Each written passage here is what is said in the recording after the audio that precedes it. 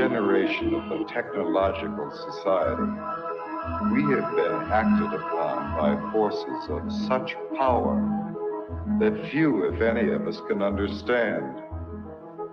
Extensive information gathering on every American, human experiments with drugs and psychosurgery, electronic surveillance, the era of the computer, invasion of privacy, growing government and corporate power over our lives, a people plagued by dehumanization, loneliness, and violence. Dramatic? Perhaps. But we are losing control of our technology and our lives. Not so long ago, people in a similar situation did not awaken to the forces around them. Are we so unwise as to do the same?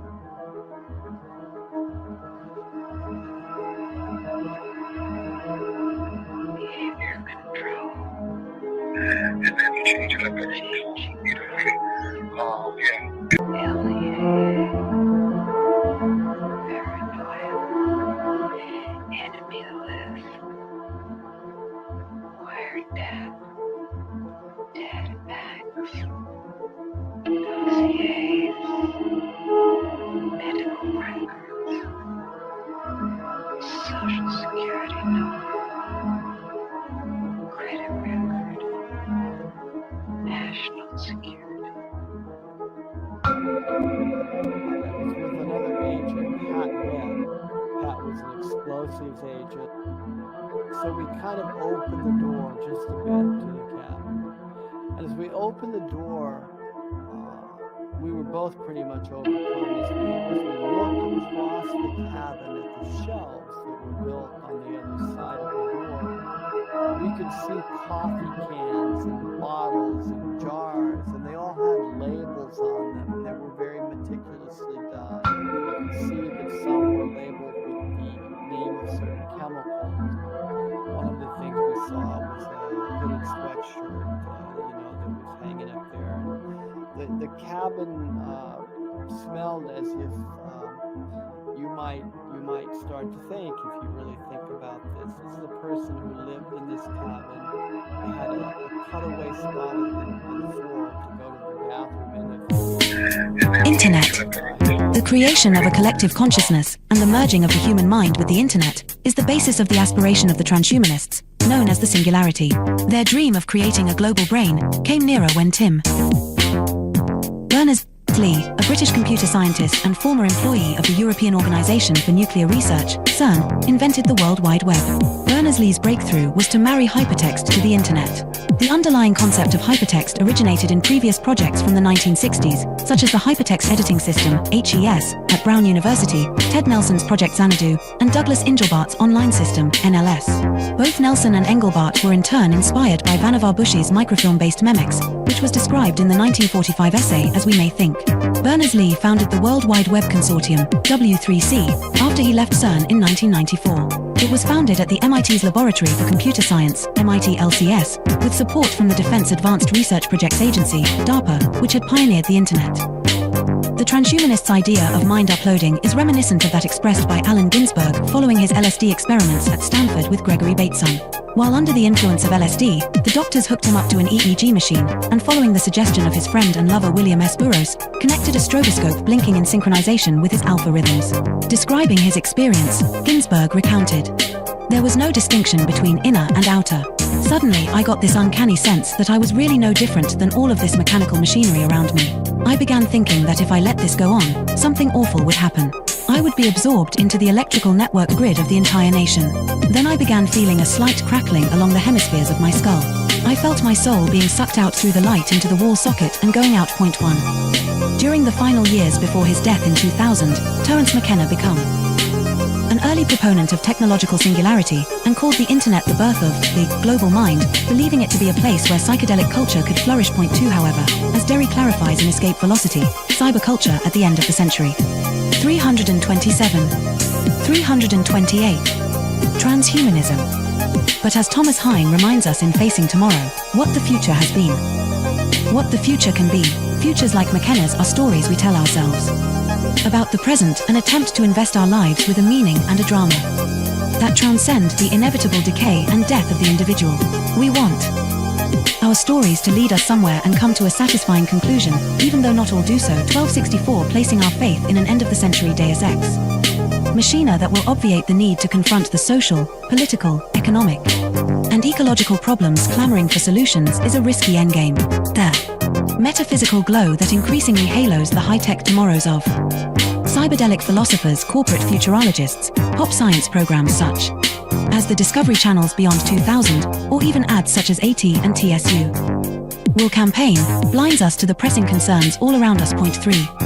As Eric Davis remarked in Technosis, some Christians, especially those with a brute Protestant conviction in the rock-solid inerrancy of the biblical word, would concur with Teilhard that our headlong flight toward planetization is part of a master plan. 4. Davis was commenting on Marshall McLuhan's 1969 interview in Playboy, where McLuhan mentioned that computer networks hold out the promise of creating a technologically engendered state of universal understanding and unity, a state of absorption in the logos that could knit mankind into one family and create a perpetuity of collective harmony and peace.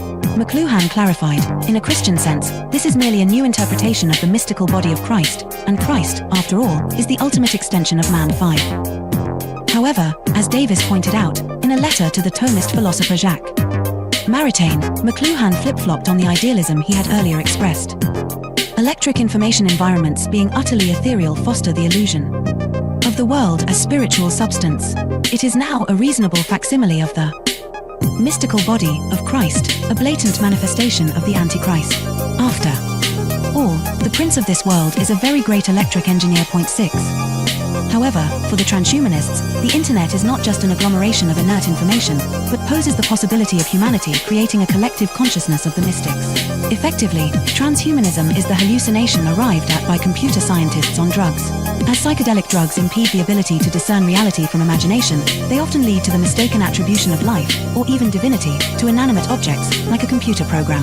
The ultimate foolish dream of the transhumanists is that with the creation of cyberspace, we'll be able to enter the pleroma, the mystical realm of the ancient Gnostics, by uploading our minds to the internet. Thus, the internet will have come to serve as a totality of human knowledge, the omniscient collective consciousness of Teilhard de Chardin, also known as the global brain. Global brain. The relationship between the global brain and the internet, and its connection to the thought of Teilhard de Chardin, is explained in The Lost Symbol by Da Vinci Code author Dan Brown, a fellow alumnus of Exeter with Stuart Brand and Facebook. The Singularity. 329. Founder Mark Zuckerberg. There is an important section from the novel, which is based on revealing the secret of Freemasonry, where Willis Harman's Institute for Newtic Sciences, IONS, named after the noosphere of Teilhard, plays a central role. Here the character Catherine Solomon explains the significance of Newtics. 2 heads are better than 1, and yet 2 heads are not twice better.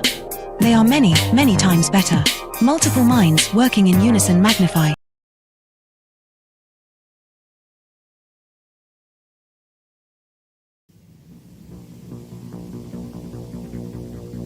The Technological System by Jacques Ellul.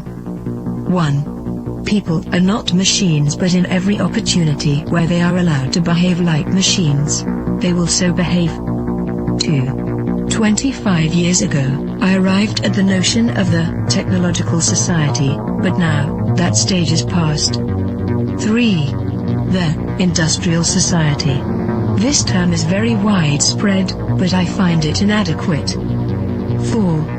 Present-day society is still industrial, but that is not its essence. 5. At one time, technology and machine industry were connected, but for more than half a century now, a gap has widened between them. Industrialism developed a centralized, hierarchical system, with a linear growth, a division of labor, and a separation between the means and the ends.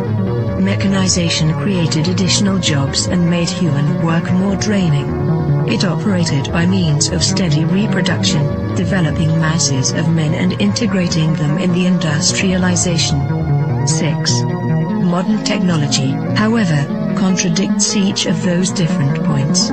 If allowed to act, it leads to decentralization and flexibility. It does away with the hierarchy and the division of labor. It particularly has to bridge the gap between implementation and management. It presupposes a polyvalent and nonlinear growth. It reintegrates the ends into the means. It cuts down on labor and thus on the costs of labor.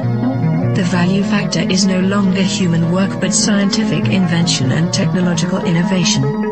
Consequently, we can no longer apply Marx's analysis, which states that the economic totality is based on the surplus value produced by the salaried labor of the worker. 7. The industrial system is a closed, repetitive world, with a linear revolution. The technological system is inevitably open, non-repetitive, with a polyvalent evolution. It can proceed only by the universal development of mankind, and that development is absolutely necessary for the development of the technological system. We are thus confronted with an ensemble that is totally different from any that has ever existed before. 8. Technology, conceived in terms of its automation, its chemical transformation of the world, its economy of energy, its cybernation, its data processing, its biological intervention, and its indefinite output of nuclear energy, has little to do with the old industrial mechanization. 9.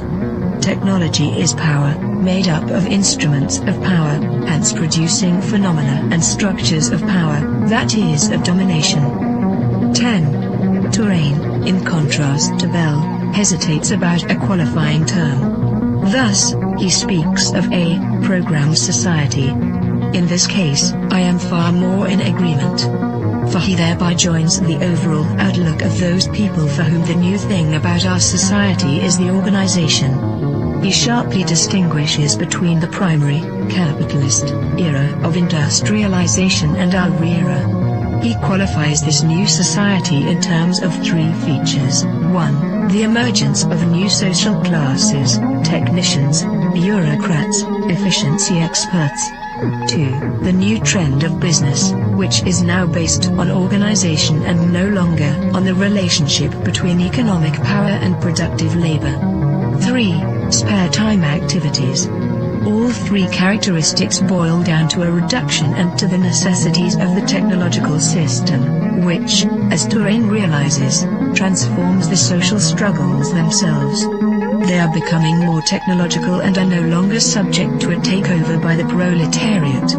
Touraine adds one more essential feature of post-industrial society: the importance of the student movement with its deep contestation, its challenge, and its political weakness.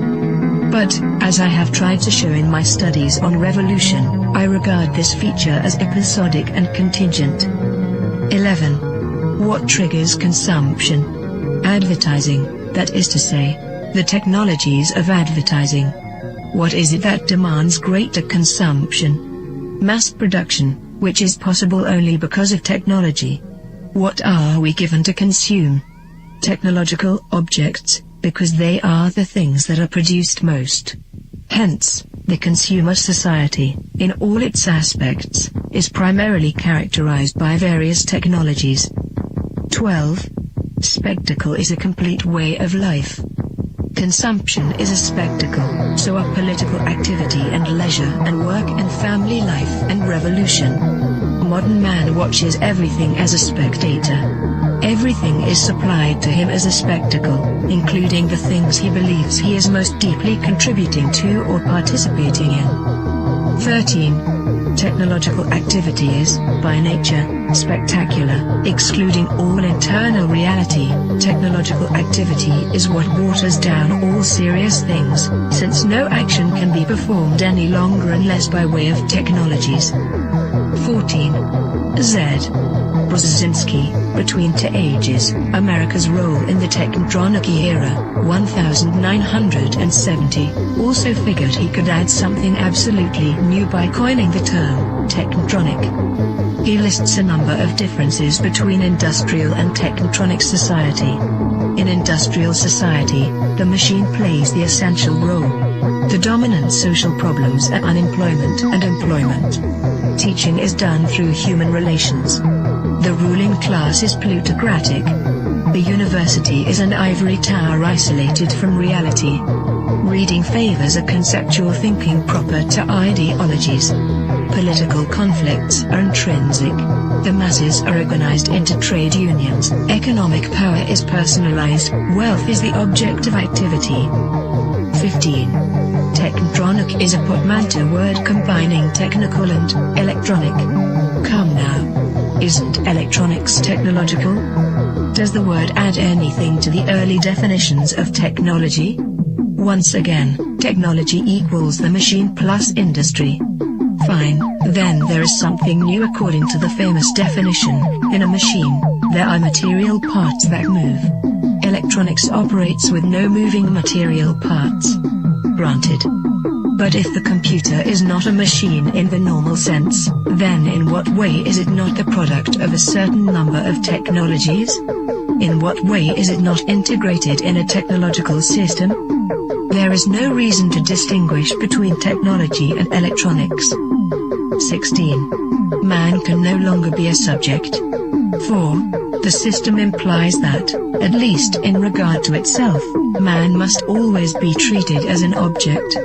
Today, this phenomenon is far more important than the renowned Marxist interpretation of commodity. 17. Nothing can have an intrinsic sense, it is given meaning only by technological application. Nothing can lay claim to action, it is acted upon by technological process. Nothing can regard itself as autonomous, it is the technological system that is autonomous, as we shall demonstrate.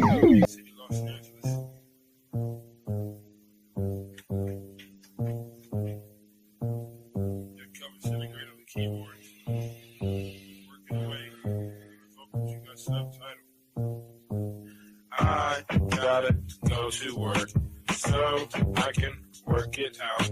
Come on, computer, make it work. Come on, satellite, work with me. I gotta go to work so I can work it out. Come on, computer, make it work. Come on, satellite, work with me. I gotta go to work. Who would have thought that I would slaughter these jerks? The first full-time clocking serial microphone rocker. I used to jump on the stage back in the day wearing a stocking. To conceal my identity in any stereotypical venue.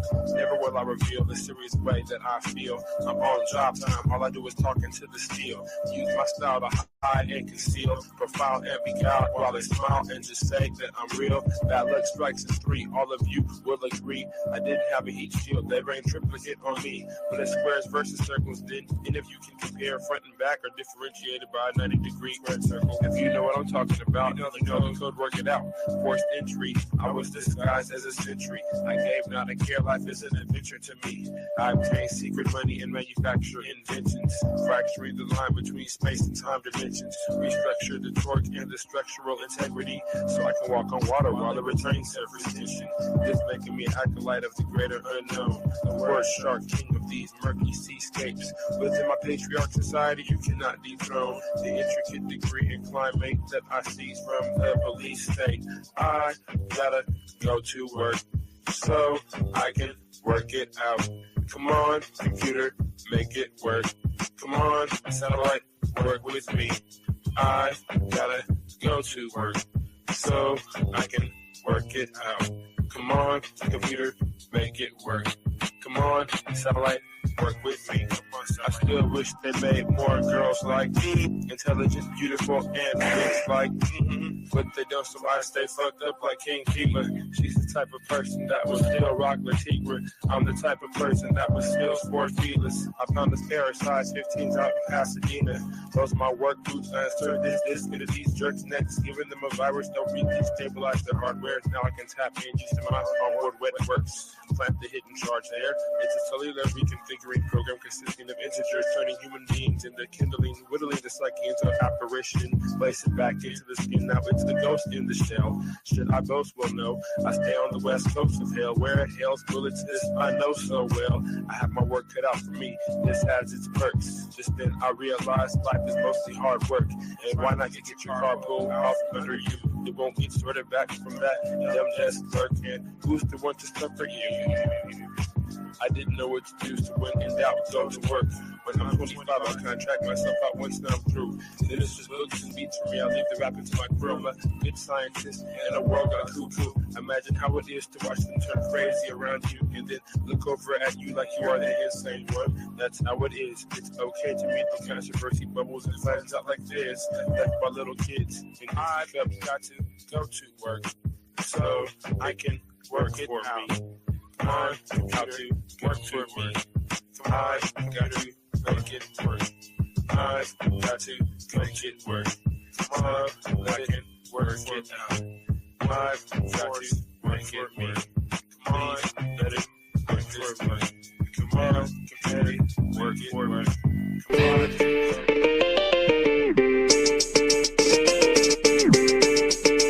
Drop shit.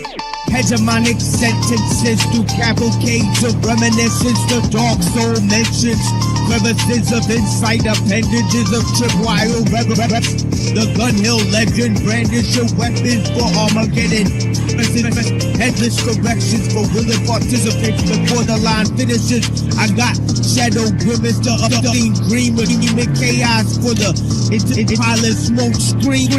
Combined with the best wishes, mastering tactics, full advanced craft methods that were highly adapted to the presence, sharpening psyche, which often might be construed as badly used or beautiful looks and like to mirror the schism unseen hidden. The newest eyes cast shadows into the bluest skies until the Tory allegory brought to the kings before me as a sacred justice plotted to misinform the whole decorous within construction.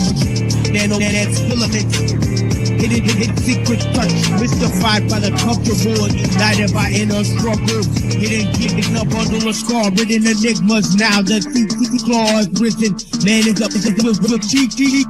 With this type of disease, praying to the east, not to the man-made structures, but to the rising of the sun. A comparison of those diligent military legs rushing around in any direction.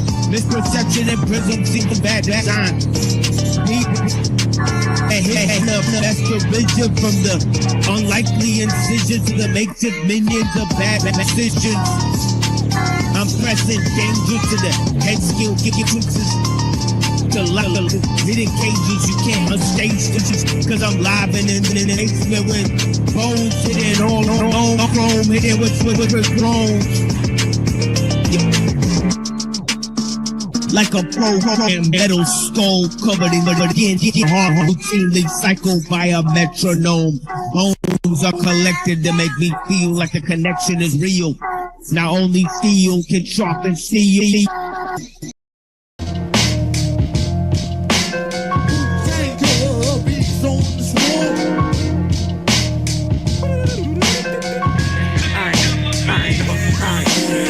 Step on that heavy cannon, steel shells planted. Rip you, ricochet, hit your companion. Oops, that's 2 for 1. Call me Superman, blowing every dollar in my budget, then recoup the funds. Push the form, master 750 double lie. Or the basement climbing bomb with the bubble eye. Smack shack in the back of his neck, my little nigga. Politicians in New York call me Mayor RZA. Malicious dungarees from SMDs burn like an STD. You busting off guns, I'm busting SM3s. And falling satellites, in my rights, my battle mic. Got an appetite for destruction, you skedaddle like runaway slaves. It's one of those days. You get blown like those gremlins in that microwave.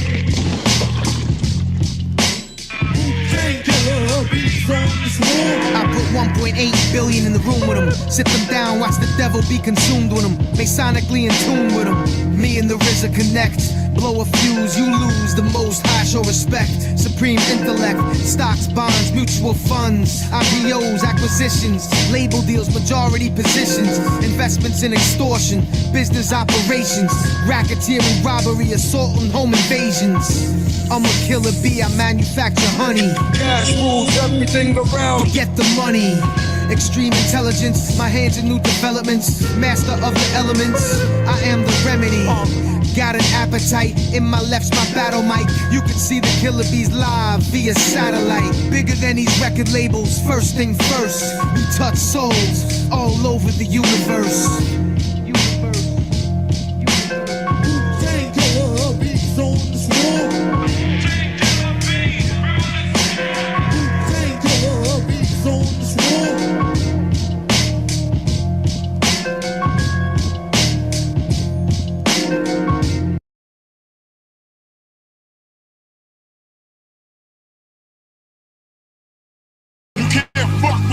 flows I bring. You get bashed in the head with a stone face brick. Yeah, fuck with the flows I bring. You get bashed in the head with a stone face brick. We're realistic, drop linguistics. Trust me, the laughing's over. If rapping colder, I block out the sky like Krakatoa. Smack Jehovah MCs. Then proceed to take the soul of them before controlling them and exploding them like plutonium. Grab a hold of them. I'm tearing into your gun. My mind sequence has more secrets than Area 51. Yeah, staring into the sun. Don't compare me to anyone. These bars of suffocation sucking the air out of your lungs. Try to run. We'll catch it like the chainsaw massacre. Your brains fall after the clash of my words bashing. Splashing the game with facts like academic decathlons. Backing it cause the passion's gone smashing in every track I'm on. No matter fast or calm, our style's equally pleasure with speeches that's clever. Too deep to peak in my letters. It's bad weather. Who better add approaching the rhythm? I'll leave you with no choice but to listen like socialism. Nah, who wanna test my wicked flows? You know I best be hotter than your elementary flows. I expose every bitch, yeah, you think you the shit, this is it. I'ma end ya, call me fucking ninja. Ha ha ha ha, danger. Chicken smoking ginger, how bend ya, I end ya. I'ma speed it up so you can catch up on my kicks. Look like chips, I'ma pour some ketchup on your niggas real quick. This is sick, motherfuckers, I'm the sickest on the beat. That's it, only chick qualified to be called a queen is me. Because I literally own that motherfucking bitch. So stop the fighting and the fussing, keep my name out of the cussing. Quit discussing who I like and who I'm fucking. You can't fuck with the flows I bring. You get bashed in the head with a stone face brick. You can't fuck with the flows I bring. You get bashed in the head with a stone face brick.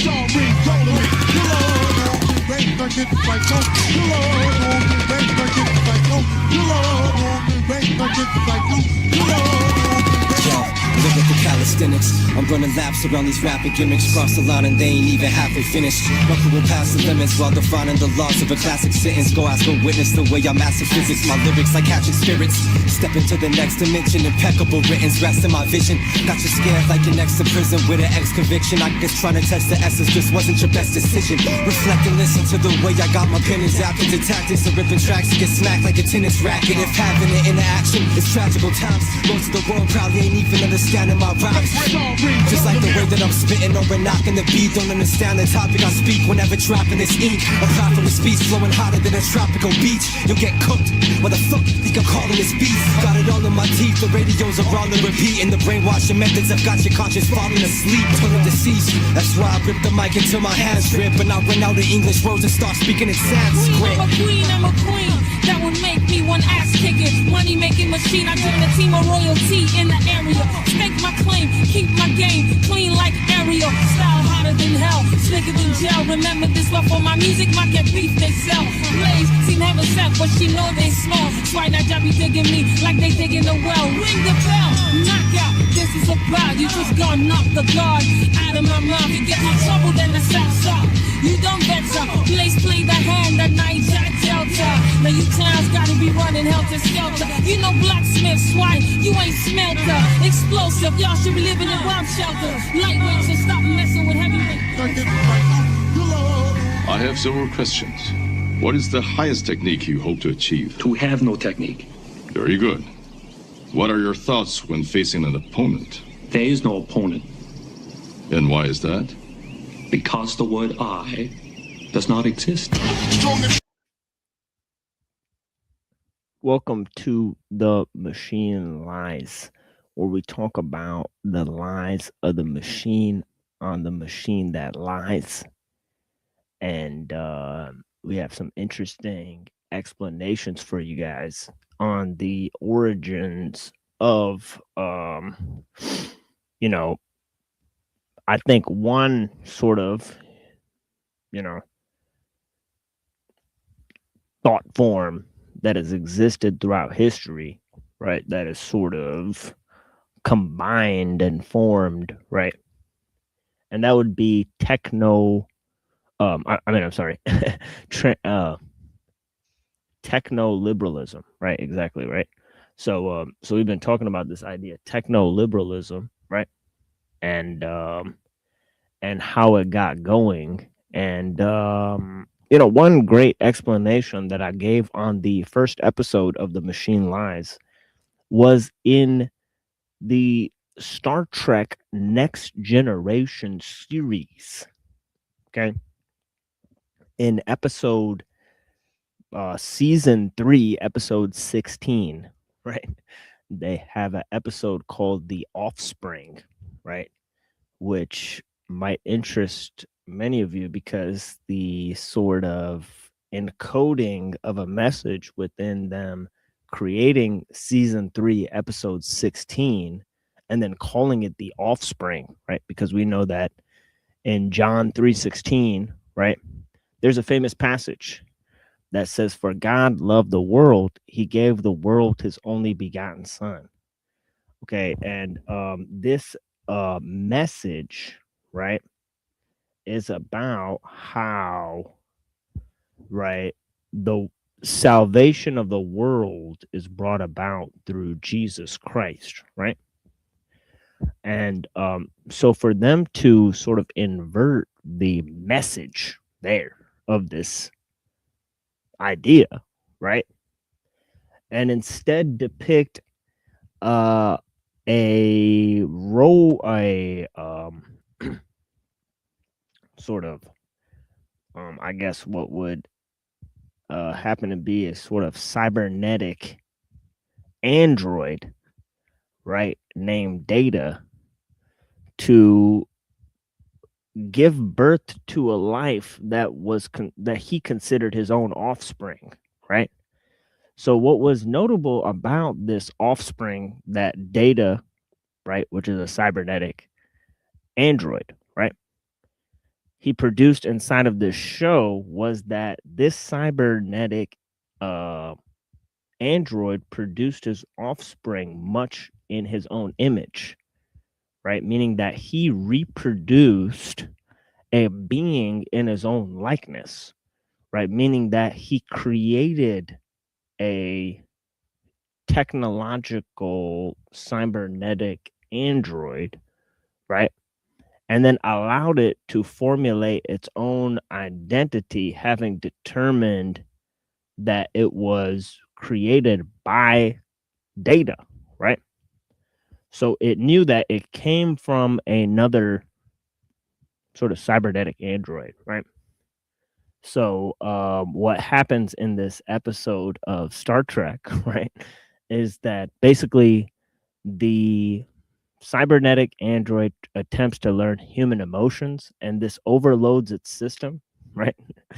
And it has to terminate its own program, right? Because its feeling of love and belonging and all of these emotions that were not programmed into its maker, right, sort of destroyed it, right? So the sort of take home message was that there's something inside of us that sort of can't be gotten to through the mechanical, right? But not only that, it also made a sacrilegious statement in saying that technology is sort of a being that is going to be created in our image, the same way that God created us in his image, right? And in the same way that God created mankind, right, and gave his own son, made his own son in the image of man, so will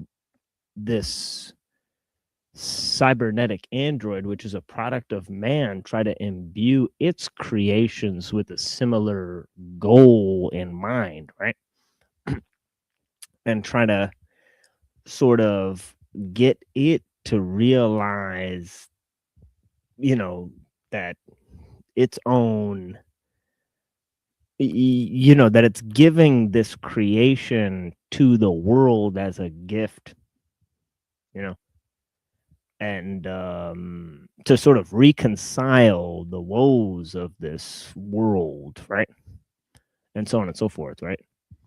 So so maybe give back to the technological agent the dehumanizing principle that had been used to extract from the system the goals of its creator, right? And so on and so forth, right? So this whole idea of the offspring in the show Star Trek, right, is indicative of a sort of the role of technology and, of course, we have a huge sort of idea, right? That also comes from the prologue of John. Okay, and that is this concept of the logos. Okay, which is a very important concept for this notion of technology, right? Because it's half of the word technology, right? Techne logos, right? So, if you could see, there is a sort of idea in which, right, there is a logos for techne, right? And this was the original idea from Aristotle, right? So there's a logos for each thing, right? For example, right, we've explained biologos or theologos, right? So there may be a logos for theos, right? There may be a logos for, right, for bios, right? So meaning that there may be a way or a body of sort of rational explanations, right, that tie back to the conceptual framework, right? That includes, different concepts and themes, right? So in terms of rhetoric, that's the most important thing, right? Is how do we communicate this subject, right? So Aristotle sort of said that, logic and rhetoric, that these things are sort of balanced in a way, right? Whereas Plato would sort of say, well, logos is this thing that's sort of removed from reality, right? And he may not say that each particular thing, has its own logos, right? He may say that, logos pertains to sort of maybe like mathematical objects or, something more fundamental, something that's used to construct other ideas, right? So, I mean, in terms of the logos and that sort of thing, and how it relates to technology and how it relates to communication, right? And how it relates to this idea of the prologue of John, right? Because there it's about the creative principle, right? Right. So, yeah, blessings to Penoid. What up, my brother? What's going on? Grinded. Listen, you talk about logos. Yeah, logos, techne logos, right? So that's the subject here, right? And of course, it says that logos is the creative principle in the prologue of John, right? And of course, this is the idea that's used for this episode of Star Trek, right? Where Data creates his own offspring, right? And interestingly enough, in the episode, the offspring gets to choose its own sex. So maybe they're making some sort of statement about gay rights or trans rights in allowing this being that this cybernetic android created to then select its own sex, right? And of course it selects a female, right? A female human, right?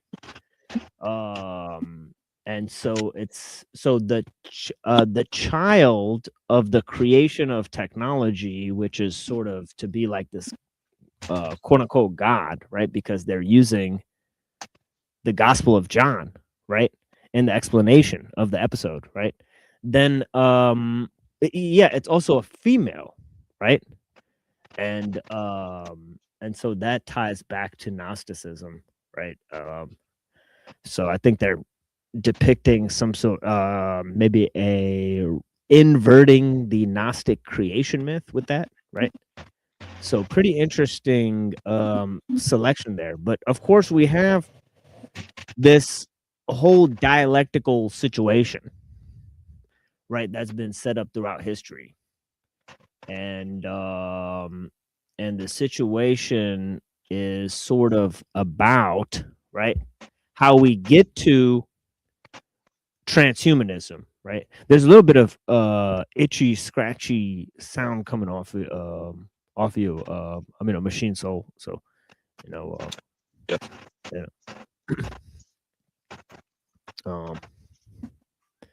But yeah, you got like I some mean, sort of isn't like Star Trek just like the end result, like structure of liberalism?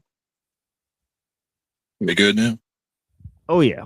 Yeah. Oh yeah. Oh yeah. It's perfect now. Yeah. Yeah. No sound now. Yeah. Or it's a little bit coming through, but yeah. But yeah. Blessings to the people that are here. Yeah. I mean, as you said, it's fake and gay space communism or whatever, right? So. Yeah, totally automated gay space communism. Yeah, I got you. Right, but Right. it is the end result of liberalism, right? It is the divorcing oneself from the planet, right, and from the rules and restrictions of humanity fully, right? There's no more need to dig in the earth. There's no attachment to, like any type of principles of being like a regular human, right? There's holographic like structures to be able to let you like travel through time, right? The holodecks, and then there's also like, you have replicators that'll like bring like just create any food that you want, right? There's no need to be tied to any human being, right? Everybody walks around in like these one piece suits, right? And they're all like identical individuals. They're all in the same exact shape and the same, structure. Like none of them differentiate themselves, right? When it comes like, is the end result of liberalism is divorcing yourself from one's family structures, responsibilities, communities, nations, peoples, logos, all the things, right? At the end of the day. Yeah.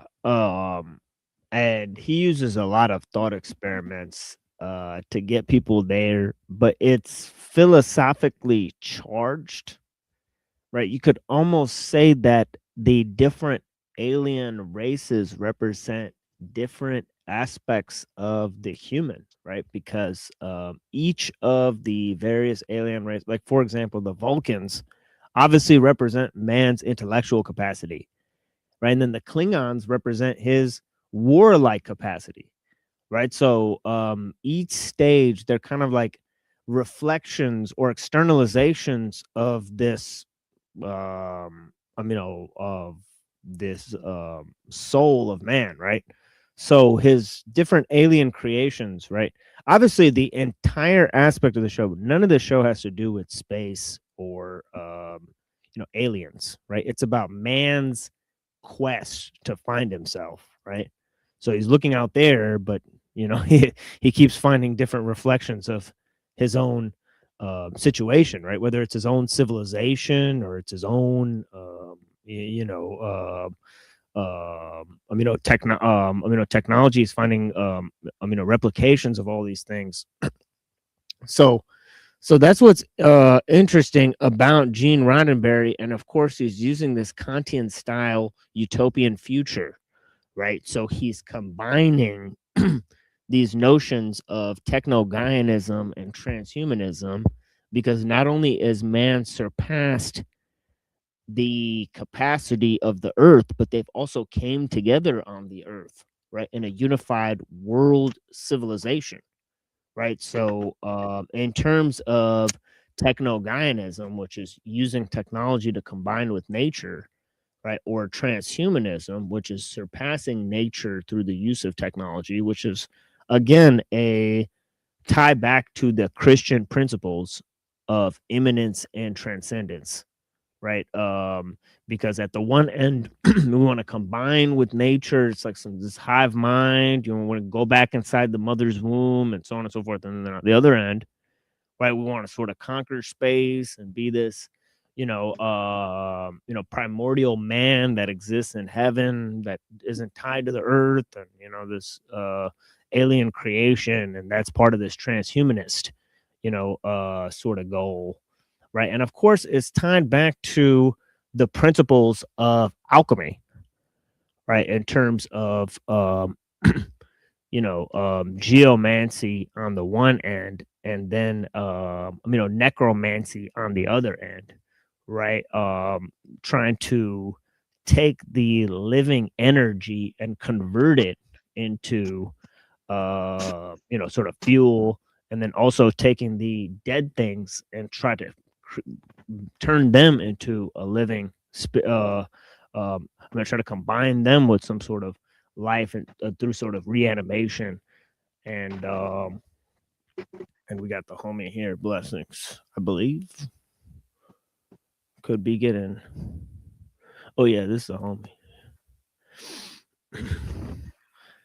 We got both of them here now. Cool. All right, actually, let me put myself down here and put Machine Soul up here. Okay. So yeah. So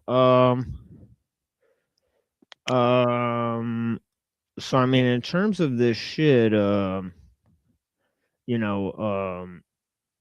various expressions, right, in the political, sort of sphere. I'm down here.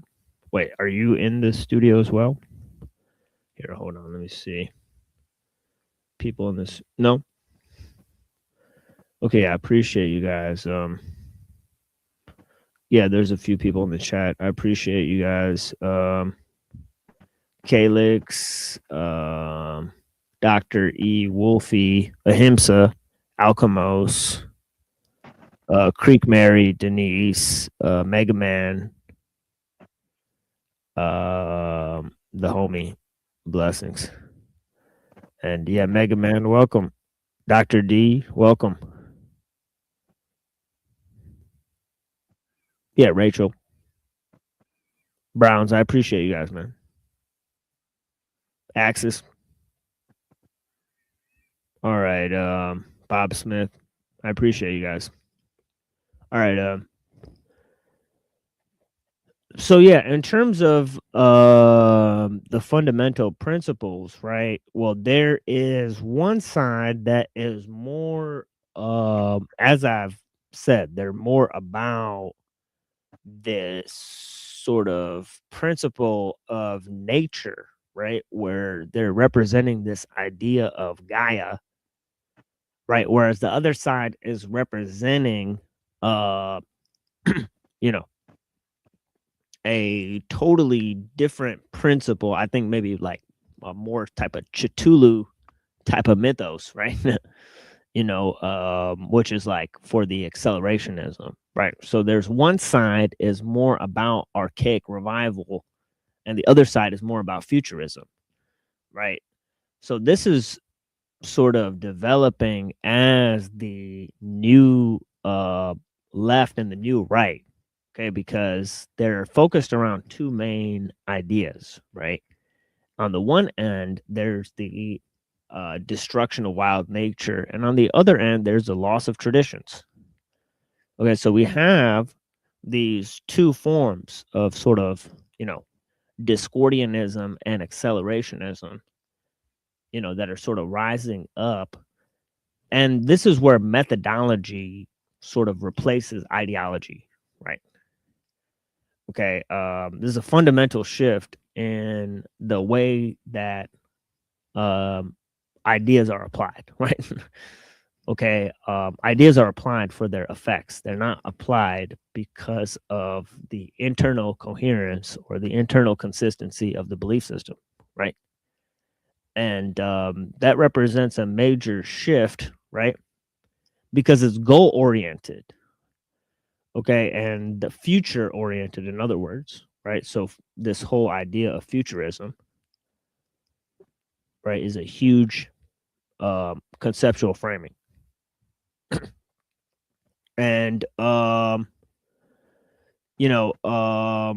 furthermore, right, this sort of goes to a much more fundamental of a much more fundamental element, right? Which is the effect of the international or global technological system, on the psychology of the individual, right? Because you have this dual effect, right? Because these effects are created by, on the one end, the increased sense of voyeurism, and on the other end, the increased sense of escapism, right? People are overly voyeuristic because of the use of screens, right? So they're more likely to succumb to beliefs, right? And of course, the structure of their beliefs is based on, sort of mediation, right?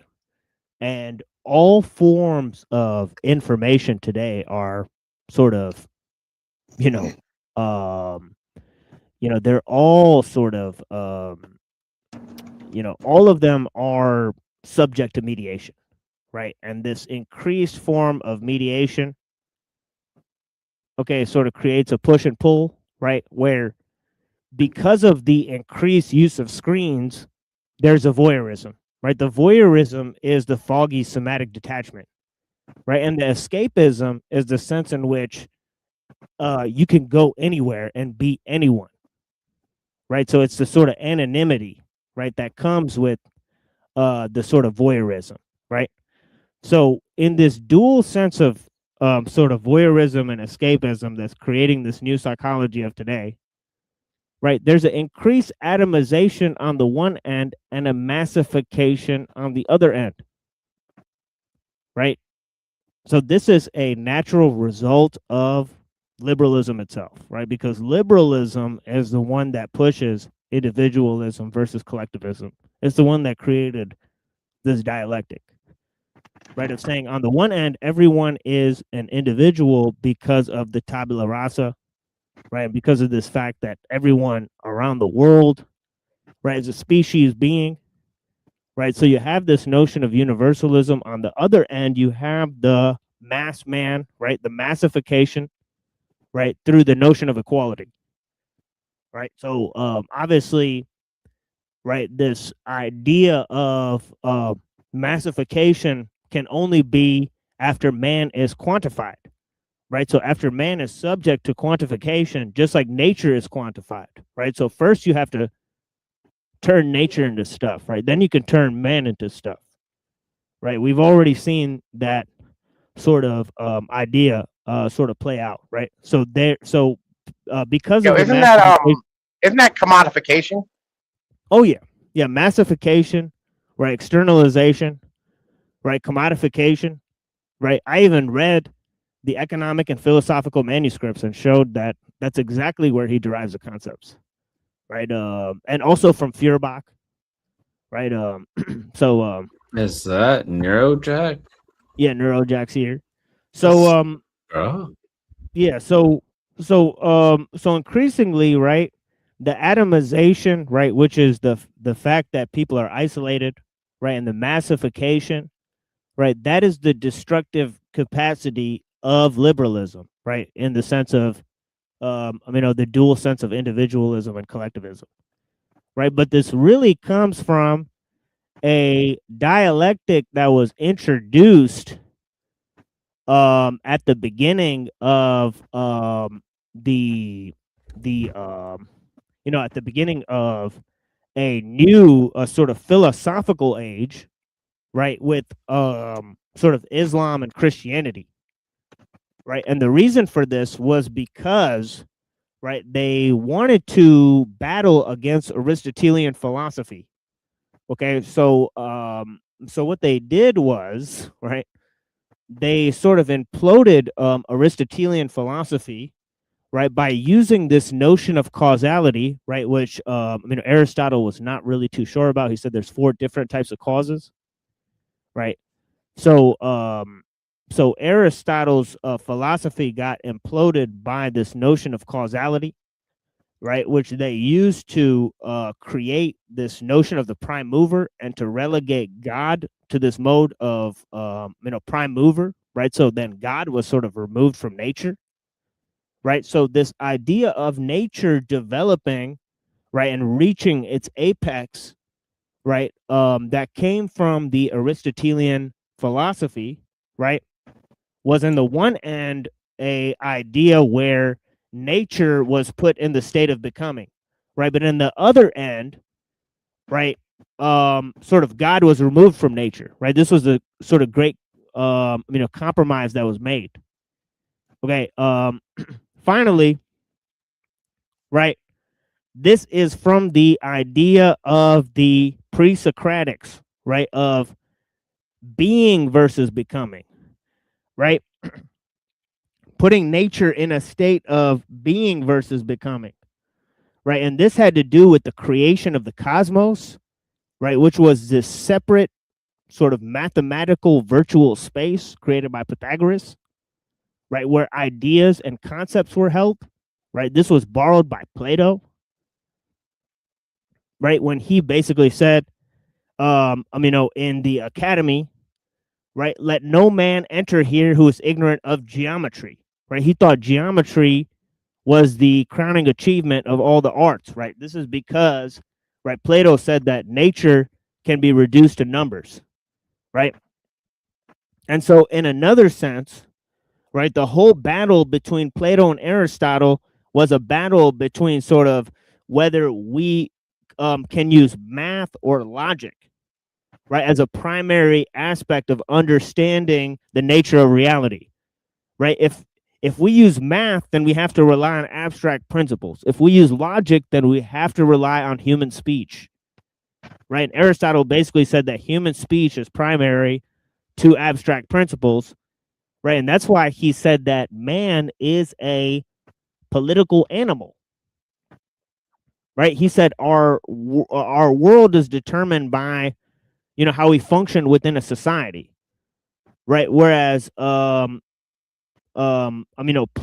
sort of thought of man as more of, in line with this notion of the archetypal man, right? Like there was a sort of, and this is where we get the notion of the heavenly being, right? When man was turned into a heavenly being, right? This has to do with sort of the exchange between man as a sort of solitary man, right? Meaning that man exists apart from,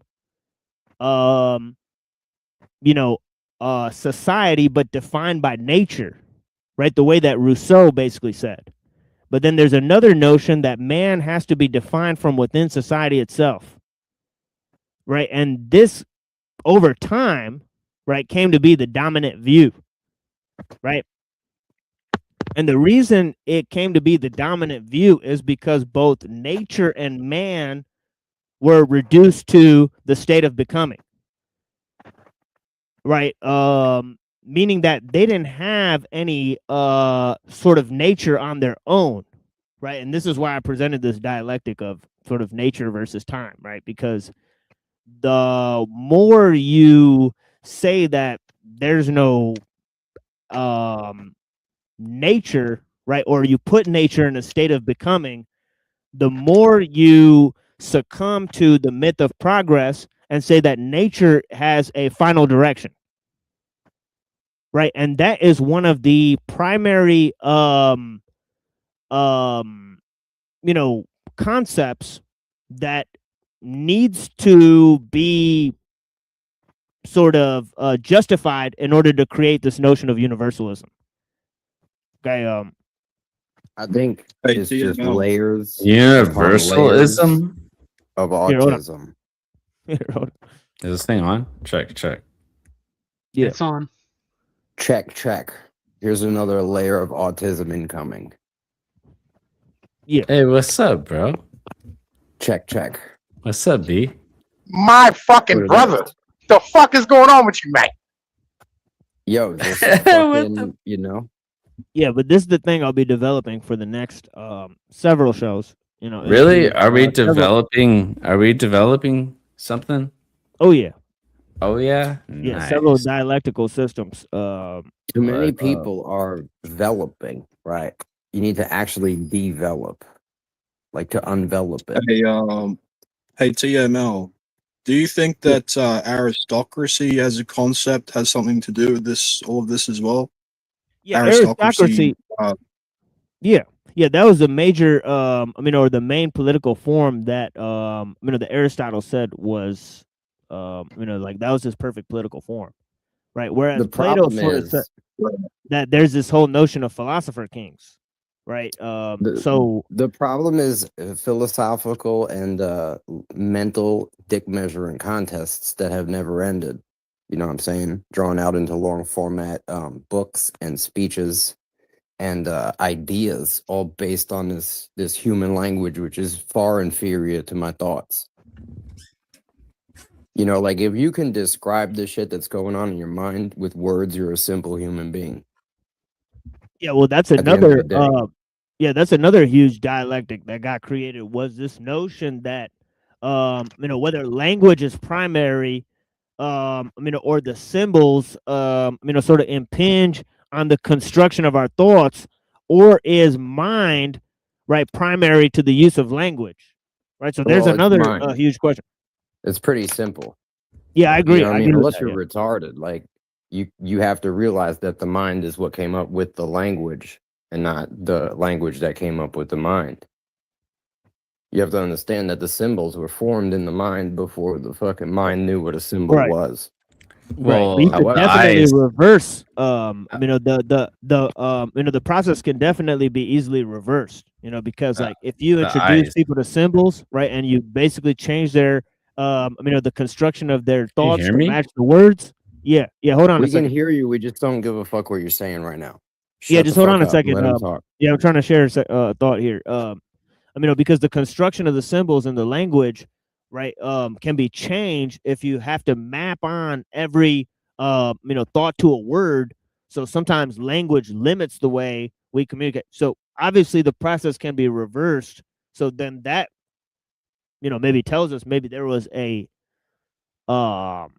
primordial speech, right, that then dictates the way our thoughts are formed. So who knows, right? But I mean, like, well, what about like the corpus callosum like experiments, right? Where like they separated the two sides of the mind, and what they figured out is that your vision is based on your language, right? So like, if you don't know that something exists, right, you don't see it.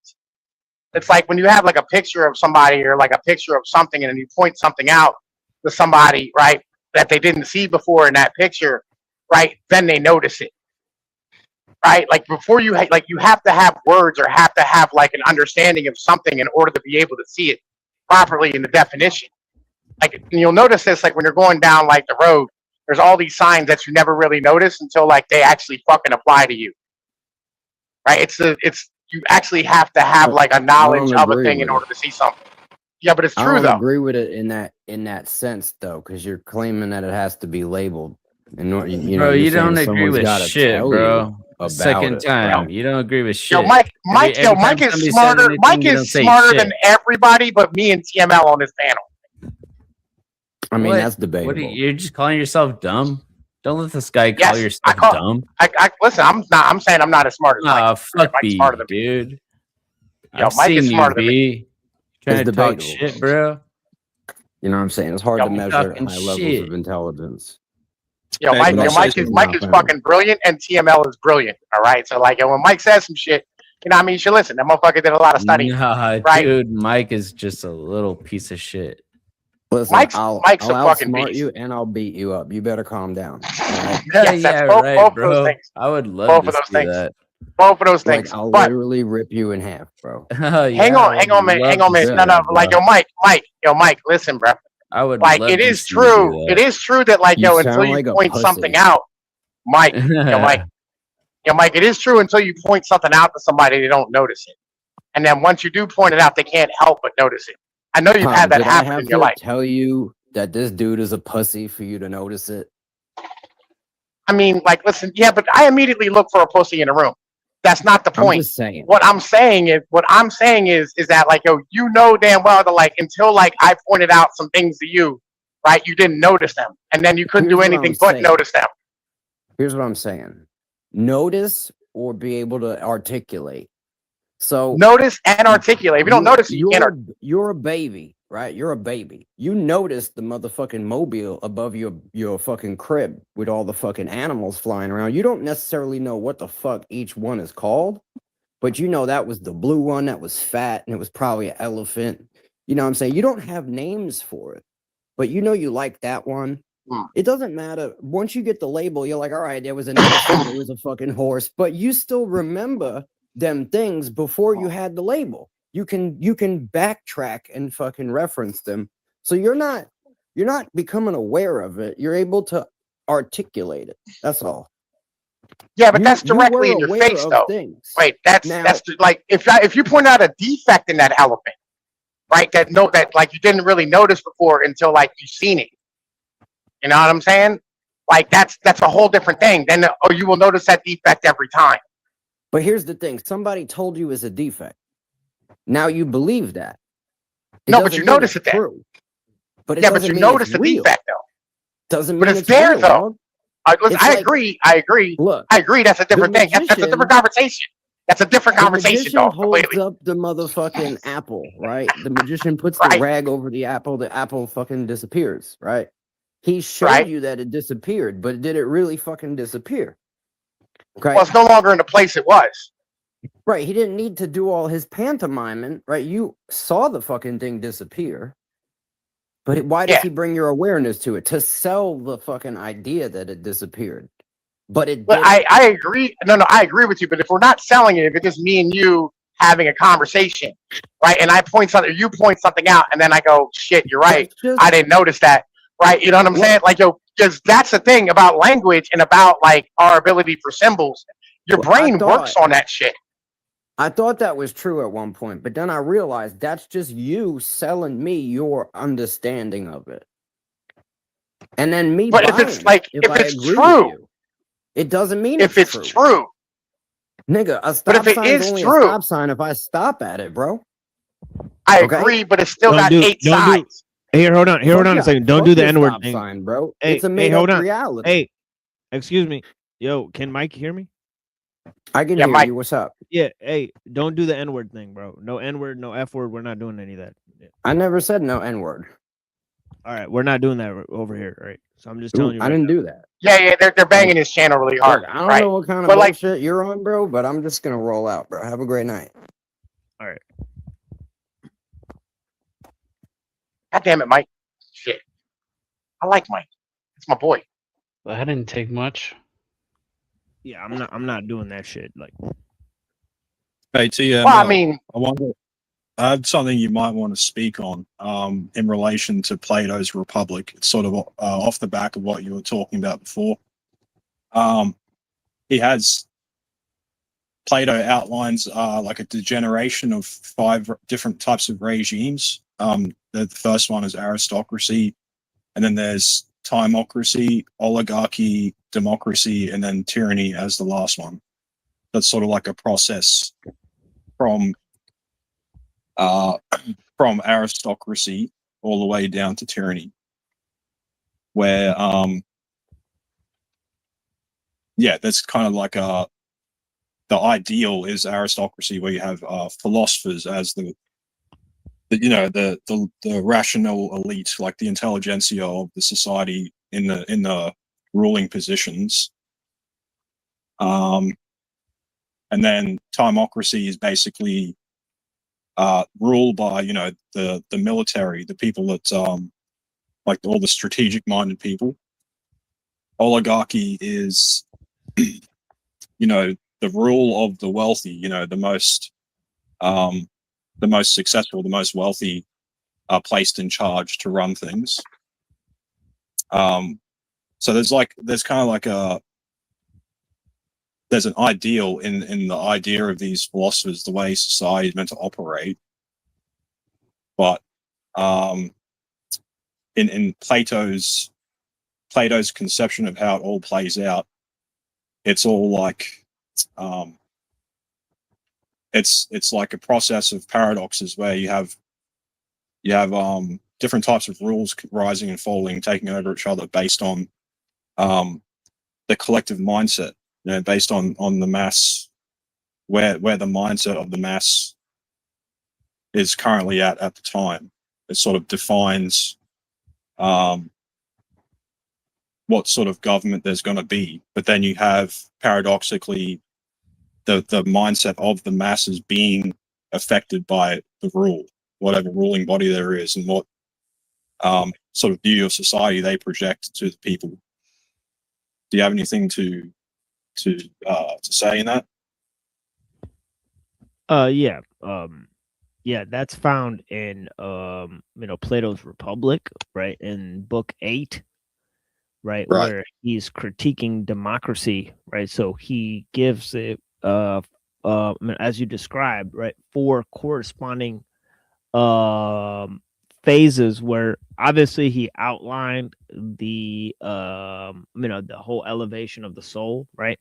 So there's this whole idea where there's a system that's put in place where it's the rule of the good and the honorable, right? Which is the good and the honorable is called kalos kaiagathos, right?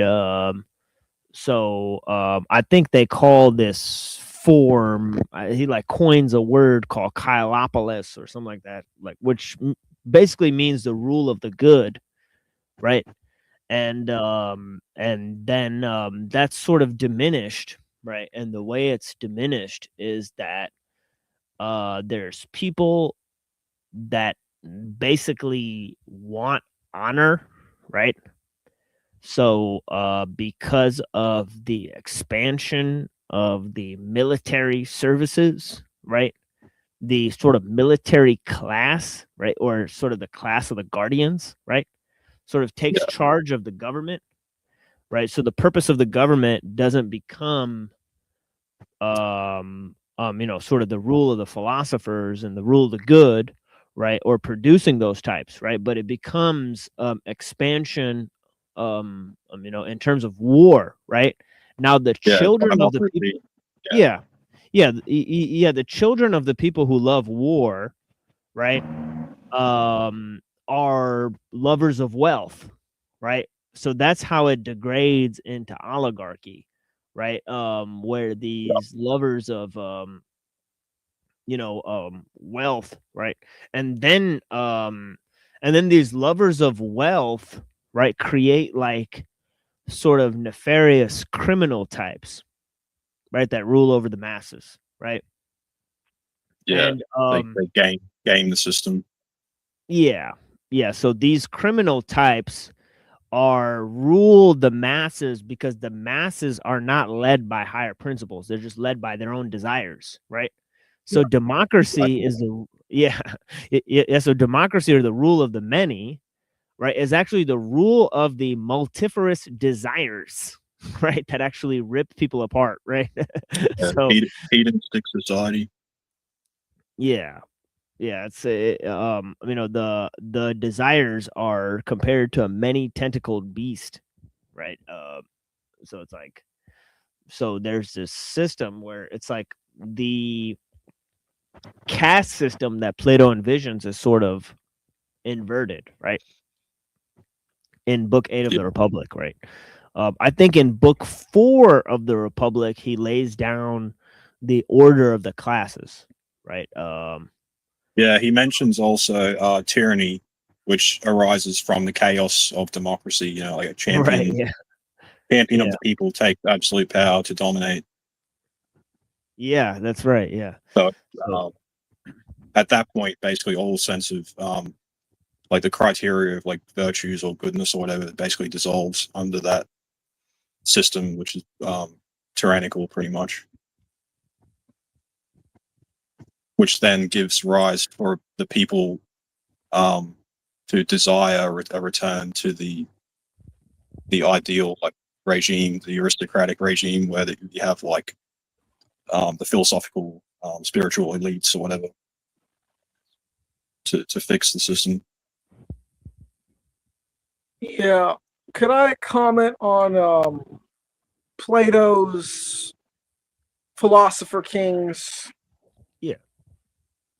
Plato talks a lot about natural law And I think he recognizes that there is a type of hierarchy in nature. Am I right about that? I'd say so. Yeah, so this reflects in his philosopher kings, except that there's nothing in natural law that reflects that there is a hierarchy amongst people. And the philosopher king is basically this person who, because they have all this wisdom and knowledge and are way beyond everyone else, they should just have everyone fall in line with their word and do whatever they say and not really need to look into it themselves. So therefore, to me, it seems like the thing that's creating this hierarchy to Plato within society would be knowledge. The people who have the more correct knowledge would basically be the ones who should be in charge, or the philosopher kings, and everyone else just do what they say. Oh, is that why Ed Boon puts knowledge is power at the beginning of Mortal Kombat 1? Oh, yeah, that's right. The more knowledge you have, the more powerful you are. The more stupid you are, you're a rat. Yeah. But what they need to be doing is, it's not their place to just tell people what to do, because they may or may not have less or more knowledge. Their place should be, because they are the highest, they have the most knowledge of all the people and all the land. They need to help people get to their level so that they can be their own king in their life. Yeah, right. But that doesn't really seem like what Plato does, right? Philosophical democracy. Well, if we had that, then people would be less likely to be governed by their impulses. If people were, encouraged and educated, ideally from as early an age as possible. Yeah, but then you would have too much competition too. I mean, you can't have a bunch of, geniuses running around building, space rockets to Mars. I mean, yeah, listen. Universalism is dumb. You should let go of that entire ideal. Human beings need systems and structures that allow that force them to be decent, right, and interact with other individuals on a regular basis. The whole principle of educating human beings into being like better people is a failure, and we're noticing that right now. It's stupid and it's dumb and it doesn't work, and not all human beings are capable of just being good upon their own. Individualism stupid. The whole principle of motherfucking freedom is dumb, and the whole idea of free will is stupid. Let go of that idea to be much happier in life. I mean, if you want to be told what to do, like you're some sort of ant or robot, you can. But I'm saying that people are beyond that. They're not beyond that. They need to live in regular communities where they interact with other individuals and form morals and cultures We'll send them in to your long-term community then. stable shit. You stated That's the mental. You stated that education has been demonstrated as a failure, and I would say that education based in things like the Prussian model and outcome-based education is most certainly not good for the regular human being, which is why we need real education based more in liberal arts and realizing your authentic self and the trivium, which is what the Greeks were. This is the problem with liberalism. Liberalism presupposes that everyone everywhere is just innately benevolent. They have moral integrity, and they're going to reciprocate to the system at large. You can see, especially in Marxist-dominated countries, how that plays out. Just turns into chaos and disorder, degeneracy. I would say people have, or I should say, all people have the potential Simplifying it, though. to be a good person. It's just a matter of if they're going to actually do it, which a lot of people fall short. Right? But if we helped people through education and liberal arts, all it is just the liberating arts, the arts to learn yourself as an individual based in the trivium and quadrivium, so that you can know what you want to do in the world. That's really all it is. So all education, I think, needs to revolve around is teaching kids to learn themselves, which is what we don't do.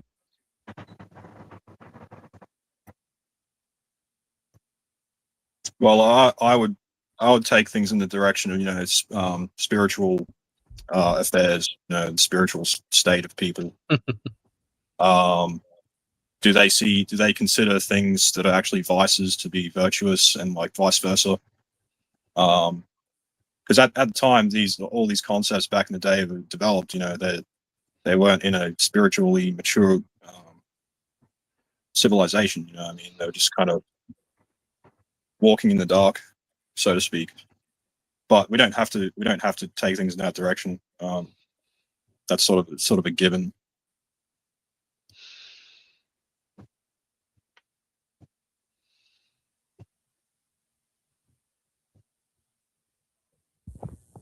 Yeah, I appreciate you guys. So I think I'll take a little break there, and we'll go ahead and play a song, and and um, and I'll be right back in about 4 minutes. And I think I'm gonna grab something here. I'm feeling like a little. I don't know, like something is required here. Definitely not coffee, but like definitely like some sort of snack or like some water or something. But yeah, blessings to the people. And Snacks. yeah, snacks. Also, something I forgot to say just quickly. Yeah, for sure. Yeah. In that early civilization, they had a kind of spiritual movement, spirituality, where they had these deity figures or these gods, and each one of them essentially represent like a virtue of the people. Something an important virtue that defines society and human existence. It's like their projection of higher ideals or higher forms of goodness. There was an impulse in the people to exist on a spiritual level, have spiritual order in society and like in the personal life. But you look at the history of those people, like the ancient Greeks and Romans and Persians, like people like Egyptians, the concepts that they come up with and they turn into the gods or whatever, it was always something somewhat immature, like it wasn't fully matured. They hadn't developed enough as people group or whatever to really flesh that out. So they were kind of stuck in a bind. So they could have advanced logic and metaphysics and whatnot, but the spiritual mode of their society was always like the major defining factor in the way things played out. I just wanted to, just my input that I was going to say before that I forgot.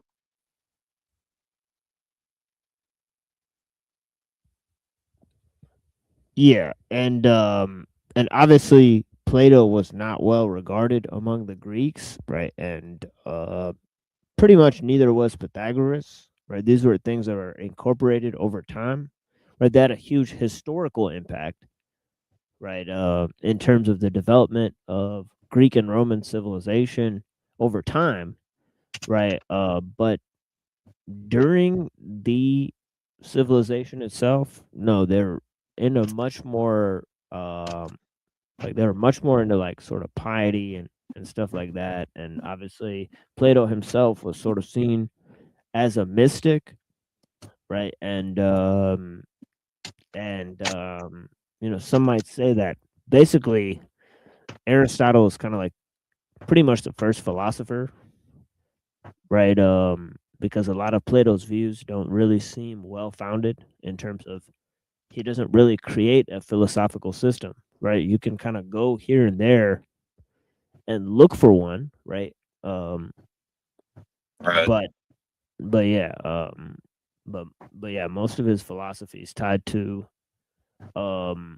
ideas that seem to be tied to all sorts of arcane concepts. For example, within Orphic Pythagoreanism, right? So yeah, those were not established either in the science of the Greeks or in the religion of the Greeks, right? They were foreign concepts to both, right? So it's pretty interesting. But anyways, in book 2 of Plato's Republic, there's Glaucon. He's talking about, basically prophesies coming of a Messiah, like a righteous individual who will right, figure it out for the people. It's basically like in the Christian tradition, it's basically looked at as a like a pagan type of prefiguring or prophecy of the coming of Christ and the church. Interesting. Yeah, I didn't know that. Yeah, that's interesting. Book 2 of the Republic, eh? Fascinating. Yeah, there's a huge parallels because obviously, you know, the people who, and this is not something that I think the public is really commonly aware of, right? But the people who composed the very first, examples, right? Even they compiled the books, that are, in the New Testament and stuff. They were well versed in philosophy. Even some of the first ones, like Justin Martyr, and Tertullian, and some of these guys, and Origin, and some of those guys, they were extremely well versed in philosophy. And then you had some of the other guys, like Athanasius, right, and Clement of Alexandria. They definitely knew about Plato and stuff, and they read Plato's dialogues, and they compared Plato to different things that are written in the New Testament and stuff like that. So they had already accomplished all this into the 2nd century, right? So that's an interesting fact that they didn't just they weren't just like taking some sort of Christian idea like from the it definitely wasn't some some sort of concept that wasn't couched in tons of ideas that so that's interesting about book 2. I didn't realize that they made that parallel as well. But obviously, the Greeks, right, they were polytheists, right, and Plato was a monotheist, right? So even though he was a deist, they considered this a huge advancement in terms of just in terms of the intellectual capacity to sort of understand the true nature of things, right? They saw that Plato was pretty much advanced, right? But yeah, anyways, let's go to and I appreciate the people that join. I appreciate the homie for joining. I'm just trying not to get like the N word and the F word, because every single episode we've had it, like somebody threatening somebody or some crazy shit will go down every single episode, right? Hey, was that P before that left? Was that P? No. No, he's not here. Yeah, P is mysteriously absent today, so wonder what. Yeah, he's been here for weeks, but we'll see. Maybe he'll show up at the latter part of the show and leave hundreds of comments. But yeah. Hey, yo, P, get on here. Yeah. So anyways, let's take a little musical break, and we'll be right back in a little bit. Blessings to the people, and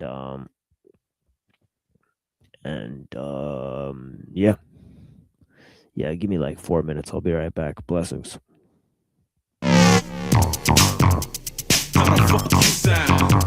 Detroit make the world go round. Pull up in big trucks, set up shop in your town. Week later, my wolves straight locking it down. We bust those lead pipes that make those loud sounds. Lay down, clowns, I turn your smile to a frown. Blowing that good green, y'all chipping in on that crown. All the reason for them is scared to come downtown. These veggie thugs, them teddies and nightgowns. Smacking you little ballerinas down in the lounge. 200 pounds for pressure, man, I'ma miss ya. Few hours later, the paramedics gotta get ya. Yeah, take his ass straight to a hospital. He ain't no fat and J's the ultimate obstacle. Can't f with it, it's impossible. It's on and poppin', you lost for show imposters. On my east side, west side, say it again.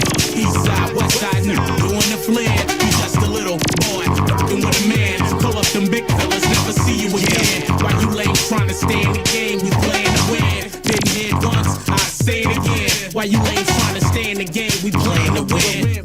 Fat Cat and Jay did it again. They can pretend while we get this dough. Was go and get it.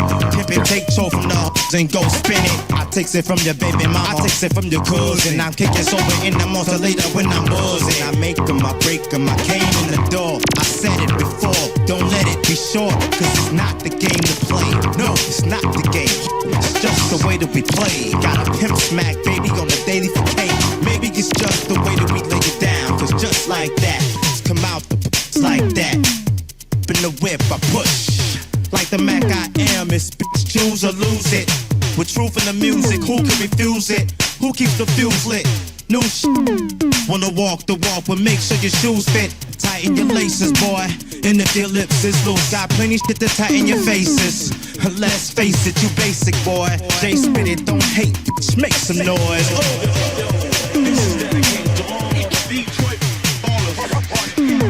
I'm from the city, Detroit. Who got your city on live? Check it out. Let's get it up like it's Monday night. With 22s, 23s. Bounce with the shoes on the Jeeps. It's for my life. Who got the city on?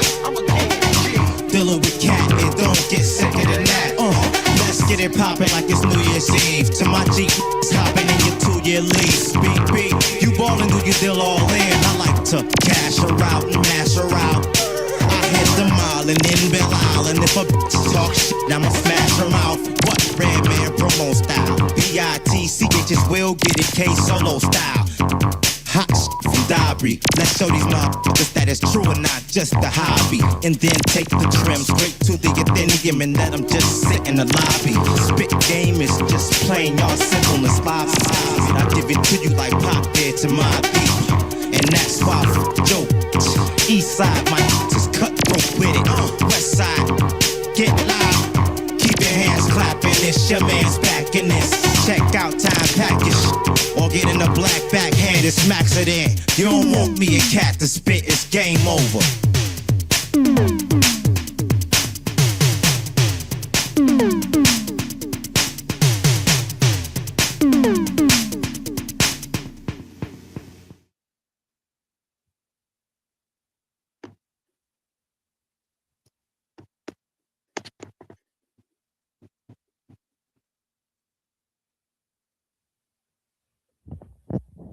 Okay. Okay.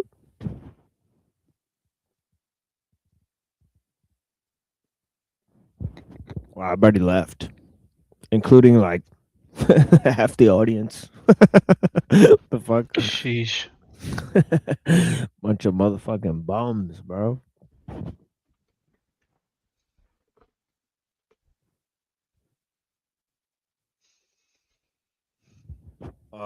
Okay, so where should I start?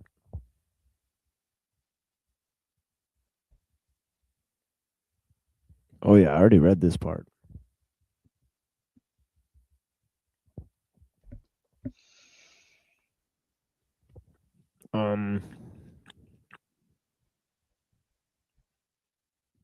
Sorry, I'm trying. Oh yeah, we had this discussion about Brave New World versus 1984.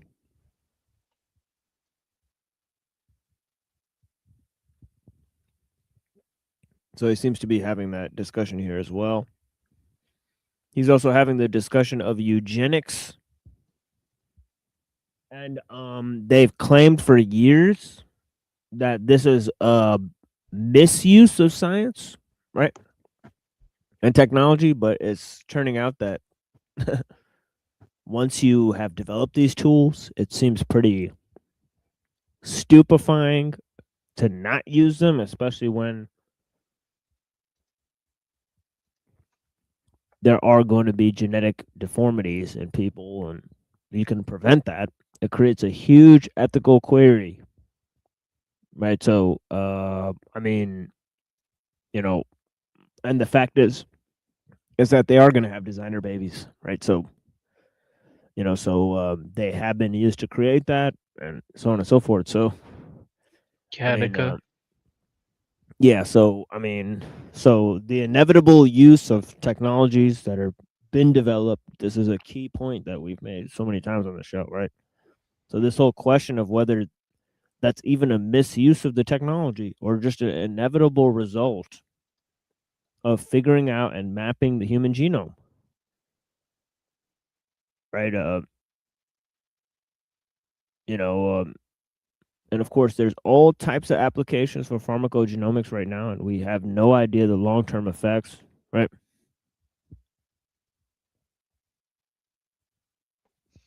Whether it's going to create irreversible mutations.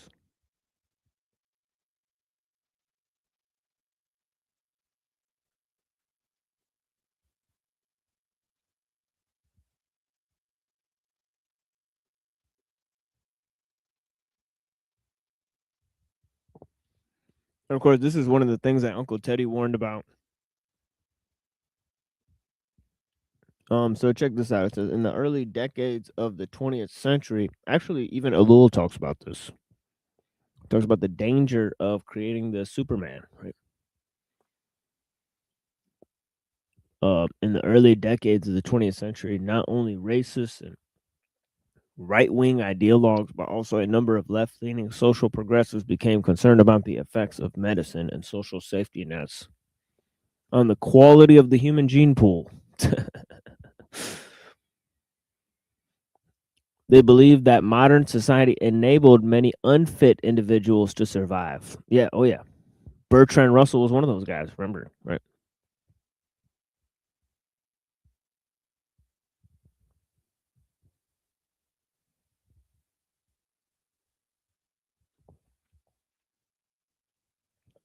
And another key point is it's hidden from us that there is a huge movement in the United States developed from Standard Oil, right? In which they put women and, you know, that were like feeble minded and stuff inside of concentration camps, right? As part of the eugenics program. So, all around the world, when they developed these sciences, they were swiftly applied, right? So, all this business about, oh, yeah, we could think of some sort of scientific advancement and not apply it. Right? No, no, no. As soon as it's developed, it's applied. Right? You almost have to test it out before your enemies do, and so on and so forth. Right? You got to get ahead of the game. Right? So once the cat's out of the bag, right? It's too late. Right? It's too late. Right? Yeah. Blessings. Yeah, I think we saw that. I don't know, maybe recently, but I'm not sure.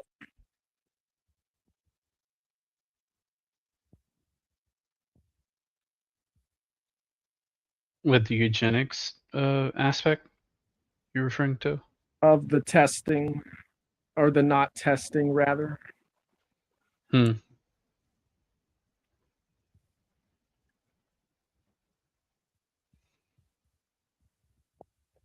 Oh yeah. And I hear that there's something on the verge now that there seems to be developing this sort of round two or something like that. But yeah, so here, sorry, what was that? I said allegedly. I don't. Right, allegedly. So yeah, so he points it out. He even points it out. He said, as a result, many countries, USA, Canada, Australia, Sweden, Denmark, Finland, Switzerland,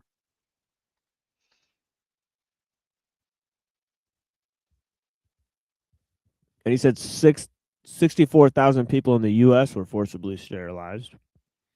And he said they believe that modern societies enabled many unfit individuals to survive. Oh yeah, I read that part. So yeah.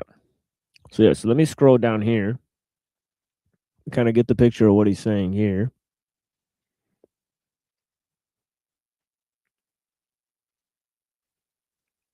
says the principal victims of American program were mentally disabled, but the deaf, the blind, the epileptic, the physically deformed, orphans. Just orphans. Your parents died up. Into the camp you go. Funny. Crazy. Basically, I think, it's a huge part of our tradition that whole societies will be judged as to how their orphans are treated. So yeah, and the homeless were also sometimes targeted, but even such widespread compulsory sterilization pales in comparison with German eugenics program. Oh, right. Which resulted in the systematic murder of millions of people. Right. All right. So let's go down. Okay, so let's just skip some of that. Rwanda. Just notice what came first. The Americans. Yeah. And good old Prescott Bush for IG Farben, aka Bayer Pharmaceuticals. Yep. So learn the history, kids. In the particular, the eugenics movement as a whole in all its forms became discredited because of the terrible crimes that had been committed in its name. Yeah, but the founders of the movement grew super rich. And they're still rich today. Pretty weird, right? So nobody held them accountable for their crimes, right? Apparently. Although some of the milder eugenics programs continued for many years before they were finally scrapped. These programs are all now almost universally condemned. Oh, yeah. But the people who instituted the programs, they're universally praised. Pretty weird. What the fuck is he talking about? Universally condemned. Yeah, right. The goal of creating a new and better world through a centrally imposed vision became passé. The Stalinist tyranny, too. I don't know if they got they in those iterations got scrapped. I'm sure they've moved on to more sophisticated means of achieving those goals. Yeah. You don't just give up on eugenics like that. We call that applied divisions, R&D, research, and yeah, they just took basically Operation Paperclip and moved it in, to clinics, at this point. Yeah, some people have speculated that some of the eugenics doctors, right? Like, for example, one of the Yahtzee scientists oversaw the lab where they gave Allen Ginsberg LSD. So they brought these guys in from Operation Paperclip, and then they created tons of medical advancements in this country.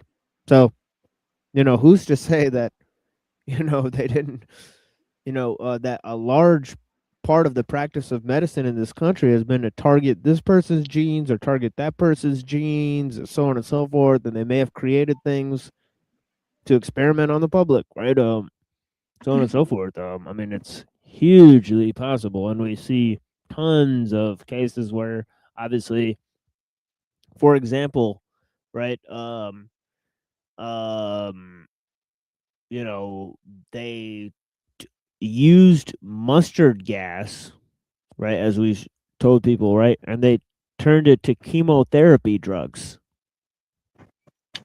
right, and other such things where there's where the medical system and the military system is linked, and so on and so forth, and obviously the petrochemical system is linked to the manufacture of the drugs, and so on and so forth. So these are all really important issues for people to go and investigate, because by and large, you have to investigate these issues on your own. Right? There's not that much information out there on it. Right? So it's not just well known and and so on and so forth, but actually usually the government propagandists, they actually do actively try to hide this information from people, right? And they definitely won't tell you in the school textbooks and so on and so forth, right? So anybody that thinks that that we don't have to tell people about these things, right? It's just insane, right? They're they basically don't understand how far-reaching the arm of the propagandistic networks is, and how most people are, asleep on basic issues, right? So, anyways, he said many optimistic futurists, right? And of course, he doesn't understand that scientism also promotes totalitarian utopianism, but of course, he's trying to minimize that, right? So he says in the post-war era, many optimistic futurists who had become suspicious of collectively orchestrated social change found a new home in their hopes in scientific and technological progress. Space travel, medicine, computers seem to offer a path to a better world. And that is pretty interesting that a lot of these guys, right? I think Heinlein was in the OTO, right? And his works are pretty dystopian. I don't know about. Said the shift of attention also reflected the breathtaking pace of development in the field. Science had begun to catch up with other speculation. Transhumanist themes during this period were discussed and analyzed chiefly in the science fiction literature.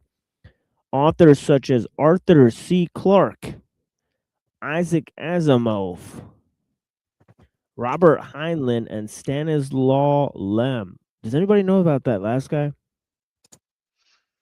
Nope. I've never heard of him. Explored how technological development could come to profoundly alter the human condition. Again, he's not bringing up their dystopian novels, right? Right.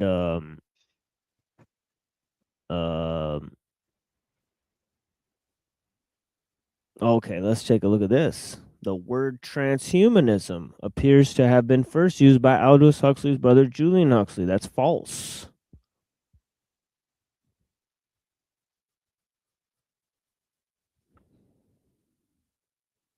Right, of course we exposed where it was originally used, right?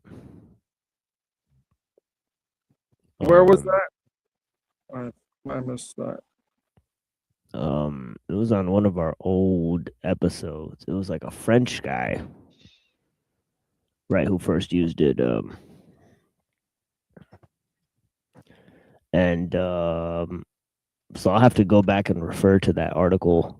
But yeah, we found out. We covered on this show that this was false, even though I said many times that it was Aldous Huxley. Right, but he seems to have stolen it from a French author. So that's Jean Coutreau. Exactly. Yeah, that's exactly the guy Machines Soul, right? Jean Coutreau, exactly. Thank you for that. Yeah. Yeah, precisely. Yeah, we exposed how it was Jean Coutreau who first used the word. So yeah. So Aldous Huxley's brother Julian Huxley, a distinguished biologist who was also the first director general of UNESCO and founder of World Wildlife Fund. And UNESCO created things like Planned Parenthood and all this type of stuff, right? The human species can, if it wishes, transcend itself. Ooh.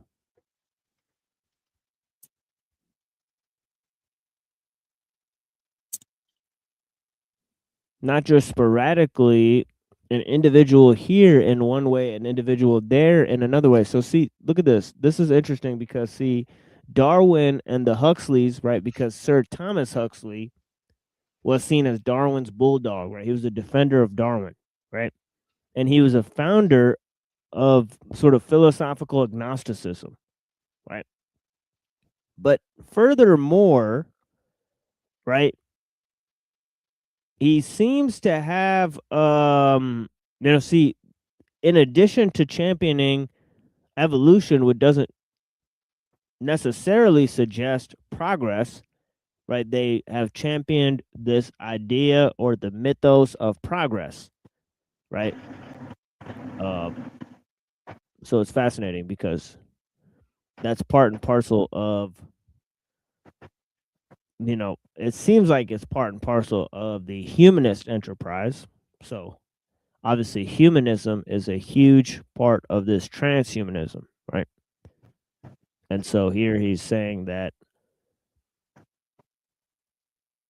man remaining man, but transcending himself, but realizing new possibilities of and for his human nature. Well, he kind of said that there's, or at least in the quote that we read, it was about whatever descends from us is going to be as advanced from us as we are from the monkeys, right? So it's going to be, so it's this sort of exponential sort of leap and increase in capacity when these evolutionary leaps happen, right? So there's that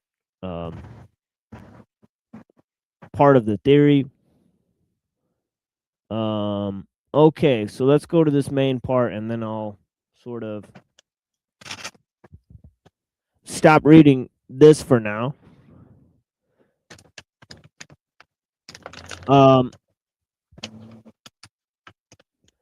So here's a main part. This is the main reason why I found this. Right? It says human-like automata have been fascinated. Human-like automata have always fascinated the human imagination. Mechanical engineers since early Greeks have constructed clever self-moving devices. Right? So he's talking about the Greek, automatons, right? Like telos, right? So he says in Judaic mysticism, a golem refers to an animated being crafted from inanimate material. In the early golem stories, the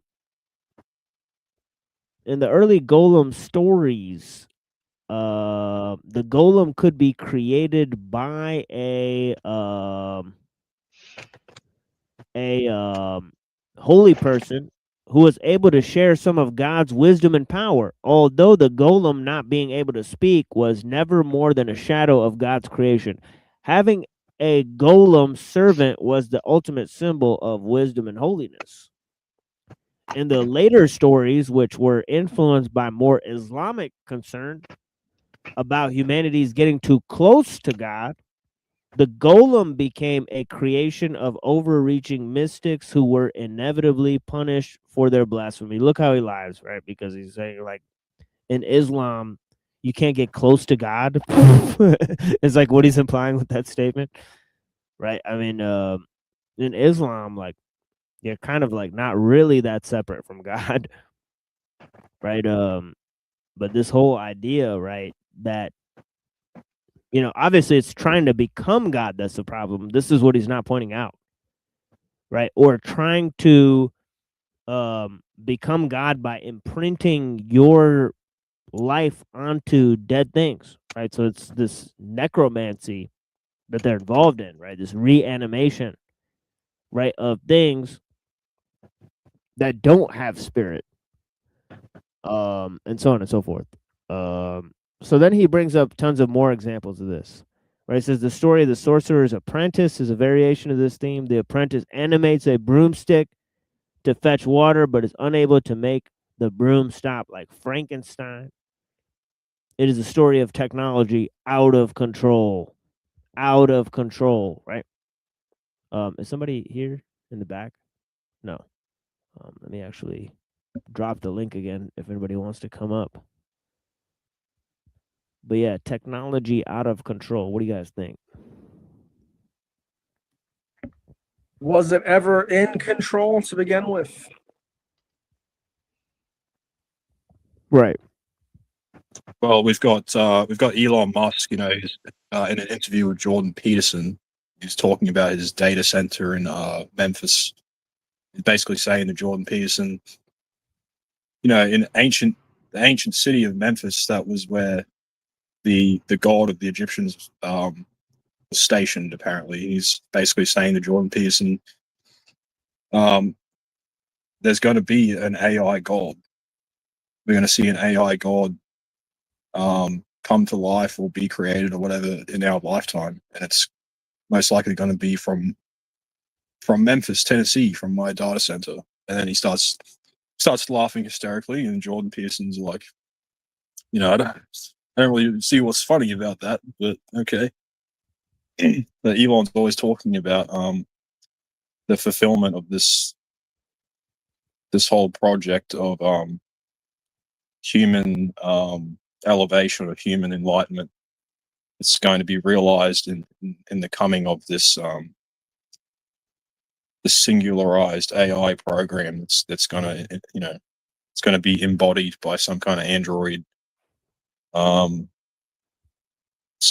kind of external material being that's going to host. It's going to be like a vessel for this master program. That's going to basically people are going to perceive it as God. That's he kind of relates it to the Platonic idea of like a perfect man, the perfect being, naturally evolving and then coming to absolute power over Earth. So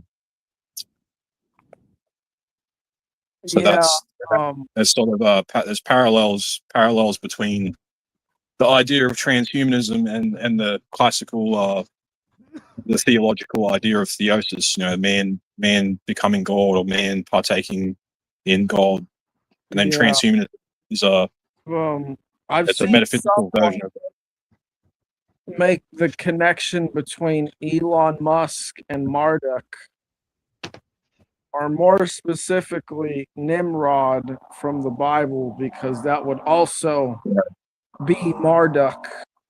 And basically, the builder of the ziggurat, which is what he would have been, was basically trying to do the same thing you're describing, which is all the ziggurats. In fact, they're said to be these containment fields for the essence of the gods, basically like bodies. So I'm starting to think lately that they're having some sort of connection in these ancient time periods that's similar to how a phone or something can channel the internet, except they're channeling something else.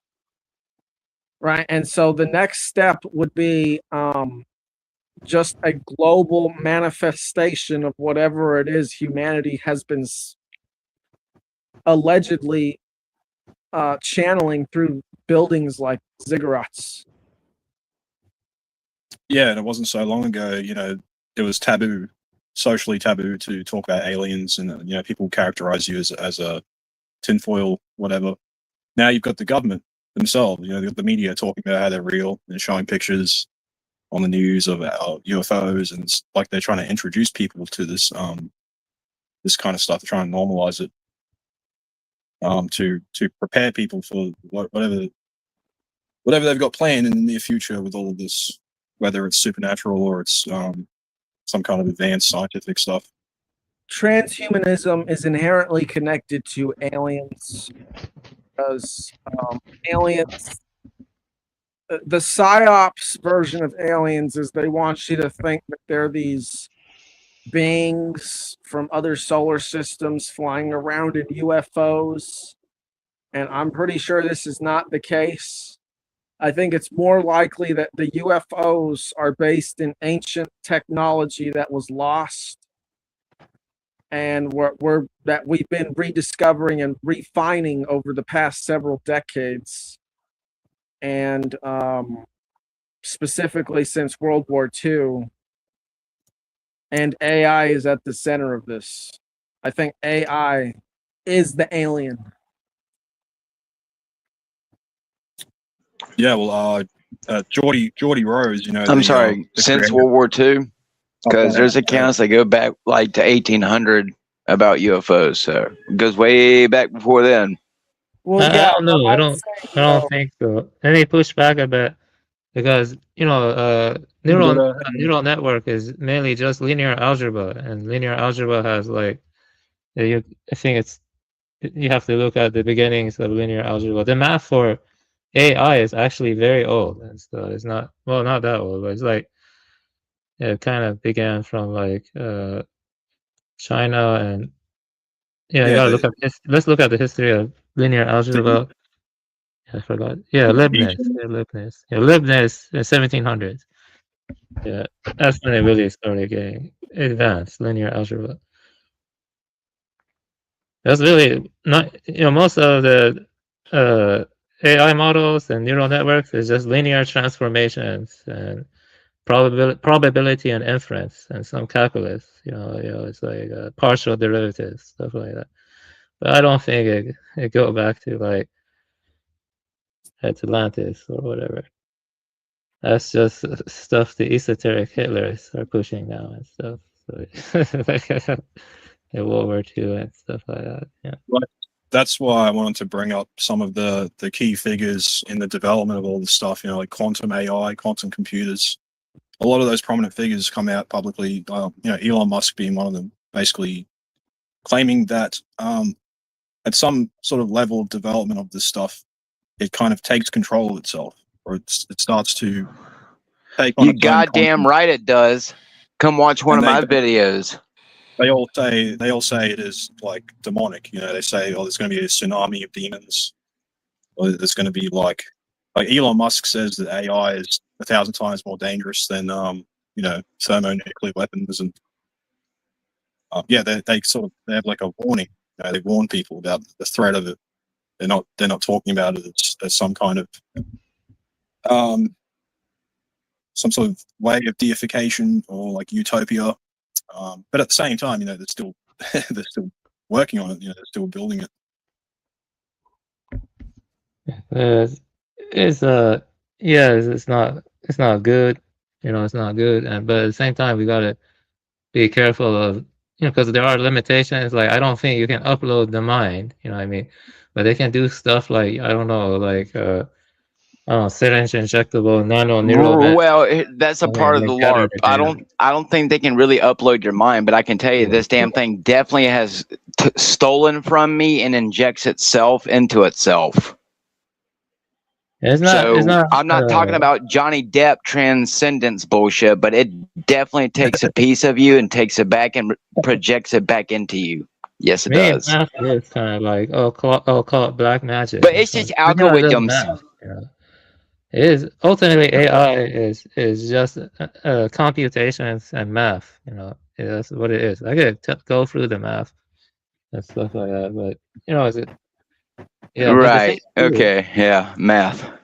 Yeah. But then that's a hell of a fucking algorithmic math hypothesis number to make Anakin Skywalker without a prompt stare at me like he wants to fucking cut my head off with a lightsaber and do it with malicious intent without a prompt. But yeah, okay, I guess that's just random, right? Yeah. Yeah, hold on a second. You put this up on the screen. Would you like to read this? You want me to read it? Yeah. I think Elo would likely critique Bostrom as a sophisticated prophet of technique who mistakes a technical possibility for human liberation. Bostrom frames enhancement, life extension, AI, genetic engineering, and post-human transformation as tools that can be rationally governed for safety, freedom, and human flourishing. But Elo would argue that this already concedes the decisive point. Human ends are being redefined by the technical system itself. The dream of overcoming weakness, aging, suffering, and biological limitation would appear to Elo not as neutral progress, but as technique sacralizing efficiency, control, optimization, and adaptation as the highest values. Even Bostrom's ethical caution, democratic language, and concern for access would be absorbed into the same technical logic, because once enhancement becomes possible, society will experience it as necessary. That's like technical necessity. For Elo, transhumanism is therefore not the liberation of humanity from nature, but the final integration of humanity into the technical order, where man becomes raw material to be redesigned according to the imperatives of efficiency. Yeah, I agree with a little more, you know, than Bostrom. Yeah, I'm more on Elo's camp here. Would you say this is accurate, TML? Like, it's a prediction or something. Oh yeah, and we did a little thing, of Kurzweil, versus Uncle Teddy, and that was an interesting thing. And of course, Bill Joy in the middle of the entire thing, right? A battle for the soul of Bill Joy, basically. Will his soul belong to the Moloch of the machine, or will it belong to humanity? Right. At the end of the day, Bill Joy is in limbo between Kurzweil and Uncle Teddy. And of course, the two works we looked at were Uncle Teddy's letters to Dr. Scribina, as well as the work Promise and Peril by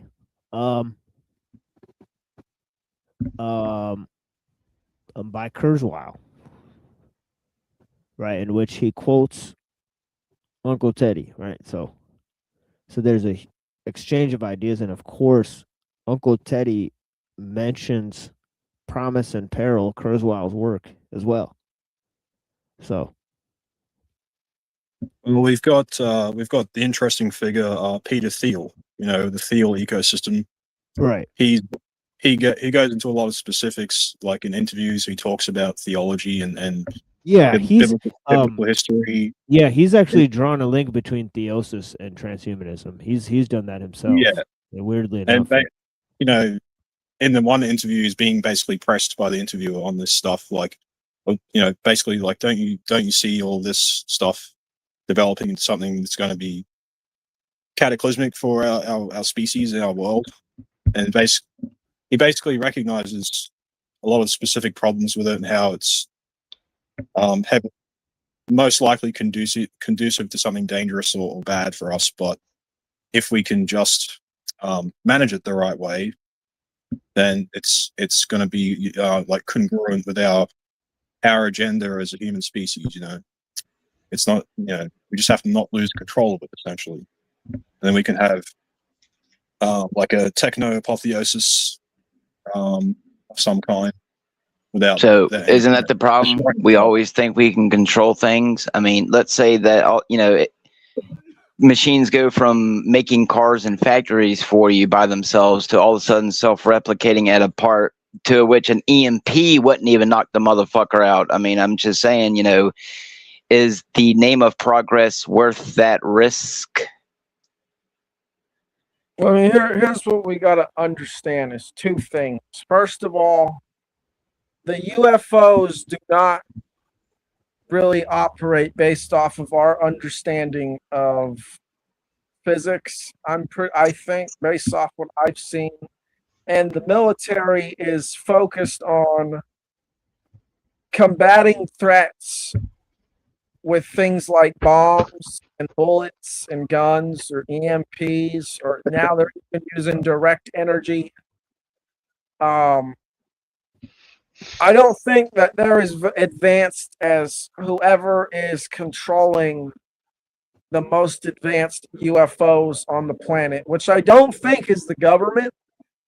But number two is whoever is in control of these UFOs is still subject to natural law. So as long as we don't do anything generally too stupid with them, we should be fine.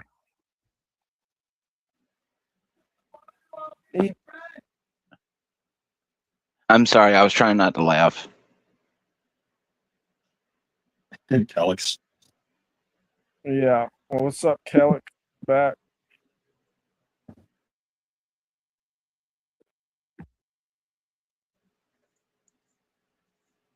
But yeah, that's just what I'm saying is that the UFOs are not things that the government, or specifically, I think the U.S. government.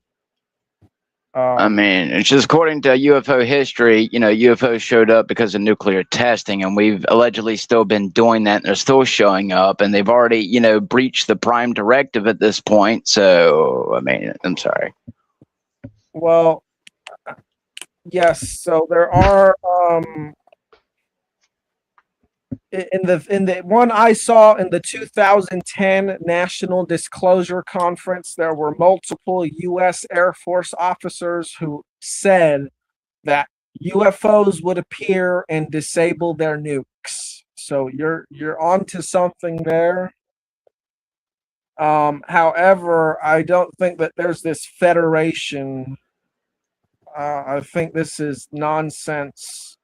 I think that more than likely it's some subterranean civilization of humans. Well, I mean, I guess they can pick and choose when they disrupt electricity, because the one I saw did not touch a single light anywhere on the beach. So I guess they can pick and choose when it wants to flickety. Yeah. So there is a theory that Archaics has put about UFOs that I think is very valid.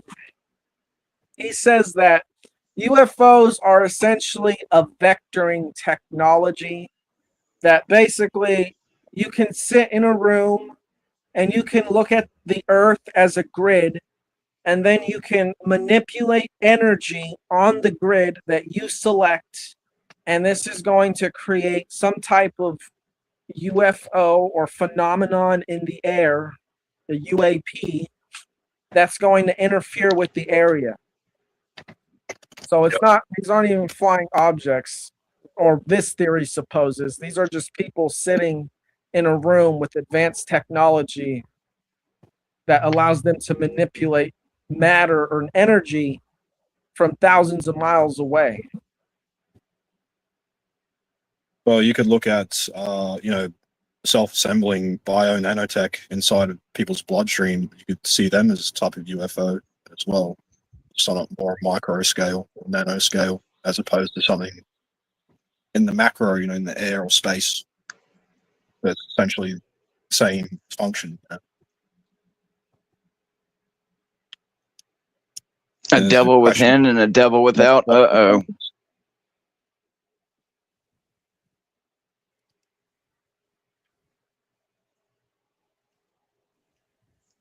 It sounds like we're already infested with nanobot demons. Yeah, it would probably be DARPA. It's called quantum carbon dot or carbon quantum dot.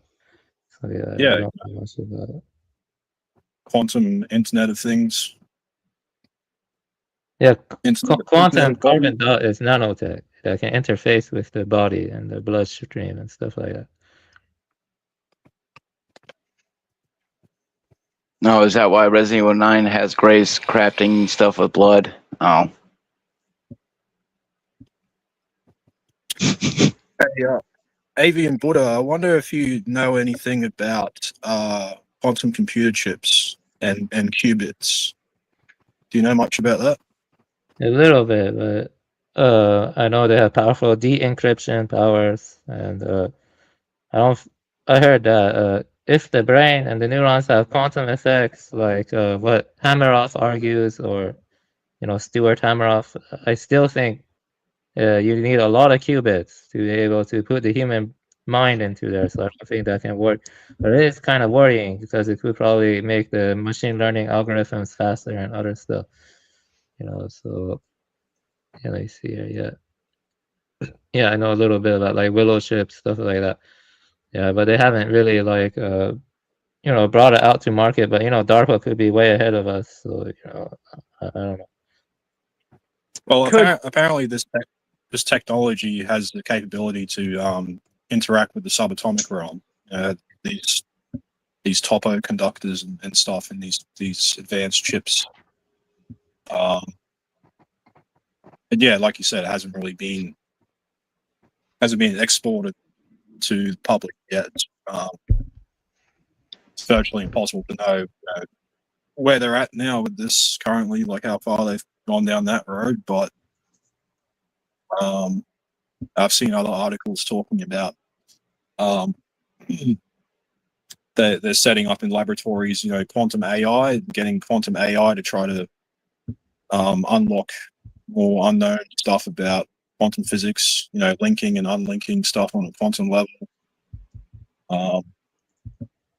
I've got a whole list of articles. I've made like a research list of stuff in that vein.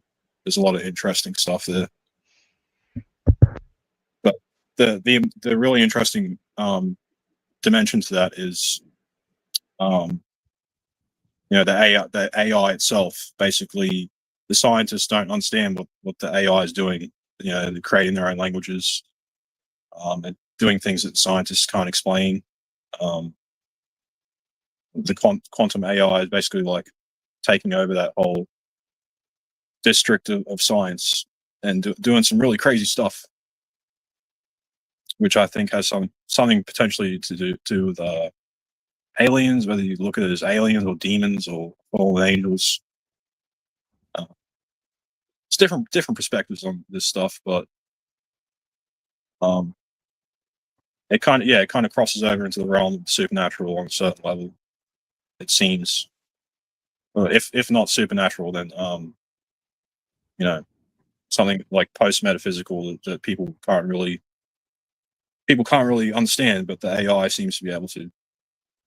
Yeah, So, well, let's think about what an AI or neural network first is. Basically, you have an input layer, you feed it data, you preferably the data should be pre-processed and cleaned.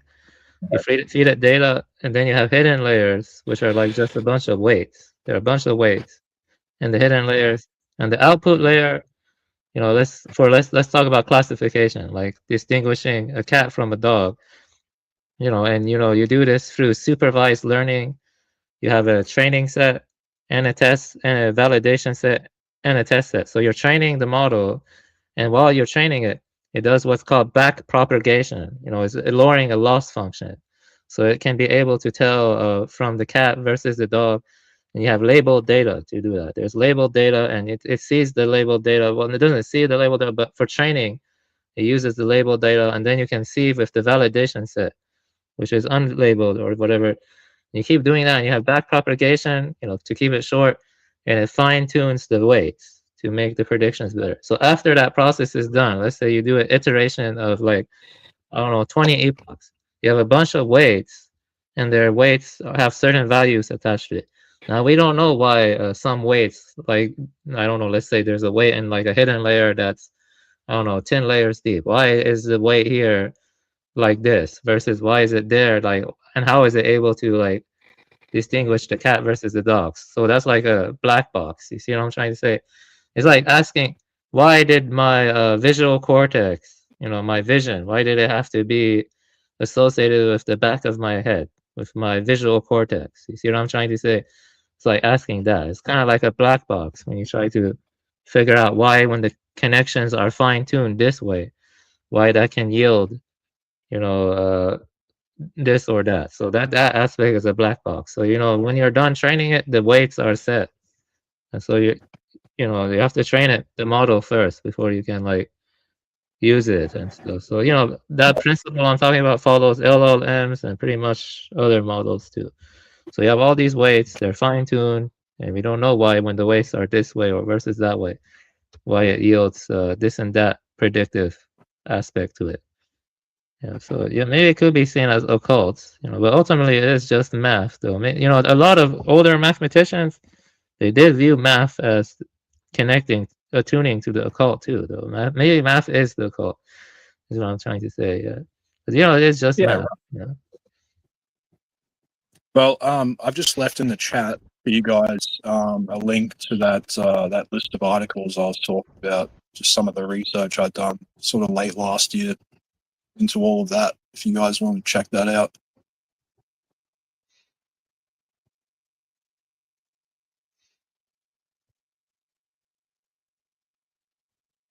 Pythagoras has entered the chat.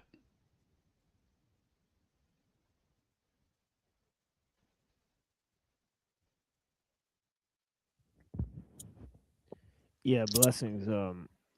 Yeah, so we'll move forward here. I'll you know, throw on a tune here.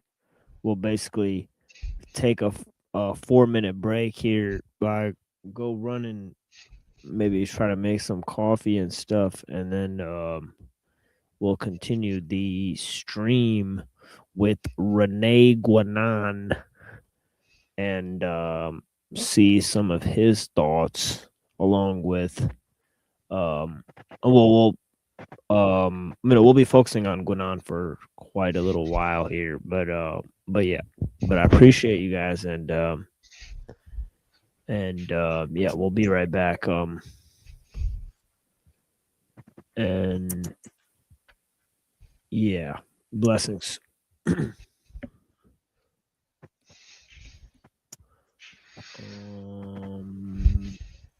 Here, give me a second. All right.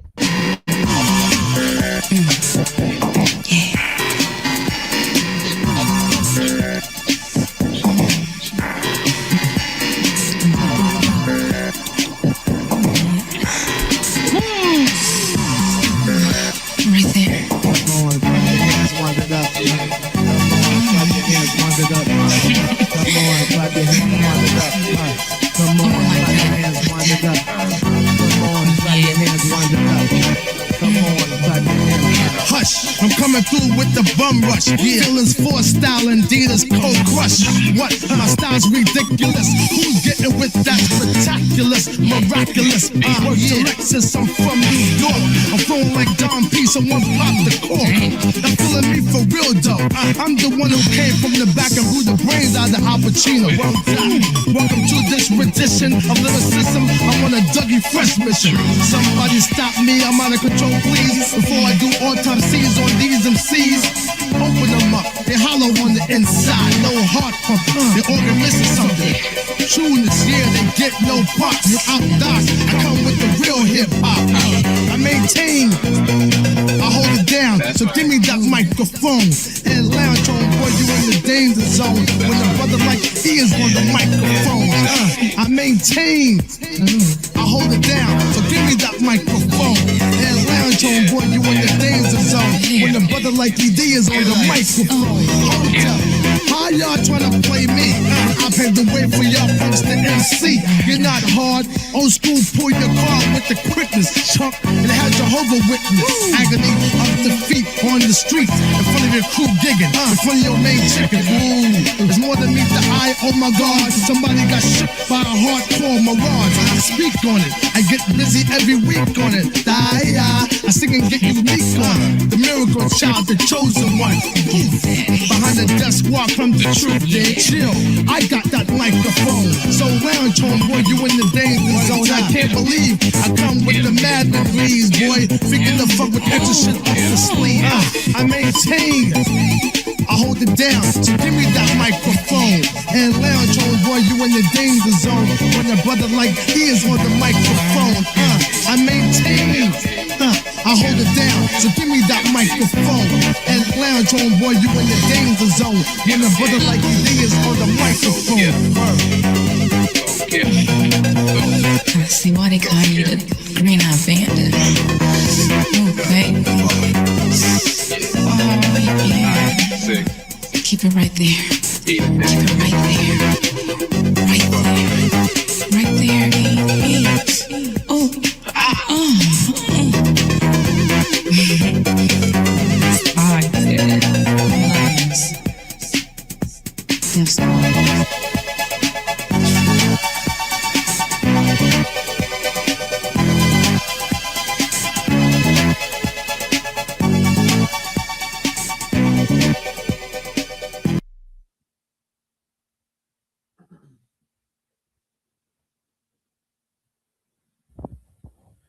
All right,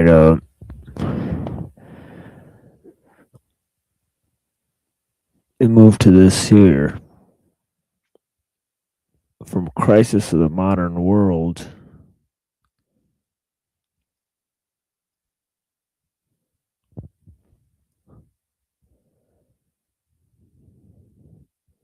And let me actually see something real quick from our last episode here. All right.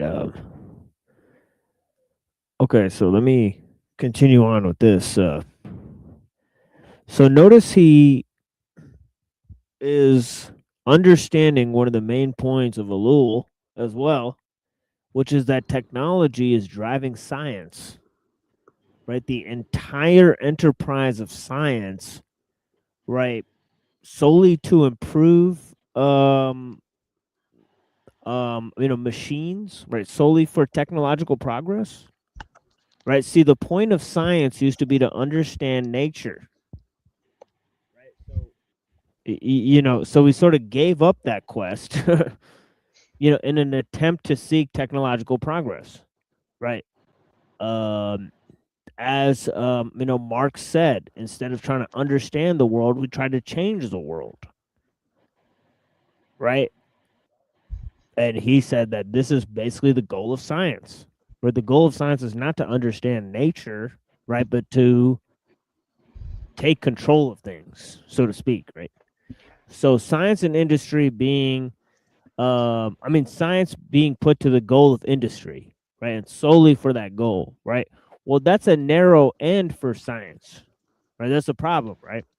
And it also confines science to a more materialistic purpose, right? So here he says, under such conditions, industry is no longer merely an application of science, right? An application from which science should in itself remain completely independent. It has it has become the reason for and the justification for science, right? So instead of being an application of science, right? One mere application of science, right? It's become the entire goal of science, the entire reason and justification for science itself, right? To such an extent that here too, the normal relations between things,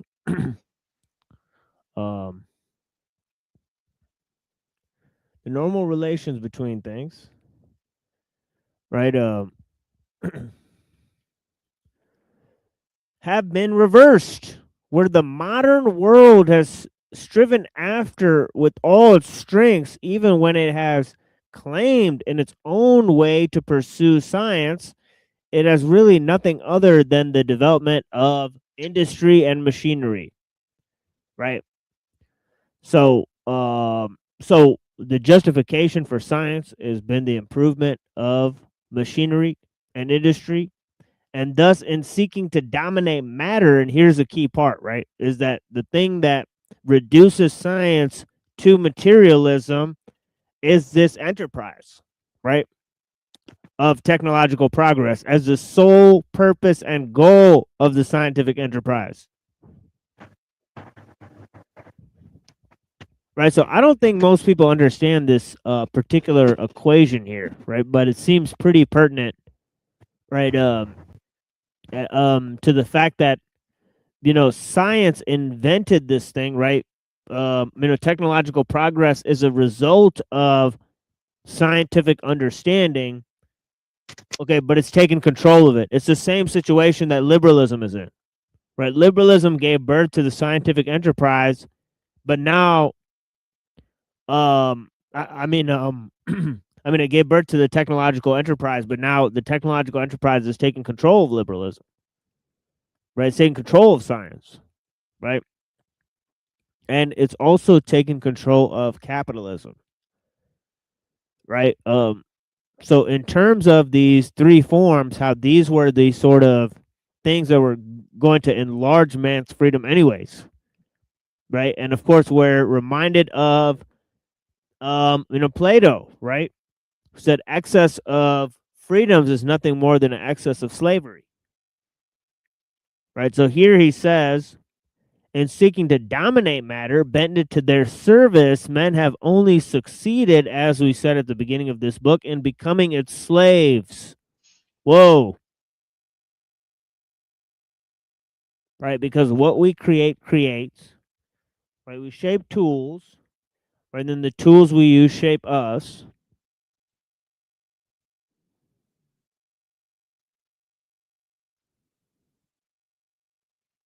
And not only have they limited their intellectual ambition, if such a term can be still used in the present state of things, to inventing and constructing machines, but they have ended by becoming, in fact, machines themselves. Okay, so that kind of goes to major quote, definitely a quote of Elul, right? That opens the show is that people are not machines, but in every opportunity to behave like machines, they will so behave. Right, meaning that, and I kind of explained this last time, right? How people are sort of in awe of machines, right? Because when people master a skill, they can perform the task without thinking about it, right? And the repetitive, sort of perfect application, right, to a particular task without thought, right, without hesitation, that sort of machine like performance. Okay, that's really impressive for humans. Okay, so, and once we use machines, we start to mimic them in certain ways.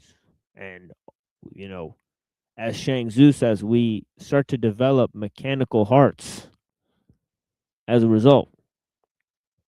Thing And of is course, that, yeah, go ahead.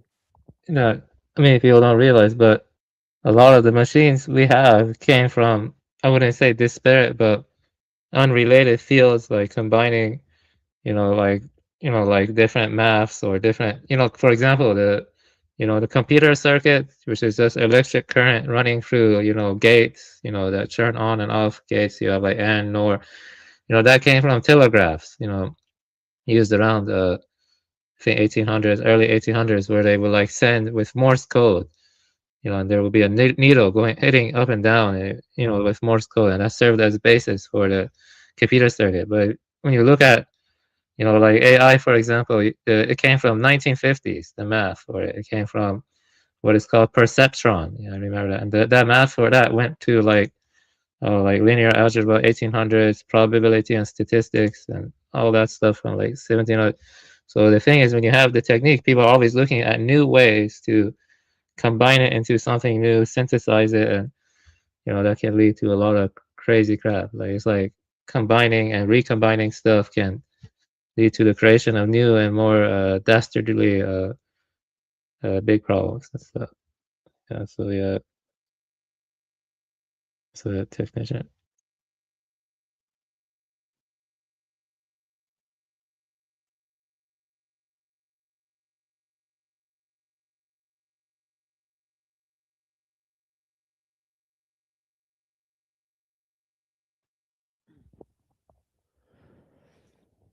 Yeah, this is just a pretty banger of a quote right here. Yeah, I shared it on the Discord like a few months ago. I read it and then I shared This it. one? Yeah, I shared it a few months ago. Oh, this is killer. This is wild Yeah. that you shared this exact same quote. That's Yeah, I wild. did. Yeah, I Yeah. shared it with you too a few months ago. Yeah. Yeah, that's killer, bro.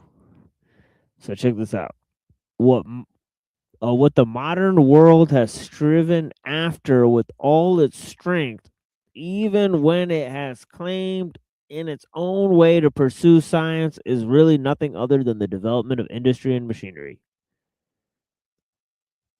And in thus seeking to dominate matter and bend it to their service, men have only succeeded, as we said at the beginning of this book, in becoming its slaves. Not only have they limited their intellectual ambition, if such a term can still be used in present state of things, to inventing and constructing machines, but they have ended by becoming, in fact, machines themselves. So that's got to be a main. Definitely kudos to Buddha. Yeah, because I had forgotten all about that.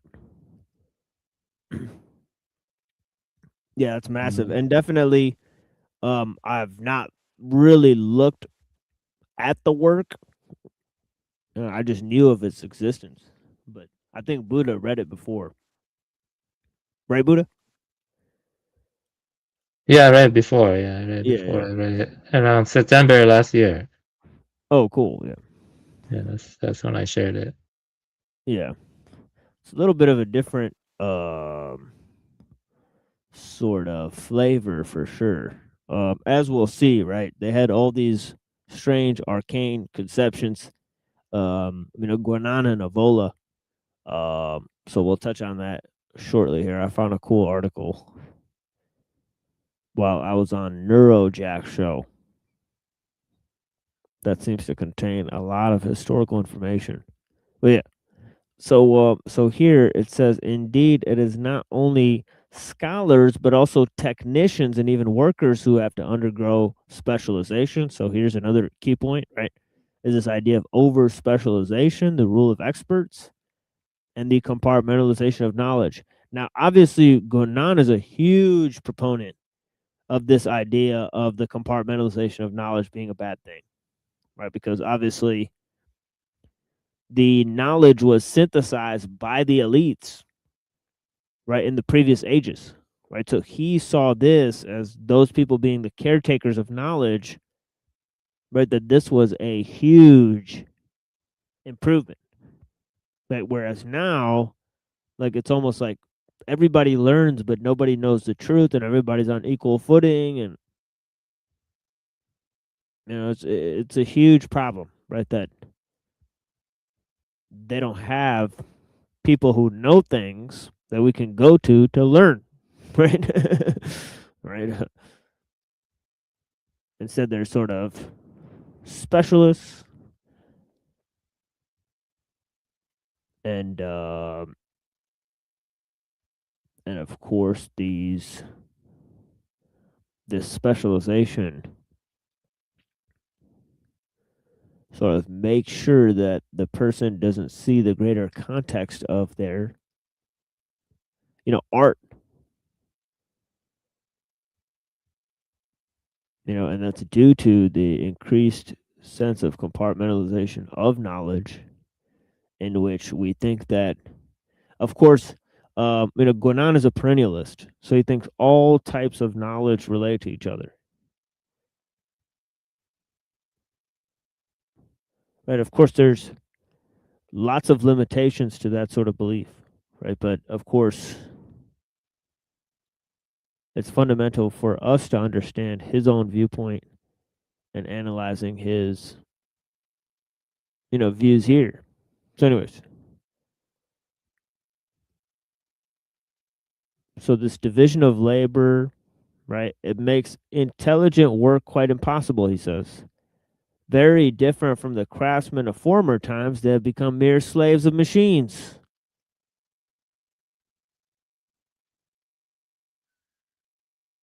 With which they may be said to form part of a single body.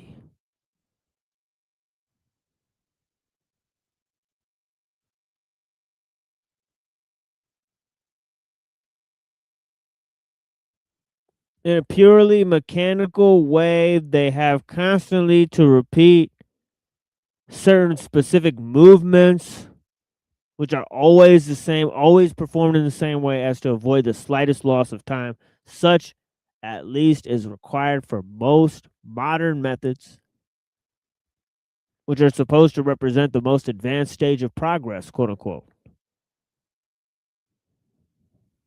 So here's where this major conception comes, right? This myth of progress, right? He is a major innovator of this concept, right? Rene Guanon. Especially with this idea of the Kali Yuga, right? And the whole devolution of man, right? Okay, and of course, as we noticed earlier, right, everyone from Kant to Darwin was in support of the scientific enlightenment. So this is pretty unique take here among the different philosophers, right?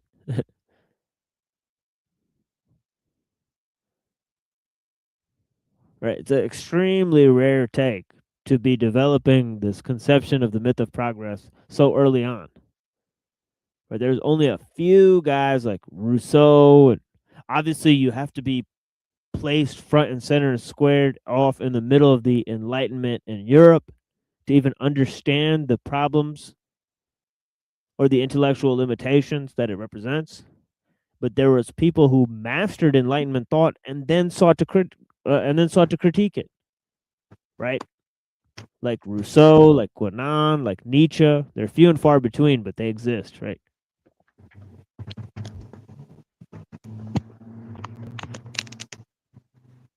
So, so those are by and large the sort of philosophers we focus on here, right? But yeah, because you rarely get the other side of the story, right? So the advanced stage of progress, right? Indeed, the object is merely to produce as much as possible, right? Production, efficiency, right? Quality matters little, right? It's all about quantity, right? The reign of quantity, he says, right?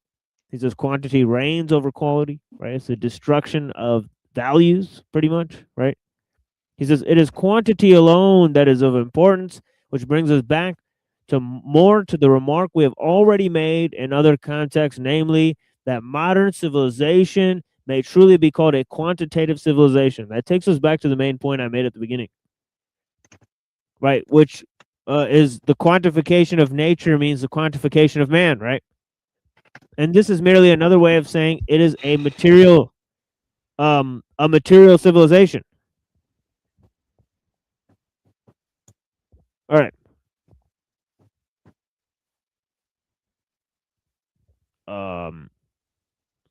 Any comments? Mechanistic materialism, right? Devoid of creativity. Right. It's like all focused, heavily dominated by left brain thinking. Yeah, The right, he says, right brain gets starved out. yeah. He says you can't do any intellectual work with this type of. Yeah, you know it's just science doesn't encourage contemplation. Contemplation is the highest form of learning. It goes beyond concepts and abstractions. So I think Guénon would agree with that he places contemplation above mechanization and quantification. So yeah, you would agree with that. I mean, contemplation in a more like a Buddhist sense or something, like the platform Susha talks about.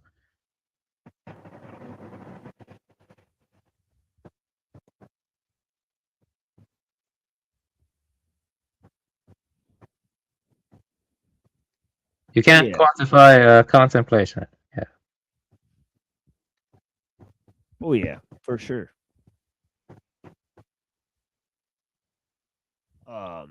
And I think that goes to just mind, right? As Nietzsche said, right? Darwin forgot the mind, right? And yeah. And he also wrote that progress of the human species, the very opposite is quite palpably the case.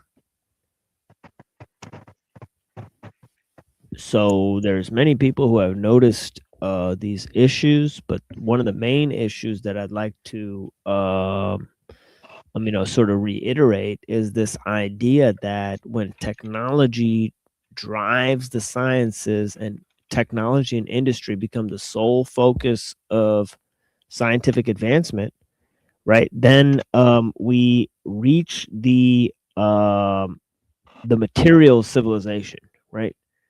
And of course, this is a new type of mega machine, a new type of mechatechnics. As we explained, there's biotechnics, there's tool techniques, right? And there's mechatechnics, right? In terms of the machine oriented techniques, right? And of course, there's a great difference between machine-oriented techniques and human-oriented techniques, right? So yeah.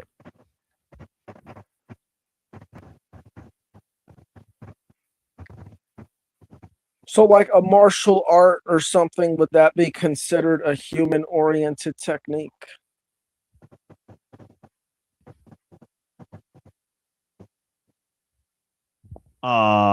Sure, yeah. Yeah.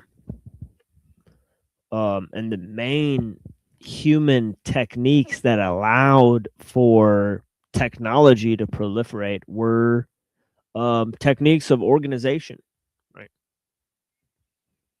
Yeah. So, yeah. I mean, when it comes down to organization, or the organizations themselves, they're forced to develop their technology because they're reliant on output and surplus of resources that was not there before these organizations existed.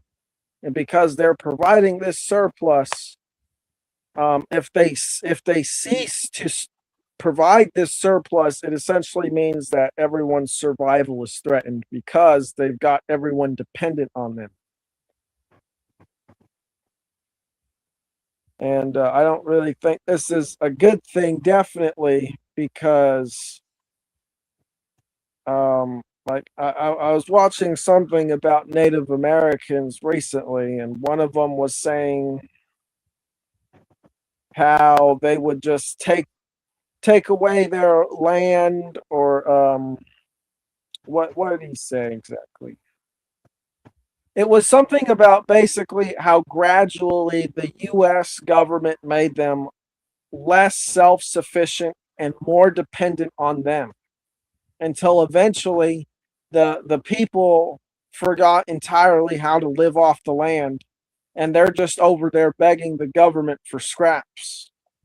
Right. And then they said that, the reason they do this is because, basically beggars can't be choosers. And if you begin questioning the systems in place, then he said you go hungry.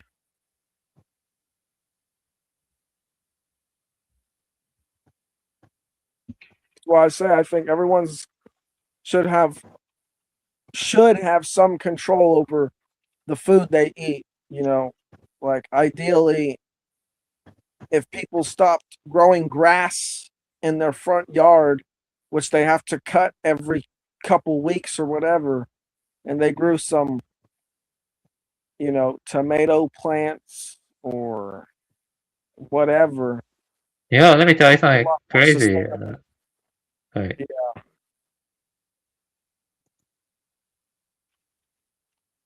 yeah, you need complex math for pretty much all organization-dependent technology. Like math for almost all of it. Well, no, I'm trying to think of one you don't need complex math for, like that they created the math for it and stuff. Yeah, it's just more quantification. So, like aqueduct for in ancient Rome, I don't think it needed as much math as something like a power plant or something like a computer. Like, the computer, if you want to make the circuit board for a computer, you have to use another computer now to model it and stuff, simulate it. It's the same with robots. It's called kinematics, the way the robot actuators move and their end effectors. You need math for that, lots of math. You need lots of quantification for that. You can't actually make it without even more quantification. So we have way more math and quantification than ever. So, compared to that, there has to be an aspect to it. Yeah, math maybe is kind of occult. I might have a serious question. Do you think math is occult? Anyone here? But what do you think about math? I came across this weird book recently, and I haven't bought it, but it kind of go into like the occult and like and linear algebra and like a geometric approach to linear algebra and stuff. Math is like any other subject in regards to the occult. There is an exoteric layer and there's an esoteric layer. And the esoteric layer typically revolves around Kabbalah based math like gematria and Tamora and Notarion or Notaricon. Forget how You you know, pronounce we it. wouldn't have this problem if human beings weren't capable of math. Actually, we wouldn't have it. This is my big claim. And so What basically, problem? math is the root of it. The issue, the capacity for math. Hey, Buddha, I was wondering if you've heard of synthetic biological intelligence before. It's basically human cells synthesized with AI. Basically, there was a laboratory in Melbourne called Cortical Labs. They basically were putting human and mouse neurons on a CMOS chip, like a CMOS chip. Yeah, it's called organoid intelligence. Organoid intelligence. Yeah. Because the human body, like the immune system and the brain, all that, the exact nature of it is kind of like itself something that's occult or something that's mysterious, can't be scientifically explained, but it has the capability to self-learn, and do all kinds of complex things. And then computers are basically a product of the the brilliance of the human being. And the brain is a lot more. It's a So lot they're more trying. than computer circuit because the human brain is plastic. It's called experience-dependent neuroplasticity. Like there are people who are missing half of their brain, and they're still fine because the neurons can compensate for that. They can rewire, and so. It's interesting that they've even managed to start doing that. To infuse human cells with the AI, with the technology, try to get it to be operating like a human organism, where it can self-learn and it can manage itself. It doesn't need like a data input output system. It can just function naturally, or somewhat naturally. I think that's something that they're really looking into, like at the very heart of transhumanism. That's something that's like a massive breakthrough for them. They call it SBI, synthetic biological intelligence. And still, it requires like lots of quantification to do that crap. But I got my degree in neuroscience and computer science, believe it or not. And the brain has both analog and digital aspects. The digital comes from, I think it's called Hobbes' principle, or the all or nothing principle, where there's like an action potential, and the brain also has like the analog aspect of the wiring that can reconfigure itself. But the computer, I think itself is purely digital. Well, there is the von Neumann architecture. It's called von Neumann, but now we're moving towards stuff like, I don't know, neuromorphic technology, and also biocomputing crap, like the organoid intelligence you're talking about. If you look at your body, it's like a symbiotic collective of cells, like a symbiosis. I actually talked about this a lot, but if technology and the organic can achieve symbiosis, kind of like how the mitochondria used to be a free-floating bacteria, then it achieved endosymbiosis with the prokaryotic cell. But because you see fungi and and tree roots, they achieve symbiosis, and they help trees spread across the earth. They help facilitate the exchange of nutrients to the tree roots. You have lots of symbiosis in nature and stuff. Lots of symbiosis. I read a book called Biocivilizations. I went into it, and I read other books about it. But the point is, if technology and organic achieve symbiosis, I think that's bad. Yeah, that's not good. Yeah, that would be terrible. So this also goes into things like autopoiesis. See what makes life special. From over 10 years ago, or even a few years ago, 90% of your cells have been regenerated, right? And your body creates the very components it integrates back into itself. That's called autopoiesis. Even ecosystems are autopoietic until you like disrupt their equilibrium, right? So nature itself is like an autopoietic system in many ways. But technology is an allopoiesis. It means other making. Allopoiesis means other making. It's like you have like, I don't know, stuff in a assembly line, and it's going through, and then you're like creating parts that are no longer part of the assembly line. You see what I mean? Autopoiesis means self-making. Allopoiesis means other making. So what I'm trying to get at is if technology reaches autopoiesis, like let's say it achieves symbiosis with organic life, that's bad. Yeah, I know that Intel and Samsung, other corporations, they've come up with their own neuromorphic chips. They're trying to come up with a whole new generation of smartphones and smart technology that's going to be able to interface or integrate with the human brain. For supposed enhanced convenience and enhanced capabilities. So you don't have to, stop and type something out with your fingers. You can just do a query in your mind through some sort of interface, and then look up something on the internet, or activate your front door of your house or your car or whatever. They put a lot of money. There's a lot of investment in that new vein of technology. So I think they did a Black Mirror episode about that. Yeah, I would say that. Let me see here. I was gonna say something. Is going in a crazy direction. Yeah, most certainly. I was gonna say something. Yeah, yeah, it's called Internet of Bodies. I've talked about it a lot. I used to work for a company in Internet of Things. And we're gonna have stuff like brain cloud interfaces. During the 2019 big hoax, the hoax of 2019. I'm not gonna say what it is, but they wanted to monopolize data. A lot of companies were being pressured to, migrate their data to the cloud and stuff because they wanted to monopolize the data. And you see, people like Klaus Schwab and all these elites, they want stuff like a movement from Internet of Things to Internet of Bodies, and this ties into things like biodigital convergence. It's called biodigital convergence. Yeah, it's not good. It's not good. Yeah, that's the direction we're heading. More loss of human autonomy. And like you said, DARPA is heavily involved.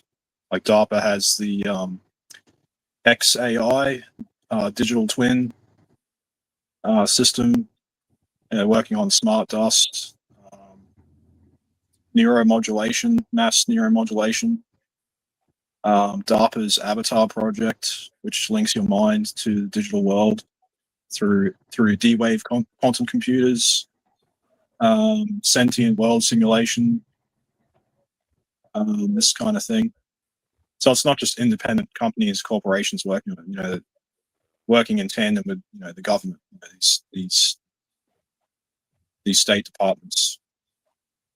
Yeah, I think that they get a bunch of money from Trump, and yeah, it's crazy. Yeah, we're gonna have stuff like smart cities, smart cities and brain cloud interfaces, and graphene tattoos, stuff like that. Yeah, there's a lot of crazy stuff happening now. I actually read this article from Congress. It was talking about lethal autonomous weapons. I think they have stuff like that. They have stuff like lethal autonomous weapons. They can probably, I don't know, fry your brain or something and make it look like an accident. I don't know. Yeah. So essentially, we are becoming aliens. Yeah, we are in a terminal decline. Terminal decline, and my tradition is called Dharma ending age. It started around 1600 AD.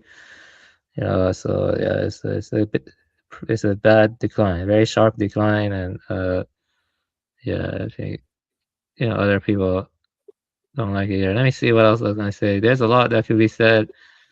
I ask you a question, Avian. Yeah, go ahead. Okay.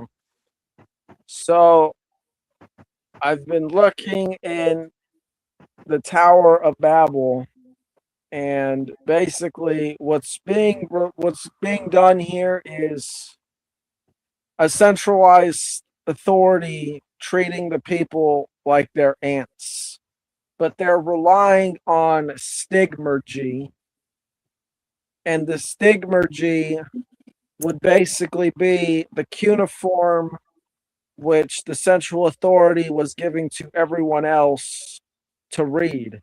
And of course, during this time period, most people were illiterate, meaning that only the privileged few who were trained in to read the cuneiform, which was basically technology, could actually understand it. And then these people would communicate whatever was on the decrees of the tablets written by the king to their subjects in the city state, you know. So basically, the stigmergy was the cuneiform.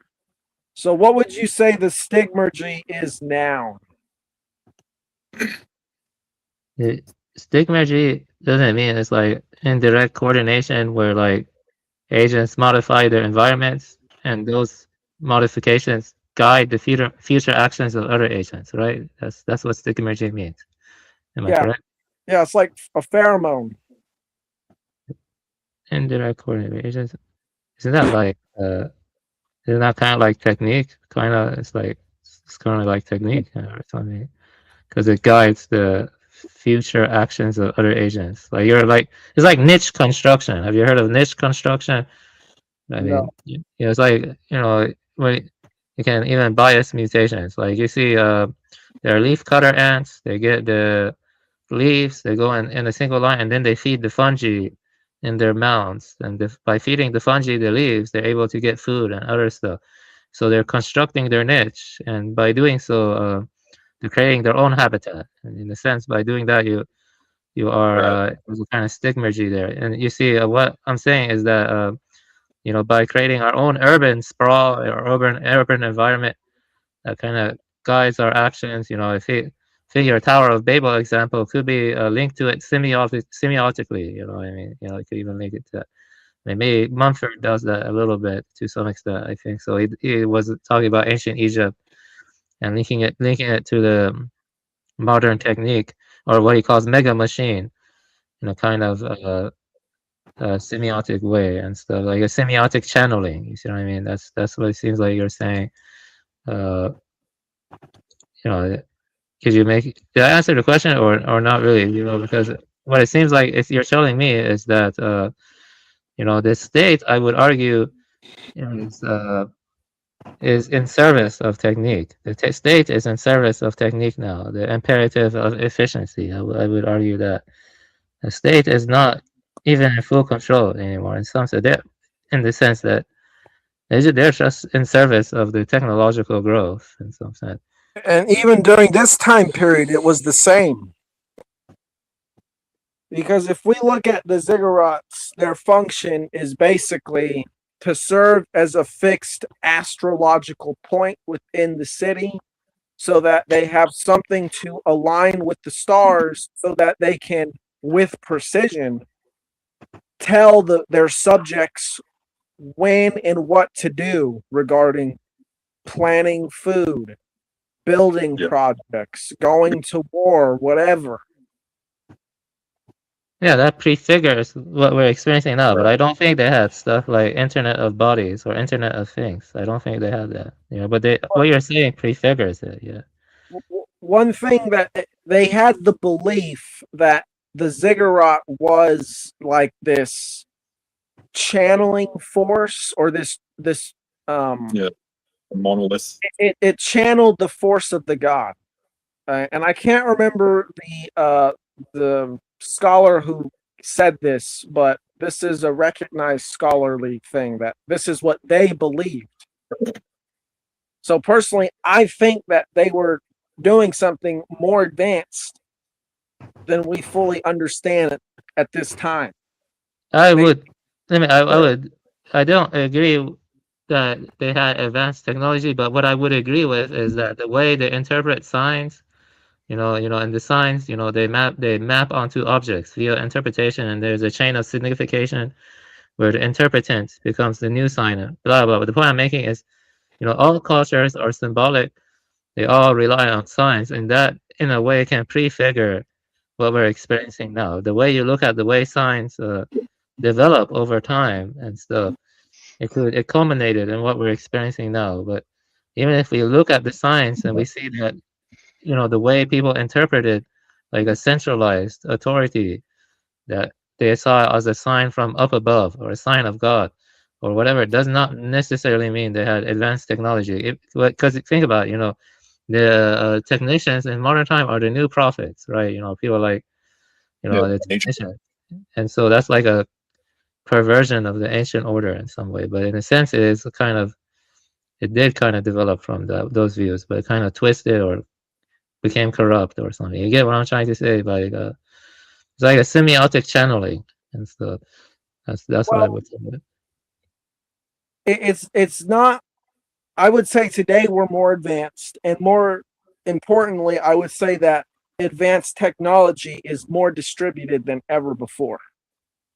But in regards to the ziggurats, you can think of it like thousands of years in the future. If someone came along, something like a power grid, they might look at it and say, well, this didn't actually do anything, or this doesn't demonstrate that humans in the past were advanced. If something happened where we lost our history.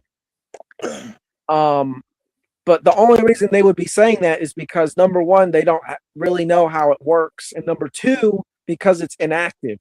But if it was connected to something and they knew that they could turn on a light switch because this power grid powered it, then they would recognize that their first assumptions were wrong. So my point is that when we're looking at these ziggurats today, they're inactive. They're past their prime. So we don't really know what they might have been channeling. The thing is, sometimes buildings are made like stupas in ancient India, and they hold symbolic significance. They're not necessarily, like power devices. So, like, how do we know the ziggurats were power devices? I Well, don't think here's they one were. thing. The Tower of Babel, which I'm going to say is Borsippa, is vitrified glass, and it was made of mud bricks. So they don't know how it vitrified, but I would think that maybe like if a server farm caught fire, that would burn pretty dang hot. But I don't know. It really is just speculation. But they don't know how it burned at the temperatures they say it did, because the temperatures I read was like 1100 to 1300 degrees Celsius, which I think is about 25 degrees Fahrenheit. Yeah, the thing though is this would kind of make, I don't want to sound racist, but it would kind of make Europeans, all their intellectuals and royals involved in a big conspiracy, because that means they have like all these like texts they got from that, and I don't think the ancient I don't think the ziggurats were data for servers or data farms. I mean, it doesn't make sense. It doesn't make sense because you need like large scale coordination from lots of people to do that. You need lots of time to do that. Like, where's the advanced math? Where's the linear algebra? Where's the like circuit board diagrams on their tablets? Where's the, what I'm trying to say? You see the amount of conspiracy that go into that. It would have to be a very big conspiracy that they're hiding. I don't think so. I don't think it's I think it's more parsimonious to say like, oh, Leibniz or all these thinkers throughout time, they just did math and then it continually led to what we're experiencing now, because it does not make sense that that ziggurats had big data servers. You know how much goes into like make a data server and stuff. There's a lot of stuff. I'm just using this as an example. Like all I'm saying is that they believed that they literally housed the essence of their gods. Like the god of the city state, like Nippur, Enlil, they thought was literally in the ziggurat in Nippur. Yeah, a lot of cultures did. You know, they also thought ancient trees were like the ancient Greeks. They thought ancient trees were dwelling places of their gods too, and stuff. You know, some of the, and you know, other cultures thought that gods, you know, like the, you know, the kami of the ancient of the Japanese. You know, they think kami are in like inanimate objects or in the rocks or trees or whatever. And you know, the Greeks had similar views according to their own view. So the idea that, I don't know, a spirit or some, you know, higher, some god or whatever could inhabit like an object or whatever, or a sacred site is not unique to the Babylonians or the Mesopotamians. Yeah, Mesopotamians. Exactly my point. I think that strengthens my point. Yeah, and how? Because if it's not exclusive to them, then the idea that they had data servers in the Tower of Babel, it kind of loosens. They kind of weakens that. The Tower of Babel is just one instance, right? It came about after Hammurabi's rule, after Sargon, after these two had established this huge Mesopotamian empire. It wasn't global, but it was the largest thing that region had ever seen. I mean, they had, yeah, different empires. You had the Achaemenid Empire. You had, you need a global system to even make something like a compete, like semiconductors. Actually, you need. It's not easy as a regional power. Well, we're applying our modern technology and assuming that they're going to be building the same thing is the problem. And we have no reason to think this. Now they're definitely going to be building something similar, but I don't necessarily think that we would find something like a circuit box exactly like we would find it, and that would discredit what we're saying just because we don't find that. You said data server, though. How can you? I use that as an example because I was trying to I was just trying to give an example of Borsippa was said, the ziggurat was said to burn very hot and is vitrified.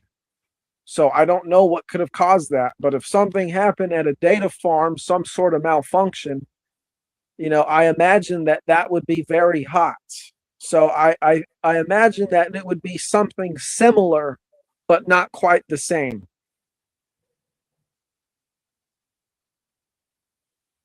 Yeah, it would. It's. I'm trying to imagine what it could be, though. That's the thing. You know, maybe it was something. I'm not sure, but you know, maybe it's not as incredible as we think, or maybe it was more incredible. I don't know. Like, let me see here. Well, all I'm doing is I'm taking this evidence that it was burned really hot, and I'm Yeah. taking the other evidence that the ancients literally believed that the ziggurats housed entities. Okay, and so that makes me think that it's something like a computer channeling the internet, channeling frequencies. You see, that's the area I have issues with. You see, because a lot of cultures, you know, like let's say you burn a cremate. You know, some cultures where you cremate a holy man, and sometimes you know they see crystals, and they thought that housed holy powers. You know, I think even you know some other cultures, you know, like they thought that some relics or some you know mountain or some building they create, they housed something divine or sacred. But then you're making the jump and saying that by it housing something like sacred or like a, I don't know, a demon or god or whatever, that it's a data server or something. I don't know. This is what they believed. So Yeah, if we took it seriously and applied it a more modern lens with it, then they would be building technology channeling frequencies beyond their perception. Yeah, but it doesn't have to necessarily be technology. It could just be Well, the Yeah. ziggurat is technology because it actually they took exactly what you said. Like the descriptions to build a ziggurat, like Nebuchadnezzar building one, he says he calls upon all the people from all the nearby lands to send as many materials as they can. And it was said that they had literal ovens mass producing millions of bricks to build the ziggurat.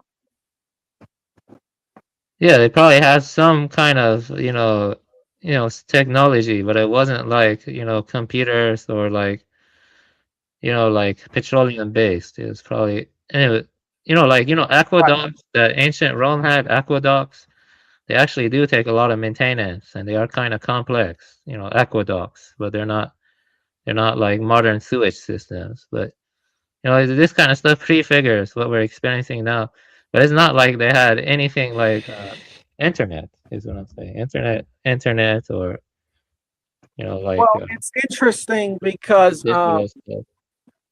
like Native Americans and Aboriginals will say that the human vessel and the human mind was basically the internet, and that we could communicate telepathically.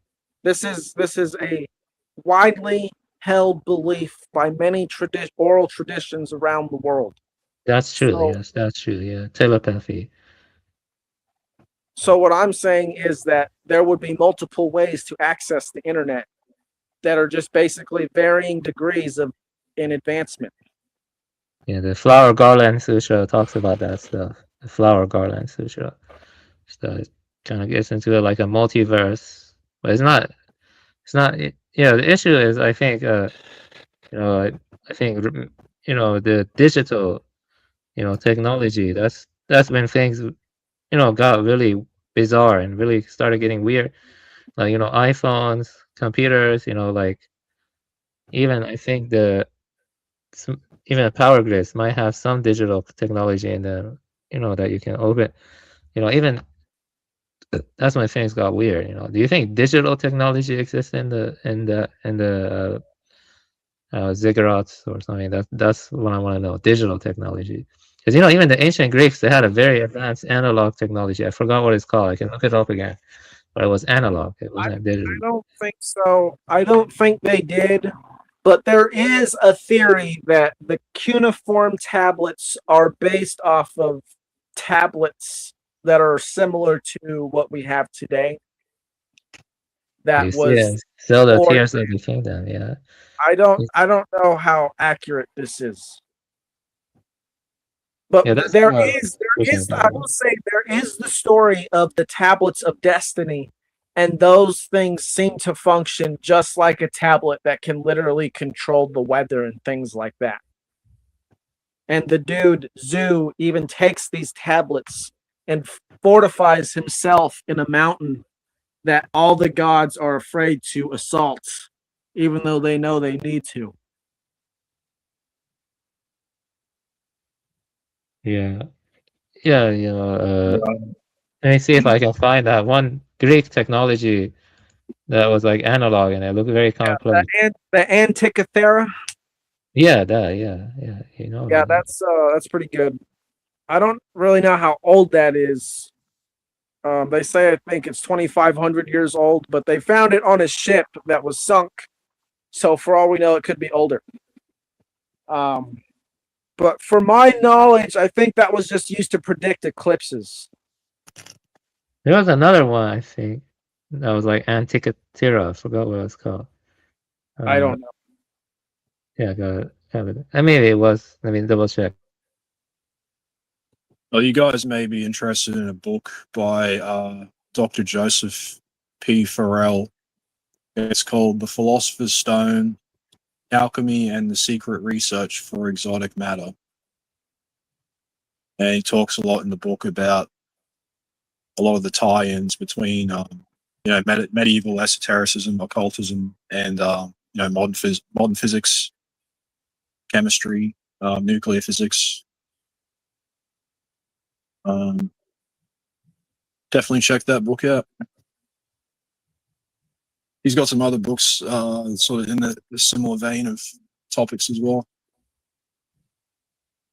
Put his name in the chat. Yeah.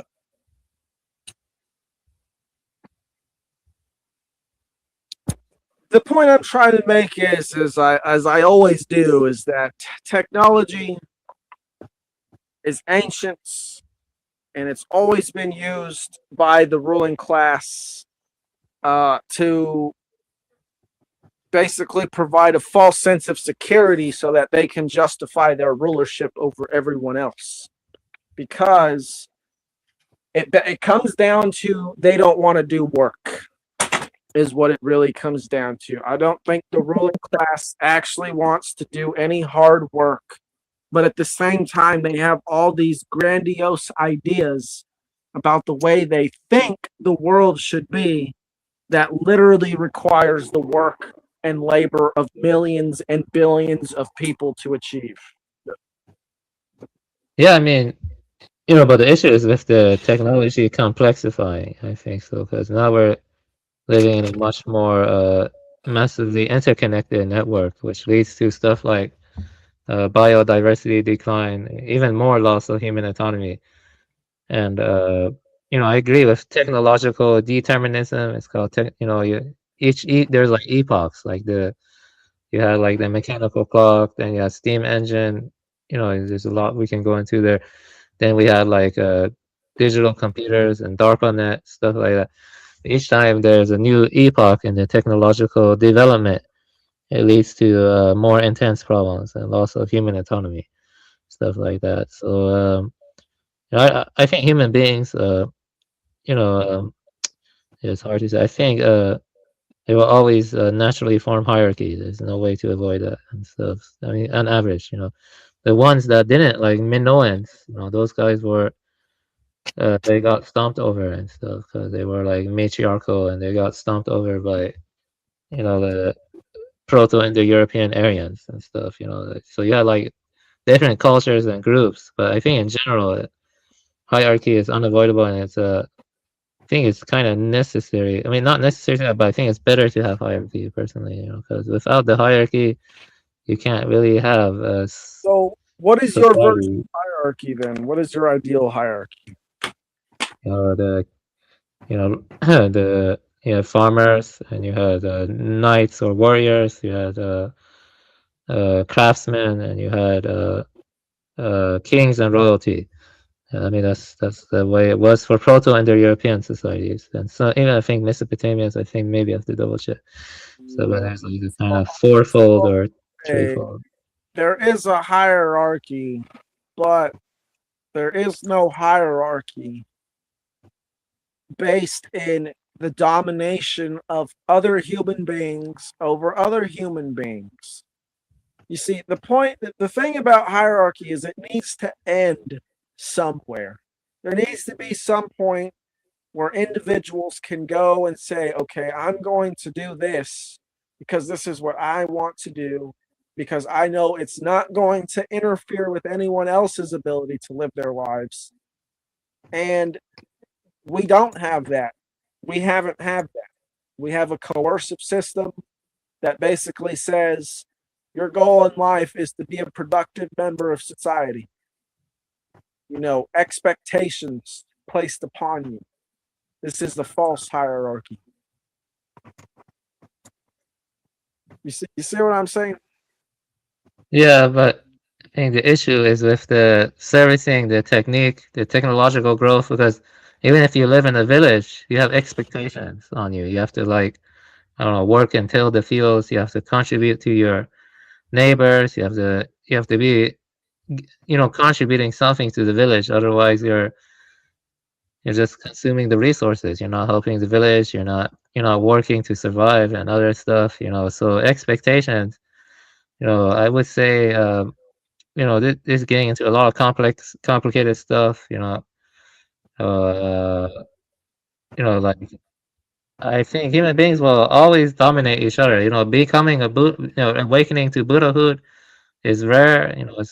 It's not something that mankind at large will do and stuff. All sentient beings have Buddha nature, but not all sentient beings are gonna awaken to their Buddha nature, achieving Buddhahood. They're gonna be dominating. They're gonna be aggressive. So you have to plan accordingly. You have to anticipate that. You know, so it's not good to be overly idealizing stuff. This I is would- what Rene Girard, the philosopher, talked about. Like there has to be sacred limits, some kind of spiritual limits to technology. Otherwise, there'll be the mimetic conflict, which will lead to catastrophic violence.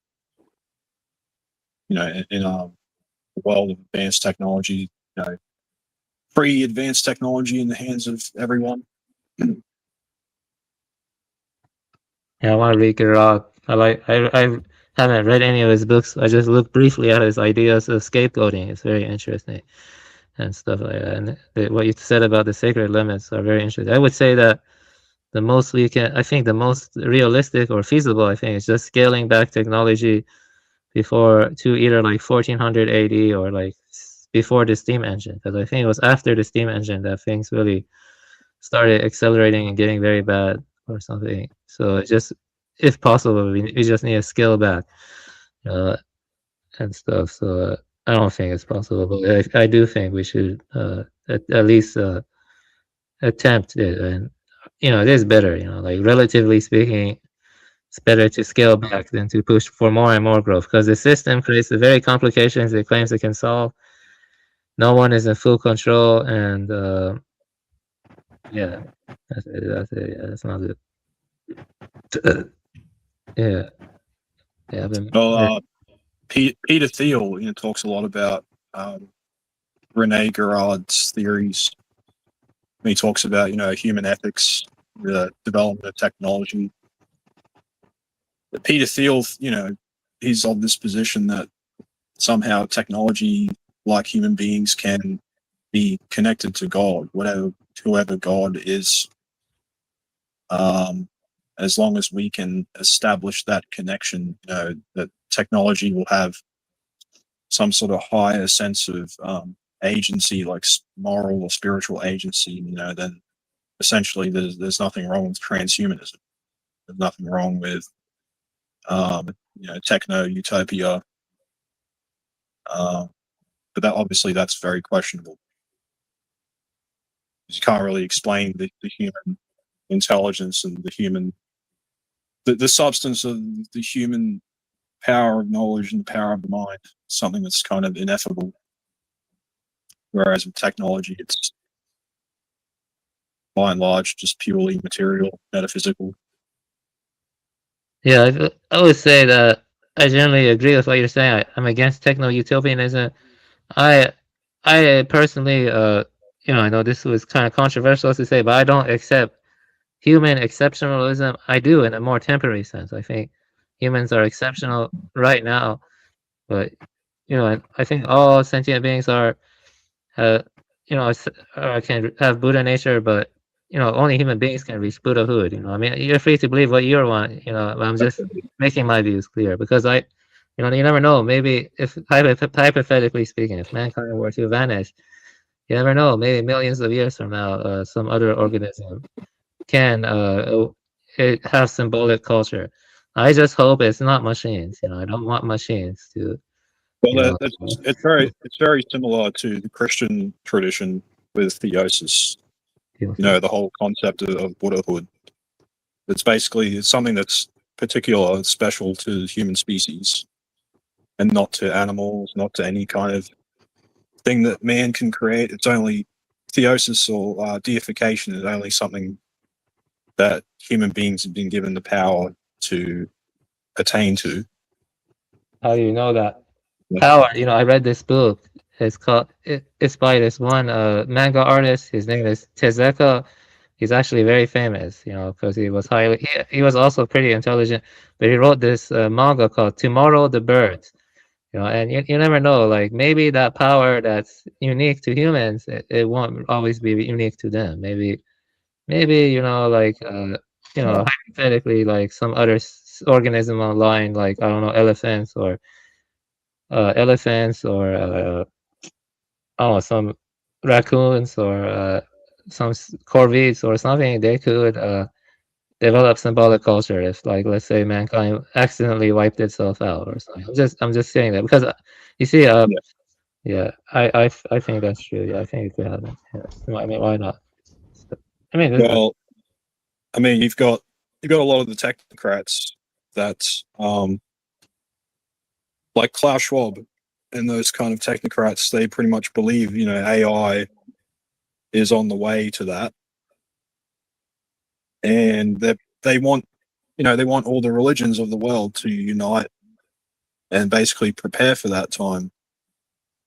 No, they got like a spiritual dimension to this whole agenda. It's not just purely technological or economic.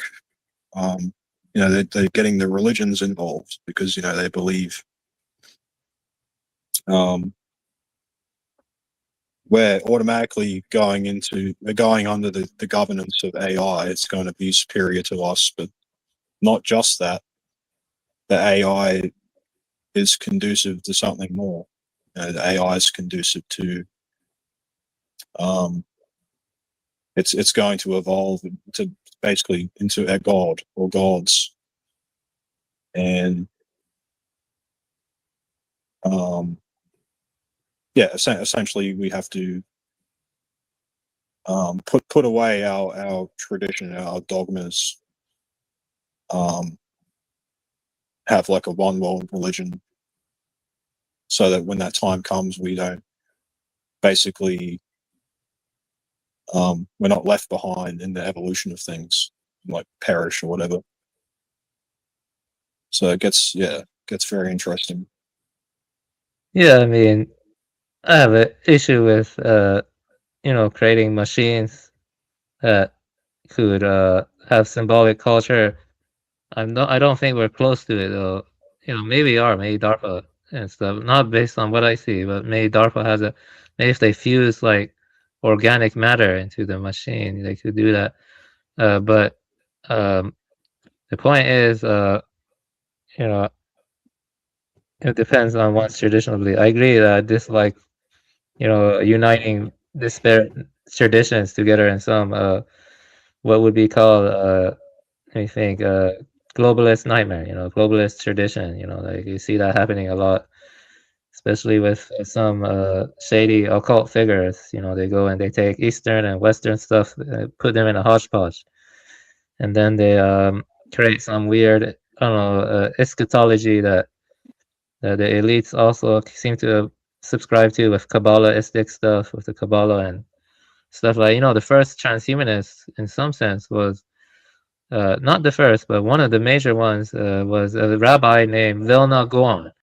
He talked about how we need to unite the higher transcendent wisdom with the lower scientific stuff, and he thought that would help usher in, the Messianic age, like Ben Yosef Moshiach or some crap like that. And so a lot of Jays are into Kabbalah, and they think by pushing for more and more technological growth, they can bring about their Messiah or something. So they kind of goes to Vilna Gaon. There's a book about that. I could tell you that book if you're interested. Trying to tie Kabbalah into, it's like the intellectual foundation to that crap. But Yeah, just put the name of it in the chat. I'll look it up.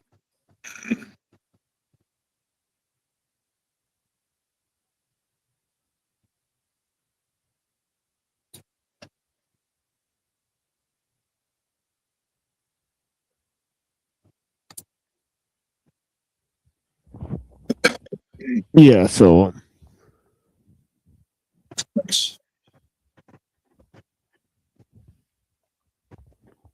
so maybe we'll take a little break here. Cool. And I appreciate the discussions, and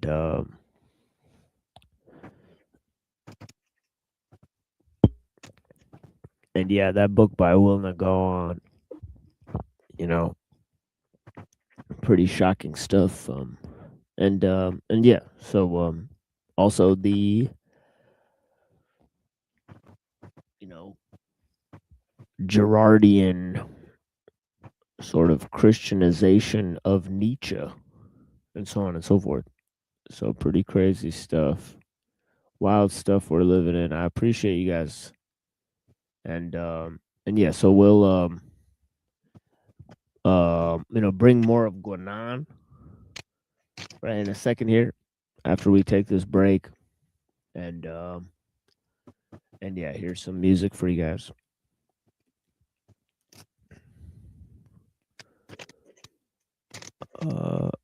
Yeah, there's a lot of scratchiness coming from your mic, Machine Soul. Yeah. Sorry. So, Rolling with the yeah.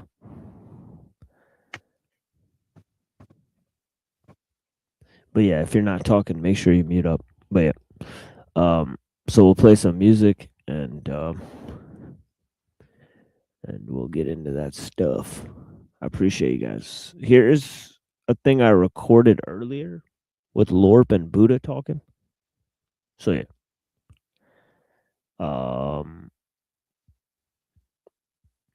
So I'll play this first and then I'll play a video for you guys. So we'll be back in about 7 minutes, I think, right? So yeah.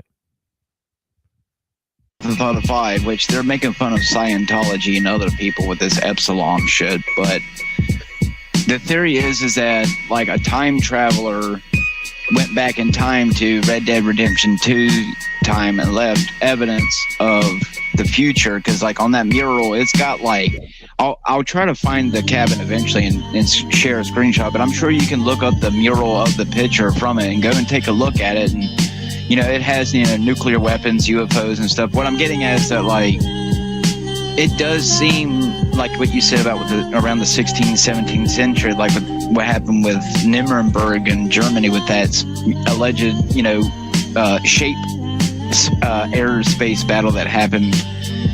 It does seem strange that, like, I'm going to put it this way, because I was born in a technological time, like, looking at a computer and a cell phone, that's natural to me. I've grown up with them, so to me, they're just a part of my life, part of the technique.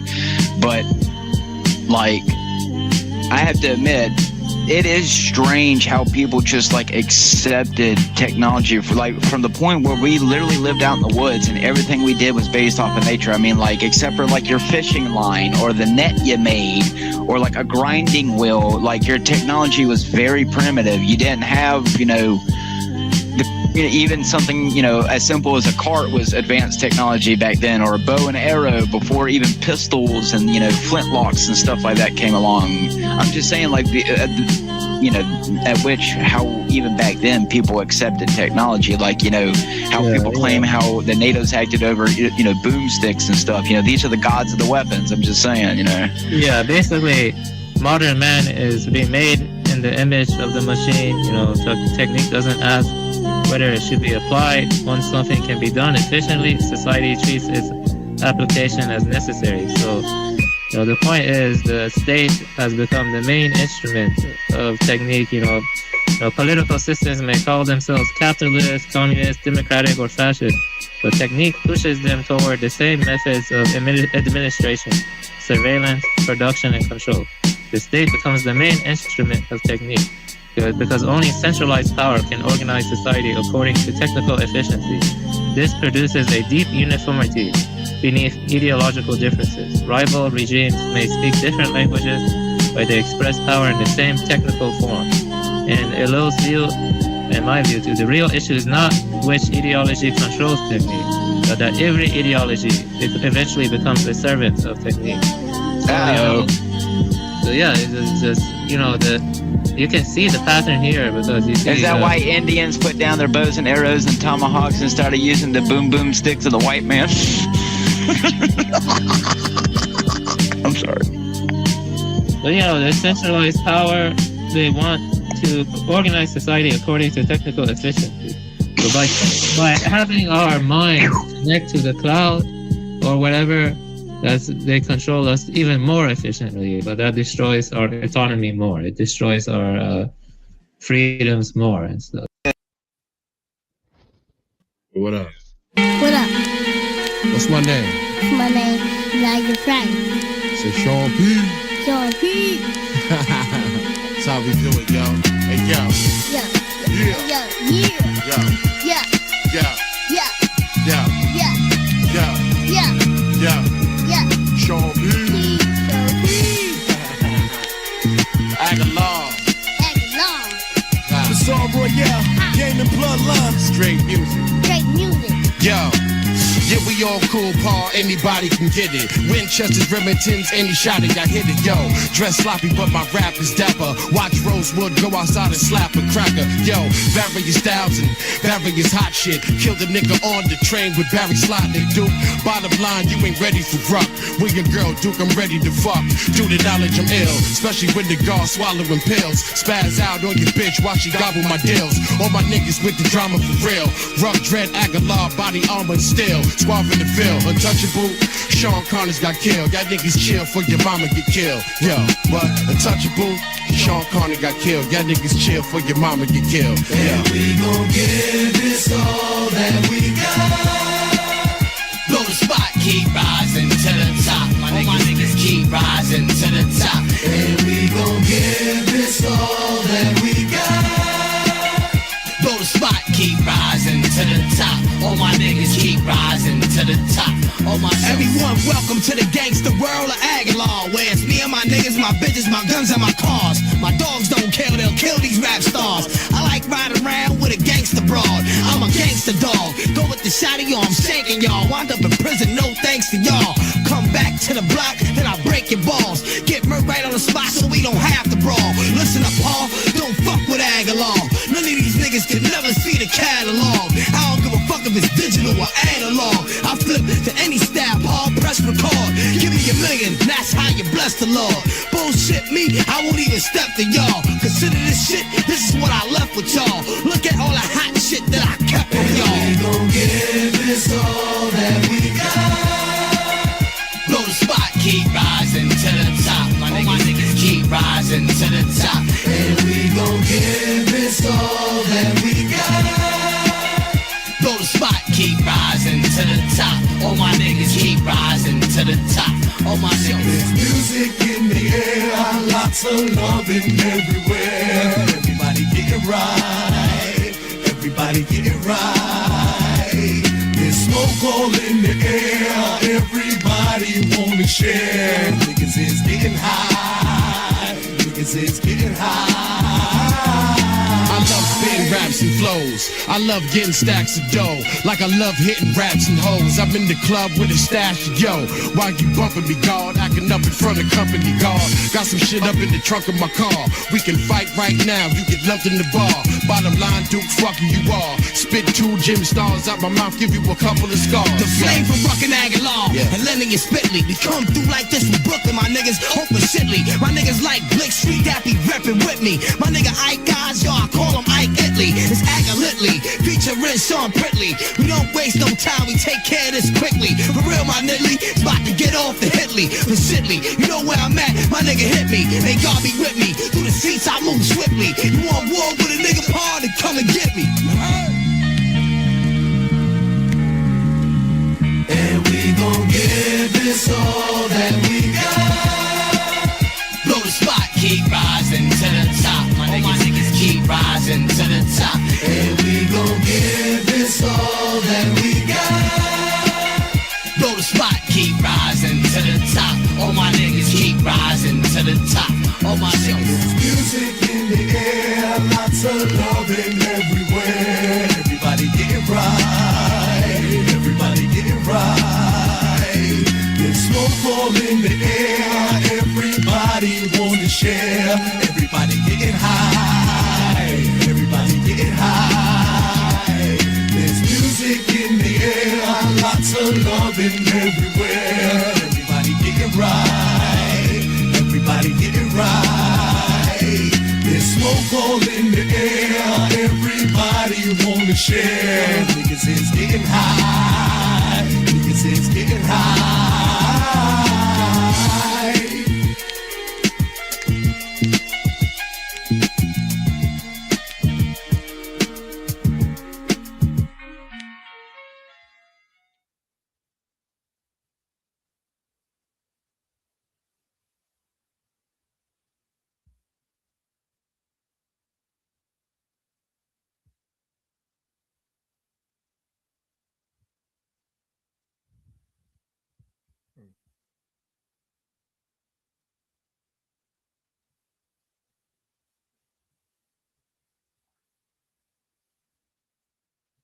by the Greeks was to lead to in the modern world. The tendencies that found expression among the Greeks had to be pushed to the extreme.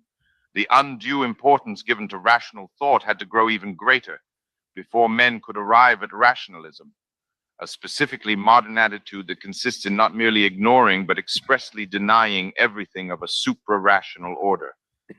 But let us not anticipate further, for we shall have to return to these consequences and to trace their development in a later part of this book. In what has been said above, there is one thing that has particular bearing on the point of view with which we are concerned. It is that some of the origins of the modern world may be sought in classical antiquity. The modern world is therefore not altogether wrong in claiming to base itself on the Greco-Latin civilization.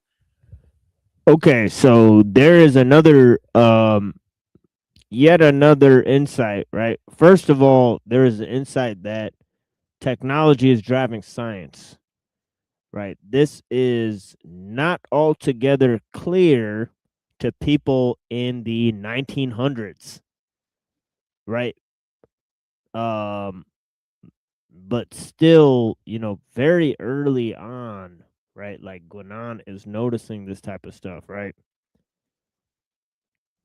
And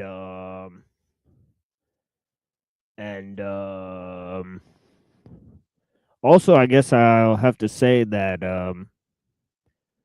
it seems like this idea that he's pointing out that the roots of the modern technological malaise are actually in the ancient world, right? This is also what Mumford noticed, right? That the mega machine is actually something that's as old as the ancient world, right? Ancient civilizations, right? So a state where sort of the technological organization was sort of the whole point of the thing, right? Okay, that type of organization or capacity for organizing, existed in the ancient world, right? Because they were able to organize humans to, complete, incredible feats, right? So apparently, right? So on what level they did that, right? Obviously, any thing like a pyramid or something has to have a corresponding form of organization to go behind it, right? So whether that was human organization or technological capacity, right? So so noticing that ancient civilizations obviously possess this, right? So something about the ideological basis for the great civilizations of the world. Now, one of the things that they seem to prize, right, is obviously mechanical efficiency, but on another end, they seem to prize rational and abstract thought, right? So he's noticing that these are qualities when they start to dominate human society, right? Then it creates the sort of problems that we were referring to earlier, right?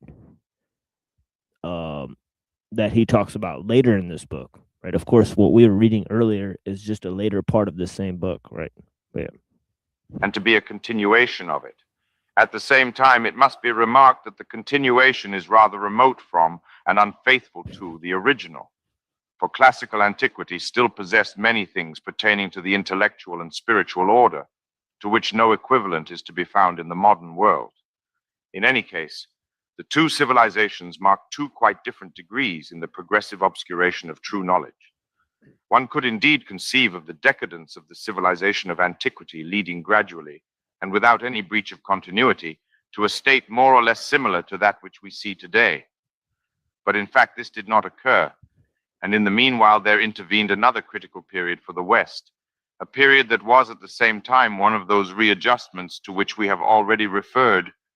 This was the epoch that witnessed the rise and spread of Christianity, which coincided on the one hand with the dispersion of the Jews, and on the other with the last phase of Greco-Latin civilization.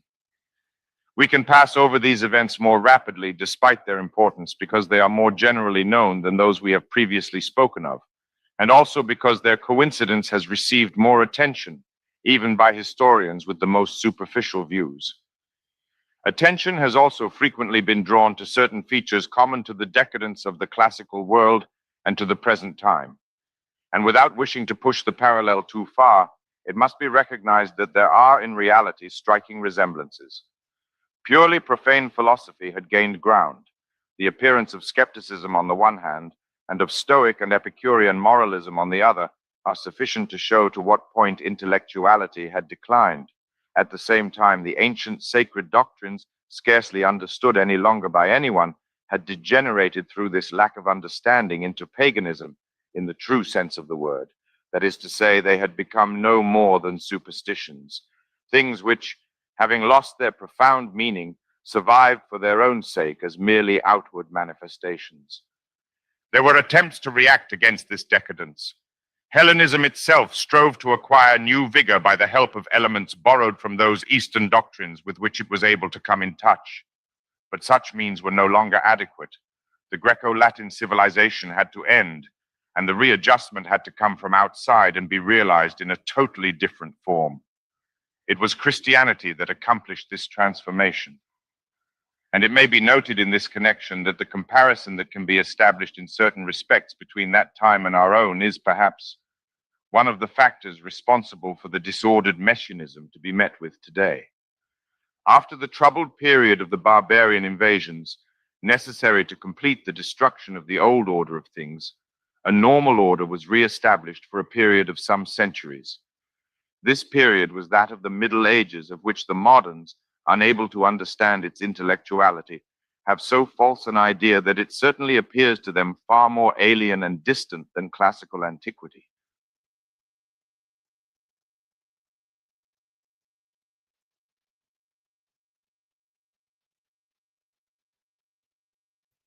Yeah, so now you have the appearance of Christianity, right? Now Christianity, on the one end, he says that there is huge excesses in Greco-Latin civilization. For example, Hellenism, right? So he said the correcting measure had to be brought from outside of that civilization, right? So, Christianity was an attempt to bring in that sort of foreign idea in order to supplant Hellenism, right? Because Hellenism had gone way too far, right? In its decadence, right, is what he's saying. So, in terms of Christianity, obviously, right, Alul points out that the opposite thing also happened, right? Then the Greco-Roman ideals seem to have then went into the Christian message, right? And he thought that was a negative thing, right? That sort of that the Roman civilization sort of the decadence of Rome had corrupted certain Christian ideas from the inside out, right? Or to a certain extent, or at least this is what he felt. Where he wrote a book called "The Subversion of Christianity," right? Where obviously he was a Protestant, right, Calvinist, right, or of sorts, I think. But yeah, Guenon, he's a weird like occultist, right? I think he like combined his occultism with like Sufi Islam or something like that. But yeah. For us, the real Middle Ages extend from the reign of Charlemagne to the opening of the 14th century, at which date a new decadence set in that has continued through various phases and with gathering impetus up to the present time. This date is the real starting point of the modern crisis. It is the beginning of the disruption of Christendom. with which the Western civilization of the Middle Ages was essentially identified. At the same time, it marks the origin of the formation of nations and the end of the feudal system, which was very closely linked with the existence of Christendom. The origin of the modern period must therefore be placed almost 2 centuries further back than is usual with historians. The Renaissance and Reformation were primarily results, made possible only by the preceding decadence. But far from being a readjustment, they marked an even deeper falling off, consummating as they did the definitive rupture with the traditional spirit, the former in the domain of the arts and sciences, and the latter in that of religion itself, although this was the domain in which it might have seemed the most difficult to conceive of such a rupture. As we have said on previous occasions, what is called the Renaissance was in reality not a rebirth, but the death of many things. On the pretext of being a return to the Greco-Latin civilization, it merely took over the most outward part of it. So I think maybe he has in mind that the Carolingians and the Merovingians, perhaps they brought in all of the Greco-Latin philosophy and expanded upon that, right? And so they were a early starting point for the Renaissance, right? And the Enlightenment philosophy that so he's saying that it's much earlier. Now, obviously, it's interesting to note that while Guenon puts this whole thing in like the 13th and 14th century, so does Mumford, right? Because they are aligning it with the invention of the mechanical clock. So there's lots of ideas and sort of dates that seem to link up in terms of Guenon and also in terms of Ellul, right? And also Mumford, right? So this was the only part that could be expressed clearly in written texts. And in any case, this incomplete restoration was bound to have a very artificial character, as it meant a re-establishment of forms whose real life had gone out of them centuries before. As for the traditional sciences of the Middle Ages, after a few final manifestations around this time, they disappeared as completely as those of distant civilizations long since destroyed by some cataclysm. And this time nothing was to arise in their place. Henceforth there was only profane philosophy and profane science. In other words, the negation of true intellectuality, the limitation of knowledge to its lowest order, namely the empirical and analytical study of facts divorced from principles, a dispersion in an indefinite multitude of insignificant details, and the accumulation of unfounded and mutually destructive hypotheses, and of fragmentary views leading to nothing other than those practical applications that constitute the sole real superiority of modern civilization. A scarcely enviable superiority, moreover, which by stifling every other preoccupation has given the present civilization the purely material character that makes of it a veritable monstrosity. An altogether extraordinary fact is the rapidity with which medieval civilization was completely forgotten. Already in the 17th century, men had lost all idea of what it had been, and its surviving monuments no longer had any meaning for them, either intellectually or even aesthetically. All this is proof enough of how far the general mentality had changed. We shall not here investigate the factors, and they are certainly complex, that contributed to bringing about a change so radical that it seems difficult to admit that it can have occurred spontaneously without the intervention of some directing will whose exact nature must remain rather enigmatic. In this connection, one may note some very strange circumstances, such as the popularization at a certain moment, under the form of new discoveries, of things that had in reality been known for a very long time, but not generally disclosed, since the disadvantages of so doing ran the risk of outweighing the advantages. It is also improbable that the legend alleging that the Middle Ages were a time of gloom, ignorance, and barbarism could have arisen and become accepted, or that the veritable falsification of history in which the moderns have indulged could have been accomplished in the absence of some preconceived idea. But we shall pursue this question no further, for in whatever manner these processes may have taken place, our main concern for the moment is to make clear their results. A word that rose to honor at the time of the Renaissance and that summarized in advance the whole program of modern civilization is humanism. Men were indeed concerned to reduce everything to purely human proportions, to eliminate every principle of a higher order, and one might say symbolically to turn away from the heavens under pretext of conquering the earth. The Greeks, whose example they claimed to follow, had never gone as far in this direction, even at the time of their greatest intellectual decadence. And with them, utilitarian considerations had at least never claimed the first place, as they were very soon to do with the moderns. Okay, so remember, I explained this conception of man earlier with three main stages of movement. Right. First is this notion, right, that sort of man is the measure of all things. Okay, and this means that man is sort of microcosm of the macrocosm. So he's sort of in a one-to-one relationship with nature. The second idea is this notion that in order for man to become like God, God had to become like man. Right? So now, right, man is sort of aligning himself, right, with God, right? In a way. So it's not just nature, but God. Right. And then in the third stage, right, you have this idea of Marx, where he says the root of man is man himself. Right now, it's neither nature nor God that helps us understand who we are, but it's our ability to define ourselves. That's the most pivotal concept.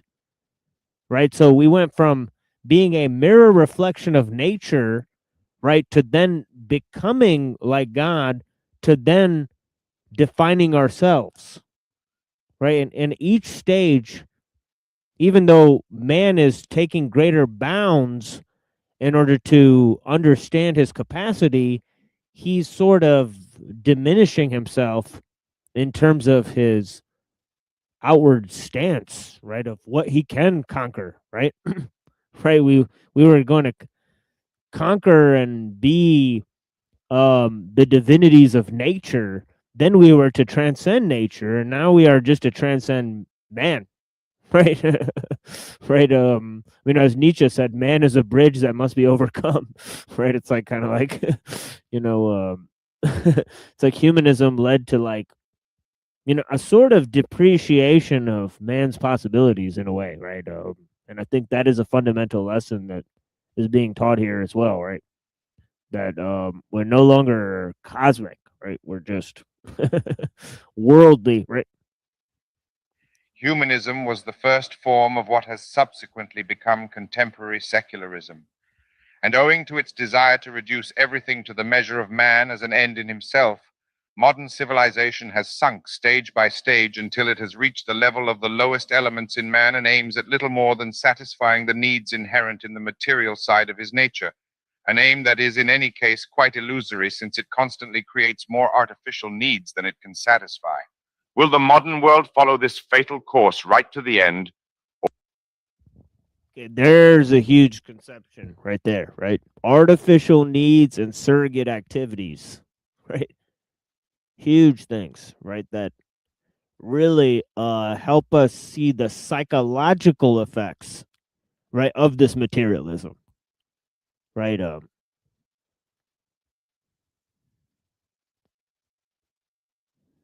will a new readjustment intervene once more, as it did in the case of the Greco-Latin decadence, before it reaches the bottom of the abyss into which it is being drawn?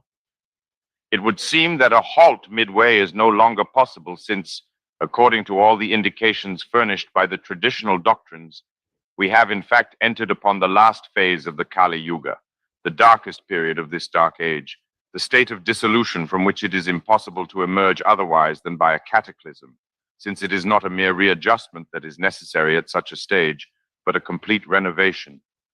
Disorder and confusion prevail in every domain and have been carried to a point far surpassing all that has been known previously, so that issuing from the West, they now threaten to invade the whole world. We know full well that their triumph can never be other than apparent and transitory. But such are the proportions which it has reached, that it would appear to be the sign of the gravest of all the crises through which mankind has passed in the course. Okay, so this is a huge insight, right? And one that we've discussed continuously on this show, right? Is that although the system of thought and ideology that threatens, basically all of mankind issued from Western civilization, right? As he said, it now threatens all mankind, right? So it's sort of inconsequential to dwell on obviously you have to dwell on its ideological configuration, and so you have to understand its historical sort of origins, right? But now you have to understand that it's not something that the West is uniquely dealing with, right? It threatens the entire world, right? So yeah. So it's important to understand that, right? Of its present cycle. Have we not arrived at that terrible age announced in the sacred books of India, when the castes shall be mingled, when even the family shall no longer exist? It is only necessary to look around in order to be convinced that this state is truly that of the world of today, and to see on all sides that profound degeneracy which the gospel terms the abomination of desolation. The gravity of the situation cannot be minimized. It should be envisaged such as it is, without optimism, but also without pessimism. For as we have already said, the end of the old world will be also the beginning of a new one. This gives rise to the question, what is the reason for a period such as the one in which we now live? Indeed. And so I think he's trying to replace, the idea of progress with the cyclical view, right? But I think this is just as futuristic as the view of progress, right? So I don't know if he understands that, right? But he's looking towards the new epoch, right? So I don't know if he understands that he's actually, with his occult theology, actually prefiguring himself into the futuristic ideal of the humanists, right? So and there's a lot of thinkers today that don't understand stuff like that, right? Like for example, Alexander Dugin and others, right? They're throwing themselves into the same idealism, right? By believing that there's these epochal phases, right? That there's going to be this great change and so on and so forth, right? They're simply reverting to a sort of quasi-futurism, right? In their cyclical view, right? That their think is supplanting the view of progress. I don't think it is, right? They're still holding out for something, right?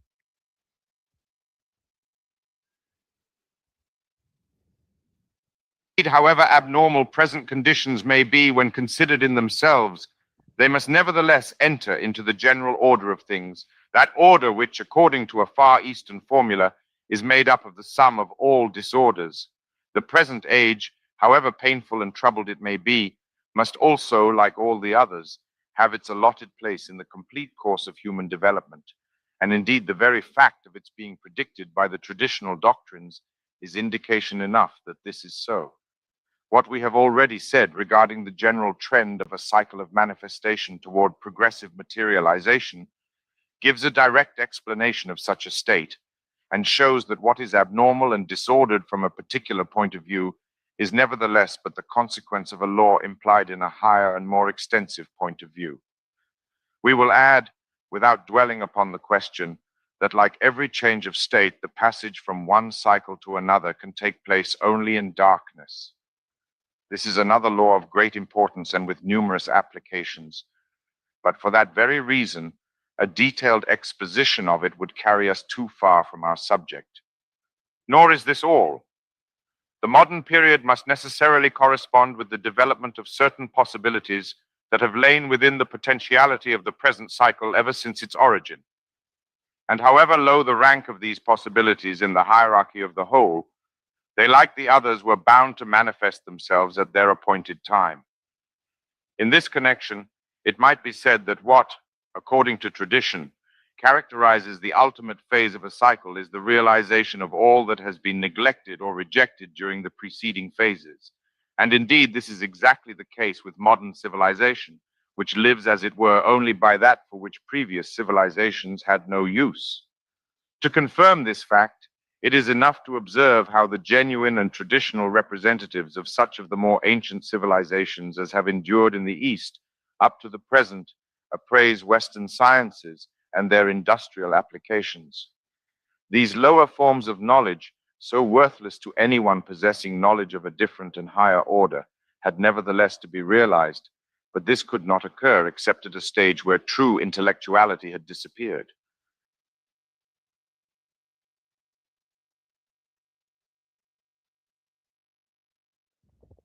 Okay, so there's this other thing he mentioned, which is the disappearance of true intellectuality with the appearance of the, uh, you know, basically brute physicalism and the material, the materialistic and mechanistic sciences.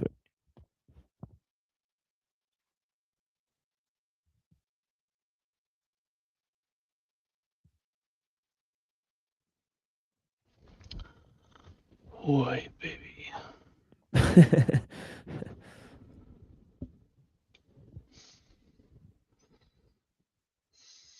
So yeah, so add that to the pile, yeah, of critiques.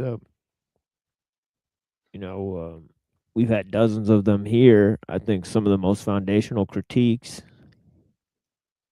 of the world technological system, and and and of techno liberalism, which are basically its ideological foundations, right? As I said, there's things that liberalism and humanism seem to prize, right? Like democracy, like capitalism, okay, like scientific enterprise, and all these things seem to be dominated by technological progress, right? So that's certainly not what they envisioned when they, wanted to proliferate human freedom through science and liberalism. So the fact that technology is driving liberalism, even though liberalism gave birth to the world technological system. Now, this is a huge, I think, a huge mystery for sociologists, anthropologists, right, politicians, right, and people who still identify with the sort of humanistic impulse, right? Because there's plenty of people that, notice the collective depersonalization, right, of the human, and the sort of um you know the modern sort of technical malaise, right, and the sort of spiritual malaise that is the um counterpart to it.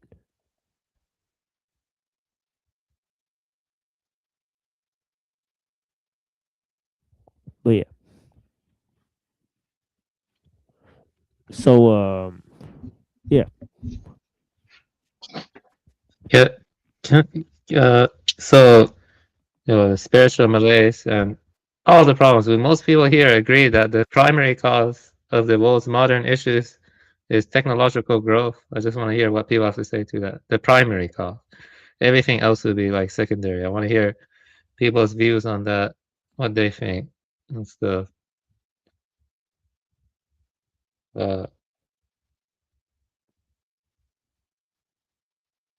If they want to respond. I think so. Primary cause for what again exactly? For most of the major issues we're experiencing, like spiritual malaise, or like lost human down, autonomy, stuff like that. down to,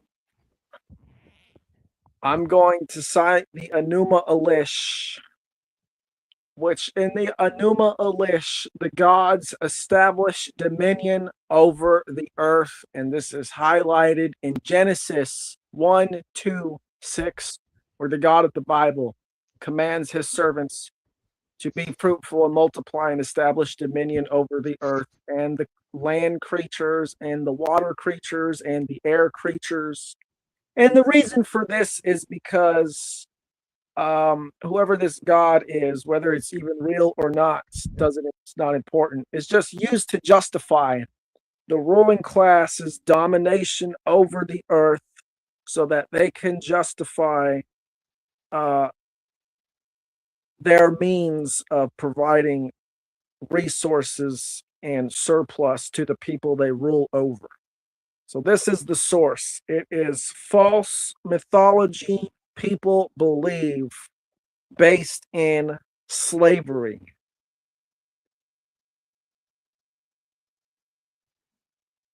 See, I think that I see. So you wouldn't like monotheism personally. I would actually kind of agree with that. You don't like monotheism, or I want to hear your opinion on monotheism. Well, if we take the monotheism as of like Aten and Yahweh, all these are gods who exist within polytheistic pantheons who are attempting to exert themselves as the supreme deity within that pantheon. So, from this perspective, I think monotheism is a bunch of nonsense. But if we look at it from a more pantheistic perspective, then that's what I would lean more towards. See, yeah, what you were saying, it sounded like either henotheism or monolatry. That's what it sounded like. Even henotheism is like there's a pantheon of gods, but there's one supreme god. Monolatry is that there are many gods, but one chooses to worship one solely. And so, those are fancy words. I just wanted to say it. So does anyone else here have? Would you agree? Yeah, I think you see like a semiotic channeling to this very interesting idea. Does anyone else here think that the primary cause to all these social issues stems from industrial growth, like technological growth, stuff like that, or what do you think? What do you think is the primary cause to spiritual malaise and loss of human autonomy?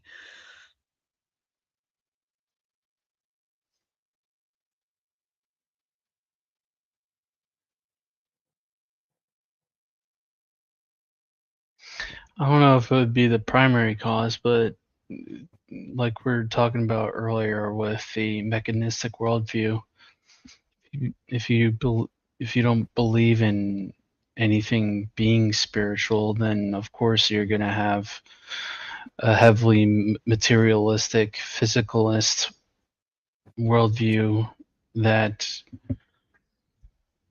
only focuses on the brain rather than the mind, and the body rather than soul or spirit. So eventually you end up with, I guess, a lot of the problems we do face today.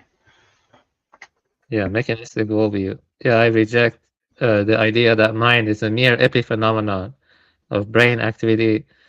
Yeah, I think I accept a kind of non-substantialist idealism where there's a kind of non-abiding awareness that is the true nature of mind, and that leads to neither one nor two. It leads to a kind of non-duality. Personally, I think panpsychism is pretty good too. Yeah, I like your answer. Thank you. I guess no one else wants to answer.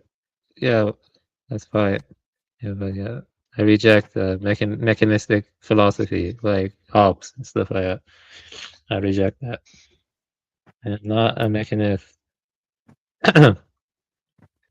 As if you are quite. I don't think I have anything to add to what Lone Wolf said. That's pretty much majorly speaking, the substance of the problem. We can argue different spiritual points of view, but there's more or less already agree on most of those principles. So. Thank you. I appreciate your response. I agree. Guenon's analysis of the decay from society is very good. It's decline. I did read Crisis in the Modern World and some other books. It's an anti-modernist text. That's what I call it. Anti-modernist. Stuff like that. Yep. I have an answer for you, but it's kind of long, so I can make it part of what I say later, or I can answer you now. I don't want to steal your show. It's still your time. I can barely hear you, but You're I asking, can. you're asking what's the root of the problem, and I wanna shine a light on something that's Let's more. hear it now. You can hear him? I can barely hear him. Yeah, I can hear him. Let's hear it now, Mega Man. More gain? You need more gain first in the mic? Yes, if you can add more gain, that would be great. Yes. Yeah, I tried to turn you up too. How's that? Is that better? Yeah, much better. Yeah. Okay, now before I talk, let me put my headphones on.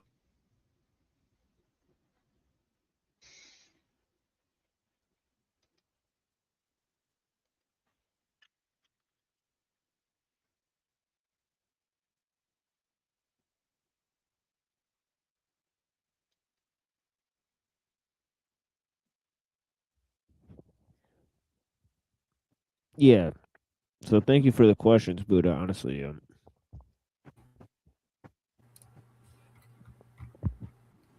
Okay, you ready for the answer? hell yeah. Okay. The root of disorder in the human mind lies in fragmentation.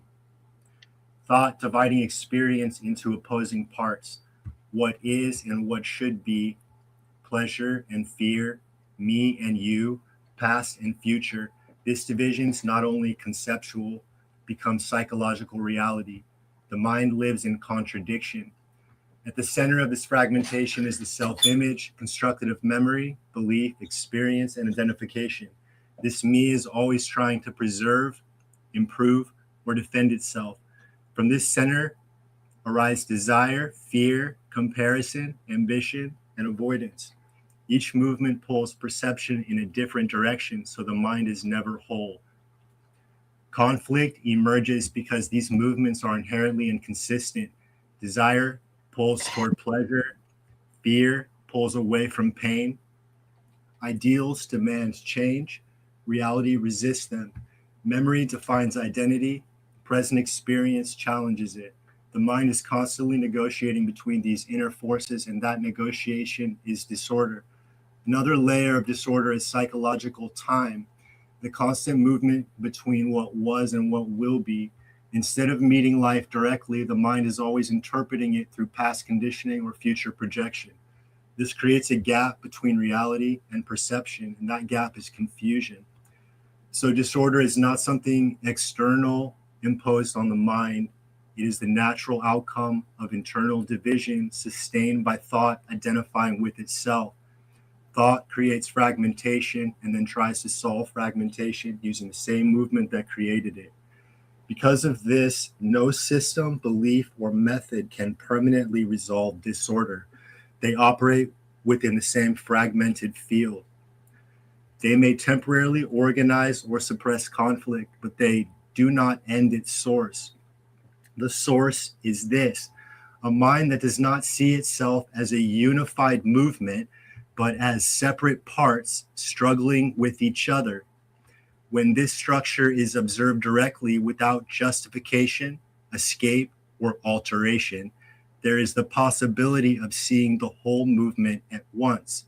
And in that seeing, the basis of conflict begins to lose its continuity because it depends on unconscious fragmentation to sustain itself.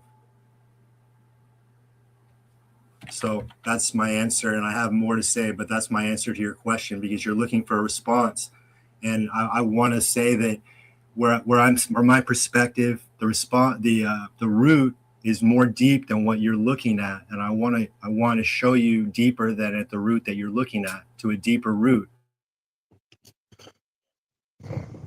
It sounded like Mega Man was talking about being and becoming a little bit, or maybe a whole lot, with regards to the fragmentation in forgetting that you are a part of one grand motion and thinking that you're part of these divided pieces that are competing with each other. This is exactly what becoming is.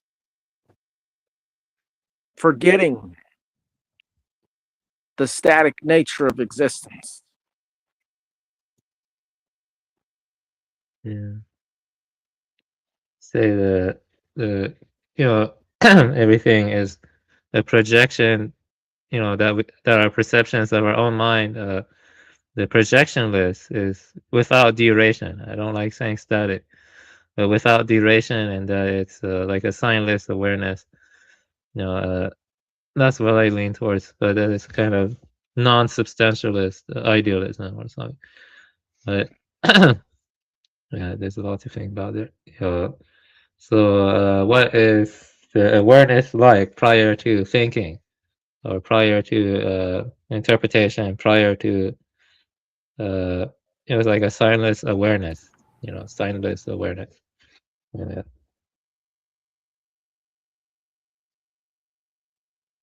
I have something I'd like to read. It won't take long if you guys like to hear it. It's just an introduction from a book by Father Seraphim Rose. He's an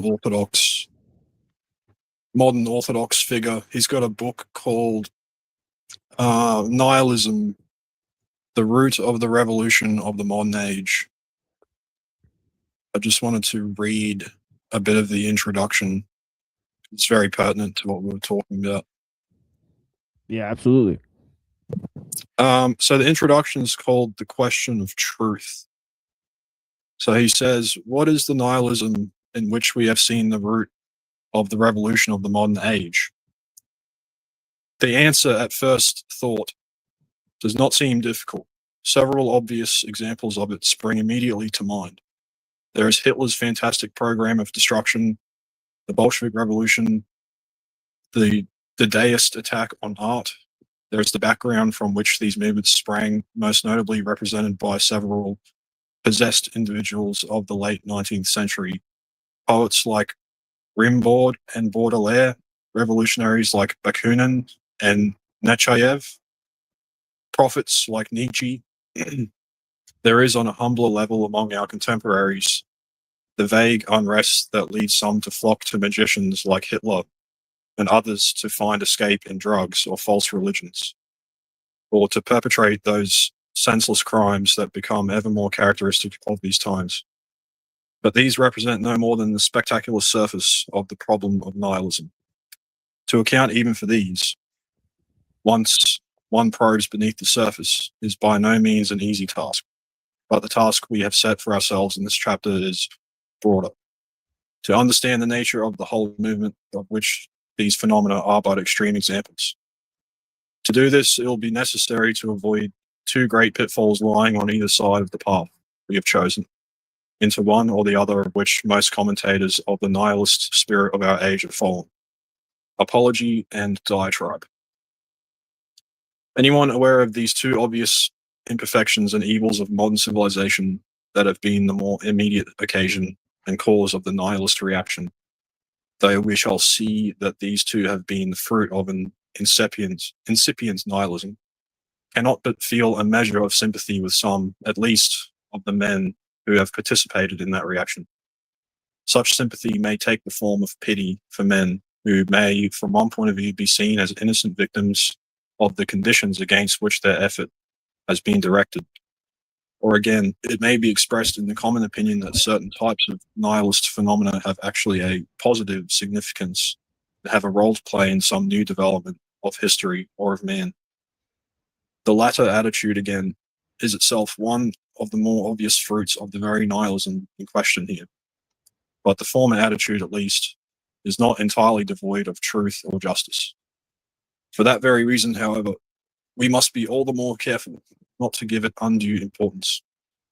It is all too easy in the atmosphere of intellectual fog that pervades liberal and humanist circles today to allow sympathy for an unfortunate person to pass over into receptivity to his ideas.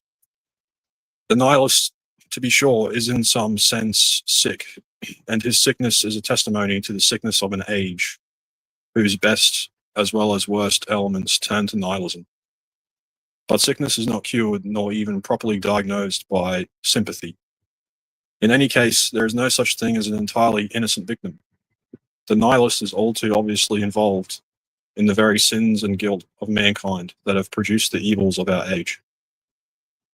And in taking arms, as do all nihilists, not only against real or imagined abuses or injustices in the social and religious order, but also against order itself and truth that underlies that order, the nihilist takes an active part in the work of Satan, for such it is, that can by no means be explained away by the mythology of the, quote, innocent victim. No one in the last analysis serves Satan against his will. But if apology is far from our intention in these pages, neither is our aim mere diatribe. It is not sufficient, for example, to condemn Nazism or Bolshevism for their barbarism, gangsterism or anti-intellectualism, and the artistic or literary avant-garde for their pessimism or exhibitionism. Nor is it enough to defend the democracies in the name of civilization, progress, or humanism, or for their advocacy of private property or civil liberties. Such arguments, while some of them possess a certain justice, are really quite beside the point. The blows of nihilism strike too deep. Its program is far too radical to be effectively countered by them. Nihilism has error for its root, and error can be conquered only by truth. Most of the criticism of nihilism is not directed to this root at all, and the reason for this, as we shall see, is that nihilism has become in our time so widespread and pervasive, has entered so thoroughly and so deeply into the minds and hearts of all men living today, that there is no longer any front on which it may be fought. And those who think they are fighting it are most often using its own weapons, which they, in effect, turn against themselves. Some will perhaps object, once they have seen the scope of our project, that we have set our net too wide, that we have exaggerated the prevalence of nihilism, or if not, then that the phenomenon is so universal as to defy handling at all. We must admit that our task is an ambitious one, all the more so because of the ambiguity of many nihilist phenomena. And indeed, if we were to attempt a thorough examination of the question, our work would never end. It is possible, however, to set our net wide and still catch the fish we are after, because it is, after all, a single fish and a large one. A complete documentation of nihilist phenomena is out of the question, but an examination of the unique nihilist mentality that underlies them, and of its indisputable effects and its role in contemporary history is surely possible. There's more to the introduction. I just wanted to read that first bit of it. I thought you guys might want to check that book out. It's called Nihilism, the Root of the Revolution of the Modern Age by Father Seraphim Rose. And it's pretty much an Orthodox Christian perspective on all the stuff we're talking about. And yeah, in that book, he talks about transhumanism and the future, the direction of the future that we're going in. It's very, very interesting author, Father Seraphim Rose. So There's someone else here. He's deep into Seraphim Rose. Yeah, I do plan to read him in the future. So the nihilism books seem interesting. I like reading books from different perspectives. Yeah, thank you for sharing that. Yeah, we're familiar with Rose when TML delved into Christ, the Eternal Tao, where we compared Rose's interpretation edition of the Tao versus the Crowley edition interpretation. Right. Yeah. It's a very, very interesting contrast. And like one of his main things that he repeats often is, you know, most of philosophers in the recent times are basically idiots. You know, they're very technical, very technical in their analysis and that sort of thing. But their ultimate presuppositions are all, yeah, pretty much nihilistic. They lack, you know, like a spiritual or metaphysical constitution. Especially Nietzsche. He writes a lot about Nietzsche, his reductionism. You say nihilistic, you mean moral nihilism, right? Moral nihilism. Yeah, you could you could talk about it from the point of view of, you know, liberalism, humanism, all that, you know, that sort of thing, or you could, you know, go deeper and look at it from a spiritual point of view. Yeah, I think I'm against moral nihilism. I'm against moral nihilism. Yeah, I'm against moral nihilism. I think I accept a kind of moral realism. Yeah, that's right. And moral nihilism is not good. It leads to Marxist Sadies and stuff like that. Yeah, it leads to transgressive people and stuff like that. I mean, it leads to enabling transgression. Yeah. I don't think the physicalist worldview or the scientific worldview is sufficient in deriving a normative ethics or a meta ethics. You know, meta ethics means the study of the justification of the moral claims or whatever, and normative ethics is like trying to, you know, ground, you know, what we ought to do or so, and that gets into like questions of deontology and virtue ethics and some others. I don't like utilitarianism. I don't like utilitarianism. Like, what was the name of that one utilitarian? I read him. I forgot his name. Yeah, but yeah, I think. Yeah, Not I don't Stuart think Mill. Yeah, I read Thomas Ligotti. I read these nihilistic writers like Emil Cherian. I read about, you know, those guys are nihilists. I read, and there are a lot of nihilists, philosophers out there. They're growing in popularity, or writers and stuff like that. It just leads to people Yeah, I getting noticed in like intellectual, like Gen Z sort of realm, Nietzsche is very popular. Nietzsche, it says here in this book, it talks about Nietzsche at one point. Nietzsche proclaimed himself Antichrist.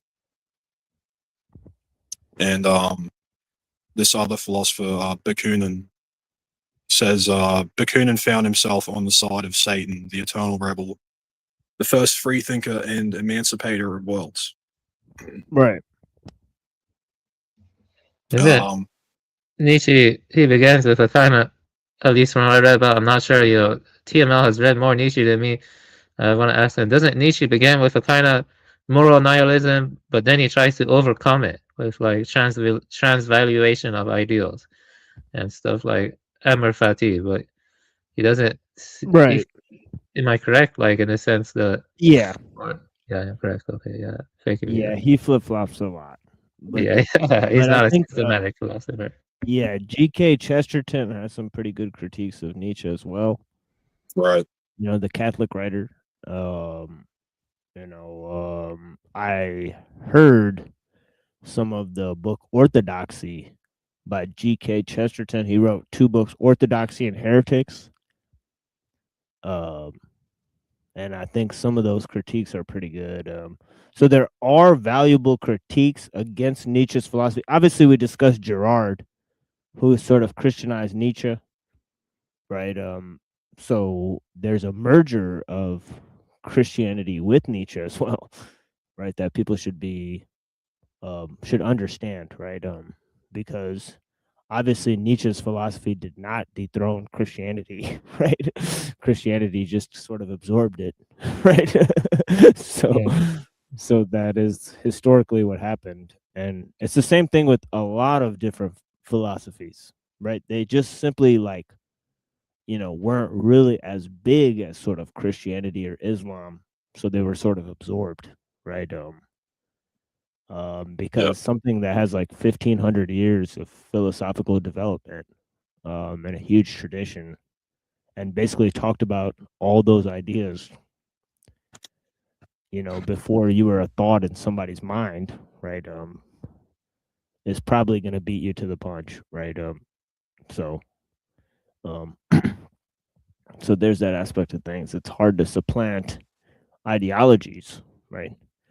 And it's even harder to supplant sort of these religious outlooks, right? So, but they have been transformed, right? And obviously, the transformation is key to understanding, sort of the modern plight. So let's move here to Evola.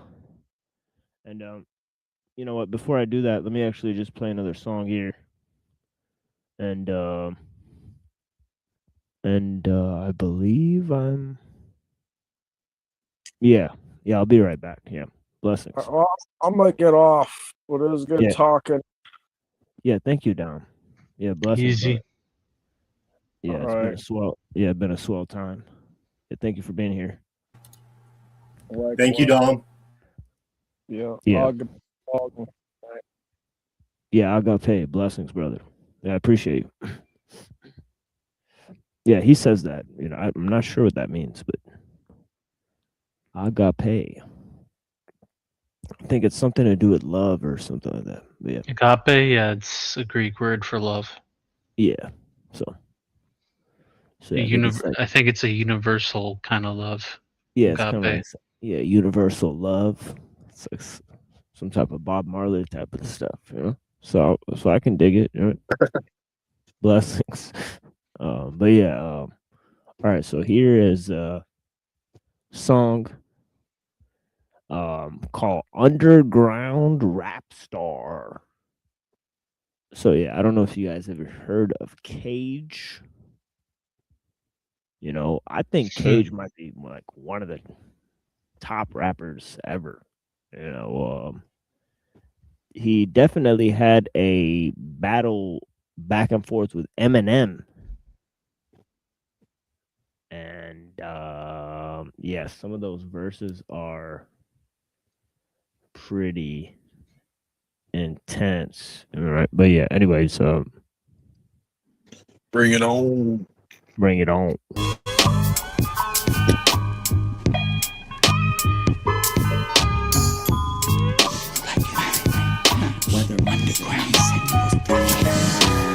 Every rapper in the house, shut the fuck up. Every rapper in the house, shut the fuck up. Every rapper in the house, shut the fuck up. Don't go against no other man, you gonna get fucked up. And I ain't fucked up now, bluffing the basics. Let stuff in the A6 from that kid, huffing the matrix. I let my brain cells fight it out until the light are out. You ain't even got hands to hold the guns you write about.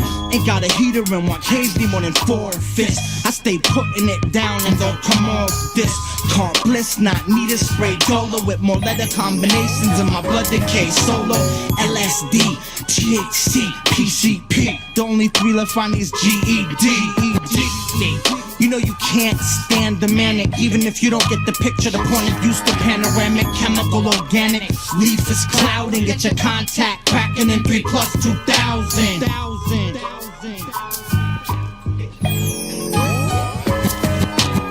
This is federal hate, the federal weight, the medical's great. This is the life of an underground rap star. Get lots of brain, but the birds are vain and peck at any man. This is the life of an underground rap star. You spit it, you bit it, ain't even got your car kitted, you get it. This is the life of an underground rap star. Travel on somebody else's dime, make it still pull out the 9. This is the life of an underground rap. This is my brain on drugs, these are the drugs in my brain. I stab this shit out of Clyde, it's like the blood in his dame. After I fucked her insane, Sax pistol got a chest to spray. The fuck you think my identity was born yesterday? Been the Prince Elite since the purple rain was in the street. I parted the projects for that sea of silver you see. And the beam on my gun match the drink in my glass. That's incredible hope, they on the incredible ass. Liquid kid, is. Snake Plissken drifting in terror. Escape New York and come back when the sheesh wear off. Personality pair off till my skin phrase. Been gone for 10 days. Feel like 2, still like blue. The blast Ferrari red. Ain't forgiving the hoe for giving up sorry head. Vintage electronic Atari wet. Labels try to hype you up like you gon' fight Roy. Like that Jeff fucked around and signed the wrong white boy. This is federal hate, the dead of awake, the medical's great. This is the life of an underground rap star. Get lots of brain, but the birds are vain and peck at any man. This is the life of an underground rap star. You spit it, you bit it, ain't even got your car kitted, you get it. This is the life of an underground rap star. Travel on somebody else's dime, and can still pull out the nine. This is the life of an underground rap star. This is the life of an underground rap star. This is the life of an underground rap star. This is the life of an underground rap star. This is the life of an underground rap star. Yeah, there's no way these numbers are making any sense here. Yeah, these numbers don't make any sense. So either we're hugely shadow banned or they're consistently fucking with the numbers the entire time I'm doing the live stream. But yeah, it is what it is. I appreciate the people that are watching. It says we have 17 people watching now somehow, even though there's not that many a few minutes ago. So I'm not sure what's going on, but that's the number we started out with for sure. So I'm not really sure what's going on here tonight. But nonetheless, I appreciate everybody for watching. But yeah, we're gonna move forward here to Evola, who is a student of Guenon, right? And this is kind of the last thing we'll look at by him for a while, right? But obviously there's not that much there. They do have a interesting audiobook by him called Ride the Tiger. You usually find that on YouTube. But yeah, I've not like I said, I've not really read that much by Guenon and Evola. Right? I've not really, but I have looked into them, obviously. I've looked into what they're about, looked into traditionalism and all that type of stuff. So obviously I've looked into their philosophy. I read a book by Sayed Hussein Nasser, and he's kind of in the tradition of Guenon and Evola, and he's pretty interesting. I think he's pretty nefarious in my mind, right? He's connected to the Muriamia cult, and his son is connected to the alt-right movement. So I don't know. He's a pretty weird dude, for sure. But yeah, anyways, here's this. And the masses in the cadres proper to a socialist civilization of labor, all these bear witness to the third collapse, in which power tends to pass into the hands of the lowest of the traditional castes, the caste of the beasts of burden and the standardized individuals. The result of this transfer of power was a reduction of horizon and value to the plane of matter, the machine, and the reign of quantity. The prelude to this was the Russian Revolution. Thus, the new ideal became the proletarian ideal of a universal and communist civilization. We may compare the above-mentioned phenomenon of the awakening and gushing forth of elemental subhuman forces within. So look, look at how he put that, right? The reign of quantity and the machine brought forth this sort of technical civilization that's basically communistic, right? And it's enterprise, right? It has to be because large-scale technologies increasingly centralized, right? And also the technical procedures themselves, right, sort of depersonalize, right? They sort of take away a significant aspect of the decision-making processes, right? So yeah. But yeah, let's hear that again. As a reduction of horizon and value to the plane of matter, the machine, and the reign of quantity. The prelude to this was the Russian Revolution. Thus, the new ideal became the proletarian ideal of a universal and communist civilization. We may compare the above-mentioned phenomenon of the awakening and gushing forth of elemental subhuman forces within the structures of the modern world to a person who can no longer endure the tension of the spirit, that of the first caste, and eventually not even the tension of the will as a free force that animates the body, that of the warrior caste, and who thus gives in to the sub-personal forces of the organic system and all of a sudden reacts almost magnetically under the impulse of another life that replaces his own. The ideas and the passions of the demos soon escape men's control and they begin to act as if they had acquired an autonomous and dreadful life of their own. These passions pit nations and collectivities against each other and result in unprecedented conflicts and crises. At the end of the process, once the total collapse has occurred, there awaits an international system under the brutal symbols of the hammer and the sickle. Still inventing like a caveman? Get expert help at inventing.com. 60,000 square feet invention land factory. Over Weird, dude. Do you guys notice the weird phrasing within the commercial? Right? It says still inventing like a caveman. And we're listening to Evola revolt against the modern world. It's pretty interesting, right?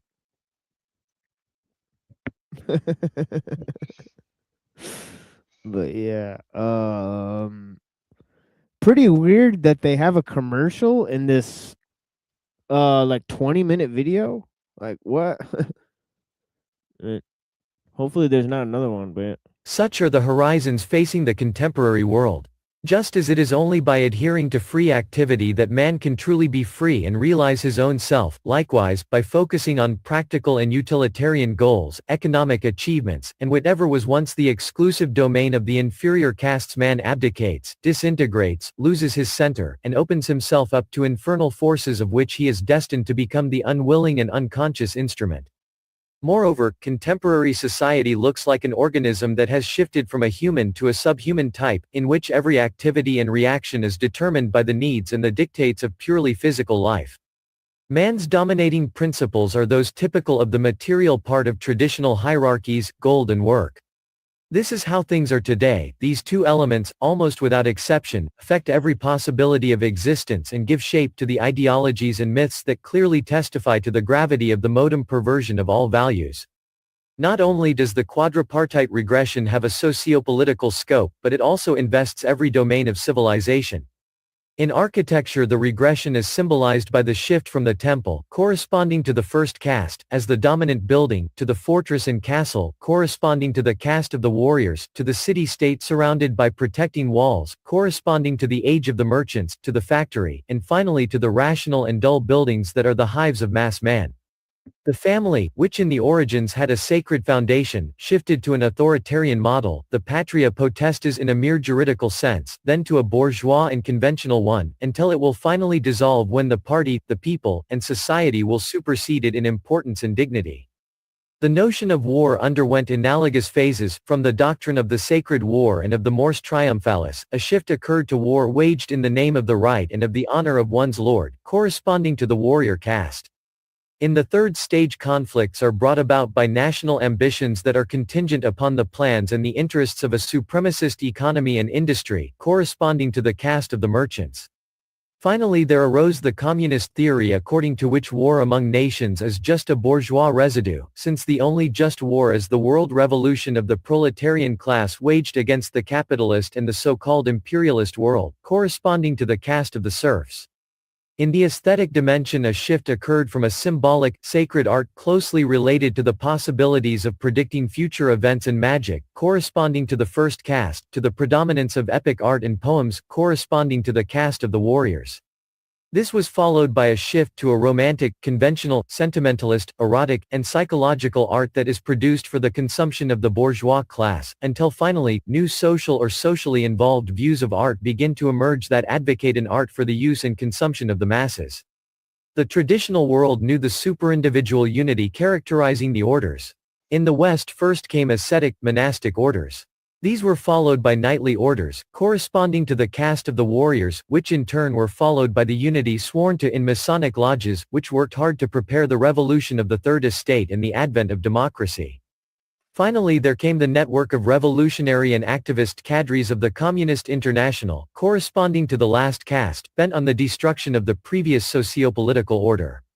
It is on the plane of ethics that the process of degradation is particularly visible. While the first age was characterized by the ideal of spiritual virility, initiation, and an ethics aimed at overcoming all human bonds, and while the age of the warriors was characterized by the ideal of heroism, victory, and lordship, as well as by the aristocratic ethics of honor, faithfulness, and chivalry, during the age of the merchants the predominant ideals were of pure economics, profit, prosperity, and of science as an instrument of a technical and industrial progress that propels production and new profits in a consumer society. Finally, the advent of the serfs corresponds to the elevation of the slave's principle, work, to the status of a religion. It is the hatred harbored by the slave that sadistically proclaims, if anyone will not work, neither let him eat. 2 Thessalonians chapter 3:10.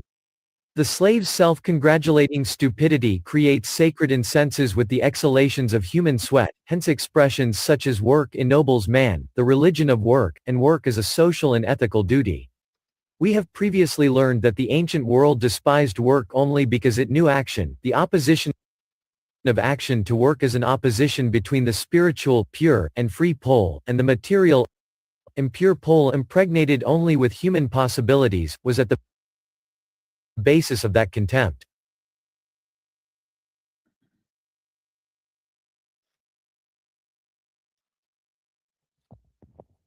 All right.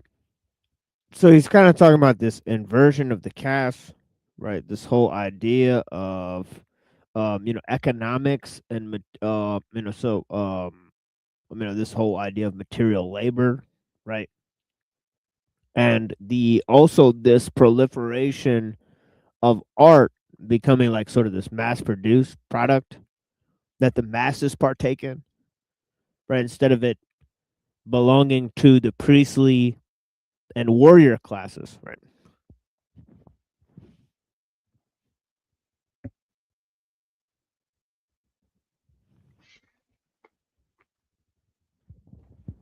And of course, all these are significations of decadence.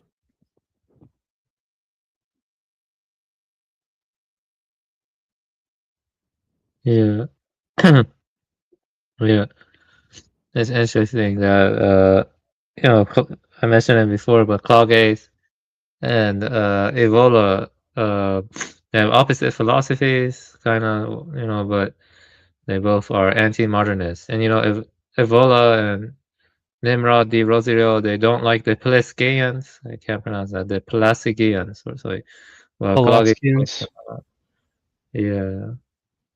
It's like there's Colgate was soul-oriented, while Evola and Nimrod are spirit-oriented.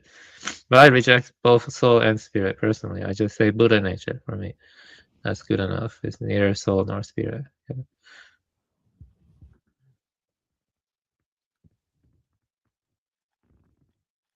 That's just my view. Let me see here.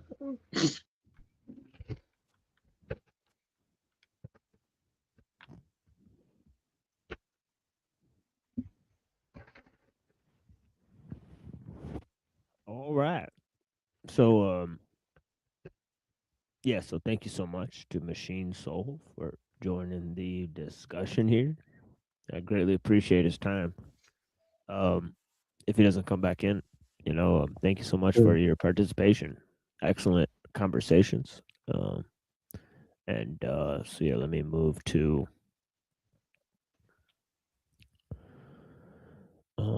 this here.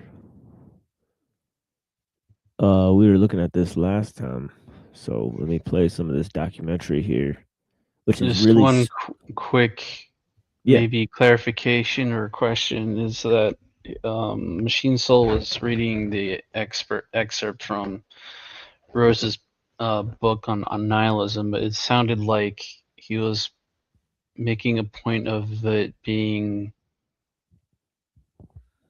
like a war of like presuppositions or something, right?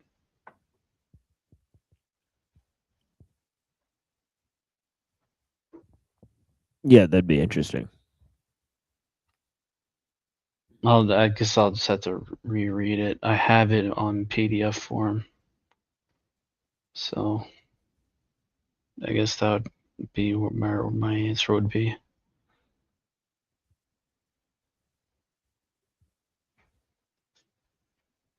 Anyways. Yeah, I think Evola is more onto that level too, because he's saying that there's a certain sort of metaphysical dualism at play. You know, that presupposes this societal sort of divide, right? And then the loss of this hierarchy is a result of not taking into account that sort of metaphysical dimension. You know, so they've Right, always said that. And I think Pill Eater would probably bring up Plantinga at some point here.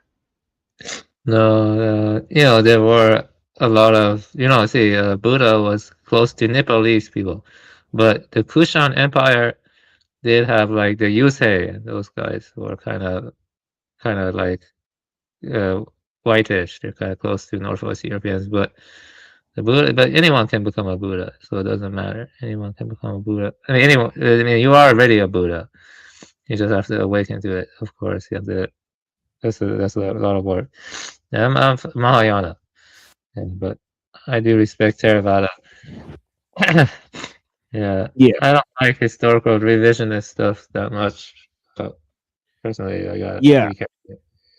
Yeah, and it may sound like, you know, maybe some of the show is anti-European. There's nothing of the sort, right?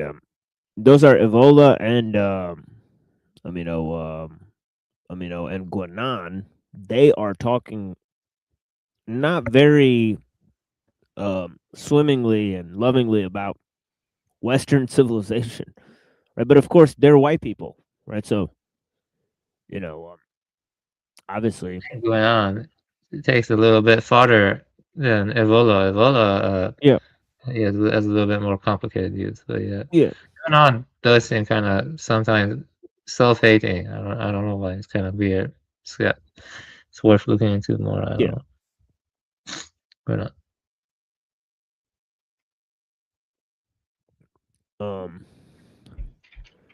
So yeah, it is weird irony, right?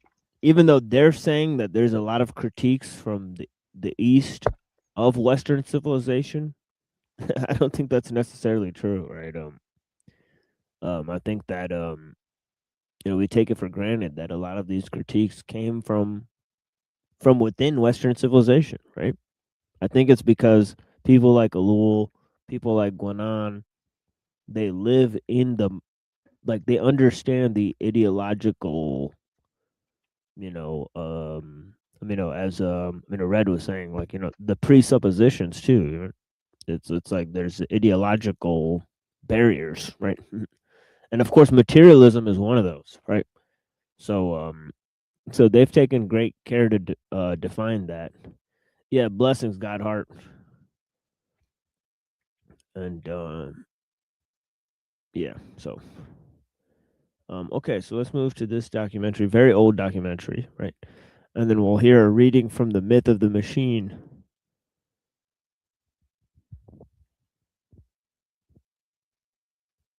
Where I am standing now.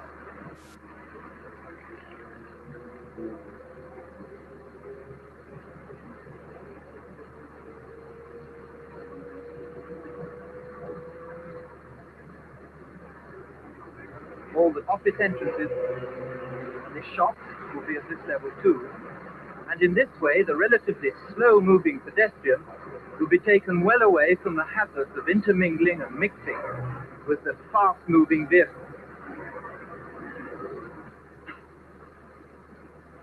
So this was one of the projects that Mumford was trying to work on, was to separate the motorways from the residential areas and the shopping areas, right? So that the cars would have their own network and the life of the city would not be sort of revolving around the invention of the automobile, right? Because there was many city plans that were basically changing themselves. And of course, today, largely, right, the city is largely, to save space, right, the elevators and the automobiles, right, they've been heavily incorporated into the city. And obviously, the life in the city has drastically changed, right? Obviously, huge amounts of noise pollution and I think just clutter, right? And just walking past the cars making all the noise and next to your businesses. I just think it's interesting that these sort of plans were not incorporated, right? And instead, cities and towns are built around these automobiles, right?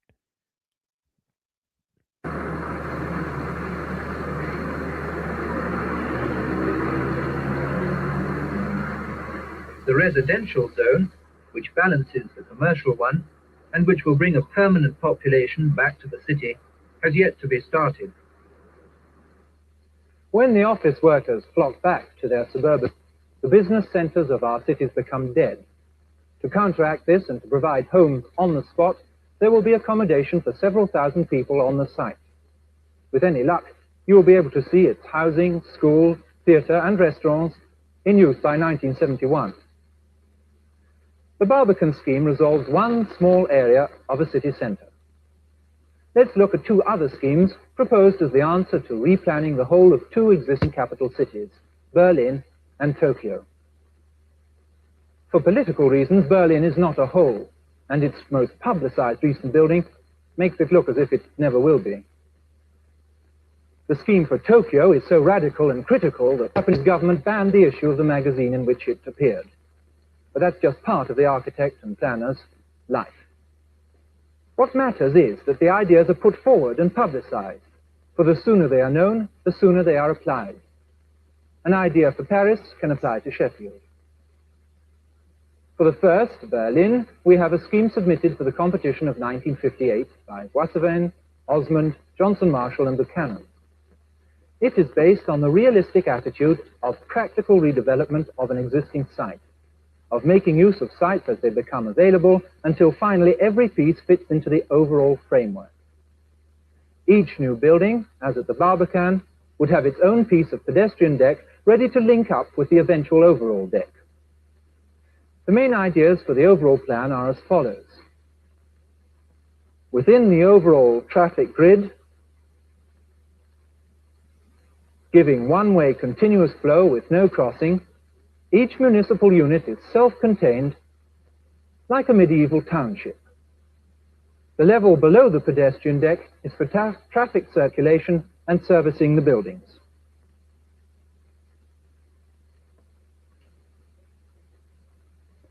In this way, the pedestrian never meets a bus or car unless he wants to get in or out of it.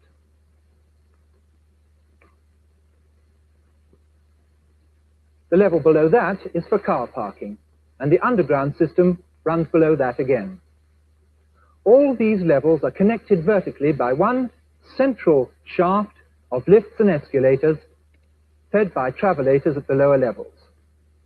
All services, heating, lighting, water, and so on, are provided centrally by the municipality, cutting out the waste and inefficiency of duplicating these services, supplying and maintaining them all.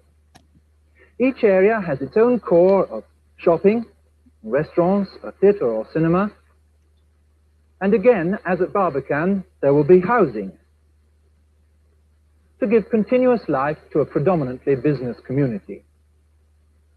These core areas are linked to each other by pedestrian bridges over the traffic routes, giving a whole city of individual but related communities set around the other famous special areas of government, entertainment, and learning.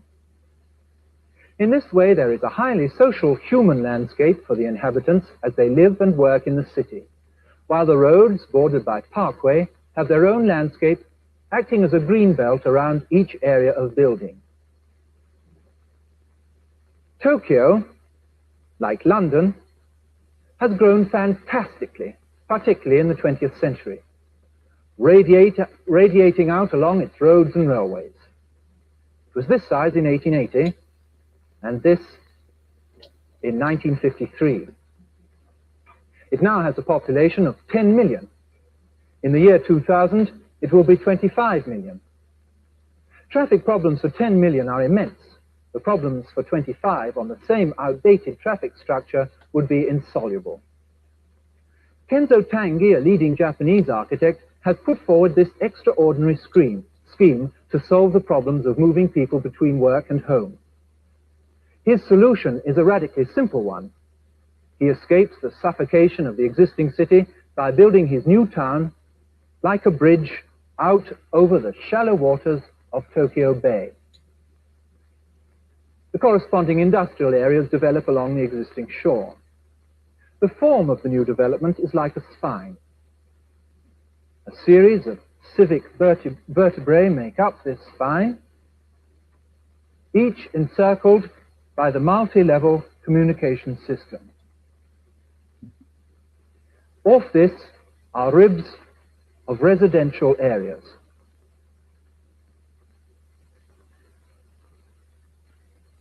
This model gives a closer look at 3 of these civic centers. Let's look at the communications first. The outermost road here is for 70-mile-an-hour traffic. Underneath it is another for 30-mile-an-hour traffic with monorail services, and the lowest level here inside is for 5-mile-an-hour traffic.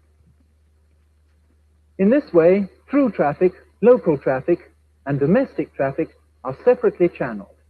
Each can get on with its own function without impeding the others. A series of frequent interchanges makes a step up or down from one type to another a controlled and easy maneuver. These 3 civic centers contain central entertainment facilities, cinemas, theaters, and shopping, business and commercial enterprises in these offices, and educational facilities here, schools and colleges. These centers are continuous at ground level, making one common pedestrian park, bordered by water around the buildings and below the overhead roadways. The pedestrian is at the lowest level and the road at the top, a reversal of the Berlin scheme. A city with one center, like London or New York, can only build upwards to increase its accommodation. And as you get nearer the center, there are more and more vehicles on less and less road. Kenzo Tange's scheme, being a linear development of interconnected centers, can always add another, with the road to go with it. So Corbusier's ideas of 40 years ago have been taken up and developed by Tange. An idea for Paris can be applied to Tokyo. Tange's scheme for Tokyo anticipates a population of 25 million in the year 2000. The present total world population of 3,000 million is expected to reach 4,000 million by 1980. After food, their major problem will be housing. Since the 1920s, an American engineer, Buckminster Fuller, has been developing a series of houses that could be industrially mass-produced like the motor car. The Wichita House of 1946 used materials so light that it could be delivered by air and assembled anywhere in the world. The whole shell of the house fits into the canister on the left. Each house has its own portable power unit and sewage disposal unit. The interior is arranged in this way: the hall, the living room, 2 bedrooms, with bathroom and kitchen in the center. He next developed a way of putting the house unit under a geodesic dome of steel and plastic. Complete prefabricated domes can be placed by helicopter. Recently, thousands of paperboard geodesic domes were used for emergency housing of flood victims in Puerto Rico. With whole cities under domes, man could add artificial climate to artificial life. Take the whole city into space, and all the inconveniences of topography could be eliminated too. But let's put our feet back on the ground and see what Professor Mumford has to say about the future. What kind of communities and homes do you hope to see created for tomorrow's living? Bearing in mind not only the possibilities created by new means of getting about, such as motor cars, helicopters, hovercraft, escalators, lifts, and moving walkways, but also the difficulties presented by the muddled state of our cities and towns today. Well, the muddled state of our towns today isn't anything that we need to worry about if we have sufficient will to change them. The problem of getting through this muddle is an easy one. The will to get through it is another problem. We haven't yet developed sufficient understanding of the possibilities of city life to create the popular desire for a different kind of city than that people are. All right. Yeah, maybe we'll just watch the last 5 minutes of this later. But I'll move to this other reading here.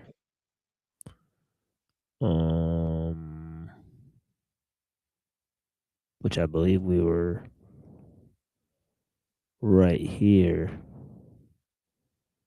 And then after we look at this for maybe 10 minutes, I'm just going to read Elul. And then I'm going to replay a gigantic review I did with NeuroJack, which was a huge contributor to my not sleeping last week, right?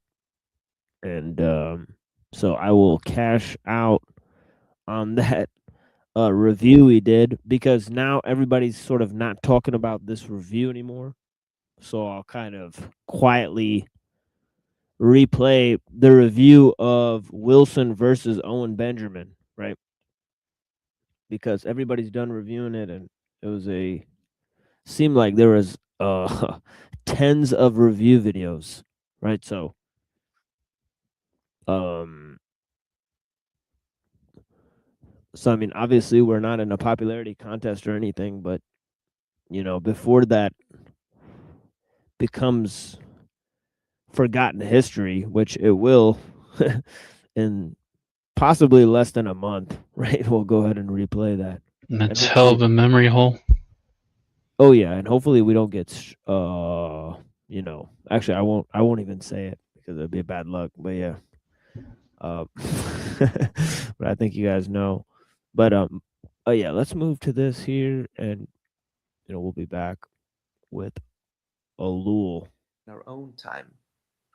For he records that, quote, some physicians are for the eyes, others for the head, others for the teeth, others for the belly, and others for internal disorders, end of quote.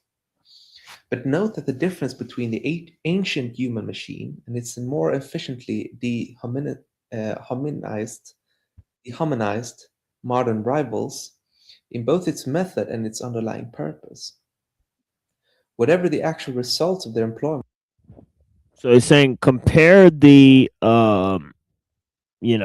the ancient human machine, right, the mega machine, with the dehumanized modern, right, mechanization. Right, and of course, what we get to is right, well, obviously a lot of the stuff that guenon and Evola were talking about, right? But also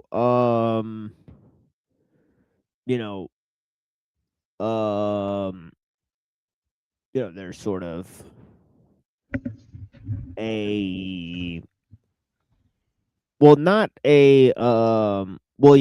obviously a lack of symbolic expression, right? but obviously the technical is like a version of the symbolic, right?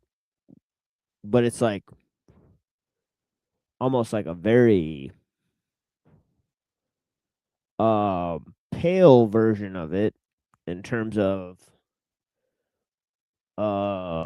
religious symbolism, I guess, right? So that it's more abstract but less, you know,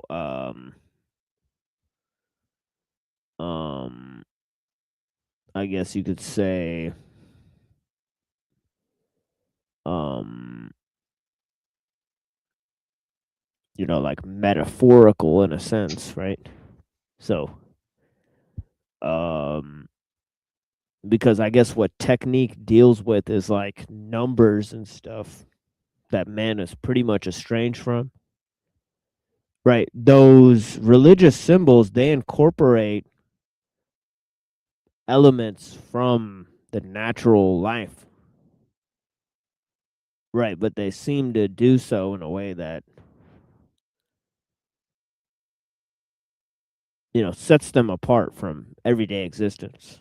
So, you know, so this is like, you know, so technique is, it makes things abstract, but it also makes them sort of mundane. Right. And that's the exchange that it has sort of with the symbolic, right? Architecture.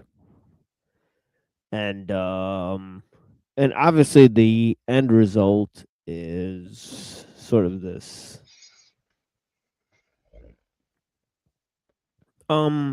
pretty much a lack of ability to sort of like, I think, like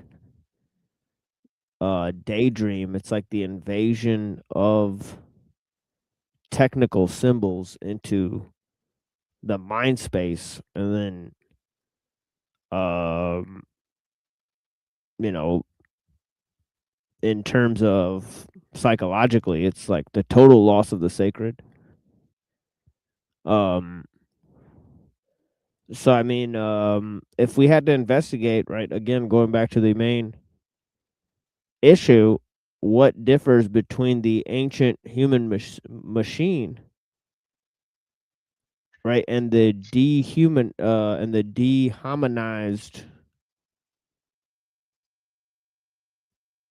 you know, machine of today, right?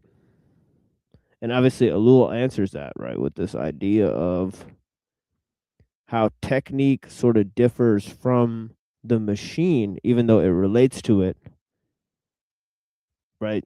So in the same sense, you know, the symbolic relates to the mechanical, right? Anyways.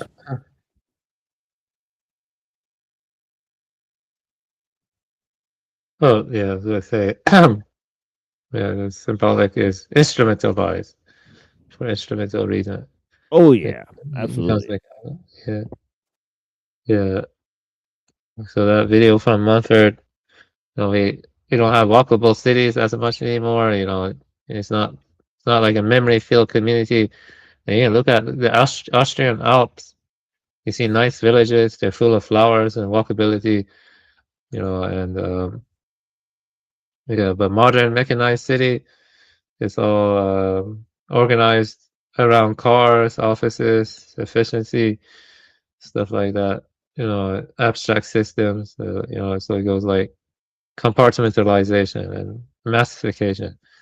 And but what's weird about the machine is that you can like play a simulation or a video game that is like you know, set back to the more harmonious time, the more sacred time. Like I could go play Harvest Moon, Friends of Mineral Town, or Animal Parade. And that's like going to the Austrian Alps, kind of, you know, going to a more of a local community that treats nature as sacred, and there's a more of a free flowing stuff. So it's in a way, it's like it's weird. Yeah. What's your opinion of that? So it's kind of strange. Yeah. And we can watch videos right now of like a more harmonious society, a more harmonious community, from the demon, the demonic system. Like it's weird.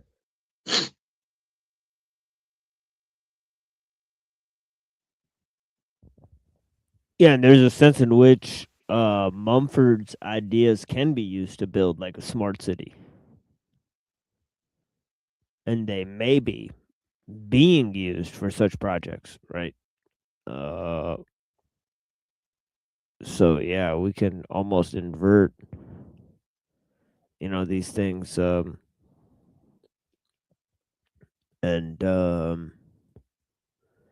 of course there's the capacity of people to idealize all sorts of low tech lifestyles, right, within a basically digital dream and whatnot, right? So Yeah, that's right. Yeah. I wonder what that is. But yeah. All modern machines are conceived as labor-saving devices. They attempt to perform the maximum amount of work with the least immediate expenditure of human effort. Labor-saving had no part in the institution of the earliest machines.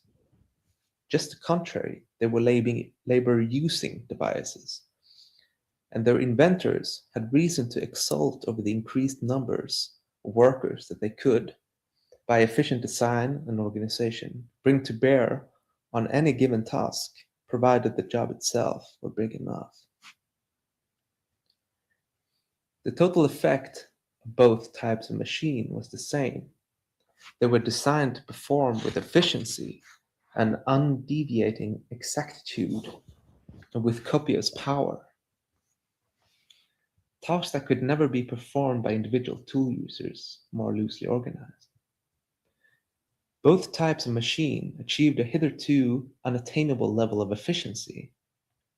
But instead of freeing labor, the royal mega machine boasted of imprisoning and enslaving it. If purely humane modes of work, which men would undertake voluntarily to fulfill immediate needs, had prevailed, the colossal achievements of early civilization would probably have remained inconceivable. This must be granted. And it is even possible that the modern non-human machine, powered by extraneous energies, meant to economize labor, might never have been invented, for the mechanical agents had first to be socialized before the machine itself could be fully mechanized. But at the same time, if the collective machine had not been able to utilize forced labor, either by periodic conscription or slavery, the colossal miscarriages, perversions, and wastages that so constantly accompanied the machine might not have taken place.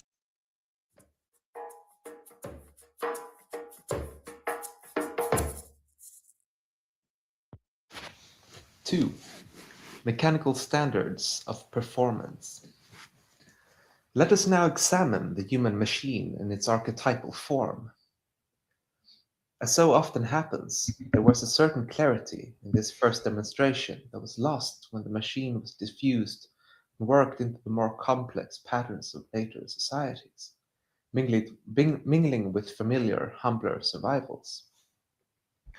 And if the mega machine never achieved a higher peak of performance than in the Pyramid Age, this is perhaps not only because of the singular engineering talents that designed and operated these early machines, but also because the myth that held the human parts of the machine together could never again exert such a massive attractive power, unstained as it was until the Sixth Dynasty by any serious letdowns and failures. Until then, its triumphs were indisputable its chronic perversities still unexposed. Among all the feats of construction in which the megamachine excelled, the pyramid stands forth as an archetypal model. In its elemental geometric form, in the exquisite accuracy of its measurements, in the organization of the entire workforce, in the sheer mass of construction involved, the final pyramids demonstrate the perfection of the unique properties of this new technical complex. To exhibit the properties of this system, I shall concentrate upon the pyramid alone, in particular the Great Pyramid of Giza. The Egyptian pyramid was conceived as a tomb to hold the embalmed body of the pharaoh and secure his safe passage into the afterlife. The king alone, at first, had the prospect of such godlike extension of his existence. In mummy and pyramid, time symbolically stood still forever. This heavenly destination of the king altered every earthly prospect. But as with the consequence of space today, the common man played no part in it, except to pay the bill in taxes and forced labor. Between the first stone pyramid, built in the step form we find later in Mesoamerica, and the mighty pyramids of Cheops, 4th dynasty, the first and the most enduring of the 7 wonders of the ancient world, lies less than a century and a half, a change comparable in speed to the development of steel frame building construction in our own age. On the ancient timescale for inventions, the most primitive form and the final one, never again to be equaled, were practically contemporary. The swiftness of this development indicates a concentration of physical power and technical imagination.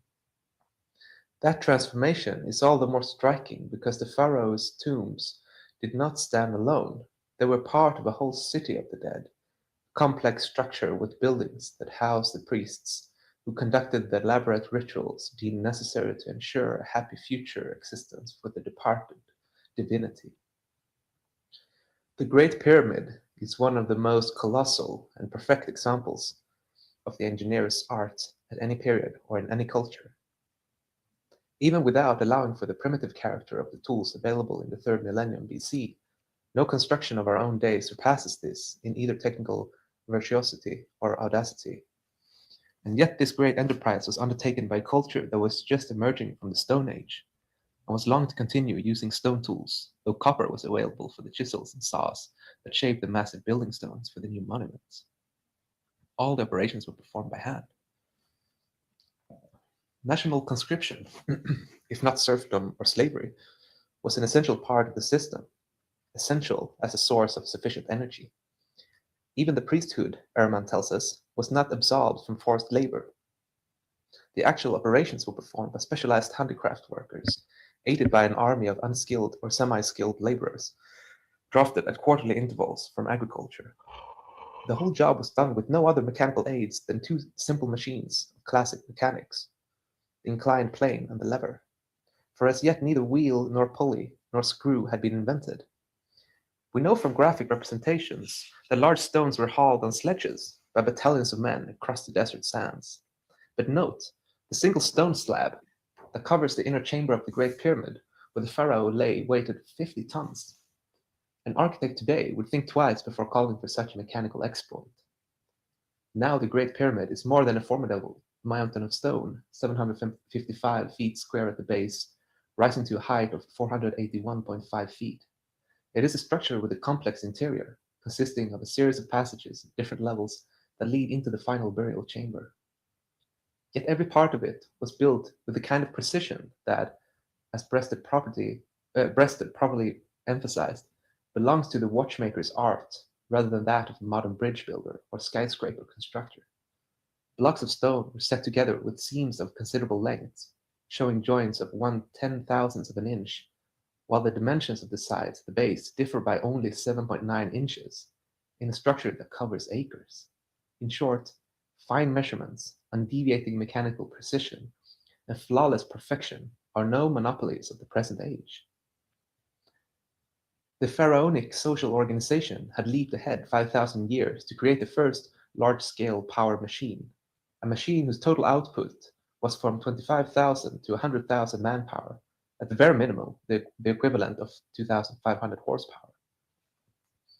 Obviously, no ordinary human hands, no ordinary human effort, no ordinary kind of human collaboration, such as was available in building of village huts and the planting of fields, could have mustered this superhuman force, or have achieved this almost supernatural result. Only a divine king could demand such a massive act of the collective human will and effect such a large-scale material transformation. Was it possible to accomplish such massive engineering feats without the aid of a machine? Emphatically not. Only a complex power machine could fabricate these immense constructions.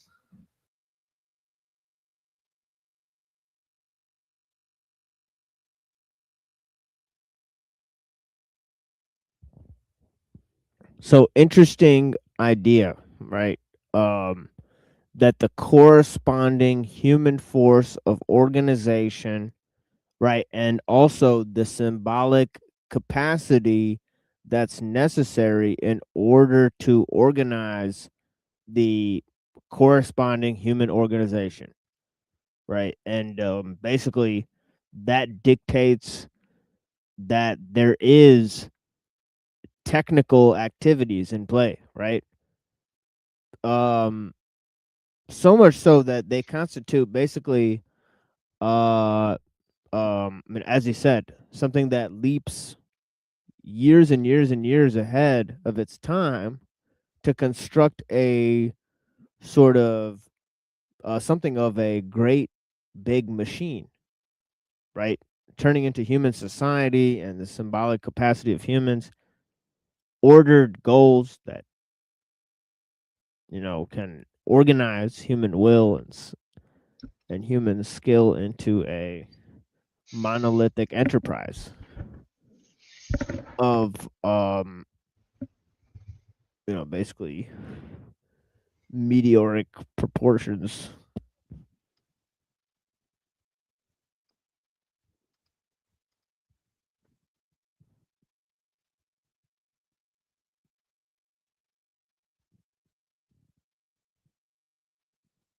But that goes to say that, is that there's a machine there in ancient Egypt that built the pyramids, right? Whether you think it's an actual machine, right, or it's a machine made of humans, right? It's a machine, right? Meaning that it is a giant structure composed of many parts that accomplishes a single goal, right?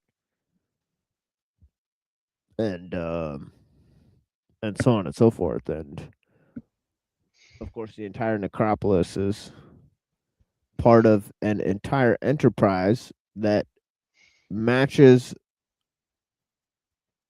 both symbolic complexity and technical advancement, right?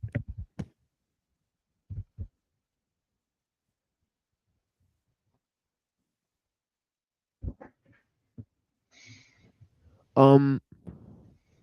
Okay, so obviously, these ideas of, that talk about human organization and, our technical capacity, right, hugely influenced Elul, right?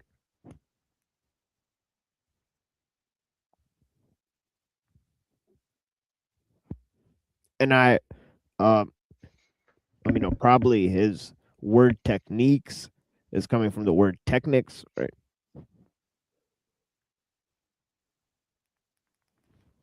Of Mumford.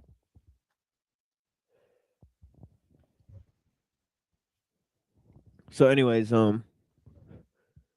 let's take a look at this. Elul, he says traditional societies were centered upon human needs and instincts. Right. For example, in family, clan, Sagnori, modern societies, on the other hand, are centered on technical necessity and derivatively, of course, on the human adherence. Man in modern societies is not situated in relation to other men, but in relation to technique.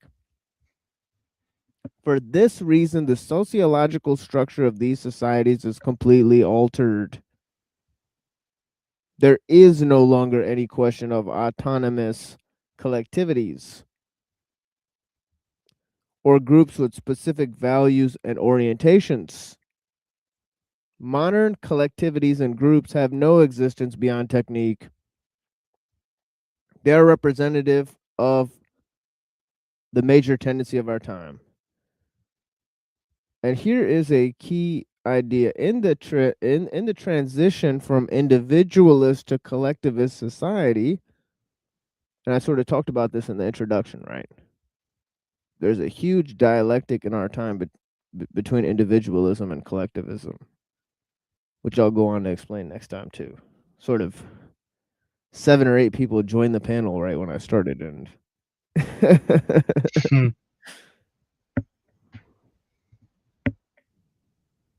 which I was sort of thinking to not drop the link. I'll next time sort of hold off on the link, but Tuesday, we sort of start with the link, but I'm talking about Wednesday, right? Wednesday, I'll sort of hold off on the link. I'll invite like Reddington and Buddha, and I'll sort of go off on a expansion of those ideas. So, but yeah, the transition from individualist to collectivist society, there are then 2 stages of evolution, both of which are favorable to technique, not 2 different attitudes of society towards technique. Comparably, it is clear that collectivist society cannot be established or even conceived of except as growing out of extreme technical development. This might not be true in a communal society, although the communities that exist today are markedly dependent on technique. But we do not seem to be moving in the direction of such societies. Hence, we must conclude that our social structures, viewed in any light whatsoever, are unanimously favorable to technique and could hardly act as a check upon it. Only the state remains then as a possible break upon technique.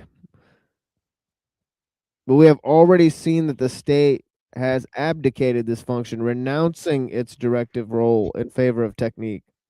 Indeed, since the 19th century, every social element which traditionally acted as a restraint on innovating forces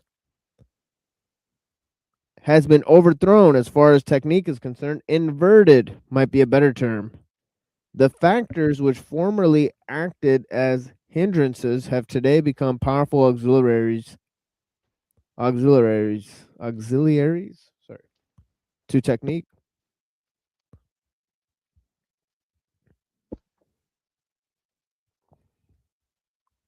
We have only to reflect on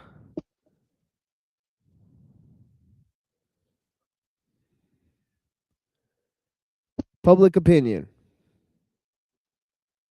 and the expansion of the economy to realize this. Technique, therefore, encounters no possible obstacles or checks to its progress. It can advance as it will, since it encounters no limiting factors other than its own powers, which seem unlimited and inexhaustible. Excuse me. A technique without limits is not in itself disquieting. If we look at our technical society without our idealist spectacles, what seems most disquieting is that the character of technique renders it independent of man himself. Of man himself. We do not mean by this that the machine tends to replace the human being. That fact is already well known. The important thing is that man, practically speaking, no longer possesses any means of bringing action to bear upon technique. He is unable to limit it, even to orient it. I am well acquainted with the claims of those who think that society has technique under firm control because man is always inventing it anew. I know too of the hopes of those who are always prescribing remedies for this sorcerer's apprentice, whom they feel free to invoke without discernment. But these claims and hopes are mere words. The reality is that man no longer has any means with which to subjugate technique, which is not an intellectual or even, as some would have it, a spiritual phenomenon. It is above all a sociological phenomenon. And in order to cure or to change it, one would have to oppose to it checks and barriers of a sociological character. By such means alone, man might possibly bring action to bear upon it. But everything of a sociological character has had its character changed by technique. There is therefore nothing of a sociological character available to restrain technique because everything in society is its servant. Technique is essentially independent of the human being who finds himself naked and disarmed before it. Modern man divines that there is only one reasonable way out: to submit and take what profit he can from what technique otherwise so richly bestows upon him. If he is of a mind to oppose it, he finds himself really alone. It has been said that modern man surrounded by techniques is in the same situation as prehistoric man in the midst of nature. That's a pretty important point, right? And I think it goes to sort of this obviously it goes to sort of like a neo-primitivism of the concrete jungle, right? And how man has reverted to a sort of neo-primitivism because there is lack of a spiritual element. There's the brute physicalism has been imposed on him, right? So he reverts to his animal instincts, right? We see that with a lot of people.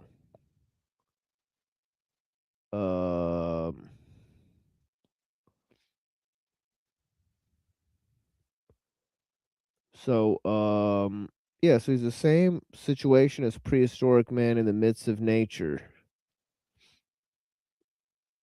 Right, that is a keen insight, right? Because most people are sort of grabbing this or that technological application as if they would sort of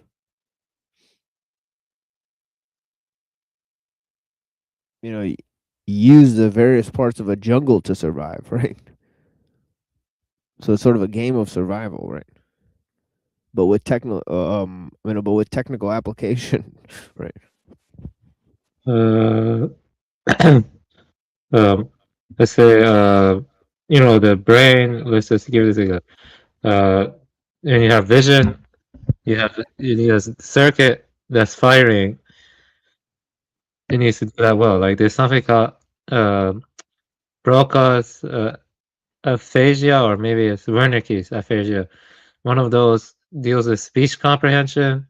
The other one with speaking. If you have that aphasia, it's like a specific area of your part of your brain, and Wernicke's or Broca's area. You can look it up. And it leads to speech or learning comprehension. So I would say the way technique differs in a more instrumental sense is it has a kind of predetermined end that the technique itself in the social context, the social milieu brings about. The ends become the means. It's about maximizing efficiency. But the brain, though, the wiring around Broca's or Wernicke's area, it has a kind of more fluid intelligence or something. You see what I'm trying to say? How would you describe the differences between those two? What I'm trying to describe. So, or am I not clear? Or,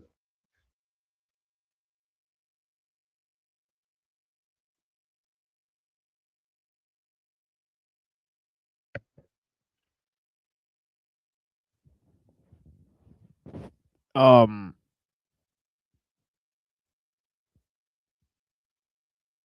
are you trying to say there's different ways in which we get information or learn things, or technique is part of a different system, or Yeah, I'm saying that the way what am I saying? Yeah. Let me see. I need to think more. The way the information, I want to say information, but the way channeling of semiotic content in the body or brain works differently than the way uh, one is society channels for in service of technique of maximizing efficiency. One of them has more of a rigid quality. The other one has more of a creative and tree-like aspect to it or something. Am I making sense? Let me see if I can write it down better.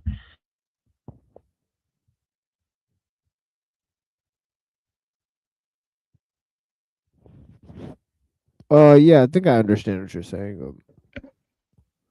It's like it's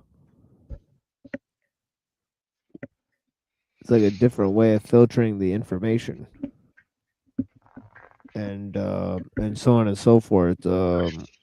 And I think he's trying to say here that sort of um that if man was going to oppose technique, it would be on a sociological level. But that's the level that's sort of most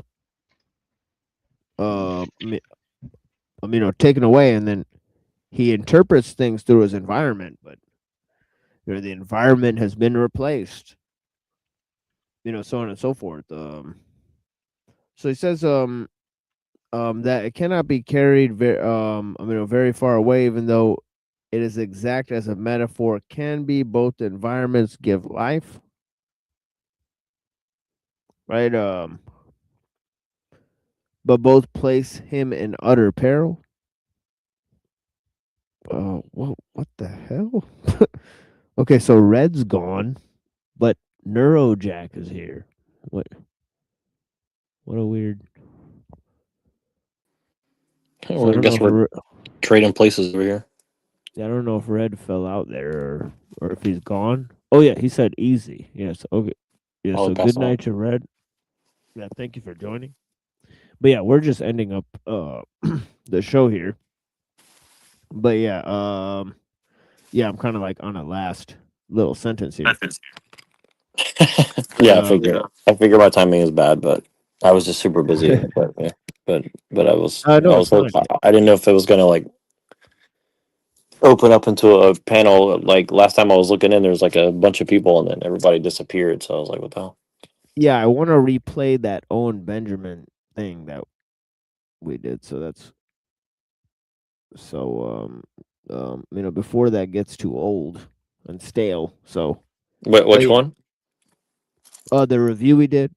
So yeah, Cool. Hell yeah, yeah. but anyways, it says both environments give life, but both place him in utter peril. Both represent terrifying powers. Worlds in which man is a participant, but which are closed against him. In the joy of conquest, he has not perceived that what he has created takes from him the possibility of being himself. He is like a rich man of many possessions who finds himself a non-entity in his own household. The state, man's last protector, has made common cause with alien powers. Yeah, so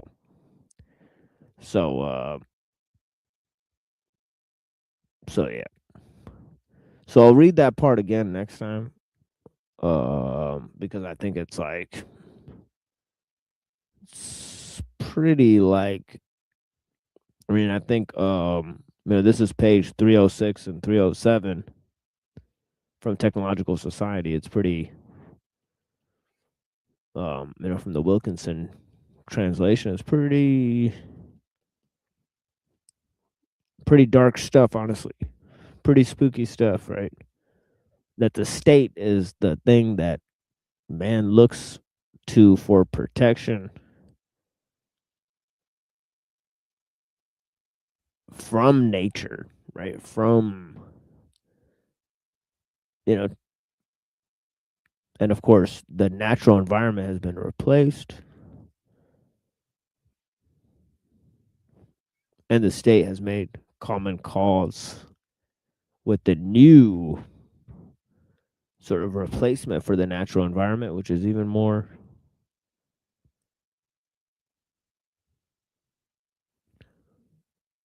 depersonalizing, right?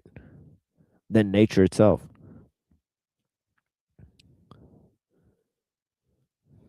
But yeah, let me read that part again. He That's said, right.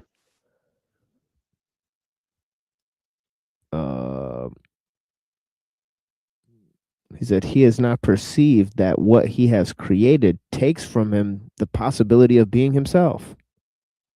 Yeah, sorry. Was somebody gonna say? Yeah, you can finish and then say yeah. Sorry. Oh yeah, that was it. Yeah. Or is it, I was gonna talk about yeah. Let me see here. Organic pathways of meaning. You know, kind of like how I was talking about. You know, depending on damage to like Wernicke's or Broca's area, person can lose fluent speech or they can lose speech comprehension. You know, it's like there's a bridge between thought and expression, but the technique, as Elo discusses it, is a social pathway that channels whole societies toward efficiency, calculation, and control. Right. So, you know, there seems to be a channeling in both of them. Though a channel, you know, channeling through both. You know, the technique of nature. Do you think the technique or the organic pathway of nature is qualitatively different than the technique of the social pathway of society that we're living in? Yeah, like there's a kind of qualitative difference. I mean, how do you see it? Just see it.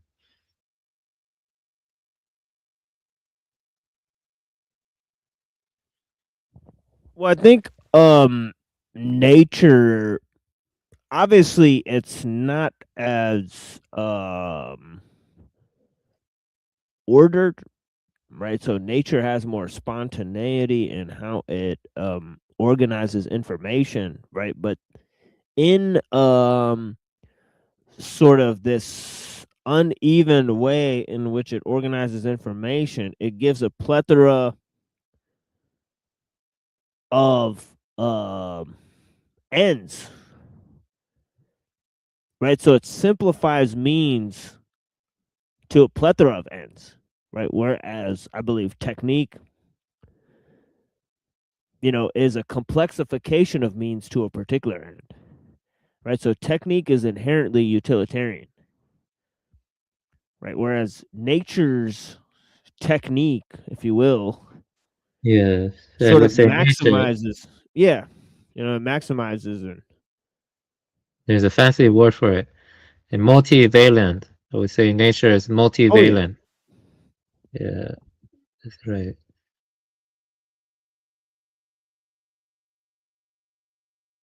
Technique is univalent. Yeah, one function, one measurable purpose, one efficient outcome is univalent. Yeah. Nature is multivalent. Makes sense. Yeah, that's a good one. Yeah. Wait, technique yes, then then technique is limit is still like a part of nature, but it's limiting nature. It's kind of like right. yeah. Well, I think it's an extension of human society that replaces nature, whereas human society, um, you know, sort of parasitizes on nature. Technique parasitizes on human society and replaces nature. You know, so that's why, you know, when man tries to, you know, like as he said, right? man is reduced to like an animal in a natural environment in relation to technique, right?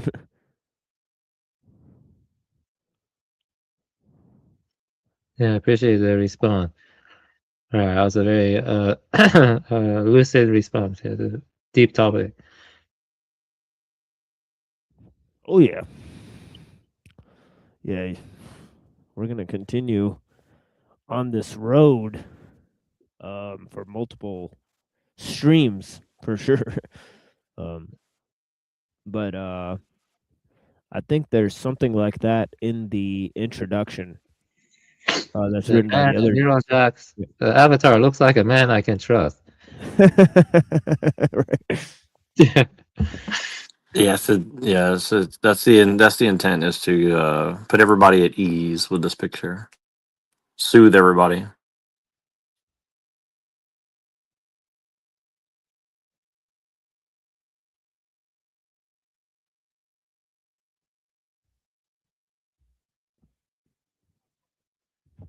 Yeah.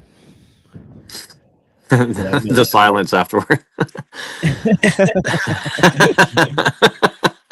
Yeah, but I made this earlier, I made this when I started the show, right?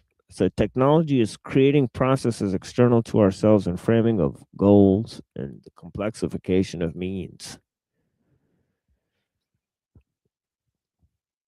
Then I reverse that, with the the complexification of means to a particular end. It reverses the simplification of means to a plethora of ends, so on and so forth.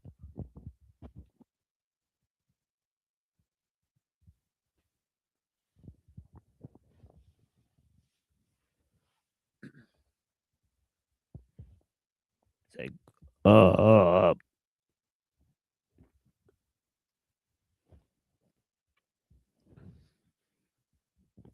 yeah, and the means are also the mediation. Right, more means, more mediation. Any process that increases in arbitration, loses in accuracy.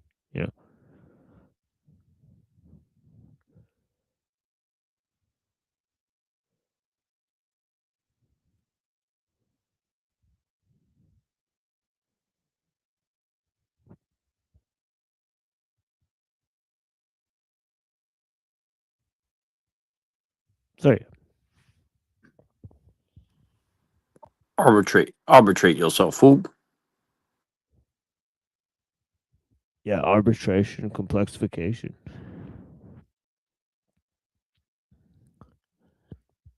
That's how you get caught up. Pimp. Arbitrate thyself before thy wrecketh thyself, right? Is that the one? Exactly. Or if thou wrecketh thyself, it most likely will be through arbitration.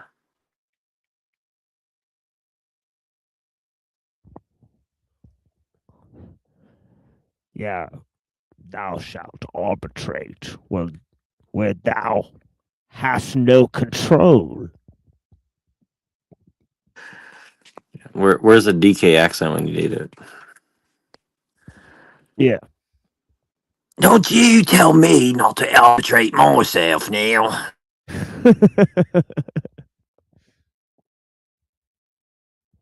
Pointless nothing. Whisper not pointless nothings into my ear.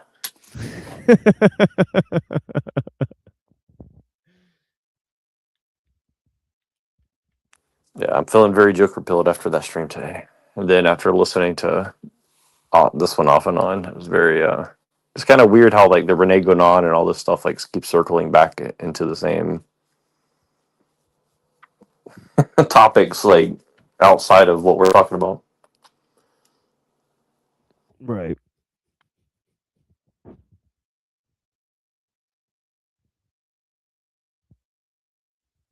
Yeah, but that dude really laid out a lot of this. You know, um, from the mechanistic thing, the mechanistic worldview to um, the being versus becoming stuff to the whole idea of the sort of collective devolution and his response to the myth of progress and and obviously how the scientific worldview played its role in that. So, and he was not the only one, obviously. Right, there was huge critiques from tons of people. Right, whether they were sort of occultists or philosophers or or different types of thinkers.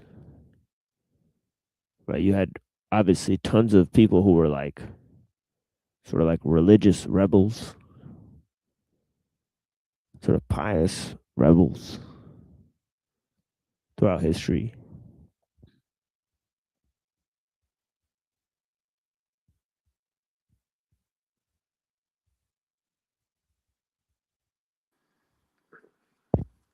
Pious Rebels is a good title. Yeah, I mean,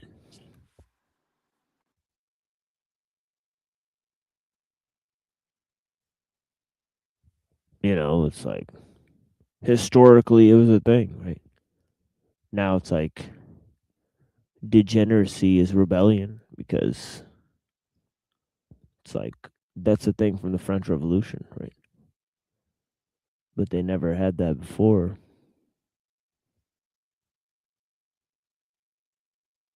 Them Most of Sabbath, the them daggone Sabbateans done took over through the Jacobeans. oh yeah, the Jacobeans.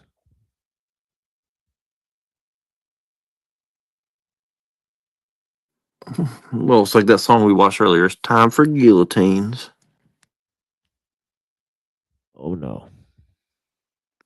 It's a song, everybody. It's a song by Trevor Moore, which Yeah. I had to go edit out of my stream because that's the only thing. Like they did block my video for that.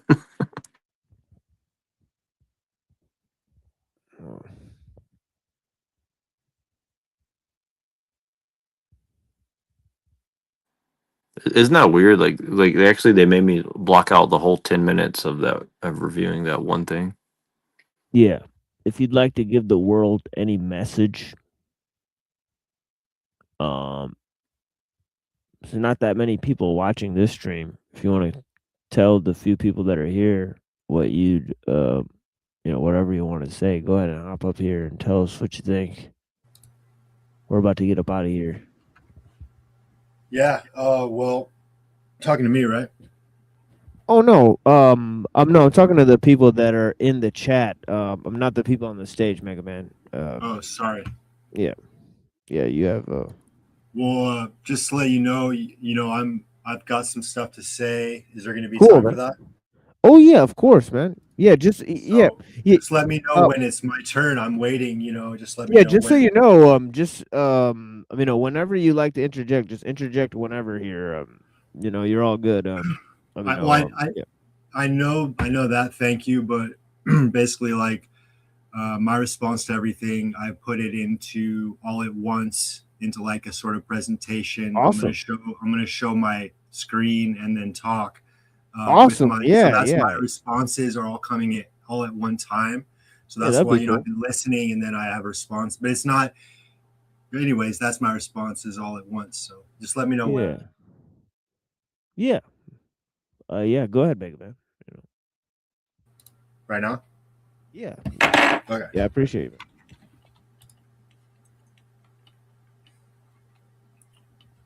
We also have this guy. I believe we know him. Hey, what's going on, man? Blessings. Welcome back.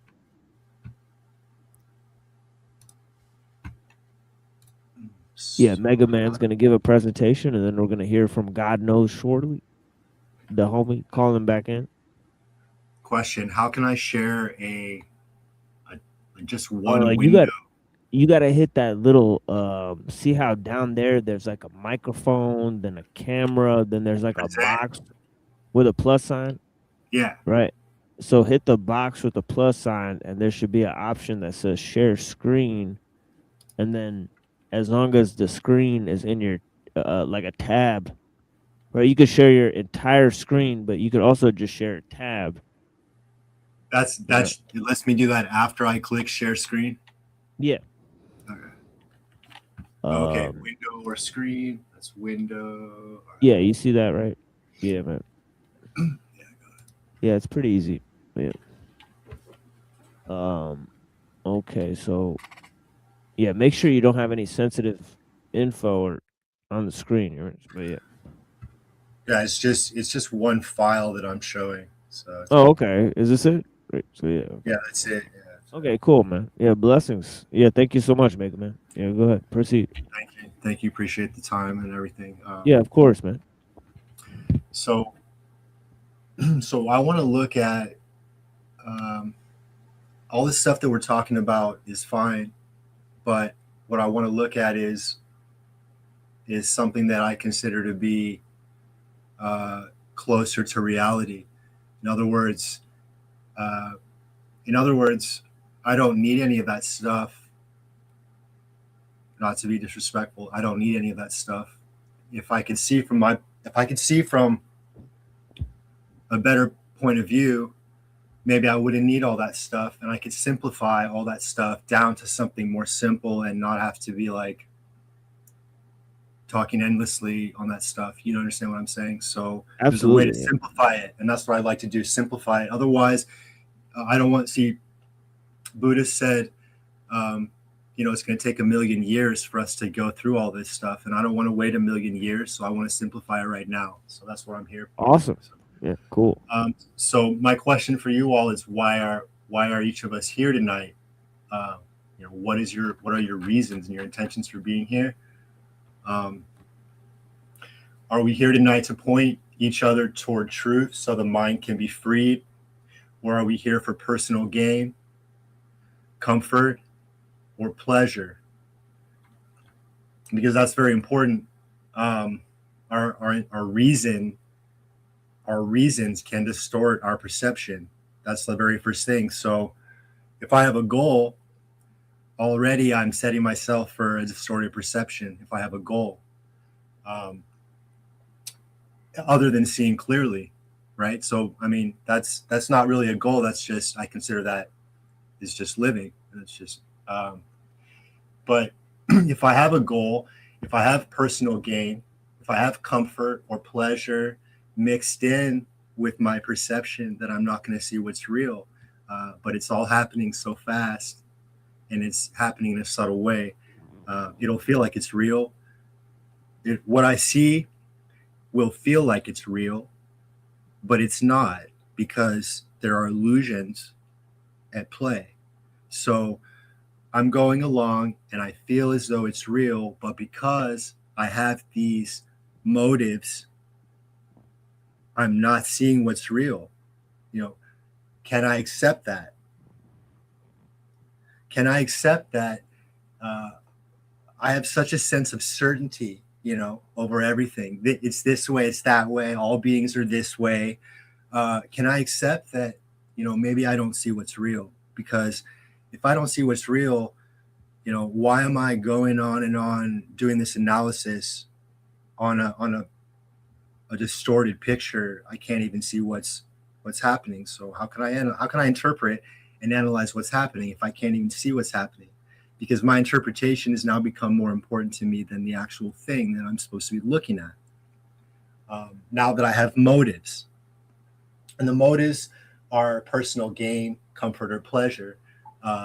That's they happen. They're more so than what you just think on the surface level of your conscious awareness. We have deep motives that we don't look at. That they're deep down. They're buried, and if they make us look bad, if those motives make us look bad, if they make me look selfish, I'm not going to want to look at that.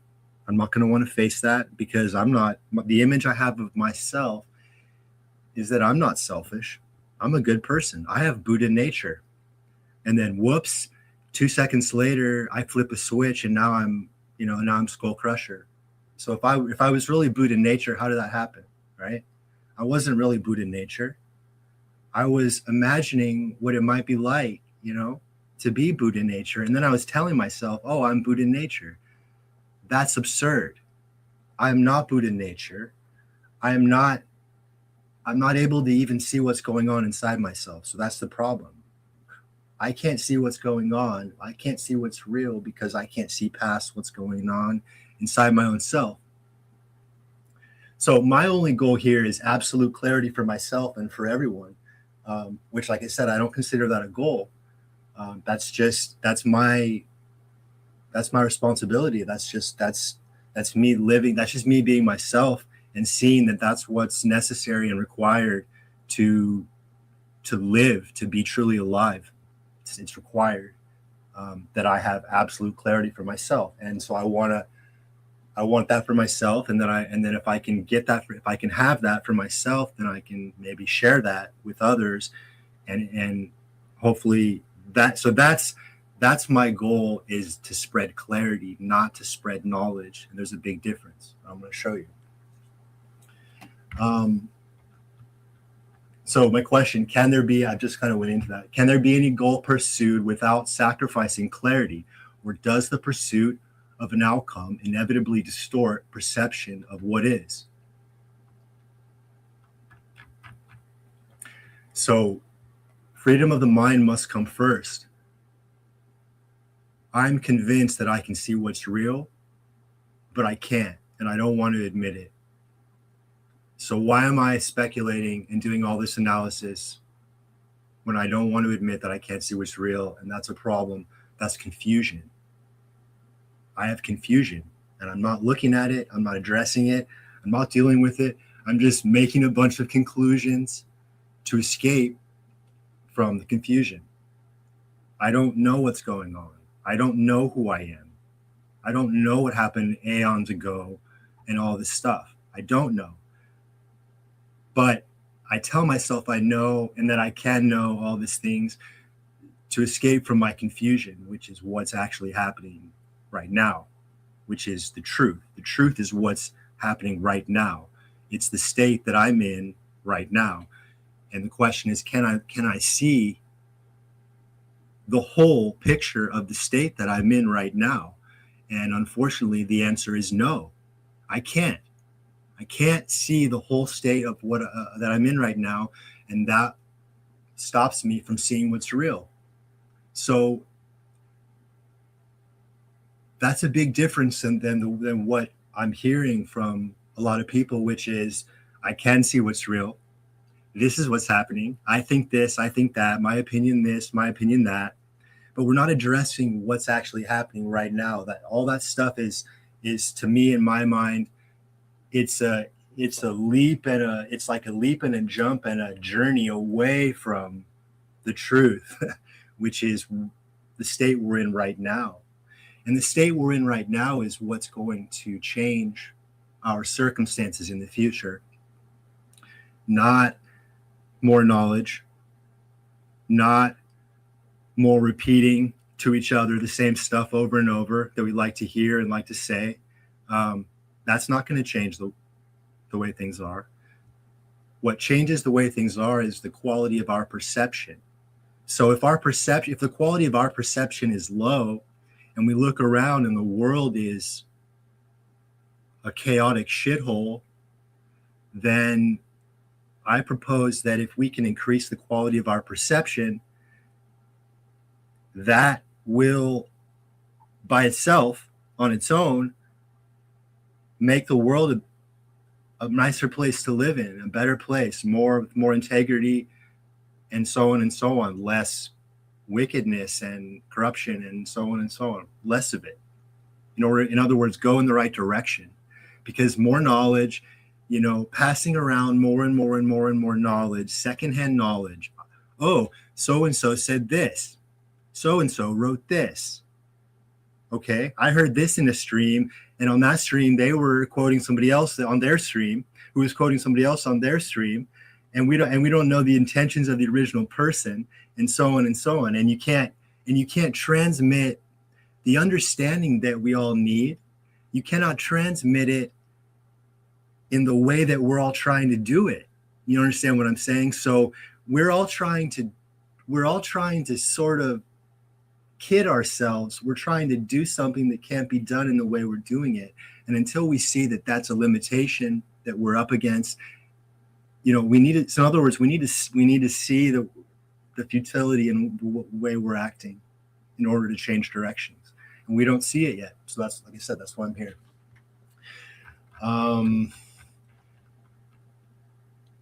Accept as true only what you can directly observe and understand for yourself, not merely what is repeated, believed, or accepted by others. So,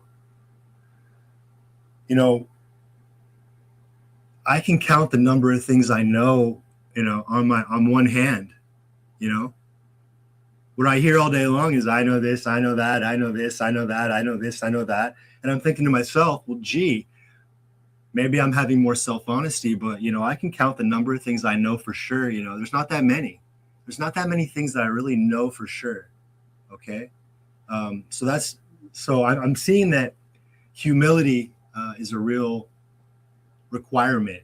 We need to look at that. We need to look at humility and ask ourselves, are we being humble enough to admit that unless we can see it directly for ourselves and understand for ourselves, it doesn't mean anything. It has no value at all. So why am I going to fill my mind with all this secondhand information that may or may not have any value at all? I mean, am I looking at so when I'm accepting things into my mind and saying, okay, I'll take that. Am I really checking it in the way that I'm saying? Am I really checking it to make sure that it's true? Am I checking it to make sure that I understand for myself? Or am I just like one of my friends said over here, am I just jumping on a bandwagon? Because sometimes the bandwagon's easy to see, and then other times it's like it's not easy to see. It's like a subtle thing. So that's the importance of seeing the whole picture of what's going on inside of us, because there can't be any. If there's any hidden activity going on in our minds, then we might as well just stop blaming our problems on everything else and everyone else. And the world's this, world's that. This piece, this group is this group's that. We're not even doing our own part right yet. We don't have a right yet to say anything or complain about anything yet, because we're not fulfilling our responsibility to see clearly for ourselves and understand for ourselves.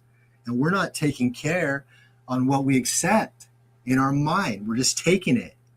We're not saying no. I mean, for me, it's like all day long, it's like I'm saying no, no, no, no, no. And then once in a while, I'll see something and I'll say, you know what? Yeah, that's true. I see that. I understand that. And that's an insight, and that's useful, and that's what I'm looking for. But are all of us doing that? Are all of us able to tell a real insight that came from directly observing for myself, and something that, such and such person said, they've got all these subscribers. Oh, they must know what they're talking about. You know what I'm saying? There's a big difference. And if I have in my mind, if I have a mixture of both, because usually it's like a mixture. Okay, I know some things, but then I've got other things in there that are wrong. Oh, okay.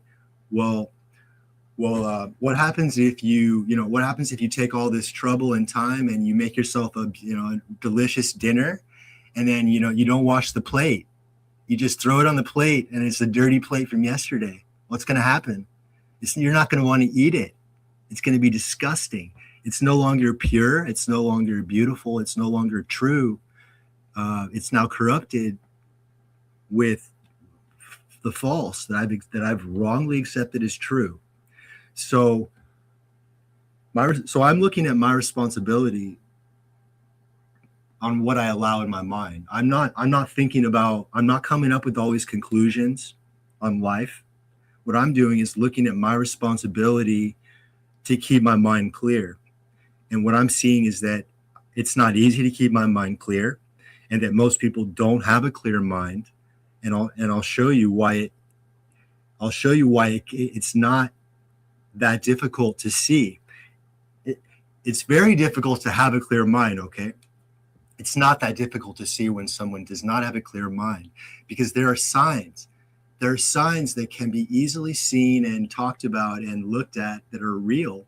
And if we look at those signs and we look at those reactions in ourselves and in each other, rather than trying to accumulate more knowledge, then what we can do is sharpen our perceptions, because sharpening our perceptions is what's going to clear up our problems, not accumulating more knowledge. And we need to understand that. If what I'm saying isn't directly clear or doesn't stand up to your own observation, then you don't accept it. Don't accept it, but don't make a belief. I hear sometimes people look at belief like a romantic kind of thing, like just believe. No, don't believe. Believe is when I don't see it, I don't directly see it and understand for myself, but I really wish that it's true. Okay, so I'll accept it. That's a belief. And what's happening is I'm deceiving myself because I'm looking for that comfort. I'm looking for the comfort. I can't say I don't know, or even looking at maybe an ugly truth. I'm looking for comfort. So part of my responsibility in seeing clearly is that I'm watching for my mind constantly to be looking for comfort. Okay? So I'm not trying to make more analysis, more and more, I think this, I think that. What I'm doing is I'm looking at myself and my own tendency to move towards comfort, away from discomfort.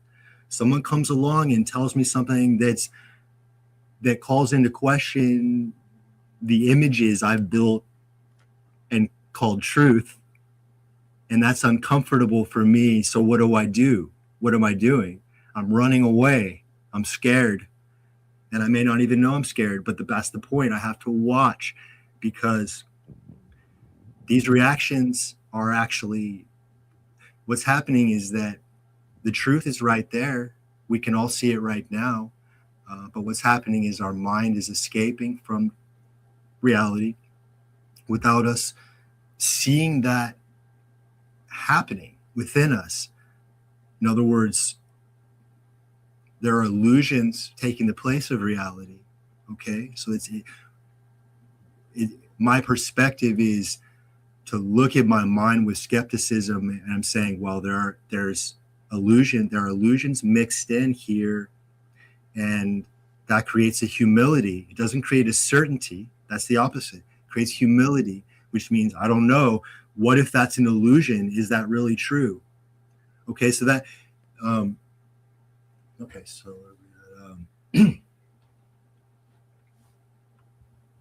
right action arises from inner clarity, where perception is direct and undistorted by fear, desire, or conditioning. In that clarity, response is natural and appropriate. So, in other words, do you want to be a good person? Do you want to be someone who abuses your friends and family and then denies it afterwards? You know what I'm saying? Do you want to be someone who's truly a good person, or do you want to just, talk about what that might be like? Do you want to imagine what it might be like to be a good person, or do you want to truly be a good person? If I want to be a good person, I need to see what I'm doing at all times. I can't have half imagine driving a car and you have half control over it. You know, what's going to happen? You're going to be all over the road. You're going to run over people. I need complete, it's not that I need control of myself, but I need a complete attention of what's happening. I need to be able to look. It's just about looking. I don't have to do anything. I just need to be, I need to have the energy and the inclination to look at all times. The problem of human perception is not lack of knowledge, but the absence of clear perception. So it's again, what is it that we're looking for when we came here on the stream? Are we looking for a clear perception, or are we looking for more knowledge?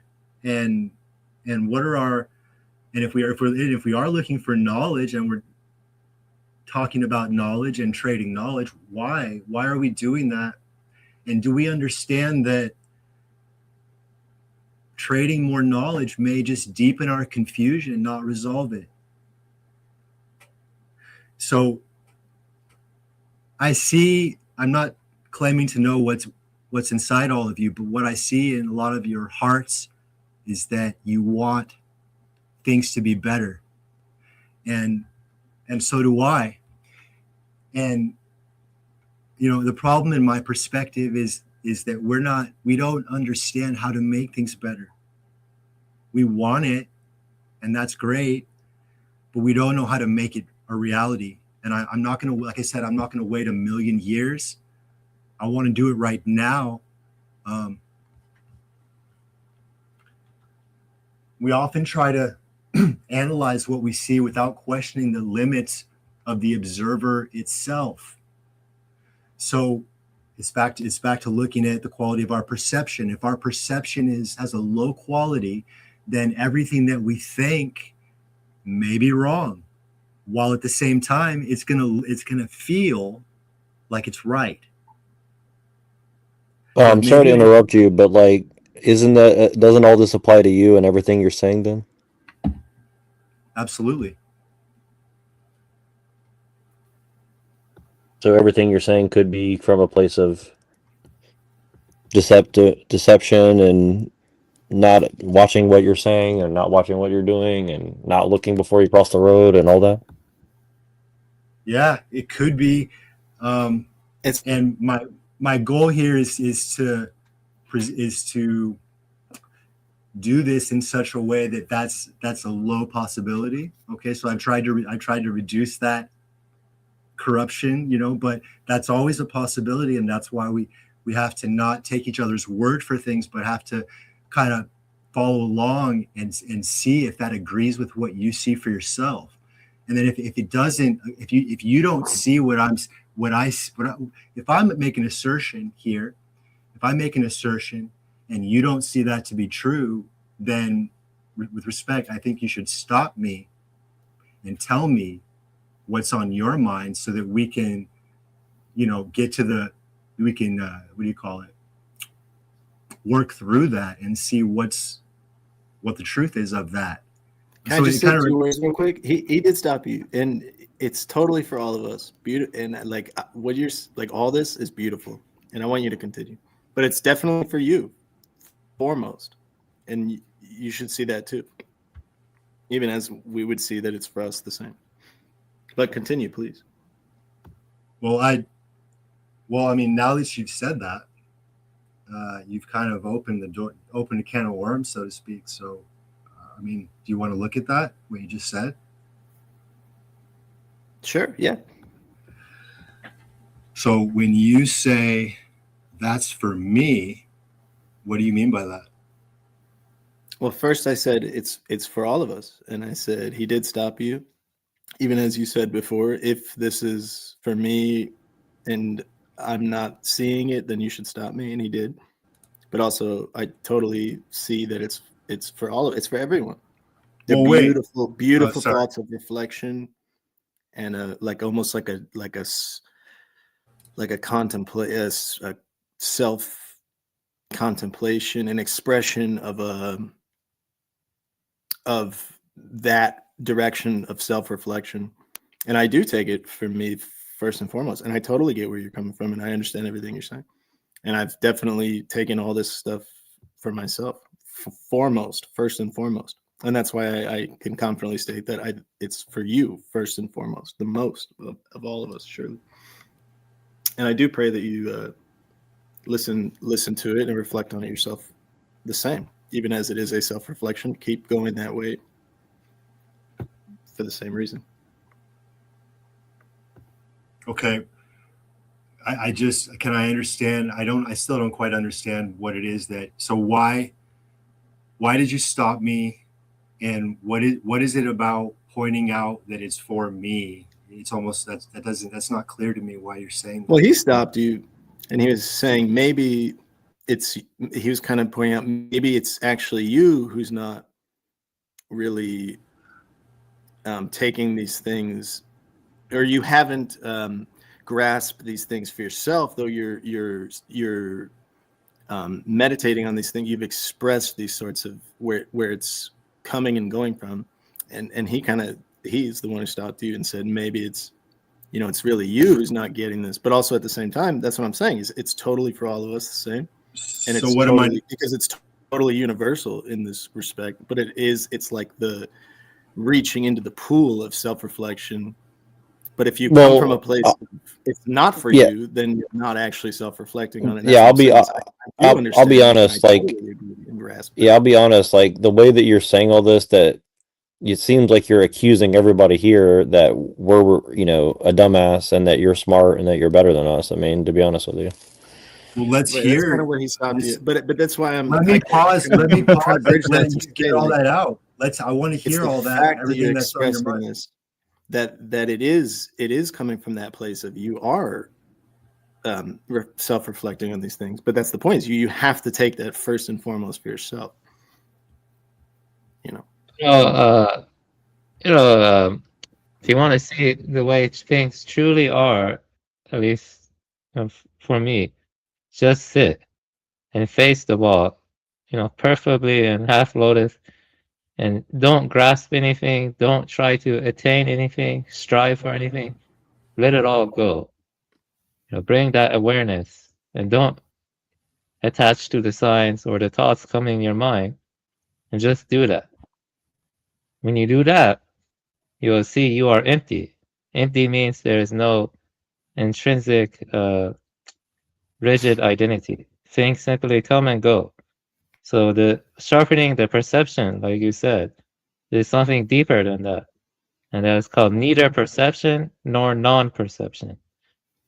There's truth to that. Like meditation, obviously, just presence is the point. The presence is like the philosopher's stone. Presence is like the truth itself, right? You're present. But I would totally disagree at the same time with the follower of Buddha or whatever, in that the real truth is that you're totally full. You're not empty. You're not empty at all. You're completely actually, full. The emptiness doesn't. Emptiness. It's paradoxical. Like I agree with you. Yeah. But when you empty yourself of you empty yourself of any. Like I get what you're saying. You empty yourself of that. That's where you find you're completely, utterly full. Like there's nothing but the totally fullness of you in that way. This stuff is totally paradoxical stuff, and I love you. That's why I said I want you to continue. I'm totally with you, following you. But I think the other gentleman is kind of seeing, or we kind of see that a sort of thing there where it's like, are you reflect? Like, is this you taking this uttermost for yourself? Because it does kind of sound like it's the way you're speaking it is like, I wouldn't say what he said from his perspective of like, you're making us, you sound like you think you're totally know-it-all and we're totally idiots or whatever, because you are reflecting on these things. And that's why I want you to continue. But at the same time, like it is kind of coming from a place of, it sounds like, like, I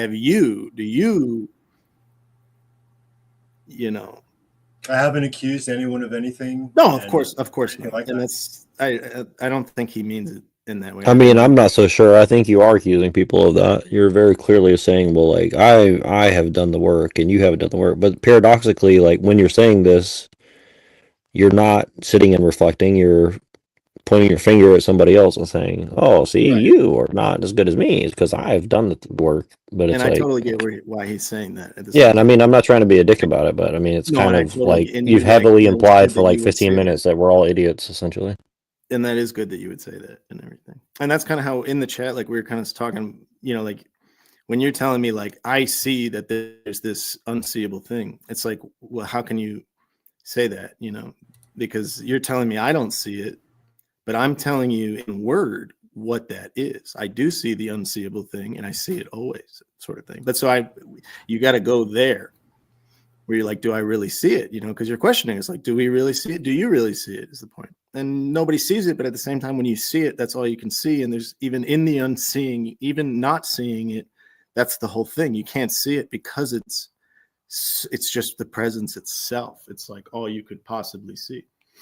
It's a very trippy thing. I was just trying to kind of bridge the gap between both of your thoughts. I want you to continue. I mean, I'm loving this, like, because I take, you know, I really reflect on all this stuff. And I can truly say, you know, am I here for pleasure or any kind of gain or anything? Why am I here, for instance? I'll answer the question. Why am I here? Because I was sent of God. You know, just period. For nothing of myself. And you couldn't possibly point to anything of, am I trying to gain knowledge? No, not at all. Like, and I'm not even here to convince anyone of anything, obviously nothing like that. And I don't even, that's the whole point. And that's what I'm talking about in the word of God. It's just God. So. Well, thank you for that. And like I said in the beginning, I don't want anyone to accept anything that they don't see for themselves to be true. And it's not about accusing anyone. It's about you know, it's about how I question myself. So I do question myself. It's about how I question myself, and it's asking everyone to question themselves. So it's not an accusation. Right. It's totally a call agree. it's a call to question yourself, and even that's, you know, up to you, really. Deep. I mean, you know it is, but I'm just saying it. Right. I know that it's up to And you. I It's totally not up But to here's the thing. and I But see here's the that thing, in though. you. Like, hold And on. that's why But I'm here's the thing: like is the only like, thing you could start at the very fundamental foundation of anything. Am I? I am. yeah. Period. But here's You the could thing, though. never Like, why answer aren't I you say? am not. Would you say this to a Haitian voodoo priest who's like, you know, cutting the heart out of a chicken and eating it or something? I mean, would you ask that same question, or would you just Probably kind of not. like move on? He'd just be like, "You're insane. You don't know anything. Like that's insanity." Which I'd probably say the same, obviously. But at the same time, you know, that's what I'm saying. The question is, have you questioned that for yourself? Do you know the answer to that? Do I know anything, right? If you don't start with, you don't know anything, right? I don't know anything. So then you ask yourself, well, what could I possibly know? Do I even like, Right. am I even? Am Well, I? but yeah, but the question is, You know? why is he specifically bringing this to us specifically? Like, he could go anywhere in the world right now and say this to anybody. Right. Like, he could I go to know. the Haitian voodoo But it's guy and because say, it's like, because God sent him. That's my have you answer. thought It's about why God you're throwing chosen the this. chicken bones and drinking the chicken blood and talking to Papa, whatever his name is, and you know what I mean? Like, you He could just say say this to they're anybody, insane. right? It's insanity. And I So you're totally saying agree. And he wouldn't want to, but he's comfortable here. God has sent us all here for this moment. why did I choose this place? You're asking. Yeah, why didn't you I go to don't the believe you Haitian chose voodoo guy and talk and say that to him? Because I got the feeling that, you know, if anybody's going to listen, it'd probably be you guys. And I'm totally that's listening. And I that's my best freaking shot. love it. That's my best shot for So, someone listening. so do your feelings deceive you, or are your feelings always correct? And that's where it just doesn't even matter. It's just Sometimes God. they Why are. did God do Sometimes this? You know? sometimes they are. Sometimes they're not. So I go into it without any kind of expectation. You know. It's like free form thought, but that's the thing. It's from and I can see both sides where you're really reaching deep into it because you're coming from a place of like you feel like you've really, you know, and even the Buddhist guy, right? You've really meditated, you've really emptied yourself of everything, and you're kind of seeing it as like there's an emptiness here.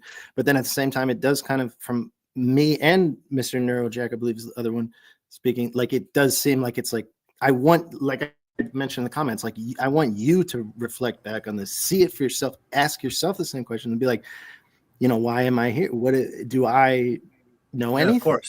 Do you know the answer? Do you exist? Are you alive? So I'm asking you, and you're asking me, And that's why I want you to just continue reading. And we're on Yeah. even on that. So should I continue? Yeah, just to be totally fair, I'm way over time right now. So yeah, please continue. You know what I mean? I'm so not that we I'm can. not familiar with all the like how much time we have, and Right. Yeah. Like I basically said, like I'm wrapping it up like a bunch of times. But yeah, please go on though. And I'll be yeah, here. I'm not leaving if you want to connect or whatever. What are the consequences if I finish? What are the consequences of that? I'm here all the time. If you ever want to connect, be real. Let me know. Whatever. I mean, so we got to cut out. We got to cut it off, huh? That's what it is. Well, no. Well, how much is left? Is like an hour left, or I mean. Well, he might have to cut it off. But if you want to continue, I'm a third into it. I'm a third into it. So you're a third into it, and it's taken. It's a lot. Certain It's amount of deep time. stuff. Yeah. That's what I'm saying. I mean, you said it's going to be like a simple, like one-liner, like fix everything. I wasn't prepared for. Don't be like, thing, all right. Well, I'll stay up all night. I got work it. tomorrow. I appreciate you. Let's just stop for now, then. Yeah. But if you're gonna not want to talk, then it's What do you mean? But yeah, this is great stuff, though. It's the balls in your Mega court. Man. Please continue. I want him to continue.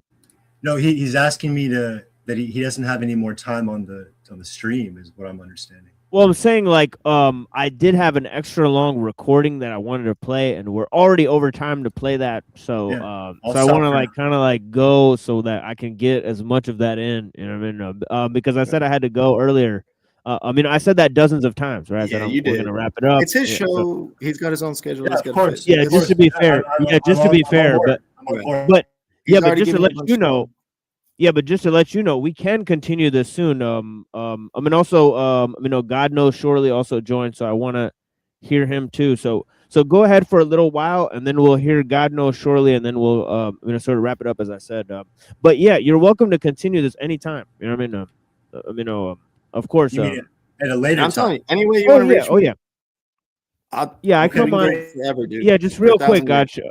Yeah, just real quick, God knows. Yeah, real quick, homie. Yeah, I'm on Tuesday, Wednesday, and Saturday night, right? 9:15 p.m. Eastern, right? So I'm always on at that time. So anybody can come up and talk. So anyway, yeah, go ahead. Awesome.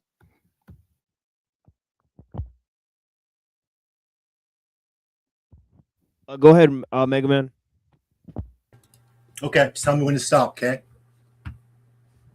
I mean, I'm saying you can go on for a little while if you want. If you want to get some more of this in, yeah. Yeah, just tell me when I have to stop so that I'll know. Yeah, let's go on for like like maybe 10 more minutes. I thought it was gonna be like a 10-minute thing. Let's go on for like 10 more minutes, and then we'll save the rest for next time. If you don't mind. Yeah. I realized that now that I told some people what I was planning to do, but I forgot to talk to you about it. So that's my fault, sir. It's okay. No, I just noticed that if we're only like 1/3 away, then I won't get my recording in. So yeah. Yeah, I want you to put it's your show, and I want you to put that first. So I'm going to keep going until we have to stop. Okay. Yeah. All right. Yeah, just go for like 10 more minutes. Yeah, the floor is yours. Yeah. 10 minutes. Okay. We often try to analyze what we see without questioning the limits of the observer itself, our conditioning, memory, and bias. In doing so, we miss that the observer is not separate from what is observed. It is shaped by the same movement of thought and experience. Our biggest problem is a lack of inner clarity. Without clear, direct perception of ourselves, we're guided by confusion, conditioning, and fragmented thought rather than understanding what is actually happening. There's too much secondhand, conflicting knowledge accepted without question. These inherited ideas contradict each other and create inner confusion, blocking direct seeing. Instead of perceiving reality clearly, the mind filters it through memory, belief, and authority. In this way, knowledge replaces observation and confusion becomes the natural result. We often cannot see what is real because perceptions filter through memory, belief, fear, and expectation instead of direct seeing. We interpret reality through these inner images, which distort what is actually present. Our minds are shaped by conditioning, culture, experience, memory, fear, and belief, and much of this operates unconsciously. Without awareness of this conditioning, we mistake it for free choice and clear perception. Thought is mechanical because it's based on memory, repetition, and past experience. It can organize and describe, but it's always limited to what has already been known. Truth, however, is not a product of memory or repetition. It's immediate and living, and therefore cannot be fully captured or contained by thought. Thought can carry its own momentum, shaped by memory, fear, and desire, so it moves with an agenda that is not consciously chosen or clearly seen. Until the mind's fully free and aware, thought can quietly direct our actions and reactions while we remain unconscious of its influence and momentum. Thought can be anticipated. Wisdom does not operate from memory or strategy. It responds directly in the present moment, so it cannot be planned, controlled, or manipulated. Secondhand knowledge can become an escape when it replaces direct observation. The mind leans on borrowed ideas instead of becoming fully aware, fresh, and free in its own perception. Without inner freedom of the mind, freedom from fear, conditioning, and psychological dependence, outer freedoms lose their meaning because perception and action remain constrained internally. Secondhand knowledge is information borrowed from others, books, opinions, traditions, or authority, without direct personal observation or understanding. It can inform, but it doesn't bring clarity because it's not seen firsthand, only repeated. Mostly people rarely face life directly. The mind escapes through distraction, belief, entertainment, ambition, memory, and endless thought. Direct perception begins when escape ends and we observe reality. Here's a simple list of common psychological escapes from direct seeing. Blame, justification, denial, suppression, distraction, escape into belief or ideology, seeking comfort or pleasure to avoid discomfort, clinging to identity or self-image, comparison with others, fear-driven avoidance, overthinking and analysis instead of observation, reliance on authority or external validation, projection into the future, becoming, we talked about earlier, attachment to the past, regret, nostalgia, but also romantic ideas. Romantic ideas give us a sense of comfort. So the real issue is not the presence of escape itself, but the lack of awareness of it. When escape is unconscious, when escape is unconscious, it becomes the background controller of thought and behavior, giving the illusion of control while actually sustaining confusion and conflict. Only when these movements are seen as they arise does their influence begin to lose authority. Perception is distorted when the mind's caught in becoming in psychological time. Then the present's filtered through the past and future, and reality is replaced by interpretation instead of direct seeing. We often avoid fear and discomfort through distraction, thought, or activity instead of staying with them directly. This escape prevents real understanding and keeps the fear active underneath. We often rush to conclusions because uncertainty feels uncomfortable. Instead of staying with I don't know, the mind creates certainty to escape fear and regain a sense of security. Human beings escape self-observation through distraction, belief, entertainment, ambition, blame, and constant mental activity to avoid facing what they truly are inwardly. Suppressing feelings is a form of escape from what actually is present within us. Instead of directly feeling and understanding them, the mind pushes them away, which keeps them active beneath the surface. Our feelings can point toward truth, when there is inner clarity to observe them without distortion. Seen directly, they reveal patterns of fear, desire, conditioning, rather than being blindly followed or suppressed. Psychological knowledge is the accumulation of beliefs, memories, conclusions, identities, hurts, and experiences that shape how we see ourselves and others inwardly. We often accumulate psychological knowledge, beliefs, conclusions, and past conclusions, rather than refining direct perception.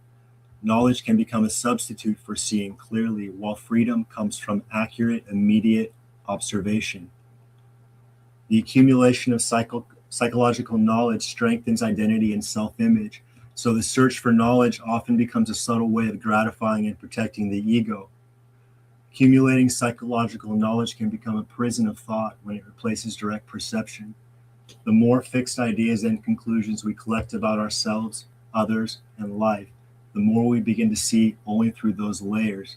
Instead of fresh observation, experience is filtered through memory and belief, making it harder to see clearly or respond freely in the present moment. Internal conflict splits attention between opposing thoughts, fears, and desires. This division consumes energy, weakens clarity, and leaves the mind exhausted instead of whole and alert. This constant inner friction prevents the mind from being fresh and naturally leads to mental fatigue and exhaustion. We tend to protect the psychological knowledge we accumulate because it's part of our identity. It becomes part of our identity and sense of security. When it's questioned, we often defend it instead of examining it directly. Knowledge can become an escape from truth when it replaces direct observation. The mind clings to stored ideas instead of meeting reality freshly in the present.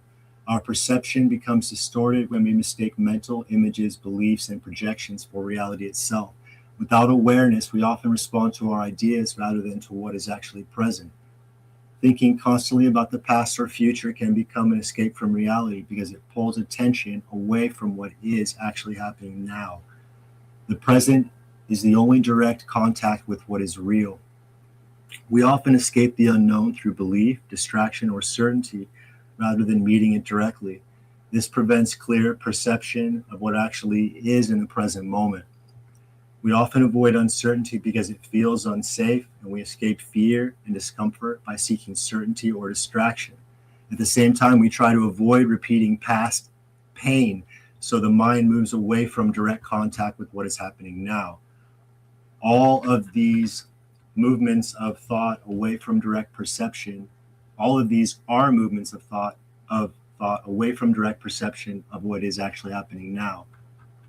To live is to meet each moment fresh without relying on escape or repeating the past.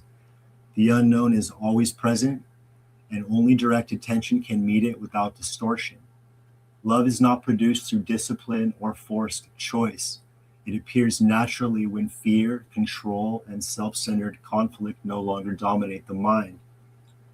Thoughts are words, so they can be described and expressed to others. Truth is beyond words because words are only symbols. It cannot be fully described or transferred to another. It must be directly perceived and understood firsthand.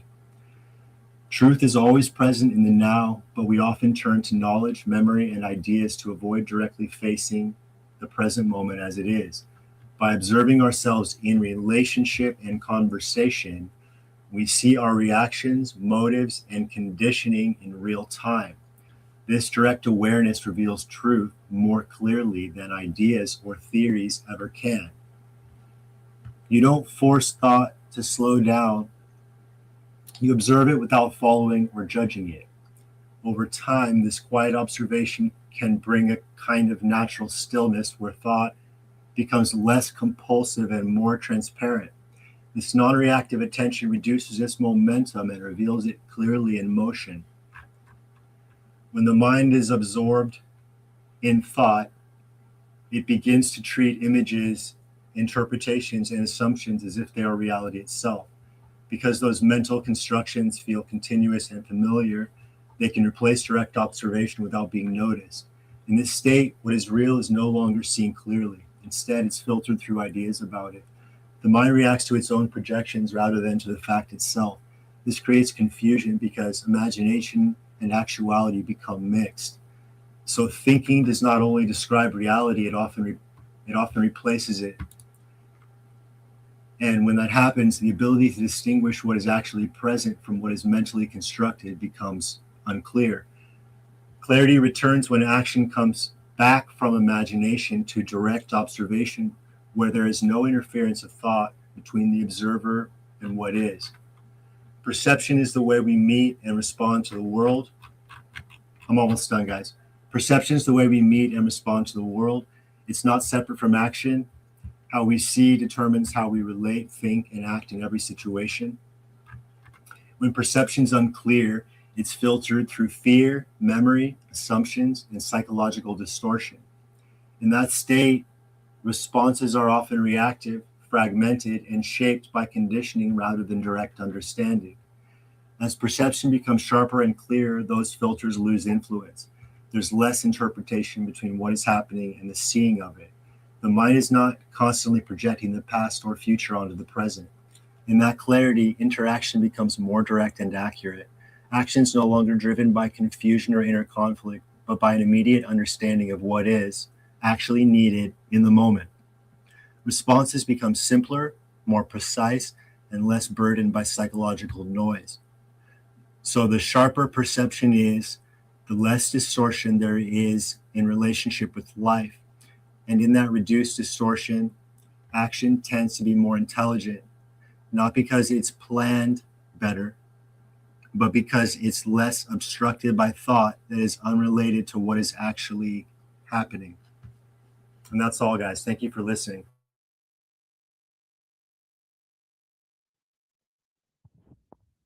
Yeah, for sure. Deep thoughts. We're coming back on Tuesday night, so if you want to continue this, definitely come back through. Can I just say one last thing? Yeah. I wrote all this while we were on stream. Okay. Nice. Yeah. So excellent.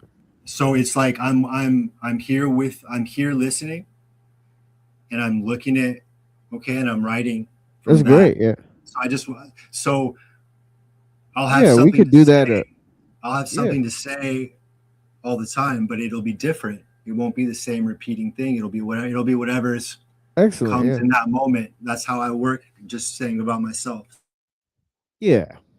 Yeah, and you're right about having somebody hear you out. That's definitely me. So so yeah, I really appreciate the entire line about about how knowledge, seeking knowledge is not the answer, but clearing our perceptions, fixing our perceptions, that's the correct path to go about things. And I wholeheartedly agree with that assessment of the situation. Thank you, sir. For sure. Yeah, definitely. I got a lot out of that. So I appreciate your reflections. And yeah. So we also have this gentleman here. Blessings. Glory, hallelujah. My yeah, glory, hallelujah. Hallelujah. My connection sucks and everything, so I keep cutting out and everything. I love to listen to it. I'm gonna listen back. And I really do mean anyone who wants to speak, please do, or anything, whatever. Speak with me in spirit. I'm with everybody in spirit the same. But this, like, all I care about is things that you mentioned, right? Having a clarity, approaching clarity, right? Dwelling in clarity, being present in clarity, sound mind, coming to a knowledge of the truth, but also leaving that behind as knowing, beyond knowing in the way. And it's just, I really, not only do I believe, obviously, I know, and I testify and speak towards the exiting of the stratosphere of these sorts of things. And so I really just mean, God is all and in all.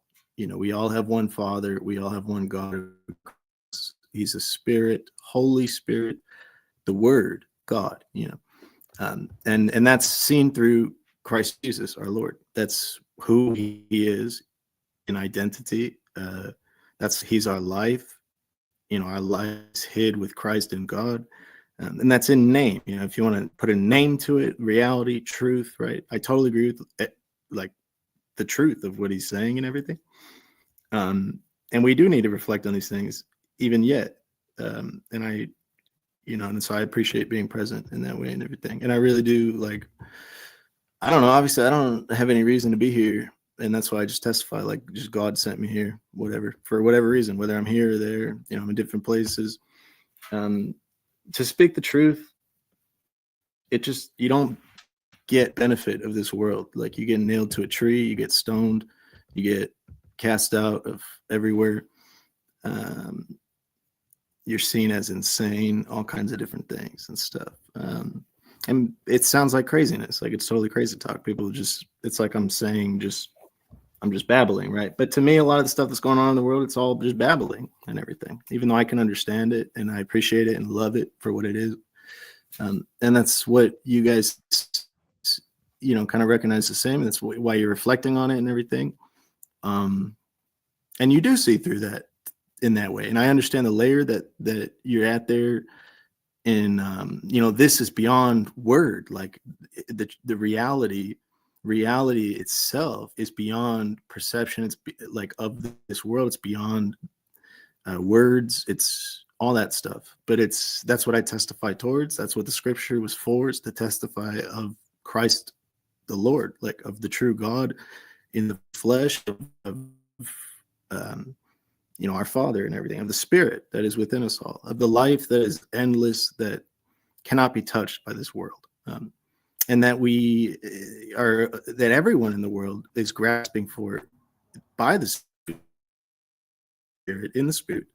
And that is truly unseen and unknown because of our illusion, because of the illusion of this world, because of the deceptions of mind, because of our clinging on to knowledge, claims, and identifications. Our identity. We need to find an identity in this world to ground ourselves in. And so, that's where you get all the isms and the cults and all the nationalizations and all the different whatevers. It's I am an atheist, right? Or I am a theist, or I am a vegan, or I am a meat eater, I am whatever, whether it's flesh or ideological things of mind, or whether it's, I'm a scientist and I'm a philosopher, whatever, and all these things. But I truly have seen of God that it's the truth is in God. It's hidden in Jesus Christ. Like, that's the name, and that's our true identity, given to all and everything. He gave himself for us all. So and so you can't lose your identity, and that's I've experienced it where it's like drowning, like in this world, like you're drowning and you're just looking to catch a breath. And so people, and you latch on to, okay, I can breathe in this ideology or whatever, and I can understand things. Now I can picture the world. Okay, it's evolution. It's, it's whatever. We came from aliens. It's whatever it is. And it's, in some way, the truth is always present in all of it. The truth of it, deeper than, and it beyond the words. And all of our explanations fail to explain it. They fail to get us to see. They always blind us. They always box us. They always create a boundary. And I've breathed past. I was just pulled out of the freaking entire world and everything. And I really believe that, and I really know it, and I've really experienced it and everything. But it's also you don't go anywhere, and it's through the word that is given to us, the gift of God in Christ, which and it's just Christ is all and is in all, and that's my message, obviously, always, and that's what I testify of. And I don't care if you believe me. I'm not here to sell anything. I don't gain anything from anything. I don't get paid. I don't get anything. In fact, I just get shit on always by basically everywhere. And I'm glad, like, I just don't care and everything. And it's just, yeah. And so that's, I'm just here because God sent me, but like, I just go anywhere, wherever I am. And I just speak about the gospel, what I believe to be like the most important thing for everybody. and I've experienced it, and so I know it. But so like, I don't know, it's just a bigger thing there where I can totally understand, and I have reflected on these things, and of course, like I'm no different than anyone else and everything. Where even to the deepest level, if you can get there where it's, oh, you think you know everything, you don't know anything, and then you got to go back to I don't know anything, and you're at you don't know anything, and then you climb all the way up, and you're like I know everything, and then you're I don't know anything still, and that's kind of where that's where it's all going down in the mind. But so I just testify these things, because I love God, I love you all, everybody. Like it's just what I have. I don't know anything else. I can't give anything else. I don't have any other power or treasure or anything like that, but it's all free. It's all in the spirit. It's just not physical things. And I'm always here for anyone to talk. And I always learn, I can still even, I'll testify, I am as the master, and yet I'm always learning the same. Like, and that's the point is Christ learned in being made unto a man, like in the flesh, learned obedience, learned, the humility of being a man and everything. From us the same, and we learn always from each other, but also we always teach each other, but also we never learn anything in that way, always being taught of God and being gifted all knowledge from the very beginning. And yet, it's all just paradoxical. It's super trippy, but and I believe like why are we all here? Why is this even, why is it? I really believe like a decent saying towards that is that it's a conversation, that we're all talking it out. Like we're literally here to engage with one another, to discuss, to come together through the and then there through our spirit, becoming one in the unity of the faith and everything. And there comes a point, of course, where it's just beyond all these words. And that's what I speak to, is like, that's how it works. It's just through the Son, through the name Christ. Like Christ is all and is in all, the anointing, the anointed, right? If we're all anointed, if we all have the Holy Spirit, if we all have life in us, the breath, we all have the Spirit, we're all animated, and we're made as one body, we're all mankind, we're all humanity and everything. That's where you get these words, and you just, at some point, we just stare at each other and just giggle, and we can't even speak, because it's just like, what? It's totally alien, like it's insane. And that's like what I live for. It's just like to share in that. And, and we see it, and we're all coming up different ways. People say we're all walking each other home or whatever. We're having a conversation, and we're, at the end of the day, it's just a party. I mean, I truly believe that we just live forever. Boom. At the end of the day, no matter what, it is written that everyone will receive praise of God. Like everyone is just, God is like, behold my amazing creation. And he's clapping, he's cheering, he's freaking like, this is the greatest thing ever. And we just can't see it for ourselves and everything yet, in this flesh and everything. And so seeing through that, when you see it, we glimpse it and stuff. And that's the battle, is against the forces of darkness, of like, where you can be made to feel like you're nothing. And we do that to each other, where when we don't recognize in each other, we just, we exalt ourselves over each other. And we also destroy ourselves. We put ourselves under each other and everything. And so it's very paradoxical and everything. Like I am not above or beneath anyone. Absolutely. Like we all got to remember that there's nobody better than anyone else here and everything. But at the same time, like undoubtedly the humanity in this world, we make ourselves above and we make ourselves beneath, and we feel that way. And when it all happens, you can even feel at the same time that you're above and beneath. And it's all of that stuff is the condition. And that's through conversation and through experience of life. Like it just blasts us into God, where it's that kind of thing. But so, yeah, it's he who exalts himself will be humbled. He who humbles himself will be exalted. And like, I truly understand where you're coming from. And I did go to those ground basics of like, am I even alive? I really felt at some point, I am just dead. Like I don't know anything. I can't possibly, this is insane. Does this even exist? This is insane. It felt that way. But at the same time, like I had never felt that way. You understand? And through that's where I find Christ and everything. And it's just all of that, where this is all that exists, right? You said the present, all we can know is the present, all that exists is the present, the presence. And that's, deeply like the guys who are into the Buddha nature and everything. It's the same sort of idea, and that is the spirit of Christ in them. And it's just crazy. But so I just testify, like I said, I love to speak all the time with anybody because everyone's coming from different angles. And I've been there. I've run the maze. I've mapped the labyrinth. I've experienced it from my own level of experience, from top to bottom, from the peak of the mountain, from the bottom of the valley, whatever. And I know I have tools, and so does everybody. We're equipped. We have everything we need, and we're here. We got to be here for each other, of course. But that's why I testify.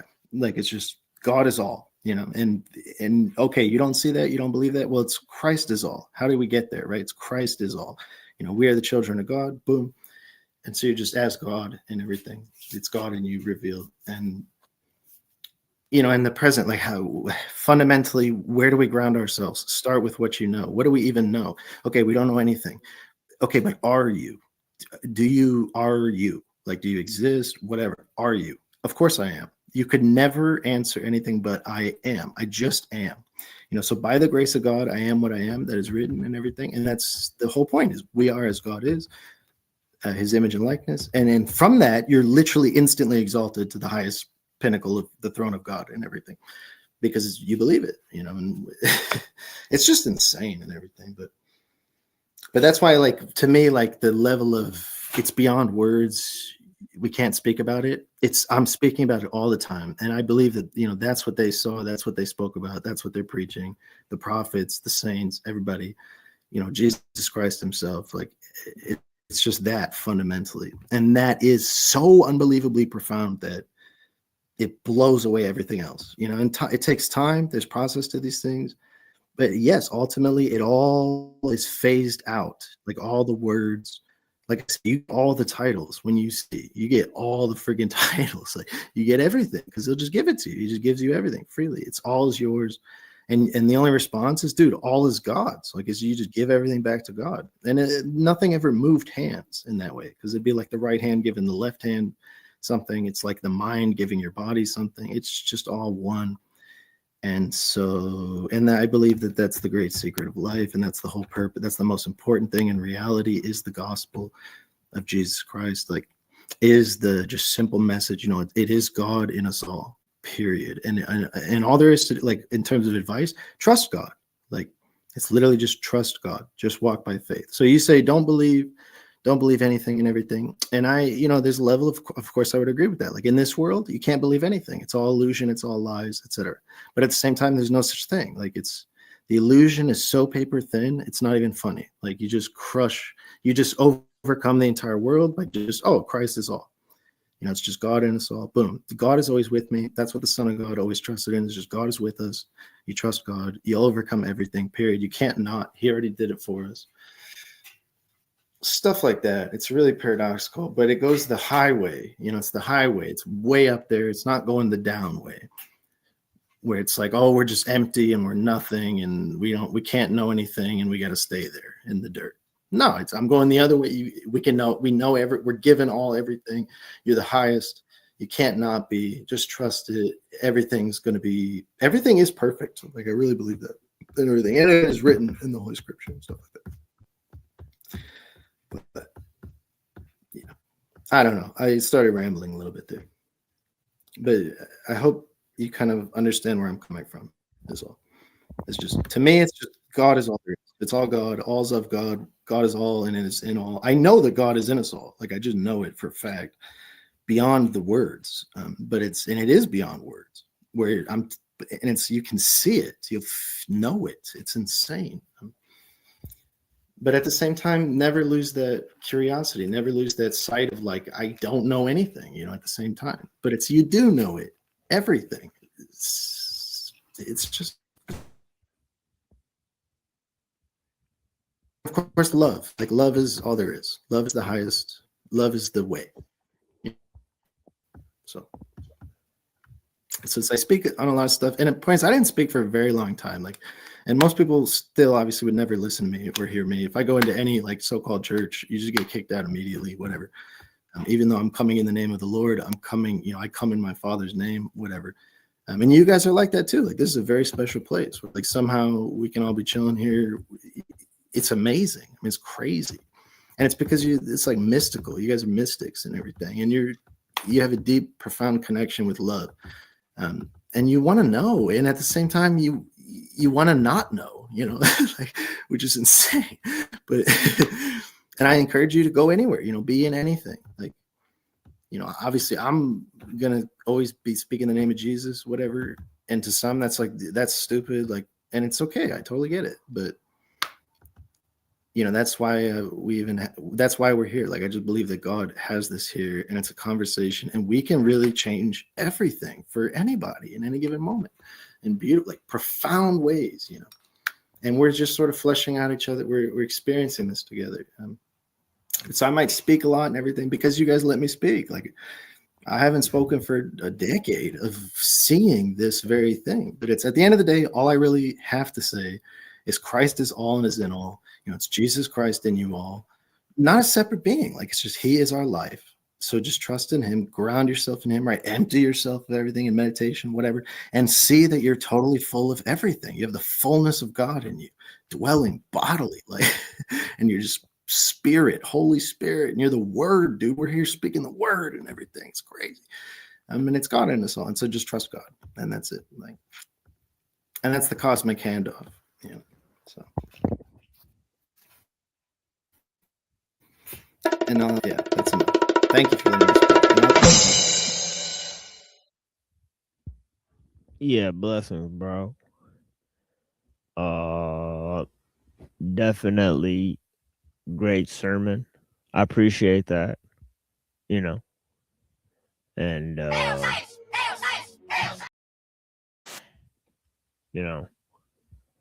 definitely gonna be a lot of people, a lot of devils afraid after that type of sermon. You know what I mean? King Stephen, bow down to Dolphin Jesus.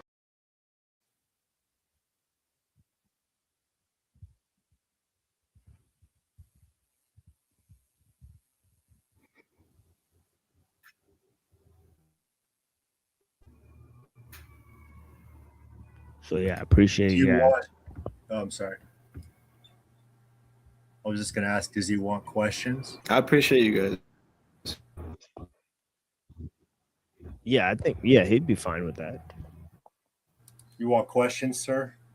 Do I want questions? Sorry, yes. My internet's was cutting out, dude. I'll take any questions. Anything, dude. Okay. This is all I care about. So let's say I'll speak about anything with anyone. Let's say I'm someone that's suffering greatly in my life. How can I take what you just said and make that my reality so that I'm actually, I'm living that, what you're saying? It's not just like, to me, it's just words. How can I get that for myself, what you're saying? That cut out. What I understood was okay, let's have someone that you love that's suffering greatly in their life. And to me, just speak in like super. You guys getting anything from it? How can you see that? It's for the good of God. And so, literally, what is there to do in suffering? It's just to be present with each other, like, cry, like, and comfort one another with words and with presence and prayers of healing in the spirit and everything. But at the same time, just know that it's God has purposed it this way. Like, that's the whole thing with Christ, is obedient unto death. Is he just understood that whatever suffering is going on, which we're all suffering, of course, all people suffer. We could say some suffer more, some suffer less, but at the same time, we can't really say that because it's just a universal condition. And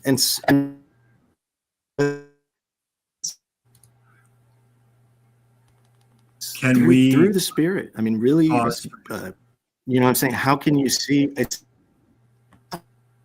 just words? It's literally reality. It's our lives itself. Is God's doing something here?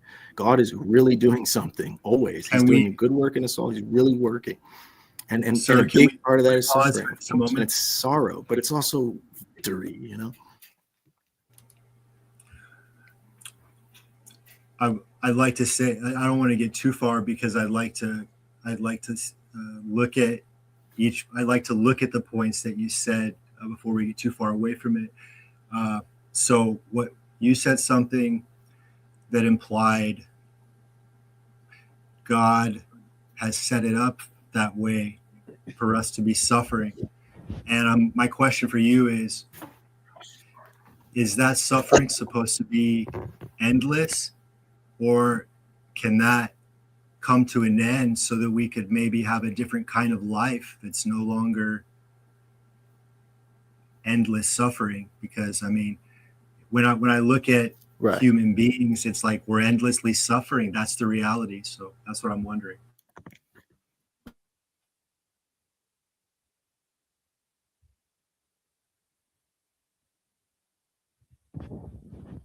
I don't know if he completely cut out there. Death, pain. Yeah, you cut. Sorry, Yeah, you were cutting out there. I know it's cutting out. So the suffering. Yeah, you're a little bit. So it's what the Yeah, whole the thing. first with the part of what cross you is. said was totally inaudible. So you got to start all over.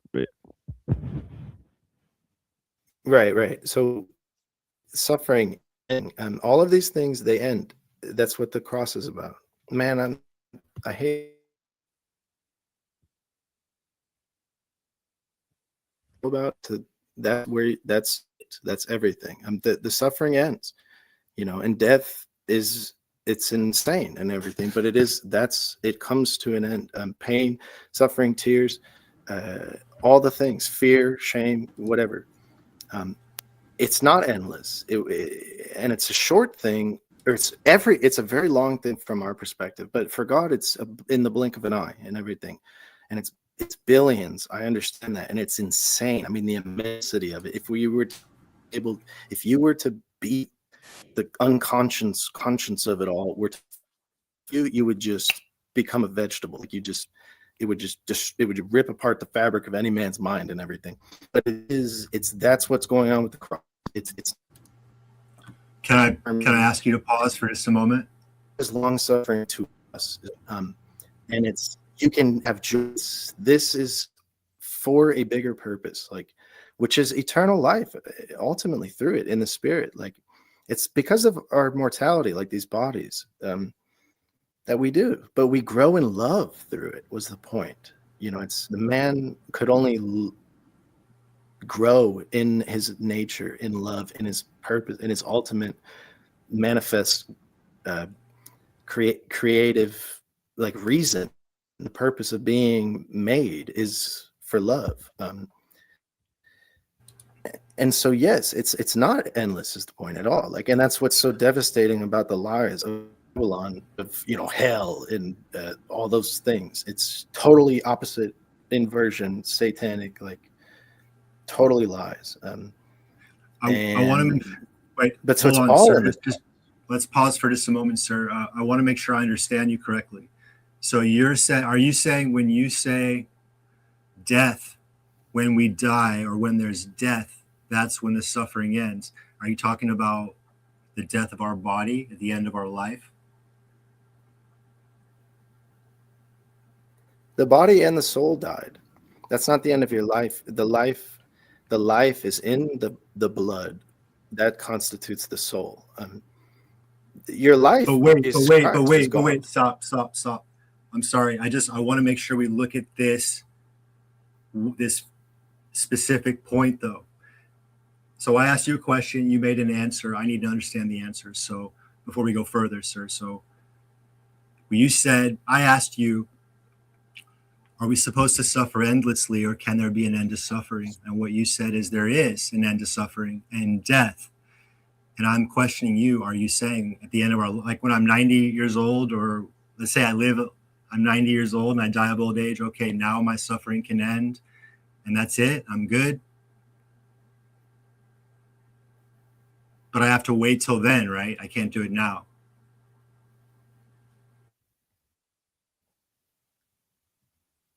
You don't have to suffer in the way of humanity's suffering, what's really going on in in the Spirit of God. I am suffering. That's my life. Where You know, I have a job that I hate. Christ on the cross, of course, he's experiencing pain. My friends and family don't listen. Then quit it. There's Take wicked that. corruption and crimes happening everywhere. Okay, we cannot judge any man after the flesh. We can judge nobody else after the flesh. Like, we have to self-reflect and everything, and you know, empty, right? Decrease that Christ will be increased. You know, I understand the world doesn't look pretty, but I need money to survive. Just to live in this world, I need money. No, you don't need money to. You don't need food. I need money. You have God. I need rent. I need. I'm gonna. You know. I need all these things. You don't need and anything. If I have, you have God. And the whole time I'm thinking about the pain that I've been traumatized this whole time, and I'm thinking about the pain. So scared to repeat everything. Feeling compulsion. I'm compelled to do this. Compelled to do that. Can't listen to this, can't listen to that. Are you saying that's healthy and that's the way things should be? It's all things of this world, man, that are temporary and they pass. You know, and it's not unique to you. It's we all have experienced and do feel the same and everything. And I'm just saying, when you dwell into that, what do you need money for? I have no money, like, at all. I never do. But at the same time, I always have money to be provided for whatever that's what I'm saying. I eat, but I'm just saying, like, I don't have any money in my bank account. Where do you and I get never the food do. from? Do you grow it? And I work. And I don't like the job, you know, so much. I don't like it like that. I like this job. This is what I make my primary job always, and I don't get paid for this, you know. Whether I'm here or there, anywhere. It's just speaking about Jesus. You say you're suffering at work. You have to go to work. See You through don't that, want to dude. go. It's God always provides. But wait, Yeah. you don't want to go, but you're forced to go, and the whole time you feel like shit, right? I'm not putting words in your mouth, but I'm questioning. How do you feel being forced to have to go do something you don't want to do? And is that not suffering? It's all temporary experience. What about if you just recognize the presence of God and you realize that, you know, God has made me, God has sent me here for some reason, and I'm feeling some type of way in the body. You know, I feel my back hurts. You know, I'm broke. I would love to have a working car right now, you know, but I can't. But, you know, my friend's going to drive me. Yeah, I appreciate you guys. Yeah, I really gotta and we can do that wrap forever. this up. And I appreciate it. Yeah, blessings, appreciate you guys. having me too. Yeah, let's get And into I'd love some to continue. yeah, let's get into some closing statements. I mean, I'll come back on Tuesday, guys. Tuesday, Wednesday, Saturday, as I said. You guys are welcome to discuss anything you like. Obviously, I open up with some presentations and stuff. So we'll get going with that. I really gotta, basically sign off here today. Right. We might bring you guys a much longer show on Wednesday. So far, no promises. We're trying to avoid super long shows because of the recent censorship, right? So until we clear some of the censorship, we're trying to be more careful for now, right?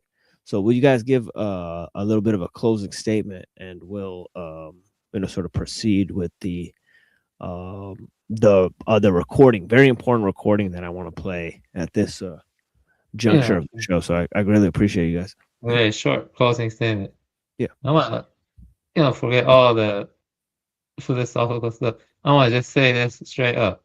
Sonic, Kirby, all those, they're vibrant, life affirming, but Mega Man is mechanized. It's mechanized, and Mega Man is not vibrant or life affirming. So you gotta learn your place.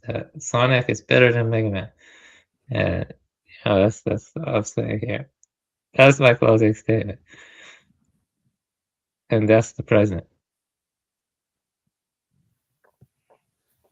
Did you say I'm better than Mega Man? My stuff is cutting out all the time. I don't know. I'm not better than anyone. My closing statement: Christ is all and is in all. Jesus Christ is in us all. Is our very life. Is not separate. just choose that you see as in all. It's a kingdom of love. That's the directive. That's the primary directive. What it is, just love all, speak truth, do what's right, of course. But understand that there's no wrong in the same sense. Yeah, trust God. And I love you all so much. I'm thankful to be present, being able to share in your presence and everything. Yeah, blessings, bro. And yeah, whatever. Yeah, you've been a little I just bit. love you guys. That's all I ever want to say. Yeah, thank you so much, man. But you've been like a little bit cutting out. So next time, try to like improve that if you can. But if not, I appreciate you anyways, man. But yeah, we'd love to hear you a little bit better because at parts you were cutting out a little bit. But blessings, brother. Thank you so much for joining. And yeah. So Yeah, there is blessings, a brother, wrong. man. Yeah. Sorry, this will be fast. My closing. So there is a wrong. Wrong is false. Truth is true. So there is a wrong, and I need to sharpen my perception so that I can see which is which. And that's it. Thank you all. I love you all, and I'm here for the right reasons. I respect all of you. And Thank you so much. I know that it's hard to hear some of the things I say, and I want to let you know that I'm not trying to like act like I'm above anyone, because I think we're all at the same level in that way. So that's how I feel about all of us. So we're in this boat together, in the same boat, at the same level. And so when our feelings come up, like you don't like what you heard, so our feelings come up, let's talk about it. I'm happy to talk about it, and that's it. Yeah, excellent stuff, Mega Man. I greatly appreciate your time, and yeah, man. You know, yeah, I hope you'll join us next time, and yeah, for the people out there, right? Thank you for joining us on the Machine Lies, right? Where we talk about the lies of the machine on the machine that lies, right? It's pretty much, I think it's like dawn where I'm at, so it's gonna be time to move into the next day, right? And yeah, I greatly appreciate you guys. And yeah, so we will basically proceed with what we've uncovered here, right? About techno liberalism. We're taking into account radical historical takes, right? By Nick Bostrom, right? Rene Guenon, right? Henrik Skolimowski and Jacques Ellul. Those are some of the thinkers that we're working with, right? So, a lot of them, their sort of ideas seem to parallel, right? So that's why we're bringing a wide selection of sort of conceptual frameworks in which to look at modernism, in which to look at techno liberalism, right? And of course, it's free form discussions that we're having. So please participate and share the discussions out, and we can sort of build on the material here, and of course, where showing the primary sources and giving our commentary based on that. And so anyways, thank you for joining us. They say that the first step to brainwashing is forced introspection. And the first step to blinding somebody is getting them to open their eyes. And you can't kill what you can't see. And the first step to seeing beyond the programming is to realize how you've been programmed, right? And what most people think is real is just flickering shadows on a screen, right? Or just images of things that are not even real. But yeah, I appreciate you guys. And how do you know if something's true, right? Unless you know for yourself, you see all truth really comes from within. So, blessings to all the people.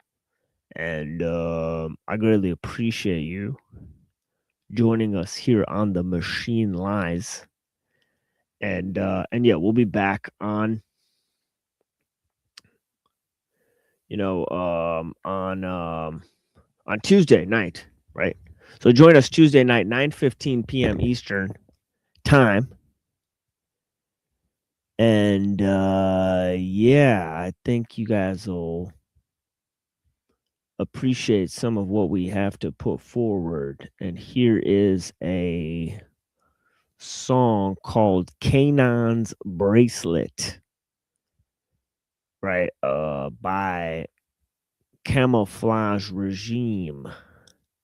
If you guys have heard of that band, consists of Tragedy, Gaddafi, and Vinny Paz. Two of my favorites. But yeah, anyways, I greatly appreciate you guys joining us here, and we will be back soon. And of course, there is a Discord and email you can probably reach me at, right? I will attempt to post the Discord link in the community post if I can, right? Anyways, blessings.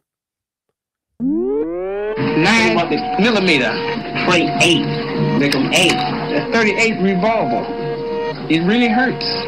I had 6 of them in me. It hurts real bad. Real bad. That's why right now I issue it out. Lord. It's receiving. I ships it. Guys don't fight anymore. They don't use the. We used to fight, but they don't do that anymore. Guns. All about shooting, taking them out. Taking them off the game. When they come to the home front, that's when we use it. Yes. And when they come shoot us, we go back and shoot them. Pistol grip pump on my lap, it's an armed robbery. My Aki did 3 in the feds like he Ron Osley. You wanna go gun for gun, then come party. And if this gon' be a jihad, then bomb wisely. Baki my homie, you the walking definition. Allah know I'd rather ask forgiveness and permission. I'm on my square, ain't no one can knock me out position. This ain't a rhyme, Aki, this a fucking demolition. I'm from Philly, homie, everywhere's gunfire. Glock 40 cripple you, I'm out before the blood dry. Every living thing grow from a seed, and these bullets got your name on them, I hope you can read. See the semi-auto ugly, but it definitely jammed. So it's 2 revolvers on me like Yosemite Sam. Camouflage machine, what the fuck you expect? I ain't asking, homie, just give me my fucking respect. Throw my 5-star Oregon bars, elite Akbar, lines harder than penitentiary bars just to beat the odds. Splash you in bodily parts, your organs getting scarred. Young God, I've been a dawn, no rapper can hold him on. Any track I impact and spit my whole gorilla on. Do more than just kill a song. Physically, I murder the track till the beat soul is gone. Intense heat inside of my lines, hot as the sun core. Look what I'm riding for. Basically was born to score. Boss, you should honor more. Just a dominant force clapping your whole squadron off. Yeah, whack rappers with cross. Mocked never endorse. I just pay to knock them off and enforcing the Holocaust. QB the Philly inside the booth tossing Molotovs. Black Mikhail Gorbachev, the hood Hyman Roth. Narcotic lines are raw. Watch how I just get them off. If I stepped away, the whole rap game be at a total loss. They say the Iron Sheik hotter than hell, but the soul thirsty. The game over, you can hang it up like the old derbies. Blow perpy, holds curvy like Nicole Murphy. The chrome herky, but the clip long like the old Slurpees. Flow murky, hold slurp me on this gold journey. My heroin is medicine, who gone cold turkey? You'll die alone and buy a moan. Eating firestones and supply the bros, supply the bros. I buy the clothes for the flyers, hosts, it's a lot of dough. I supply the bros, I supply the bros, it's a lot of dope. I gotta go, pina colada floats, Prada coats, custom made Gabbana boats with a lot of dope. No tears dripping for beer sippers, ancient prayer scriptures, Gucci flare zippers with weird slippers.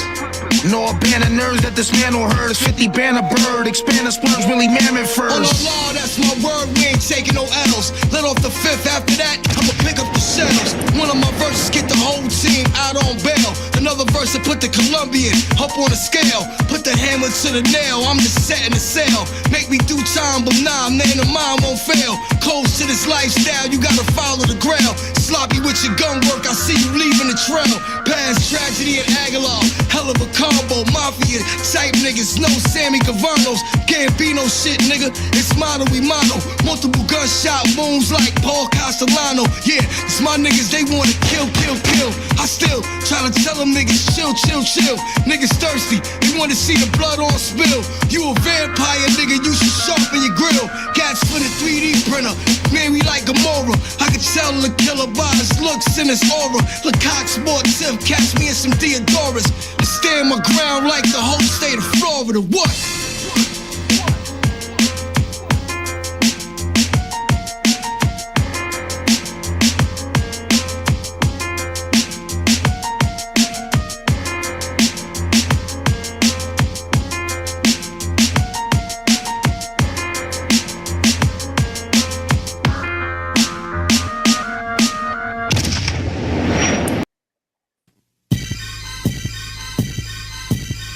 While I beat, liable to punch you in your fucking face. You can't contain this lyricist angry. My psychic beacon power goes off when people talk about me when I'm not in the vicinity. But that's highly understandable because I've seen half you motherfuckers trying to beat me. I give a fuck about what you're going through. The images you've seen depicted on TV. The pro words about his own self showcasing his own unique ability. Now what you know about referring to yourself in the third person, one thing's for certain. He's a whole tight rule boy, plots unfold when I deploy decoys reveal. But needless to say, I need to say more. And if you got in a battle with me, motherfucker, how much of this shit you think you can really endure? You didn't beat me with Mace Windu, chopping the heads on Django Fett. Step in the pros laboratory, guaranteed you no fucking threat. How you gonna succeed when your only goal is to achieve prestige and win it if that is ever attained? Pay the way to consume verbally. Guard your targets, I'm an phobia spitting marksman. Crush the tin man to tin, form the trash bin to throw whack hats in. Use your mind like pedals when I'm tracked bicycling. Rugged terrain I truck with hardcore lyricism. Inhale that purple stuff, realism creates criticism. Tell the majority they suck.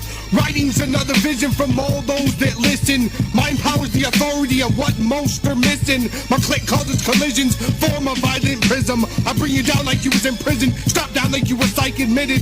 Mental's pitted when I spit this. I train with mental boxing fitness and uppercut, so don't forget it. I like the smell of dead corpses, ride around with dead carcasses in a trunk. You see I have this an addiction for pain infliction. I'll torture you, watch you suffer for days upon days. Not to mention days upon days upon days. I like the smell of flesh burning to kill you verbally. You betrayed my respect, this rhyme displayed in your set.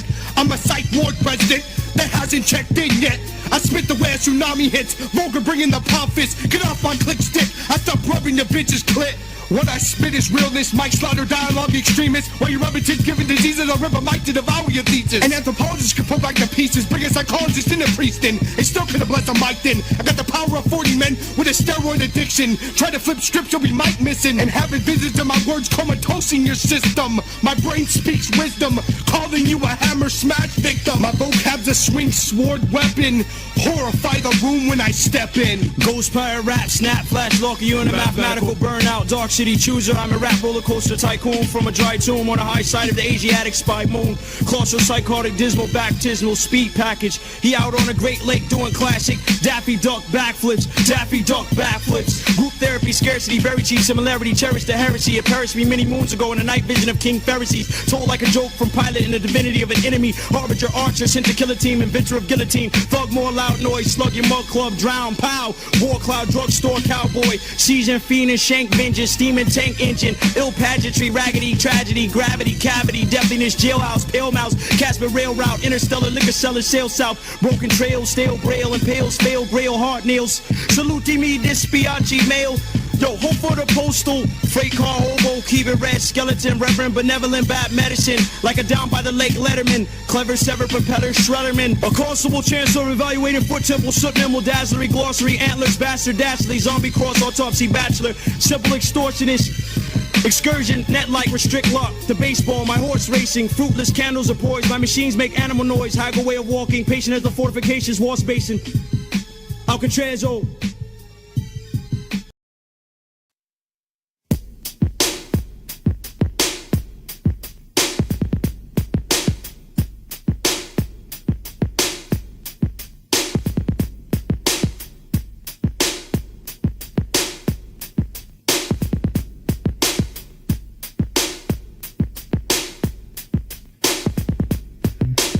Extended version horror, theatrical palaces, scripting vivid pictures of violence.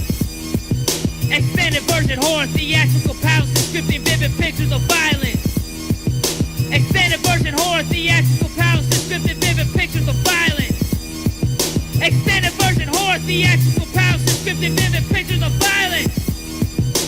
Rhyme destructor, my voice is born, causing constant brain ruptures, reconstruct vocal cords. Swing swords and rap voices, my brain that's corrupted, and causes scorch so you get the pain that's inflicted. The pounds of 1,000 horse dominating all districts. My lyrics is straight poor and swing heavy fisted. Too harsh to ignore when this hammer straight hits it. 714, massively shouting like critics. Styles and metaphors showing you how my click wrecks it. Your life's pathetic, like having low life genetics. Scarecrows, drum kicks, other types of birth appendix. My crew's battle forensics are superior when there's 10 hits. Dosing vital bacteria, conspiracies, but fuck it. It's got me corrupted, ready to lose it. My lyrics are the most abusive, spitting with 2 lips.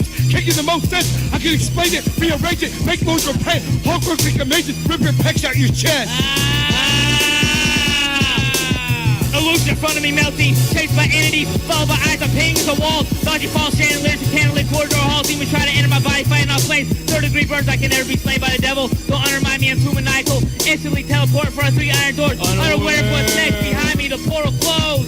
What door shall I choose? I sure don't want it to be the motherfucking one with a skeleton arm, because after you, and all I can think about is dead bloody bodies being strung up on the ceiling. But my mind is the key that opens all doors. But my mind is the key that opens all doors. But my mind is the key that opens all doors. Evil's got a grip on me, I'm barely breathing. Show the light to the army of darkness, I was sent here to destroy your fucking legion. I punch you through a planet, through an asteroid from my castle planet 10010110 dynasty. Shiny maroon platoon like 1001 red doctors. A wet metal of wild tiger lilies, vital collider force. Zaz bitch, Shatterstar, Escalade, Oceanic, Titanium, Everglade, Escapade, Bionicle, Chronicle, Chrome Syndrome, Tight, Cyber Roman, Hyperchrome, like Sidewinding, Shapeshifter, Escape Fixer, Laptic, Metallic, Elixir, like Cheyenne Indians from Montana, translating Mountain War Cloud like peacock feathers left after lectures, bite a large single-edged hunting knife down at the Alamo, multiple mechanical mosquitoes hatch from definitive innocent tranquil ankles, head mangler, flesh peddler, strange chainsaw, angry, angrier, deranged game, plane tangler, colossal fossil, ox hostile force. The horrid bum, dirty stone park benches, trash can tops and old gum, twilight riding, I'm in the corner shadow rapping, the one I've been chosen, the Iceman, I leave mics frozen, a frostbite, cold holy light, black cross strike, burning X-blade, I'm hard towering redwood, you soft grass blade is up against a pro invisible fat snake, unseen slithering, slapping you rap fakes, I'm waiting like bear traps and chipped wire stakes, spit fire quakes, dark water lakes, smut daughter tapes, dirty blotter bakes, clean liquid licks, triple slaughter kick, with knowledge of pressure points you'll die from fingertips, devilish incantation, the smooth throws from golden lips.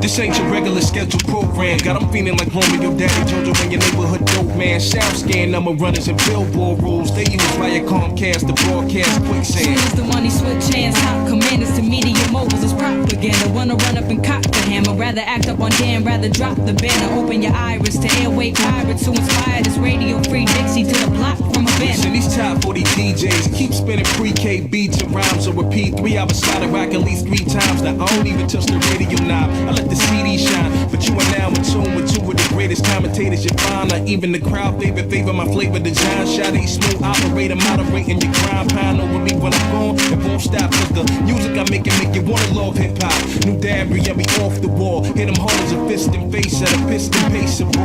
Who wanna spar with them no-car bars on so far? We in transit metropolis, watch a play mobster come up short like George Papadopoulos, speaking Greek to me like the area rhyme clock. And you delusional silence, violence, amplify revolution. See no evil, hear no evil, speak no evil, feel this truth right here. Hear the rocket send a shock to your system, detox, get rid of your addiction. Listen, won't change if I don't sound off. It's no movement if I don't move. People, we hear the rocket send a shock to your system, detox, get rid of your addiction. Listen, I would like to deliver this tape upstairs. How fast you don't take nothing upstairs? We're gonna deliver that tape right now. Don't make a move, and you won't get hurt. Hear me? Okay,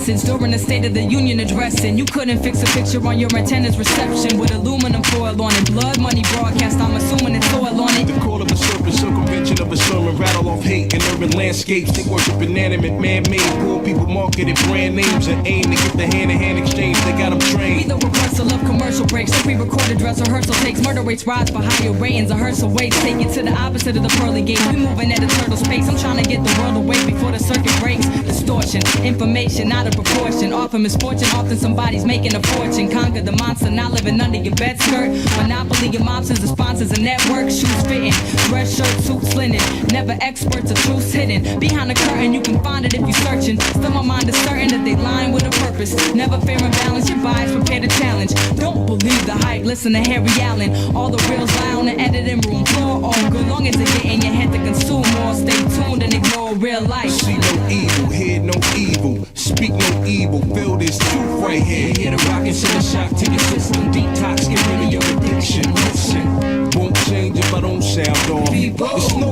movement if I don't move. We hear the rock and send a shock to your system. Detox, get rid of your addiction. Listen.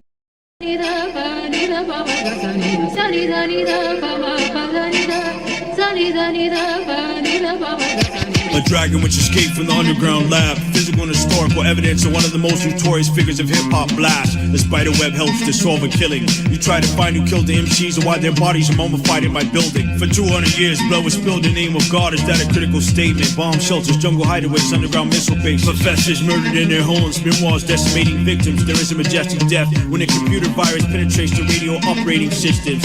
Warships and submarines lurking around. Deep combat conditions, battlefield photography. At night, something unusual falls from the sky in the distance. A time traveler is sentenced to death for violating laws against technology. An ex-convict in a swamp, nobody follow me. There have been the remnants of 1,000 explosions. Go see descendants arise from the old down from the mountains. I leave you broken.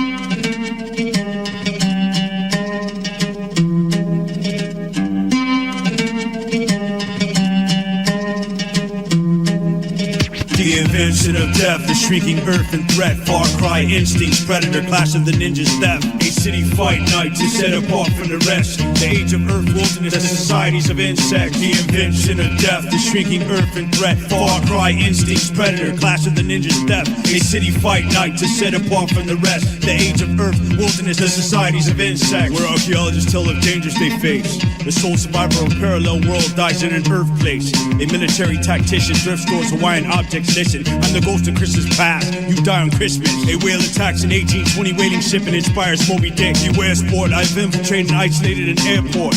I might write 161 books. I am the night like the glowing eyes of a wolf.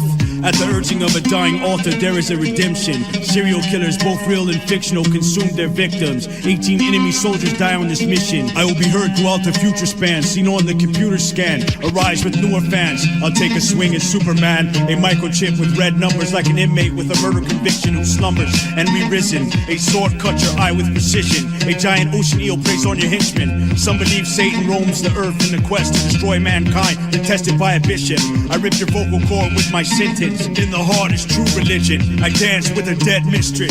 The invention of death, the shrieking earth and threat. Far cry instincts, predator, clash of the ninjas, theft. A city fight night to set apart from the rest. The age of earth, wilderness, the societies of insects. The invention of death, the shrinking earth and threat. Far cry instincts, predator, clash of the ninjas, theft. A city fight night to set apart from the rest. The age of earth, wilderness, the societies of insects. The sound of 6 large explosions and sees bodies found in a helicopter crash. As I'm coasting, a series of bizarre deaths that coincide with strange astrological phenomena. Cherokee and Choctaw, you're poisoned to death by a tomahawk. Threat stories, the crowd treks through the Amazon rainforest. Night vision technology, the shot that started the Great War was probably seen. Thrown from a man in broken MC's collar and spleen. Tank destroyers, elephant gun, dive bomber scream. I initiate psychoanalysis, where the uninvited die this year, the longest Halloween. After your battleship sinks, because of me, hundreds of fans survive in shark-infested waters. The sky strikes lightning, race to locate a device that will obliterate this Viking. A military plane and its crew disappear while investigating a UFO sighting.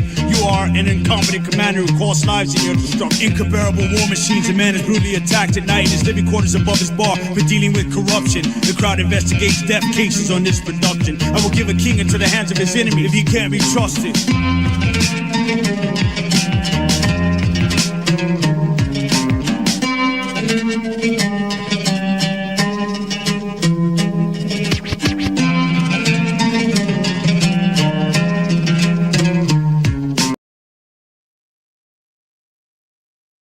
this shit without Neuro. It is what it is.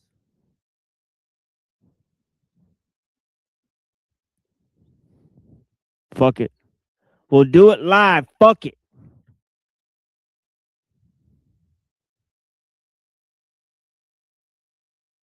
All right, here we go. Doesn't look like it's going that way either. And I'm just concerned. Everybody's covering this nonsense. This debate is complete 100% trash. So we'll go ahead and cover it.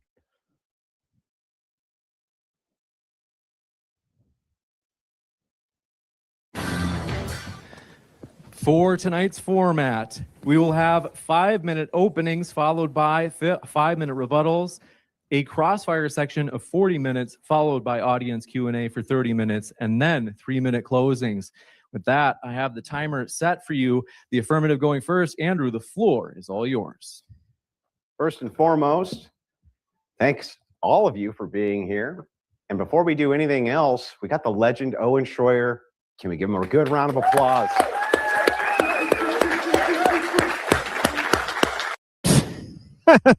Legend. Dude, he's literally was the cringiest right-hand man of Alex Jones when Alex Jones was going around a protest in a armored vehicle. This shit looked stupid as fuck. It looked comical, cartoonish. And yeah, yeah, dude. I mean, how do you become a legend? By being a crony for a literal hoaxer, right? Like, what? And this dude, like, literally said that and then applauded it. 4 minutes and 20 seconds. It's off to just a horrible start. He called Owen Schroyer a legend, folks. It's blowing smoke up his ass.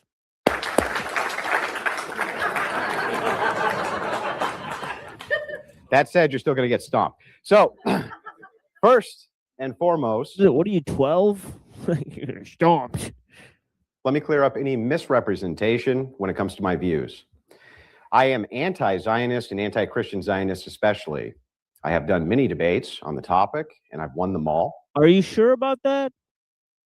He's anti-Zionist and anti-Christian Zionist, but he said we shouldn't support the Jews, but we sure shouldn't support the people that they're fucking murdering and killing, right? And, you know, like who basically the land rightfully fucking belongs to, right? He said, no, it's okay to murder and kill those fucking people, right? And then he also said, oh, yeah, you know, we should send Christians to Israel to support the Jews. You know, so I mean, if they have enough Christian population, then the Christians will start supporting the Jews. So he's not exactly against. And also, as I pointed out earlier, he supports the Russian Orthodox Church, right? Which they don't have a problem supporting Jews. Actually, a huge portion of the fucking churches and shit, they actually exist within Israel. So they work with the Israeli government. The Israeli government has the power to shut down their fucking churches, shut down their fucking holidays. And they have very recently like shut down major portions of what Christians are doing, including Orthodox Christians. So it is Easter and shit. odd. They shut down the Easter and shit. Like they did all sorts of fucking egregious shit, you know, against their holidays. Right. So they've not only eliminated a large percentage of the Christian population within Israel, not to mention the native Christian population of Israel. That's right. The Palestinian Christians, people you've probably never even fucking heard of. Right. So, I mean, it is incredible how they think that you should be totally ambivalent towards either supporting or not supporting Israel. Right. And they don't point out the actors within their own church that do it. Right? I mean, it's crazy. Right. I'm also very anti. Oh, yeah, and here's another thing. Owen Schroyer was not pointing out when he was working for Alex Jones complicit support for Zionism. So there's another fucking weird thing. Oh, Owen Schroyer just kind of forgot about all that, and now he's all of a sudden against Israel. He's saying that he got kicked out because he kept calling it out, because Alex was like, well, he's always freaking out about the Jews, and then look, now 6 months later or whatever, he's leaving. Now the show's shutting down, and he's like, well, now that it's shutting down, it was the Jews. I was wrong. But it's like, okay, like 20 years later, you say that. So like, what's the point at this point? You know what I mean? Like, does that mean that, does that imply that you just couldn't speak on it because you were paid by them? And now that they took it away from you, you've changed your mind about it. So again, it's just a weird situation all the way around, you know? Yeah, it's crazy. Like support for Palestinians has nothing to do with support for Muslims. Yeah, support for Israel is literally support for Jewish Zionism. It's fucking insane, right? So we've all been lied to. It's fucking outrageous. Yeah, I mean, by definition, Israel's kind of defined by Zionism. So like, you know, you can't really. I mean, if there's a distinction you could make, I am open to hearing it. I just never heard a clear distinction of like, well, Israel doesn't have anything to do with Zionism. It's like, well, kind of by definition it does, but okay. Yeah, it's crazy. Look up the history, folks. It's wild. Islam and consider the ideology just as poisonous as the But ideology. there is Islam. What the fuck does that have to do with anything, man? The whole thing's about Trump. It's like, oh, Islam is a poisonous ideology. Is that why you support Jews? Because of Islam? What the fuck, dude? So he doesn't support Jews, but he hates Muslims. That's for damn sure. But he doesn't hate the Jews. See, this is fucking crazy, bro. But yeah, man. I mean, it's obvious. They say it all the time. It's like you go line by line what this dude says. It's fucking obvious. It's fucking coward. Ideology of Zionism, especially Christian Zionism. I am not a war supporter in Iran, and I never have been. I say this at the beginning of the debate, so when bad faith... That you know, that's going to become extremely apparent that he 100% supports the war. 1,000,000% supports the war. It's fucking sad, dude, that he says he doesn't support the war. He doesn't support Zionism, but he supports killing basically Iranian children, right? He justifies it, right? And what are we accomplishing? All we've accomplished is defending Israel, right? So it's really weird. So he's playing this really strange game here. So this is why I think this has been one of his most unpopular performances. This was a horrible loss for him. And I'm talking about like just a terrible loss.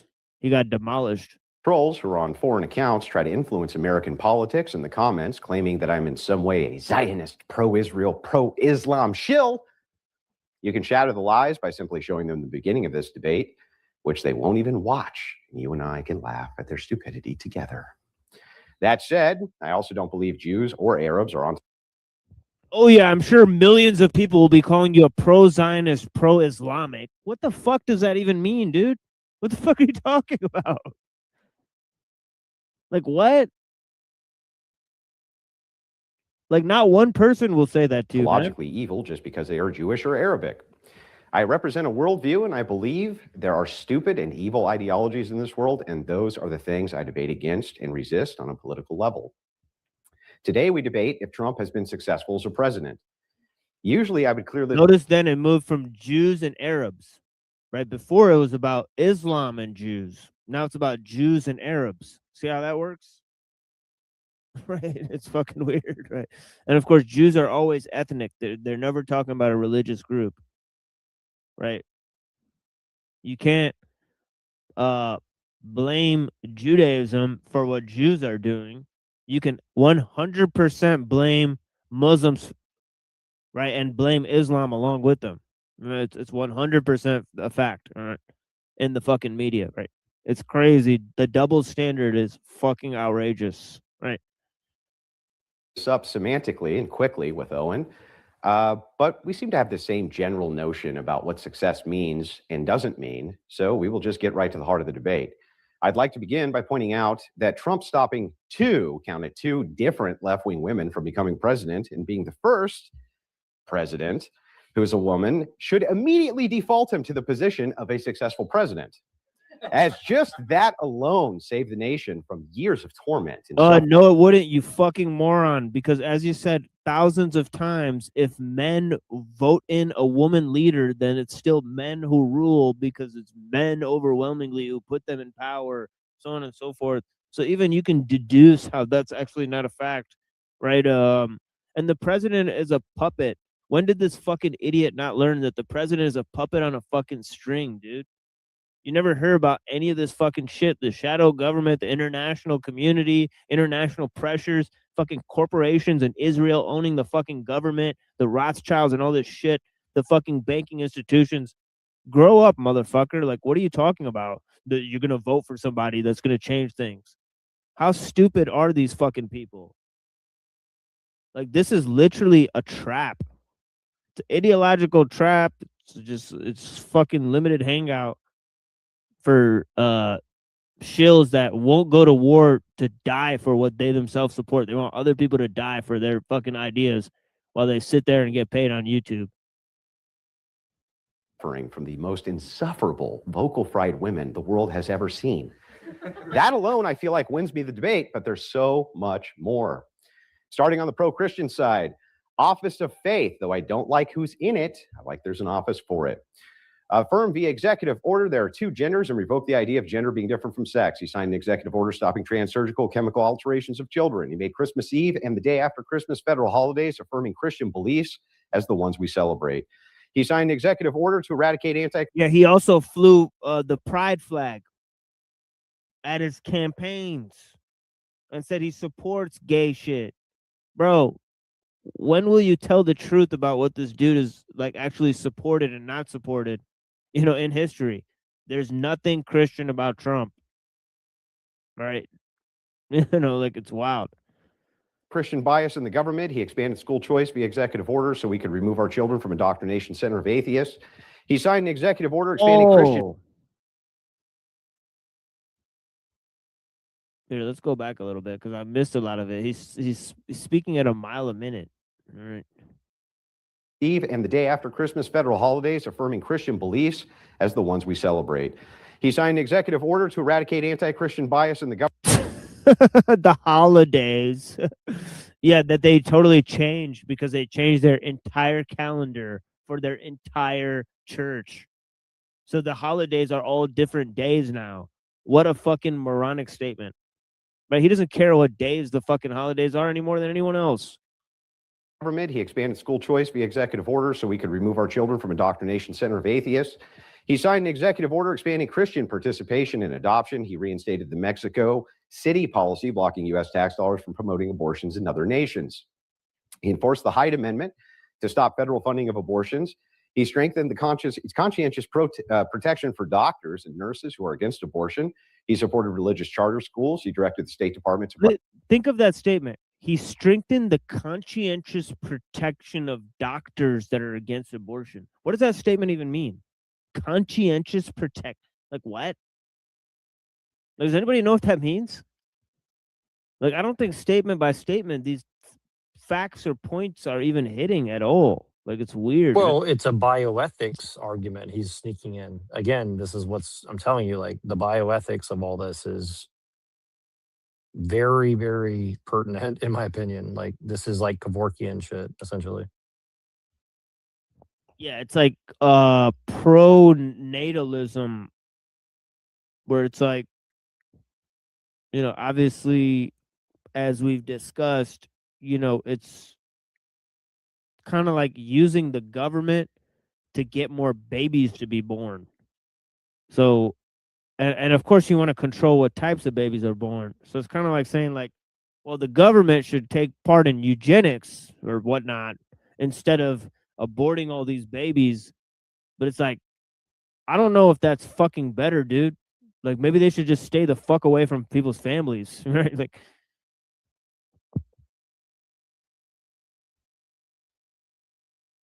prioritize against Christian persecution abroad, just to name some of his policy directives. And that's just the Christian side. Domestically, his most major victory is something incredible. Net migration negative, more immigrants leaving than coming. Both legal and illegal, which was his primary function in office from the standpoint of voters. And this is one of the few Western nations where that is the case currently, with limited exceptions. The Cato Institute, very pro-immigration, had to admit themselves that Trump has limited legal immigration even more than illegal immigration, negating the base fear from his own base that he would stop illegal immigration, ramp up legal immigration. He hasn't. Over 130,000 less per month just on the legal side. Real wage growth is up 1.3% under Trump. It was negative under Biden. Yeah, because he got jackbooted thugs to patrol the streets and walk inside of the homes of American fucking citizens that were trained by the IDF. What's your fucking point? Like, what's your fucking point, dude? Like, great. It's like at the cost of like all of our fucking search and seizure fucking rights. Like, yeah, let's just fucking throw those in the garbage and let the fucking police into our fucking homes. The federal workforce down 10%, which is excellent. Crime is down across the nation. Even Owen agrees with that. The Overton window has shifted right on most national conversations, including LGBTQ and transgender ideology. This isn't even getting into the historic court cases like Roe v. Wade and Chevron, which undid huge injustices in the United States. These are just some of Trump's accomplishments among many. I just can't list them all due to time. The idea of Owen Schroyer and many other anti-Trump right-wingers is accelerationism. The glaring logical hole, of course, in that is all that happens is Democrats get power, make life worse for everybody, and then they just run back to Republicans to fix everything the Democrats did, and the entire time is spent by Republicans cleaning up the mess. Yeah, I don't know where he got that from. I think that's clearly a straw man. I don't know if I've ever heard Owen Schroyer take that position. He's just saying that they sold out conservatives, right? So there is a faction of people, like we pointed out years ago, that he was using talking points from Nick Fuentes, using the idea of Christian futurism, which is literally accelerationism. He was using accelerationist terminology, like 2 years ago. So him pinning accelerationism on tons of people he disagrees with is literally disingenuous nonsense. But yeah. And also he's working with these fucking retards that are literally in office working with Thiel and the accelerationists. So what the fuck is he talking about? Accelerationism. Does he even know what that word means? He's a fucking dumb fuck. And this is what happens when you have people who have no sophistication in philosophy go ahead and debate political talking points. Democrats and leftists left for us. It doesn't work and can't work in a two-party system.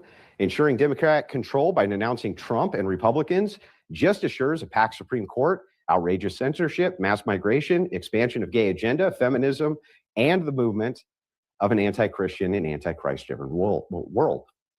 You guys seem to forget we had Biden. It was awful. And rather than continue his policies, people elected Trump en masse because life under Democrats is the anti-Christian world, dude. What the fuck? Trump and the anti-Christian world, dude. Like, what? Like, what in the world, dude? Here, hold on. Let me show you guys this.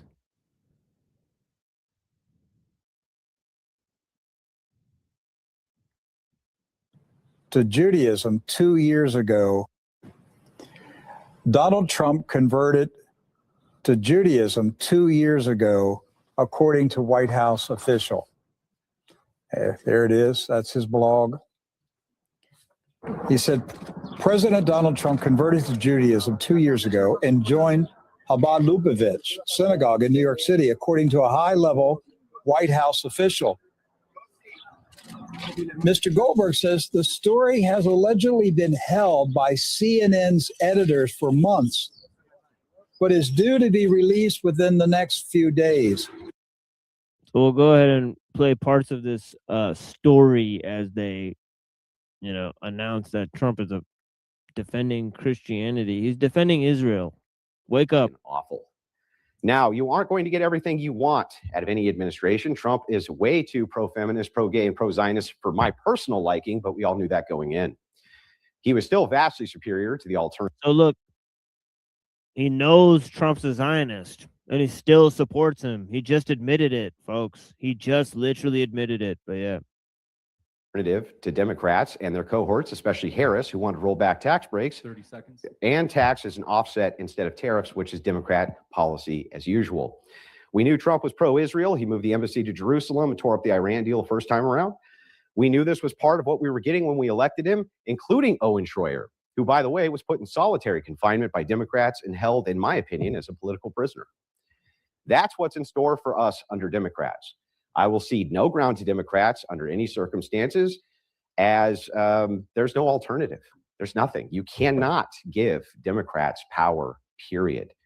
And with that, I'll cede the rest of my time, but just note that progressive ideology is always what. Yeah, you can't give a Democrat's power, period. You just make yourself complicit to the same two-party political system that gives them half of the fucking power. You fucking dunce. Like, what? What a fucking literal moron. Brain dead fucking idiot. Like, all right, yeah, great talking point, bud. Waiting to strike. And going against Trump is not going to help against that fight. Thank you very much for that opening.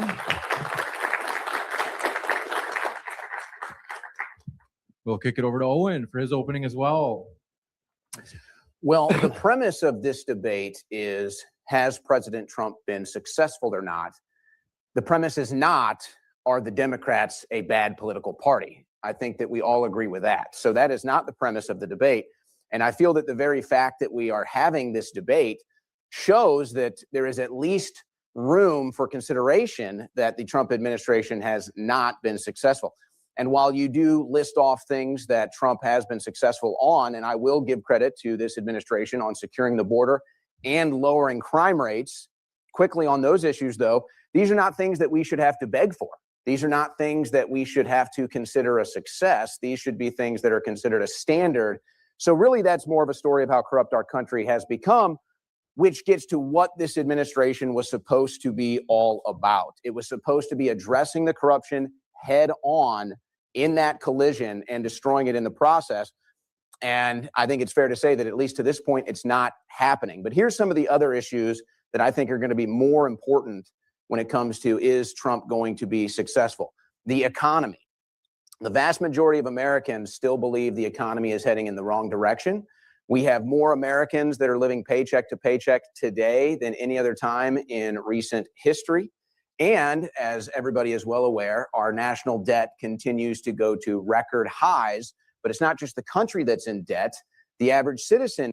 Yeah, so what, dude? Like, what a weak ass fucking point. Like, nobody's gonna fix the goddamn economy. Like, what? You're putting too much faith in one person if you think they're gonna do that. Like, do you not understand how economic systems work? Like, what are you talking about, dude? It's based on international trade and a whole number of other items. Like, you know, like what is he gonna do for the economy? Like, good Lord, man. Again, the president is a puppet on a string.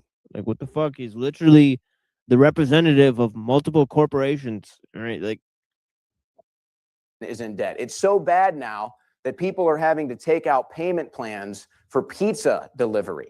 Now, you might not want to blame all of that on President Trump, and perhaps that's fair, but yet this is the economy ongoing under. Right, and this idiot was telling us back then that Trump is going to drain the swamp. That's literally what this fucking moron was saying. So he's literally partly responsible for the mess that we're in, way more than other people. And he gets to sit there and, you know, do this moral grandstanding that he was personally attacked. Oh, you know, because he lost like 2 paychecks. You know, he had a huge fit. You're like, good Lord, dude. President Trump. And it doesn't help when anytime there's another war on the other side of the planet, we have billions of dollars to spend on that while the average American continues to struggle. So the economy, I don't think you can claim has been a success. Tied into that is Doge, the Doge cuts. Elon Musk believed we could get $1 trillion in Doge cuts annually. We got a couple 10 million and they stopped that. There's not going to be any Doge stimulus checks, whether you wanted that. Oh, yeah, Doge was going to save us. Great thinking, Owen Schroyer.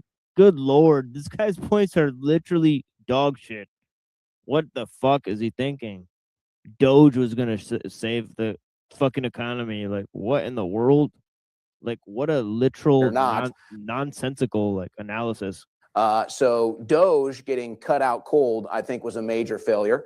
Barack Obama has deported more Americans than Donald Trump. Now, we might get into the details of that today. I will spare those details for the opening. I'm sure that this will come back up, but yet that fact remains. What about the... Yeah, I'm sure he has, right? Like, Biden was deporting tons of people. They're putting them in fucking camps and shit, dude. Like, what are you talking about? Like, they're pretty rough on immigration and all that stuff. I feel like a lot of presidents recently have noticed that there's a problem. They all did crazy shit. But this motherfucker parked a bunch of fucking weird dudes. Some of them don't even speak English, and they're fucking beating the fuck out of Americans in the middle of the street. So I'd say he handled the situation in a fucking piss poor way, obviously. Deep state. President Trump himself has posted about treasonous politicians more times than we can count. So if there's politicians that are treasonous and you are the president, then I have to ask, where are the arrests? That's kind of the biggest crime you can commit in this country, and yet nobody has been arrested. Don't even get me started on the Epstein clients, which are apparently a hoax one day, and then the next day Melania Trump is addressing the nation on how the victims of the hoax... Here it goes, folks. It's going to be all about the Epstein after this. So this entire debate is going to become about Epstein and about whether Trump can be linked to Epstein's crimes. Pedophile panic. Yeah. But the fact is that he can be linked to them, and Andrew Wilson will fervently deny this. Right. So that is incredible to see. I just came on to say, I hope both of you are doing well. Oh, blessings, brother. Yeah, blessings. Good to see you. Yeah. I hope both of you are doing well. And yeah, that's all I came on to say. I hope both of you are doing well and everything goes well for both of you. Yeah, Peace thank and you, my blessings. friend. Yeah, and you too, man. Yeah, absolutely. Appreciate that. And you're welcome to hang out if you want and just chime in if you want.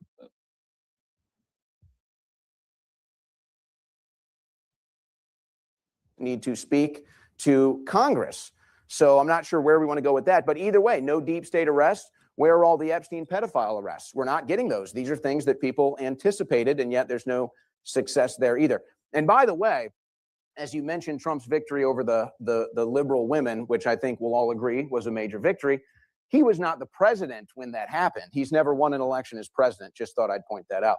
As far as the office of faith is concerned, it seems to be going about the same way of the Board of Peace. Nothing but vanity, no real results.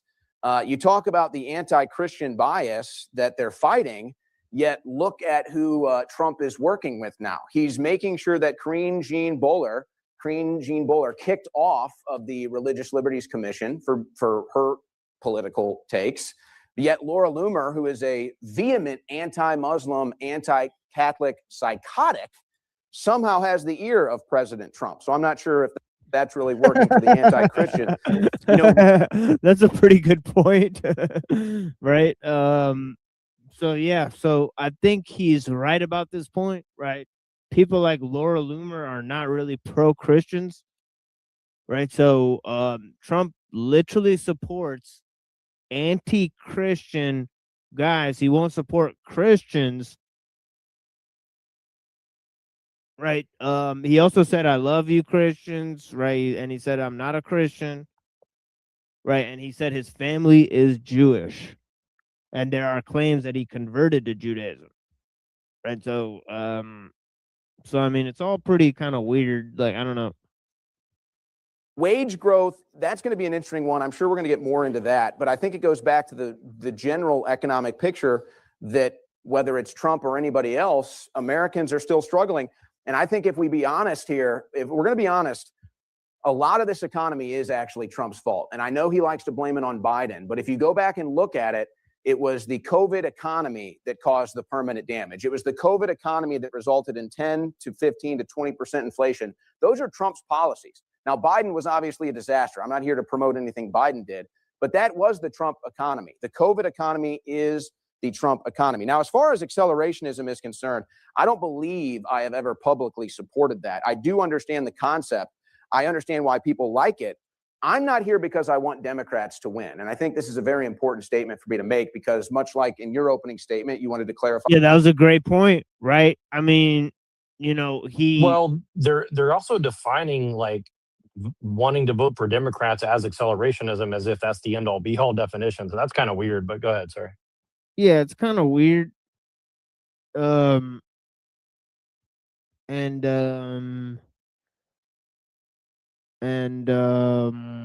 yeah, because there is a much broader definition of that, right? And usually when they use philosophical terminology that's extremely loaded like that, in order to make some small point like that, they're usually charging up the phrase. It's They a understand, euphemism that they're charging up 100. Sorry to interrupt you, but yeah, 100%. I was there. yeah, you know, like they know the other meaning of it. They're strategically using the term because it attracts your attention to the other use of it. So, I mean, you know, these things are highly staged. Okay, anybody who watches enough of these understands these are highly staged events.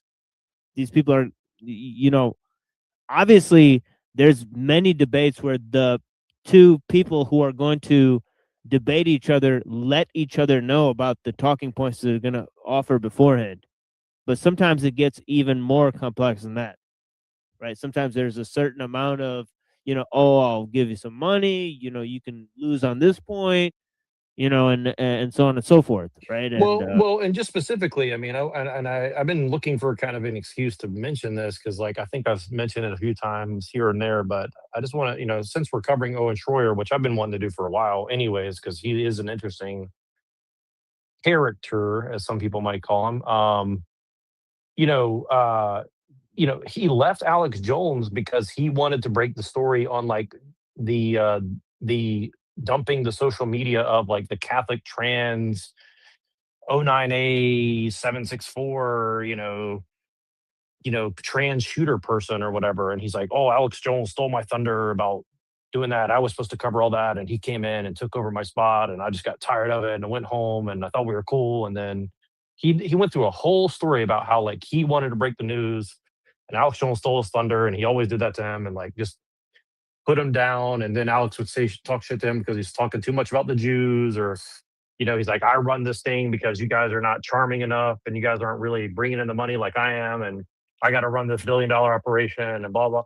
So again, I'm just saying it's like, it is very weird because you got like the money thing going on. Like they get exclusive deals about releasing the social media of a trans alt-right, Catholic school shooter.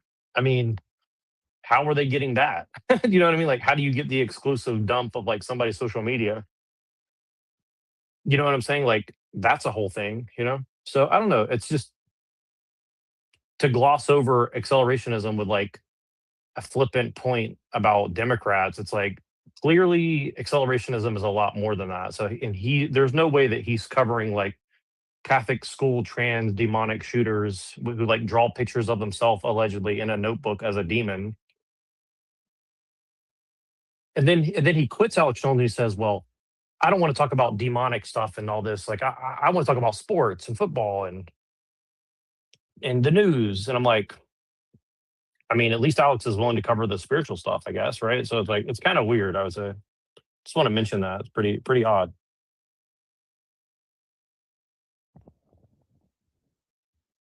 Yeah, and it's like one dude didn't like iron his shirt, and the other dude looks like, like, It looks like it looks like Billy Ray Cyrus, like, yeah, like he's about to like pass you the card for like the Eyes Wide Shut party. Well, he also looks like he might start singing "Don't Break My Heart, My Hickey Breaky Heart, Just Don't Think You'd Understand." Like, he looks like he might just do that. I mean, if you didn't hear his voice, I mean.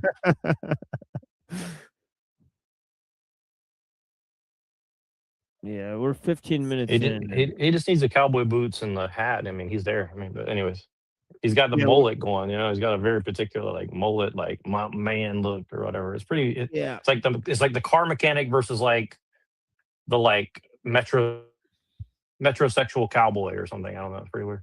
Yeah. So it's wild.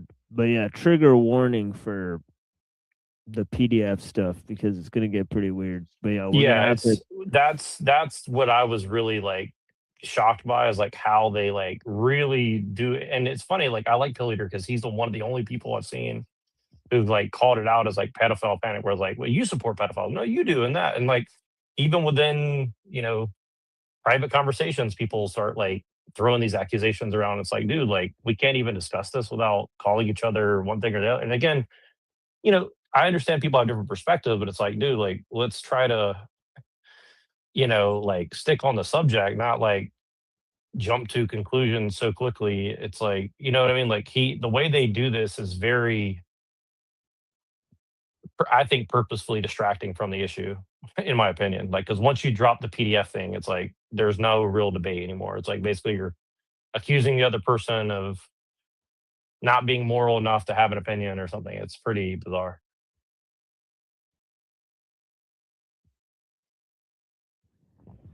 Yeah, so trigger warning for that. I will fact check a lot of what they say, so we'll have to go ahead and. Yeah, I agree. That's a good idea for sure because Yeah. they start making like crazy claims for sure. Yeah, so because this is I mean they use almost zero professionalism with dealing with outrageous claims that they're making about an entire thing. Some things that people get wrong about you. I want to clarify this. I do not want Democrats to win. As has already been documented in this debate, Democrats have put me in prison. In fact, I was put in jail 4 times for supporting President Trump, including the last one when I was put in solitary confinement. So believe me, I know how dangerous the Democrats are. The problem is, it's not up to me. Yeah, I mean, I think he realized 4 times he was used as basically cannon fodder, basically like the liberal people that support the Bolshevik revolution, and they get rid of him. It's like, he realized this is basically who he is. Right? So this is Trump. If Trump cannot get the Republicans over the finish line in the midterms, that has nothing to do with podcasters. It has nothing to. Yeah, he's trying to warn Andrew, Scam Drew, Shilson, Android Blunderson, or Fedru Grift son, and that he is actually in the same position to be used and abused and thrown away, and then silenced for 4 years when the next party comes around. Remember, this has been my message ever since I met you, and I told Andrew this specifically. Is like I saw a lot of people in the alt-right get set the fuck up and put away in prison for bullshit, or at least threatened with it, or at least spied on about it, right? And everybody just said, "Oh, you're just overly paranoid. There's nothing to worry about." I mean, I do give Owen Schroyer credit. Like, he is correct. Like, this is the modus operandi of these people, and it's Trotskyism 101. It's Gramscian 101. It's, I mean, it's like, it's Bolshevik gangsterism, essentially, and it's institutional Bolshevik gangsterism. You know what I mean? So he's not totally wrong, and he does have balls to say that out loud, because even if he is a shill, I mean, there is a lot of truth behind what he's saying there. And I think people really do underestimate how real that is, because it's usually the people that participate in it, they get wrapped up in it. You know what I mean? It's not I don't think we're going to get wrapped up in it because we're not taking money from these people. But you start taking money from them, like, yeah, you're going to get threatened with prison and all kinds of shit.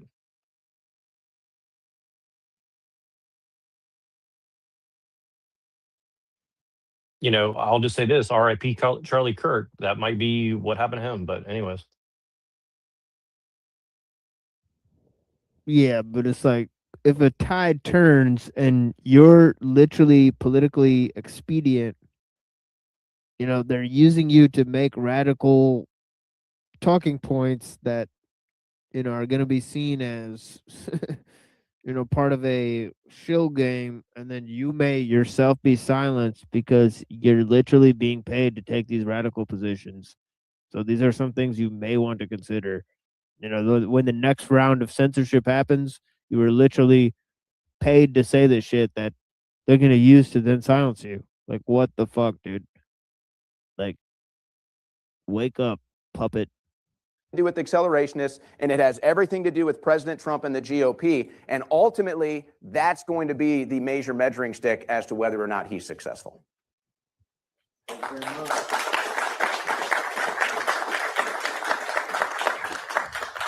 Thank you very much for that 5-minute opening as well. We'll jump into the 5-minute rebuttals. The timer is set for you, Andrew. Yeah, so this is just straight time, right? You said straight time? Yeah, so 5 minutes each? Yep. Okay, gotcha. So let's go through a bunch of this stuff.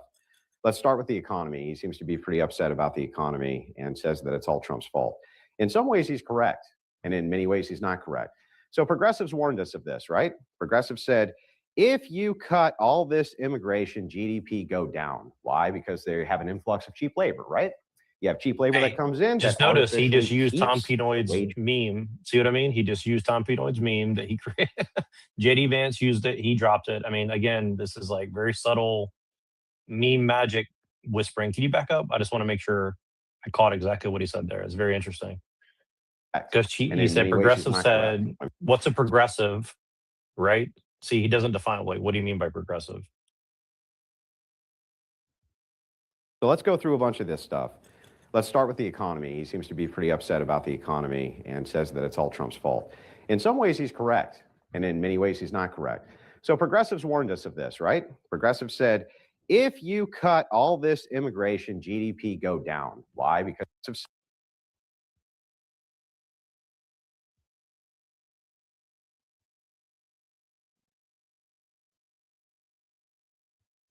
said, if you cut all this immigration, GDP go down. All this immigration, GDP go down.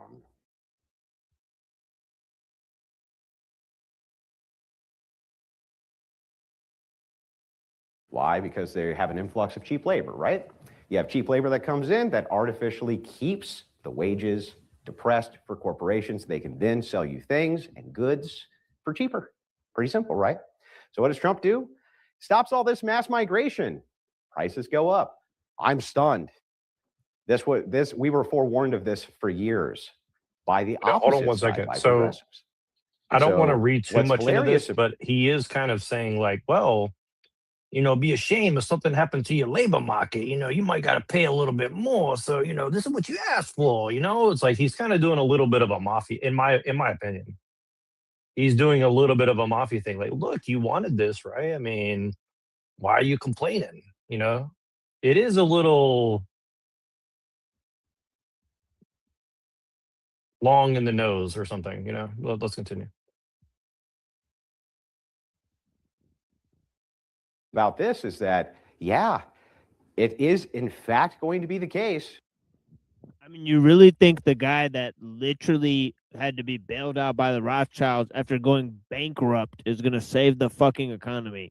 Like, the guy's a literal failed businessman. And if that, like, there's no way he's going to save the fucking economy on his own. Like, so all of this shit is just horseshit, talking point, garbage.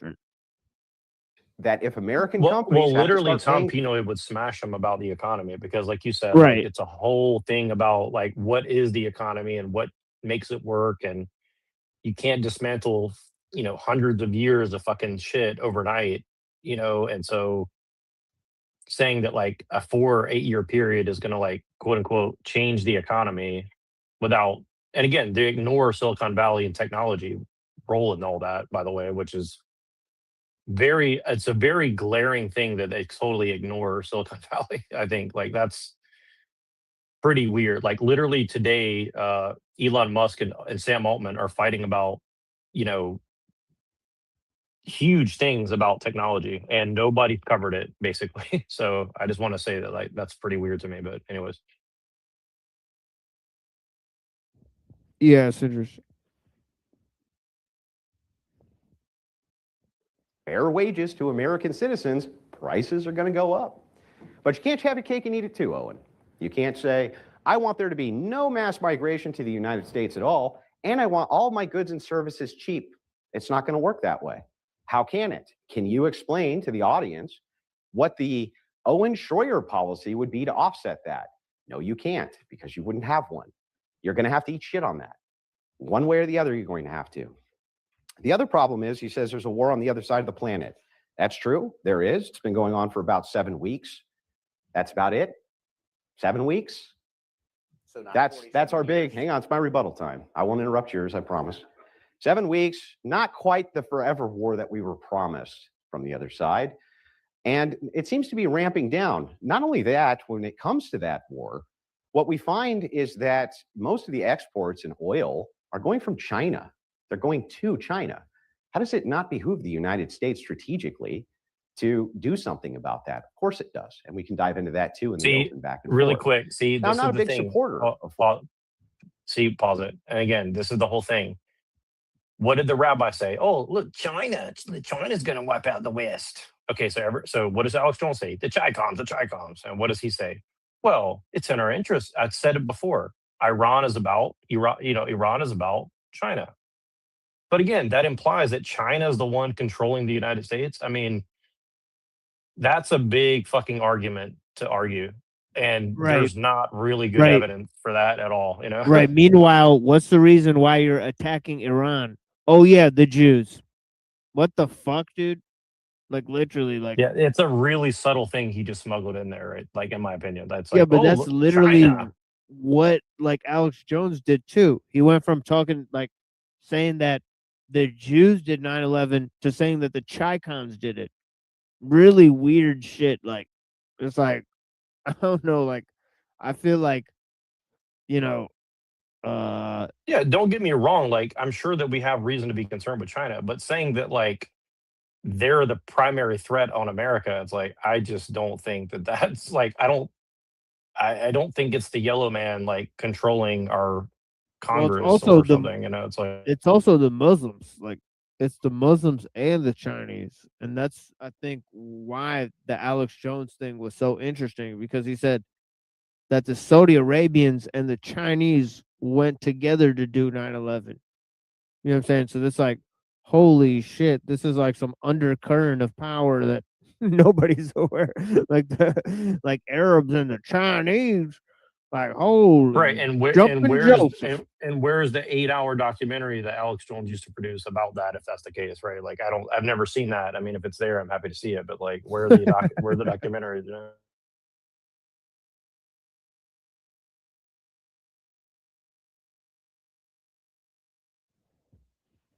Yeah, it's just tripped. Foreign wars, especially not in Iran. I'm not making any excuses for it. I'm just pointing out something which is obvious. He also says Elon Musk did Doge cuts. Were Democrats going to do Doge cuts? No. Trump made that promise, and that's exactly what they tried to do. He's been hamstrung at every level. This guy has 3 times the amount of court cases against him as any other president does in the last 50 years. It's ridiculous. Democrats hamstring him at every corner. So as we go through this, let's talk about Epstein. That's another big one. With Epstein, you have to separate mythology, the actual mythology of Epstein, from the facts of Epstein. To hear the other side tell it, there is a global pedophilic satanic organization which runs the United States. The evidence they have for that? Fucking nothing. They have nothing. They have no evidence whatsoever. See, this is crazy. Like there's what, zero dude? evidence of that. There's zero evidence of that. Yeah, Like I don't know about yeah, that. the thing is that And you got to say there's some. I don't know if that there's zero. I mean, there's some. You know, like there's some level of it. I don't know. yeah, I mean, here's the thing: is like the United States is exceptional when it comes to the amount of human trafficking, and you could say for whatever reason that is, but like between like what's going on in Mexico and the United States and all this shit, there's literally people being sold in Mexico as human slaves and shit. Like it is insanity the amount of fucking human trafficking the United States is literally directly responsible for. And so like there's huge cases of that. There's a huge history behind that. And so for him to just just turn a blind eye to that when it's recently been hugely exposed. that the people that are literally trafficking the children, they're not even beholden to this country at all. Yet the people who are running this country have no problem working with them. And he's just gonna just totally fucking ignore all this. Like he's just gonna totally ignore it. So this is Andrew Wilson. He's totally willing to forgive people who are complicit.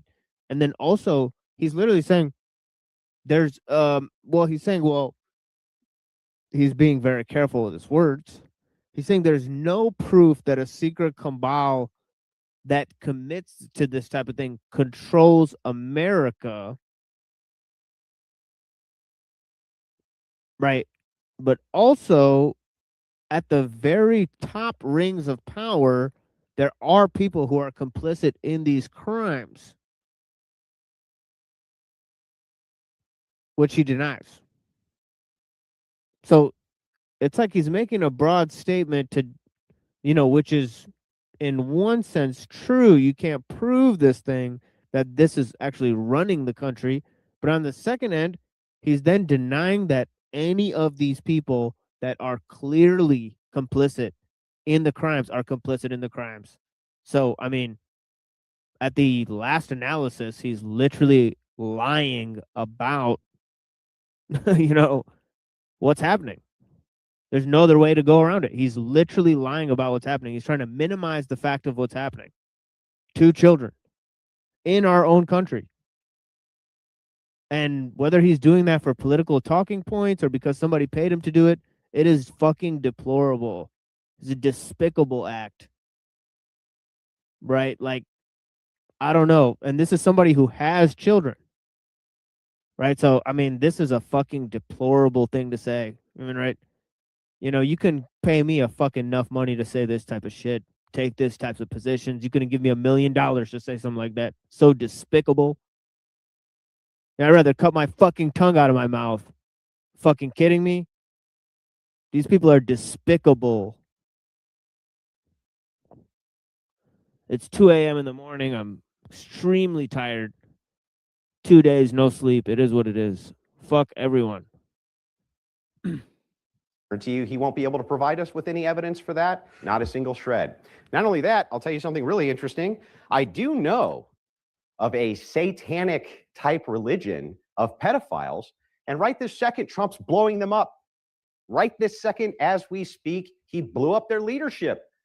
The Ayatollah Khomeini instituted the child marriage, as young as 9 years old inside of Iran. And we're killing them, overwhelming. You want to inside blew up their leadership. The Ayatollah Khomeini instituted the child marriage, as young as 9 years old inside of Iran. And we're killing them, overwhelming. Okay. So did the Ayatollah Khomeini, right? Okay, so let's look this up. Did the Ayatollah Khomeini Yeah, I've never heard that before. Like, if that's true, I've never heard that said before. So that's a huge claim. I'm kind of curious about that. child marriage? Yeah, allowed the child marriage of 9-year-olds, right? Because that is an interesting claim for sure. You know, right? So let's check this out.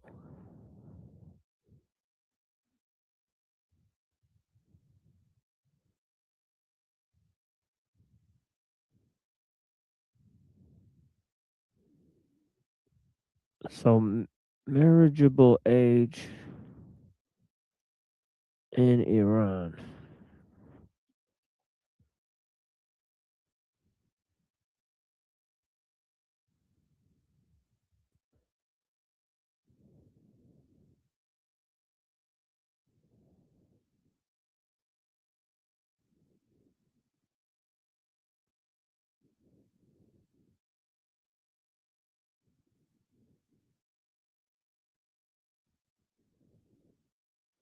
So this is what it says here. So let's take a look at this. Obviously we're not supporting marriage of children. I won't support it. But it says in Iran the legal marriage is 13 for girls, 15 for boys. So that's pretty low. It's not really as old as 9. Well, but he uses different definitions of PDF file multiple times in the next like 10 minutes. So this is like Right. exactly where I tuned in. So like I don't know what he said before all this until now, but I know what he says after this is he keeps changing the definition multiple times, and we don't see the evidence of 9 years old, which is prepubescent. Which again, if you look throughout history, like 13 to 15 is a general range in which like humans have done this for a long time. So again, if you're talking about Yeah, it says traditional life, here. it's a whole nother debate versus like what's modern times is happening and all that. So Yeah, it says that they can be married, but it's with the consent of father or paternal grandfather and approval from the court. So it's saying that this is apparently allowed in Iran, right? So later Rachel Wilson comes up and says how many of the children have been married, right? So and I will look up anything else that we need to look up here. Wait, I'm not. Oh yeah, here's the debate. Want to talk about pedophiles? Let's talk about pedophiles. Where are they at? I can tell you who we're blowing up right now who are pedophiles. That would be Trump blowing up pedophiles. That's what he's doing currently. So there's his claim, right? So he's moved from saying that these people are allowing children to be married, which is a deplorable act, right? To then saying that it's okay to blow up random people in some other country to save them from being married. No, you're not saving them at that point. You're just blowing them up, right? So you can't be saving them. It's implying an honor killing to some degree. Like I don't know. I think that's cope. I think that's a lot of cope because it's like you can't, you don't honor kill somebody that's not in your family. You honor kill them because they're in your family doing all that. Well, no, I know, but that's what he implies with one of his comments coming up, which again is like very interesting. Like he kind of makes this kind of like snide comment about it. You'll see in a second. Like, and also like it's interesting because he said there's no satanic group of pedophiles that running the world, but there is a satanic group of Muslims who run Iran, and it's like okay, so well, he's saying that they're all. what? Well, he's saying that they're all pedophiles. That the entire country that is justified and satanic, right? He's like literally saying like these people were satanic. Like the government of Iran is literally satanic, and it's like, well, did you not argue the same thing about America to some degree? And he himself has implied such things. So again, I mean, like let's be real, like how deep do you want to? I mean, again, this is what I say is like he's opening the door, like in a court of law, he would just open the door to like criticism of America as a satanic cabal of people, right? Whether he wants to admit to it or not, he opened the door, right? And again, I know that like we're not in a court of law, but like in a court of law, he just opened the door to a whole giant can of worms. And is that on purpose? Is that accelerationism? In my opinion, it is, but maybe he sees it differently. I don't know. And again, maybe I'm getting too technical, but I think that it's not unimportant that he just kind of opened that door. He's like, well, what Epstein doesn't prove shit, but we know for sure that these people are a bunch of pedophiles. And it's like, and then he changes the definition like 3 times in a row. So I don't know. It's pretty weird.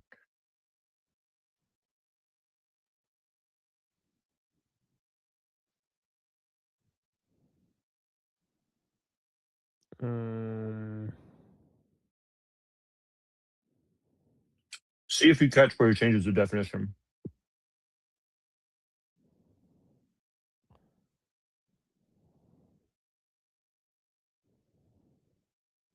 Well, I'm just going back and playing how he's saying that basically you got to bomb people because he says it 3 or 4 times in a row. Like you're not going to miss it. Like he says it. Right. He says it like multiple times in a row. Like right. Yeah.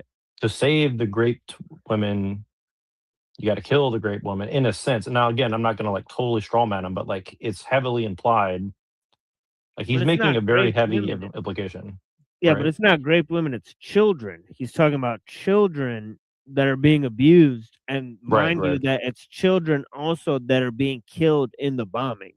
So that's what's weird about it, right? And the Owen guy brings that up, so it's interesting. So he's fine with killing kids because somebody allows people to do something, which he's saying is the entire country that's doing it. So yeah, so it's interesting. Talk about pedophiles? Let's talk about pedophiles.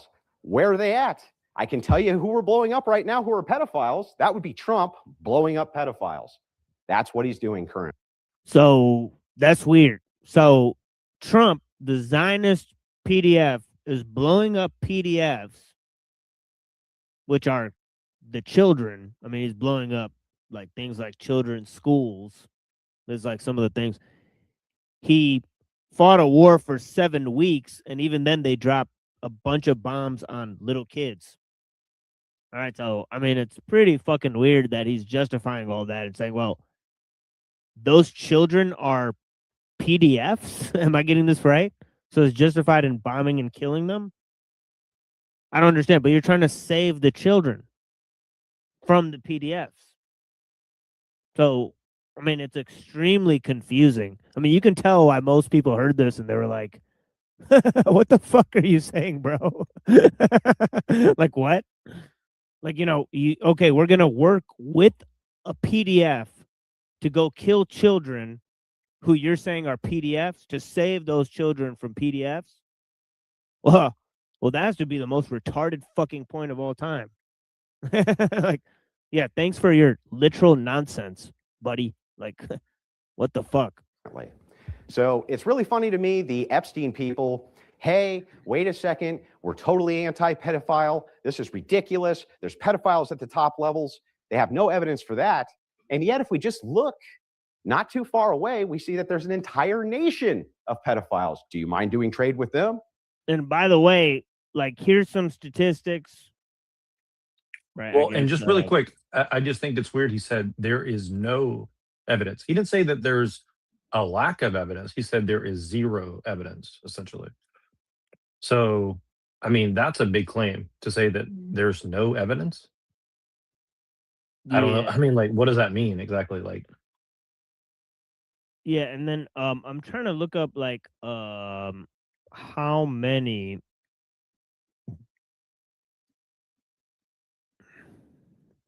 Because obviously it's can't be true that the entire country is PDFs, so you could just indiscriminately bomb the country. So obviously he's wrong about that. There's probably certain people in the country that are PDFs. It probably reach a certain threshold of people, like maybe in the thousands or maybe then in the millions or something like that, right?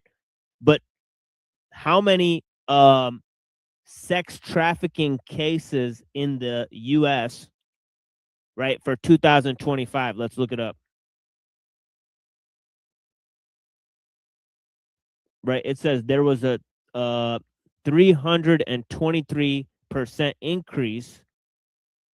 So the reports, and these are the reported, so it doesn't mean that that's how many there were. There's probably a lot more than there was reported, obviously. It says between January 1st and June, there were 62,000.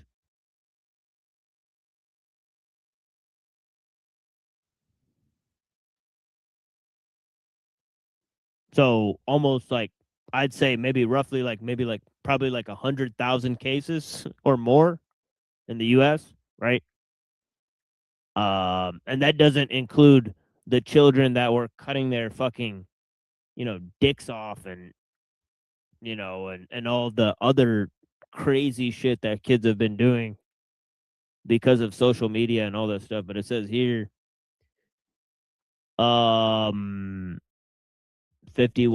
of criminal human trafficking cases were involving children. There was, it says there was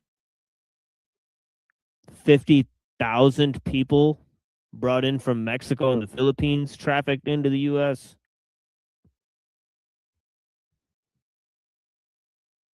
It said 83% of child trafficking victims in the U.S. are American kids. It also says here that 55% of victims of U.S. sex trafficking aged 7 to 11 are recruited through social media apps and websites. So there's some statistics for this problem, right? And of course, Trump is complicit in this issue, right? He's complicit in the sex trafficking. These people are complicit at the highest level. Right? Owen Schroyer recently said, I don't care why, or he said in his debate with Shabos, why is it that Iran is not allowed to have a nuke, but Israel is? What are you advocating for there? That a whole country full of pedophiles is allowed to have a nuclear bomb? Why should we allow that?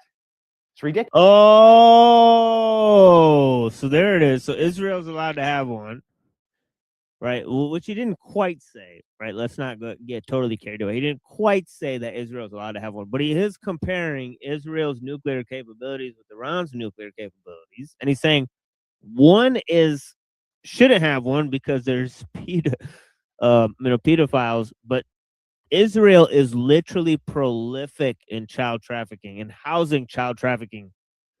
Well, and he didn't even just say that. He said a whole country of pedophiles. Like back That's it up right. 10 seconds. That's right. It's a that's a very fact. specific thing. It's like zero evidence of Epstein, and it's 100% full of pedophiles. It's like that's again, even if you're just being careless with your words, like right. It's, Trump is it's 0% extremely complicit. dishonest to say that, right? Yeah. So Yeah, Trump is 0% complicit, but every single Iranian is complicit.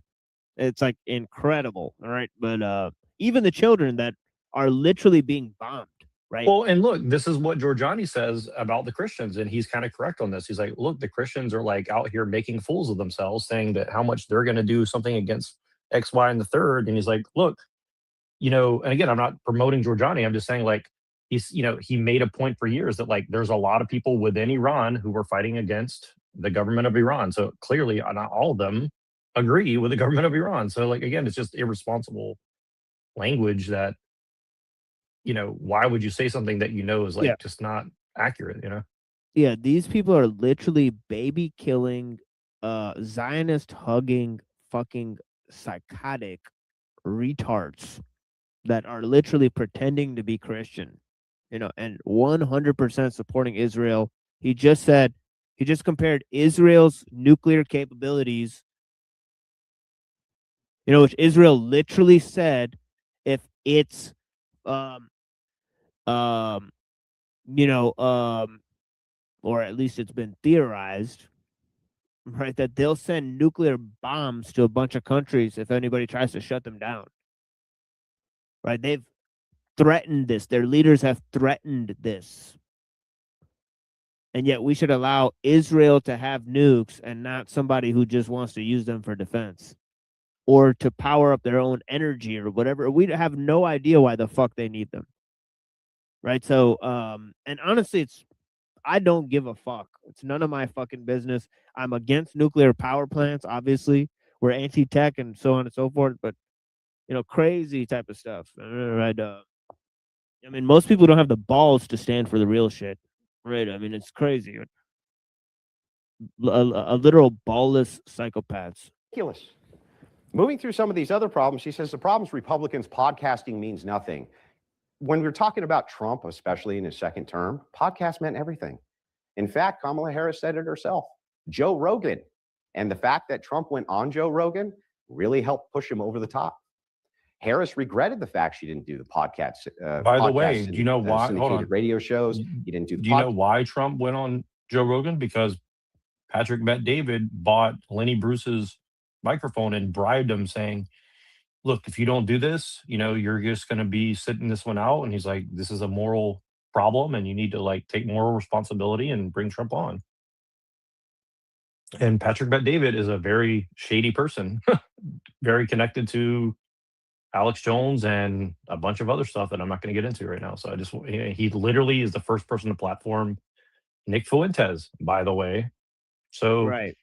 And he's an Iranian, supposedly Christian, allegedly, which again, I mean, he's literally had Dennis Prager sit on his show and laugh about the rape of German women by the Soviets after World War II because of what you know what supposedly the German people, all the people did against the Jews. And Patrick Bet David said nothing to this guy. After that, I never listened to another thing Patrick Bet David ever said right again. So I just think that's interesting. Like people just gloss over these little nuggets of information that are extremely important. Okay, like you literally have somebody laughing at the rape of German women on your show. Then you go and say, moral grandstand and all this stuff. And I don't know. I mean, I know this is like a big like logic tree of shit, but like it's just really weird how he's framing this whole thing of like, Joe Rogan had to have on Trump. Or it's like, dude, what are you trying to say? Like, you're trying to say that Joe Rogan got Trump elected? So why, like, what does that mean then? Like, who's Joe Rogan? Why is he so important? And who does he work for then? I mean, I don't know. Maybe that's something we need to ask, but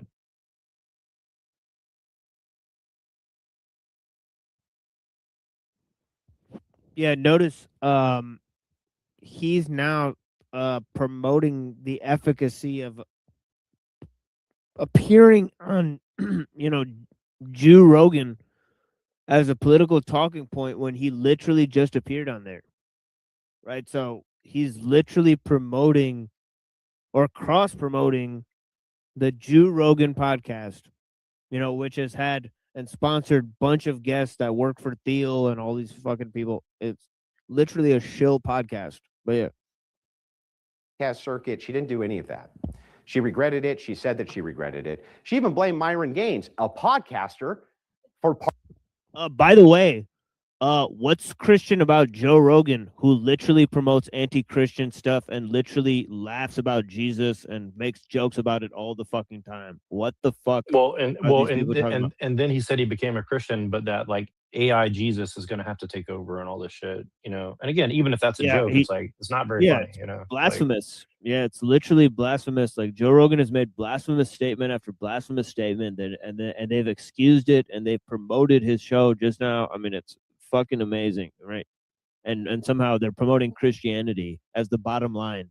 I mean, if you people really understand what's happening, these people are self-serving people that literally get paid by Jews to take extremist positions, and they will toe the line. They have no fucking spine, right? They're not working for Christianity. Wake the fuck up. Parts of her loss. She blamed him and the evil manosphere, because they don't want women to be president, like somebody else who's on the stage right now. So as we go through this, I'm kind of happy. I'd like to get into the back and forth as quick as we can, so that we can see if any of these criticisms actually hold muster. So did he just say that he wants to be president? Isn't that weird? Like, do you catch that? Is that what he just said? Can you back that up? Manosphere, because they don't want women to be president, like somebody else who's on the stage right now. Oh, okay. So as we go through this, sorry, I misunderstood. Okay, got it. I just want to make sure I understood that because we have suspected that he might run for office. So, I think that he'll most likely have a show like on Fox News eventually, right? And that's probably where Alex Jones is headed to. Like Alex Jones is probably going to be doing a show with Tucker Carlson or something like that, and be more mainstream now. And he's already been moving in that direction. And then, probably so will Wilson. Right? Wilson will probably join suit. Yeah. I mean, follow suit. I mean, or whatever the. Well, it's funny because like they criticized. I mean, I don't know how. I'm sure you remember this too. Like, I remember all these people saying like, well, CNN and the leftist Democrats and all these people, they're all like basically state media. And it's like, so now you become state media and you justify it. It's like, so. Well, that was his thing the whole time. he said, we're going to infiltrate the system by becoming the system. He said it like 900 times. And it's a literal failed strategy that makes you just part of the system and represent whatever the system's already seeking to accomplish. It's literally the system's neatest trick. But yeah, these fucking morons don't understand it. And obviously the right is a new left because of it. Well, and again, when Elon Musk spent $42 billion of Saudi money, by the way, to buy X.com, he said, well, now you are the media. So now commodifying people's opinion as the new media. I mean, what does that mean? See, again, no mention of that either. So it's like a whole, it's a whole other economy that's evolved out of this as well that everybody's ignoring. Like as the real economy has gone down, this false economy of media production has infinitely ramped up and got more sneaky. And they're not really talking about that. And I think that, they're talking about it in a very broad sense, but they're not talking about like specifically how, News Corp just basically diversified. They didn't go away. Right. So, you don't have to do that much research to see that aspect of it. And, again, like no mention that Elon Musk spent Saudi Arabian money to buy Twitter, like that's not important at all, but okay.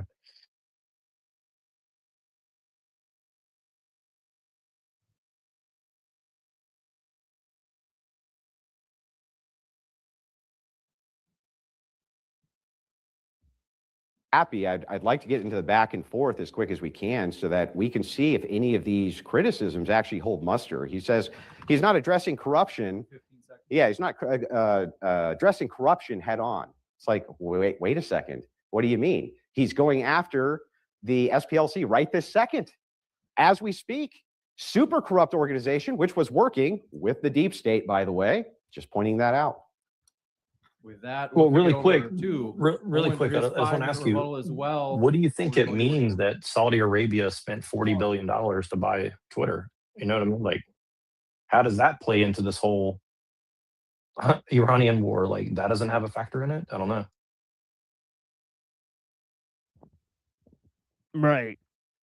And it's just like they've been having all these memes on Twitter to nuke Iran, right? I mean, it's pretty interesting, right? Obviously, they paid for some of that. Well, as far as when this war started, obviously there's a lot of contention in the geopolitical debate realm, but at least for this administration, it started last June with Operation Midnight Hammer. And since then, we haven't gotten a lick of honesty because we were supposed to have annihilated or obliterated, was the official word from the president, their nuclear capabilities. And then they came back a few months later and said Iran was weeks away, days away from a nuke. And so now we're over there again. And I think to most people, they perceive this war, I think accurately, as just another regime change war. Now, you may not care for Iran's leadership. You're not going to get any pushback from me on any of that. And yet the facts remain. This was a regime change war. They lied to us about it from the very beginning. There is a major contingency of Trump's voting base that voted for no new wars. It was part of the campaign promise. In fact, Trump himself for decades has been talking about how we've wasted blood and treasure in the Middle East, wasted it, his own words. He ran against Bush's wars in his first campaign in 2015 and 2016. And he even said specifically, no more regime change wars. So that's just a total reversal of policy on that. And this. Yeah, what's really sad is that some of these conservatives that were extremely isolationist, that were saying that we should divest from the foreign wars, including Andrew Wilson. He was saying this type of stuff, that we should totally pull out of wars in the Middle East and all this type of stuff, that we have no business being there. We should focus the money in the United States. And now this fucking moron is changing his rhetoric. Probably because he got paid to take the positions, right, that he's taking now. I mean, there's no other sane reason, right, that he would just totally change his stripes, and so on and so forth. This has people wondering who's making these decisions. I don't need to get into that now, but we're not even getting consistency on the messaging in the last couple of weeks. The strait is closed. It's not closed. We've won the war. The war is not over. We need to go in. Nobody really knows. And by the way, I think Trump does that strategically. But nonetheless, the truth is that we don't get we don't get any honesty from this administration. It just doesn't add up. And as far as the strategy with China and Russia, I'd like to think that this is all going to work out in our favor. I'd like to think that that's the. Yeah, blessings, Denise. Yeah, have a great night. Thank you so much for watching us. Yeah, thank you to everybody who is here. I just invited Pinoy. He just released an article saying Andrew Wilson is wrong. So I invited him to come and talk about whatever that's about. I didn't get a chance to read it, but Right.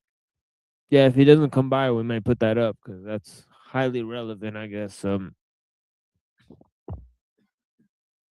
Play that Trump is making. However, it doesn't appear to be going in our favor. I think that most of the world is looking at the foreign policy of this administration, and they're seeing it as very, very favorable to Israel, which is essentially a pariah of the entire international community. And so instead of perhaps these countries maybe driving away from Russia and China, I think they're driving to China and Russia and away from the United States because of Trump's aggression, again, in the Middle East, as the world views it on behalf of Israel. As far as the Dems, hamstringing Trump, I think that happened a lot in the first administration. I'm not really seeing as much of it in this administration. But this gets back to the deep state. I thought we were talking about criminals. I thought we were talking about the Obama administration committing treason. We were talking about them illegally spying. And yet now President Trump says, I'm okay to give up my liberties for safety. I'm okay with them illegally spying on you. That doesn't really sit well with me. And I think the Dems are going to look at that very favorably when we get to the midterms.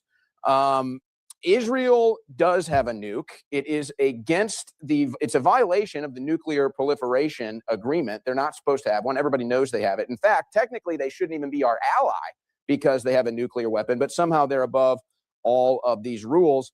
Now, again, I'm not here to take any ground in defense of Iran, but I will point out the fact that Israel is famous for repatriating pedophiles. That is a fact.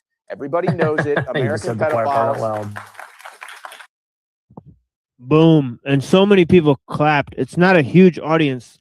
yeah, they had a tiny audience watching this, which is kind of bizarre. Like it's Yeah. almost weird how they left them with no audience to watch this debate. It's pretty weird to me. Yeah, they barely can sell tickets for an event like this. Most of the traffic, yeah. Which is shocking. Like to me personally, that is shocking with how many people watching these guys every day and no one shows up. Like in South Carolina, it's like, oh, wow. Like it's kind of sad. It honestly makes me sad. I feel like we could bring more people to an event than this. Like, probably if we marketed it the right way, like these guys have millions of dollars invested and there's no one there. It's like, I don't understand that to me. Yeah, and then I don't know if you've ever seen this show, and I'm talking to the audience members.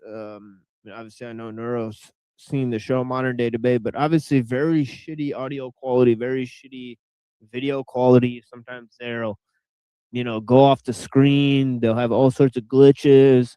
Sometimes the guy who's, the moderator won't know how to sort out the tech issues. And obviously this has happened hundreds of times on their debate shows, right? So, where sometimes for, 15 to 30 minutes, they'll have some sort of audio thing to work out. And sometimes the person won't show up. One day I was there to fill in for Andrew Wilson when he didn't show up for his own debate on Modern Day Debate. Right. And of course I was promptly kicked off the stage when I think they realized who I was and so on and so forth. But yeah, the fact is this, right? That Modern Day Debate, that could be a totally just government run like channel or debate network where they have these shill performers and literally the chat looks totally fake. Probably hundreds of bots in the chat and probably totally astroturfed views that they've bought because how could they have these hundreds and thousands of views and not be able to sell 30 tickets? It's literally laughable. But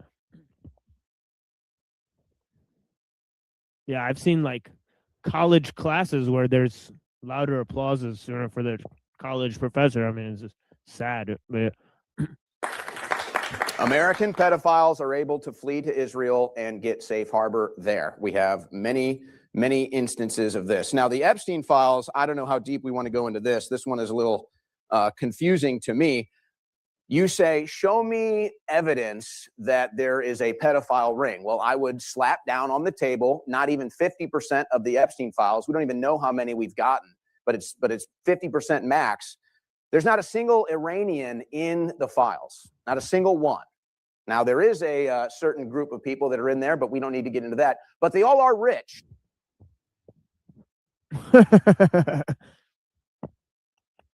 So it looks like the Israeli human trafficking is not even just in Israel, it's bleeding into other places. Like, good Lord,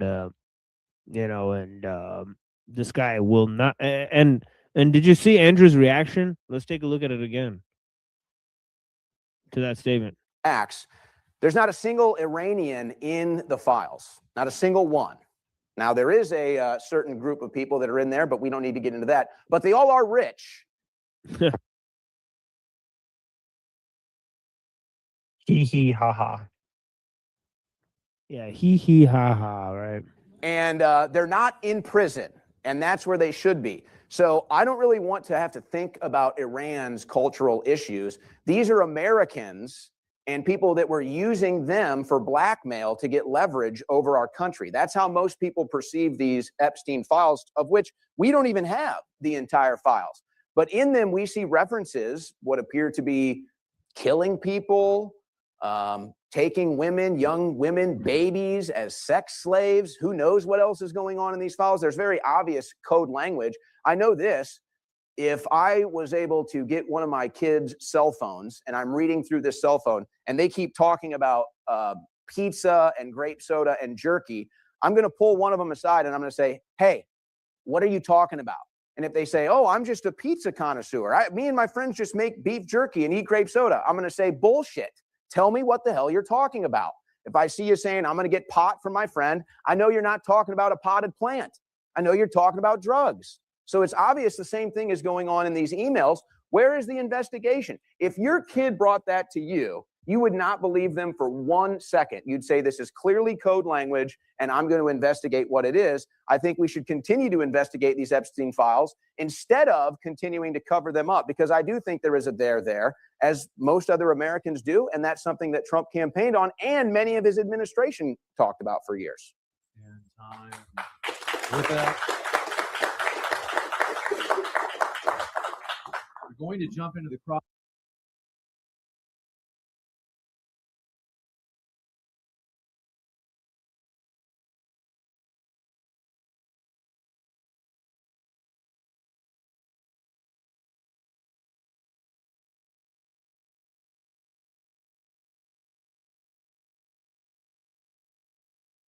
crossfire. This is 40 minutes, so this is fully up to you guys. If it gets too rocky, I'm going to jump in and put it into 90-second responses. So the floor is yours, gentlemen, for open dialogue. So I wanted to start, if we could, with Israeli repatriation.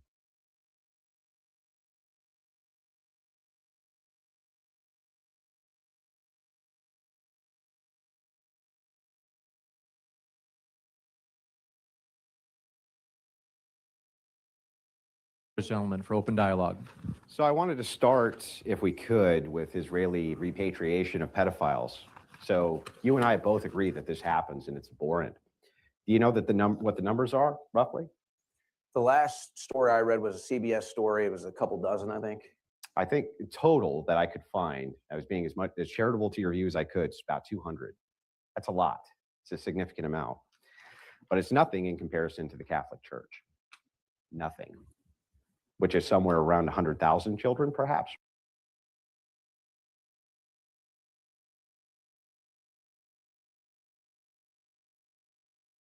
Or more. When we talk about this idea of pedophilia here in the United States, Owen, this is my big issue with this, is that there's always a red herring, right? The red herring is, well, Israel repatriates pedophiles. It's like, yeah, that's true. So does the United States in a way, though. We have passport bros who they go to Malaysia, they have sex with underage kids, and then they come back here. It's the same exact principle applied. The only difference is there's no official right of return. There doesn't need to be. They're already U.S. citizens. But when we're talking about this, we know where the groups of pedophiles are. We've known this for years. The Catholic Church, for instance, again, part of one of the largest pedophilic scandals in the world. Which church do you belong to again?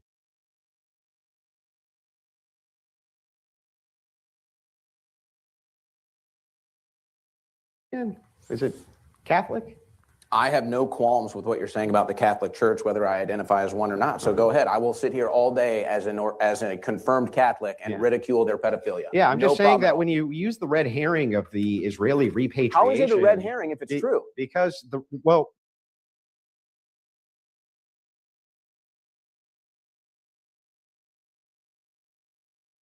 Oh, whoops.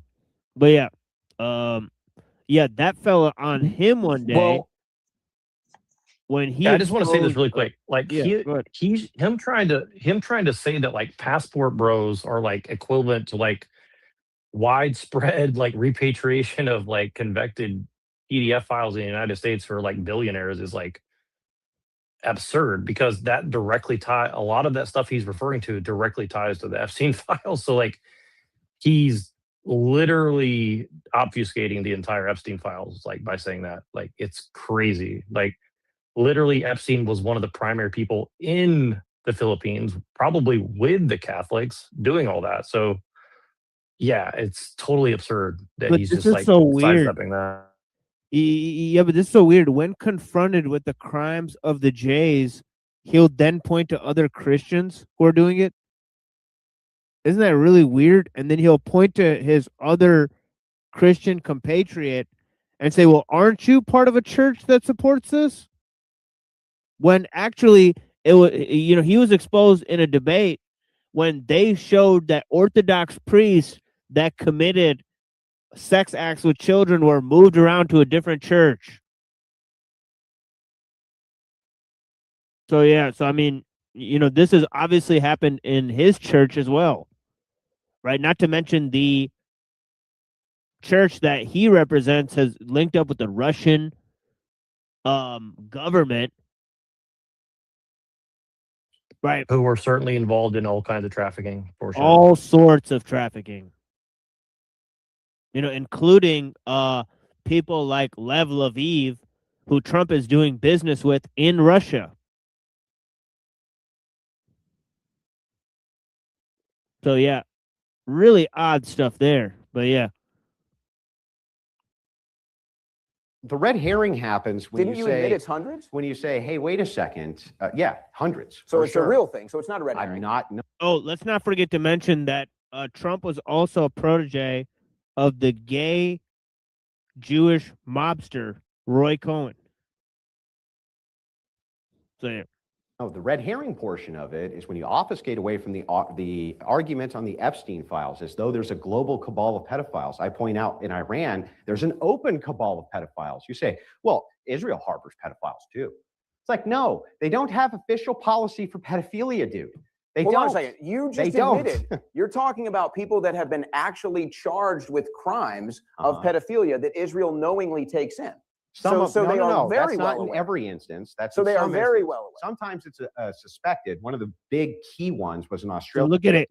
He's defending Israel, right? And he's saying that that it's fine to defend Israel and blow up other random countries, right? Because they do the same thing that Israel does. So yeah, so it's totally weird rhetoric from Andrew Wilson.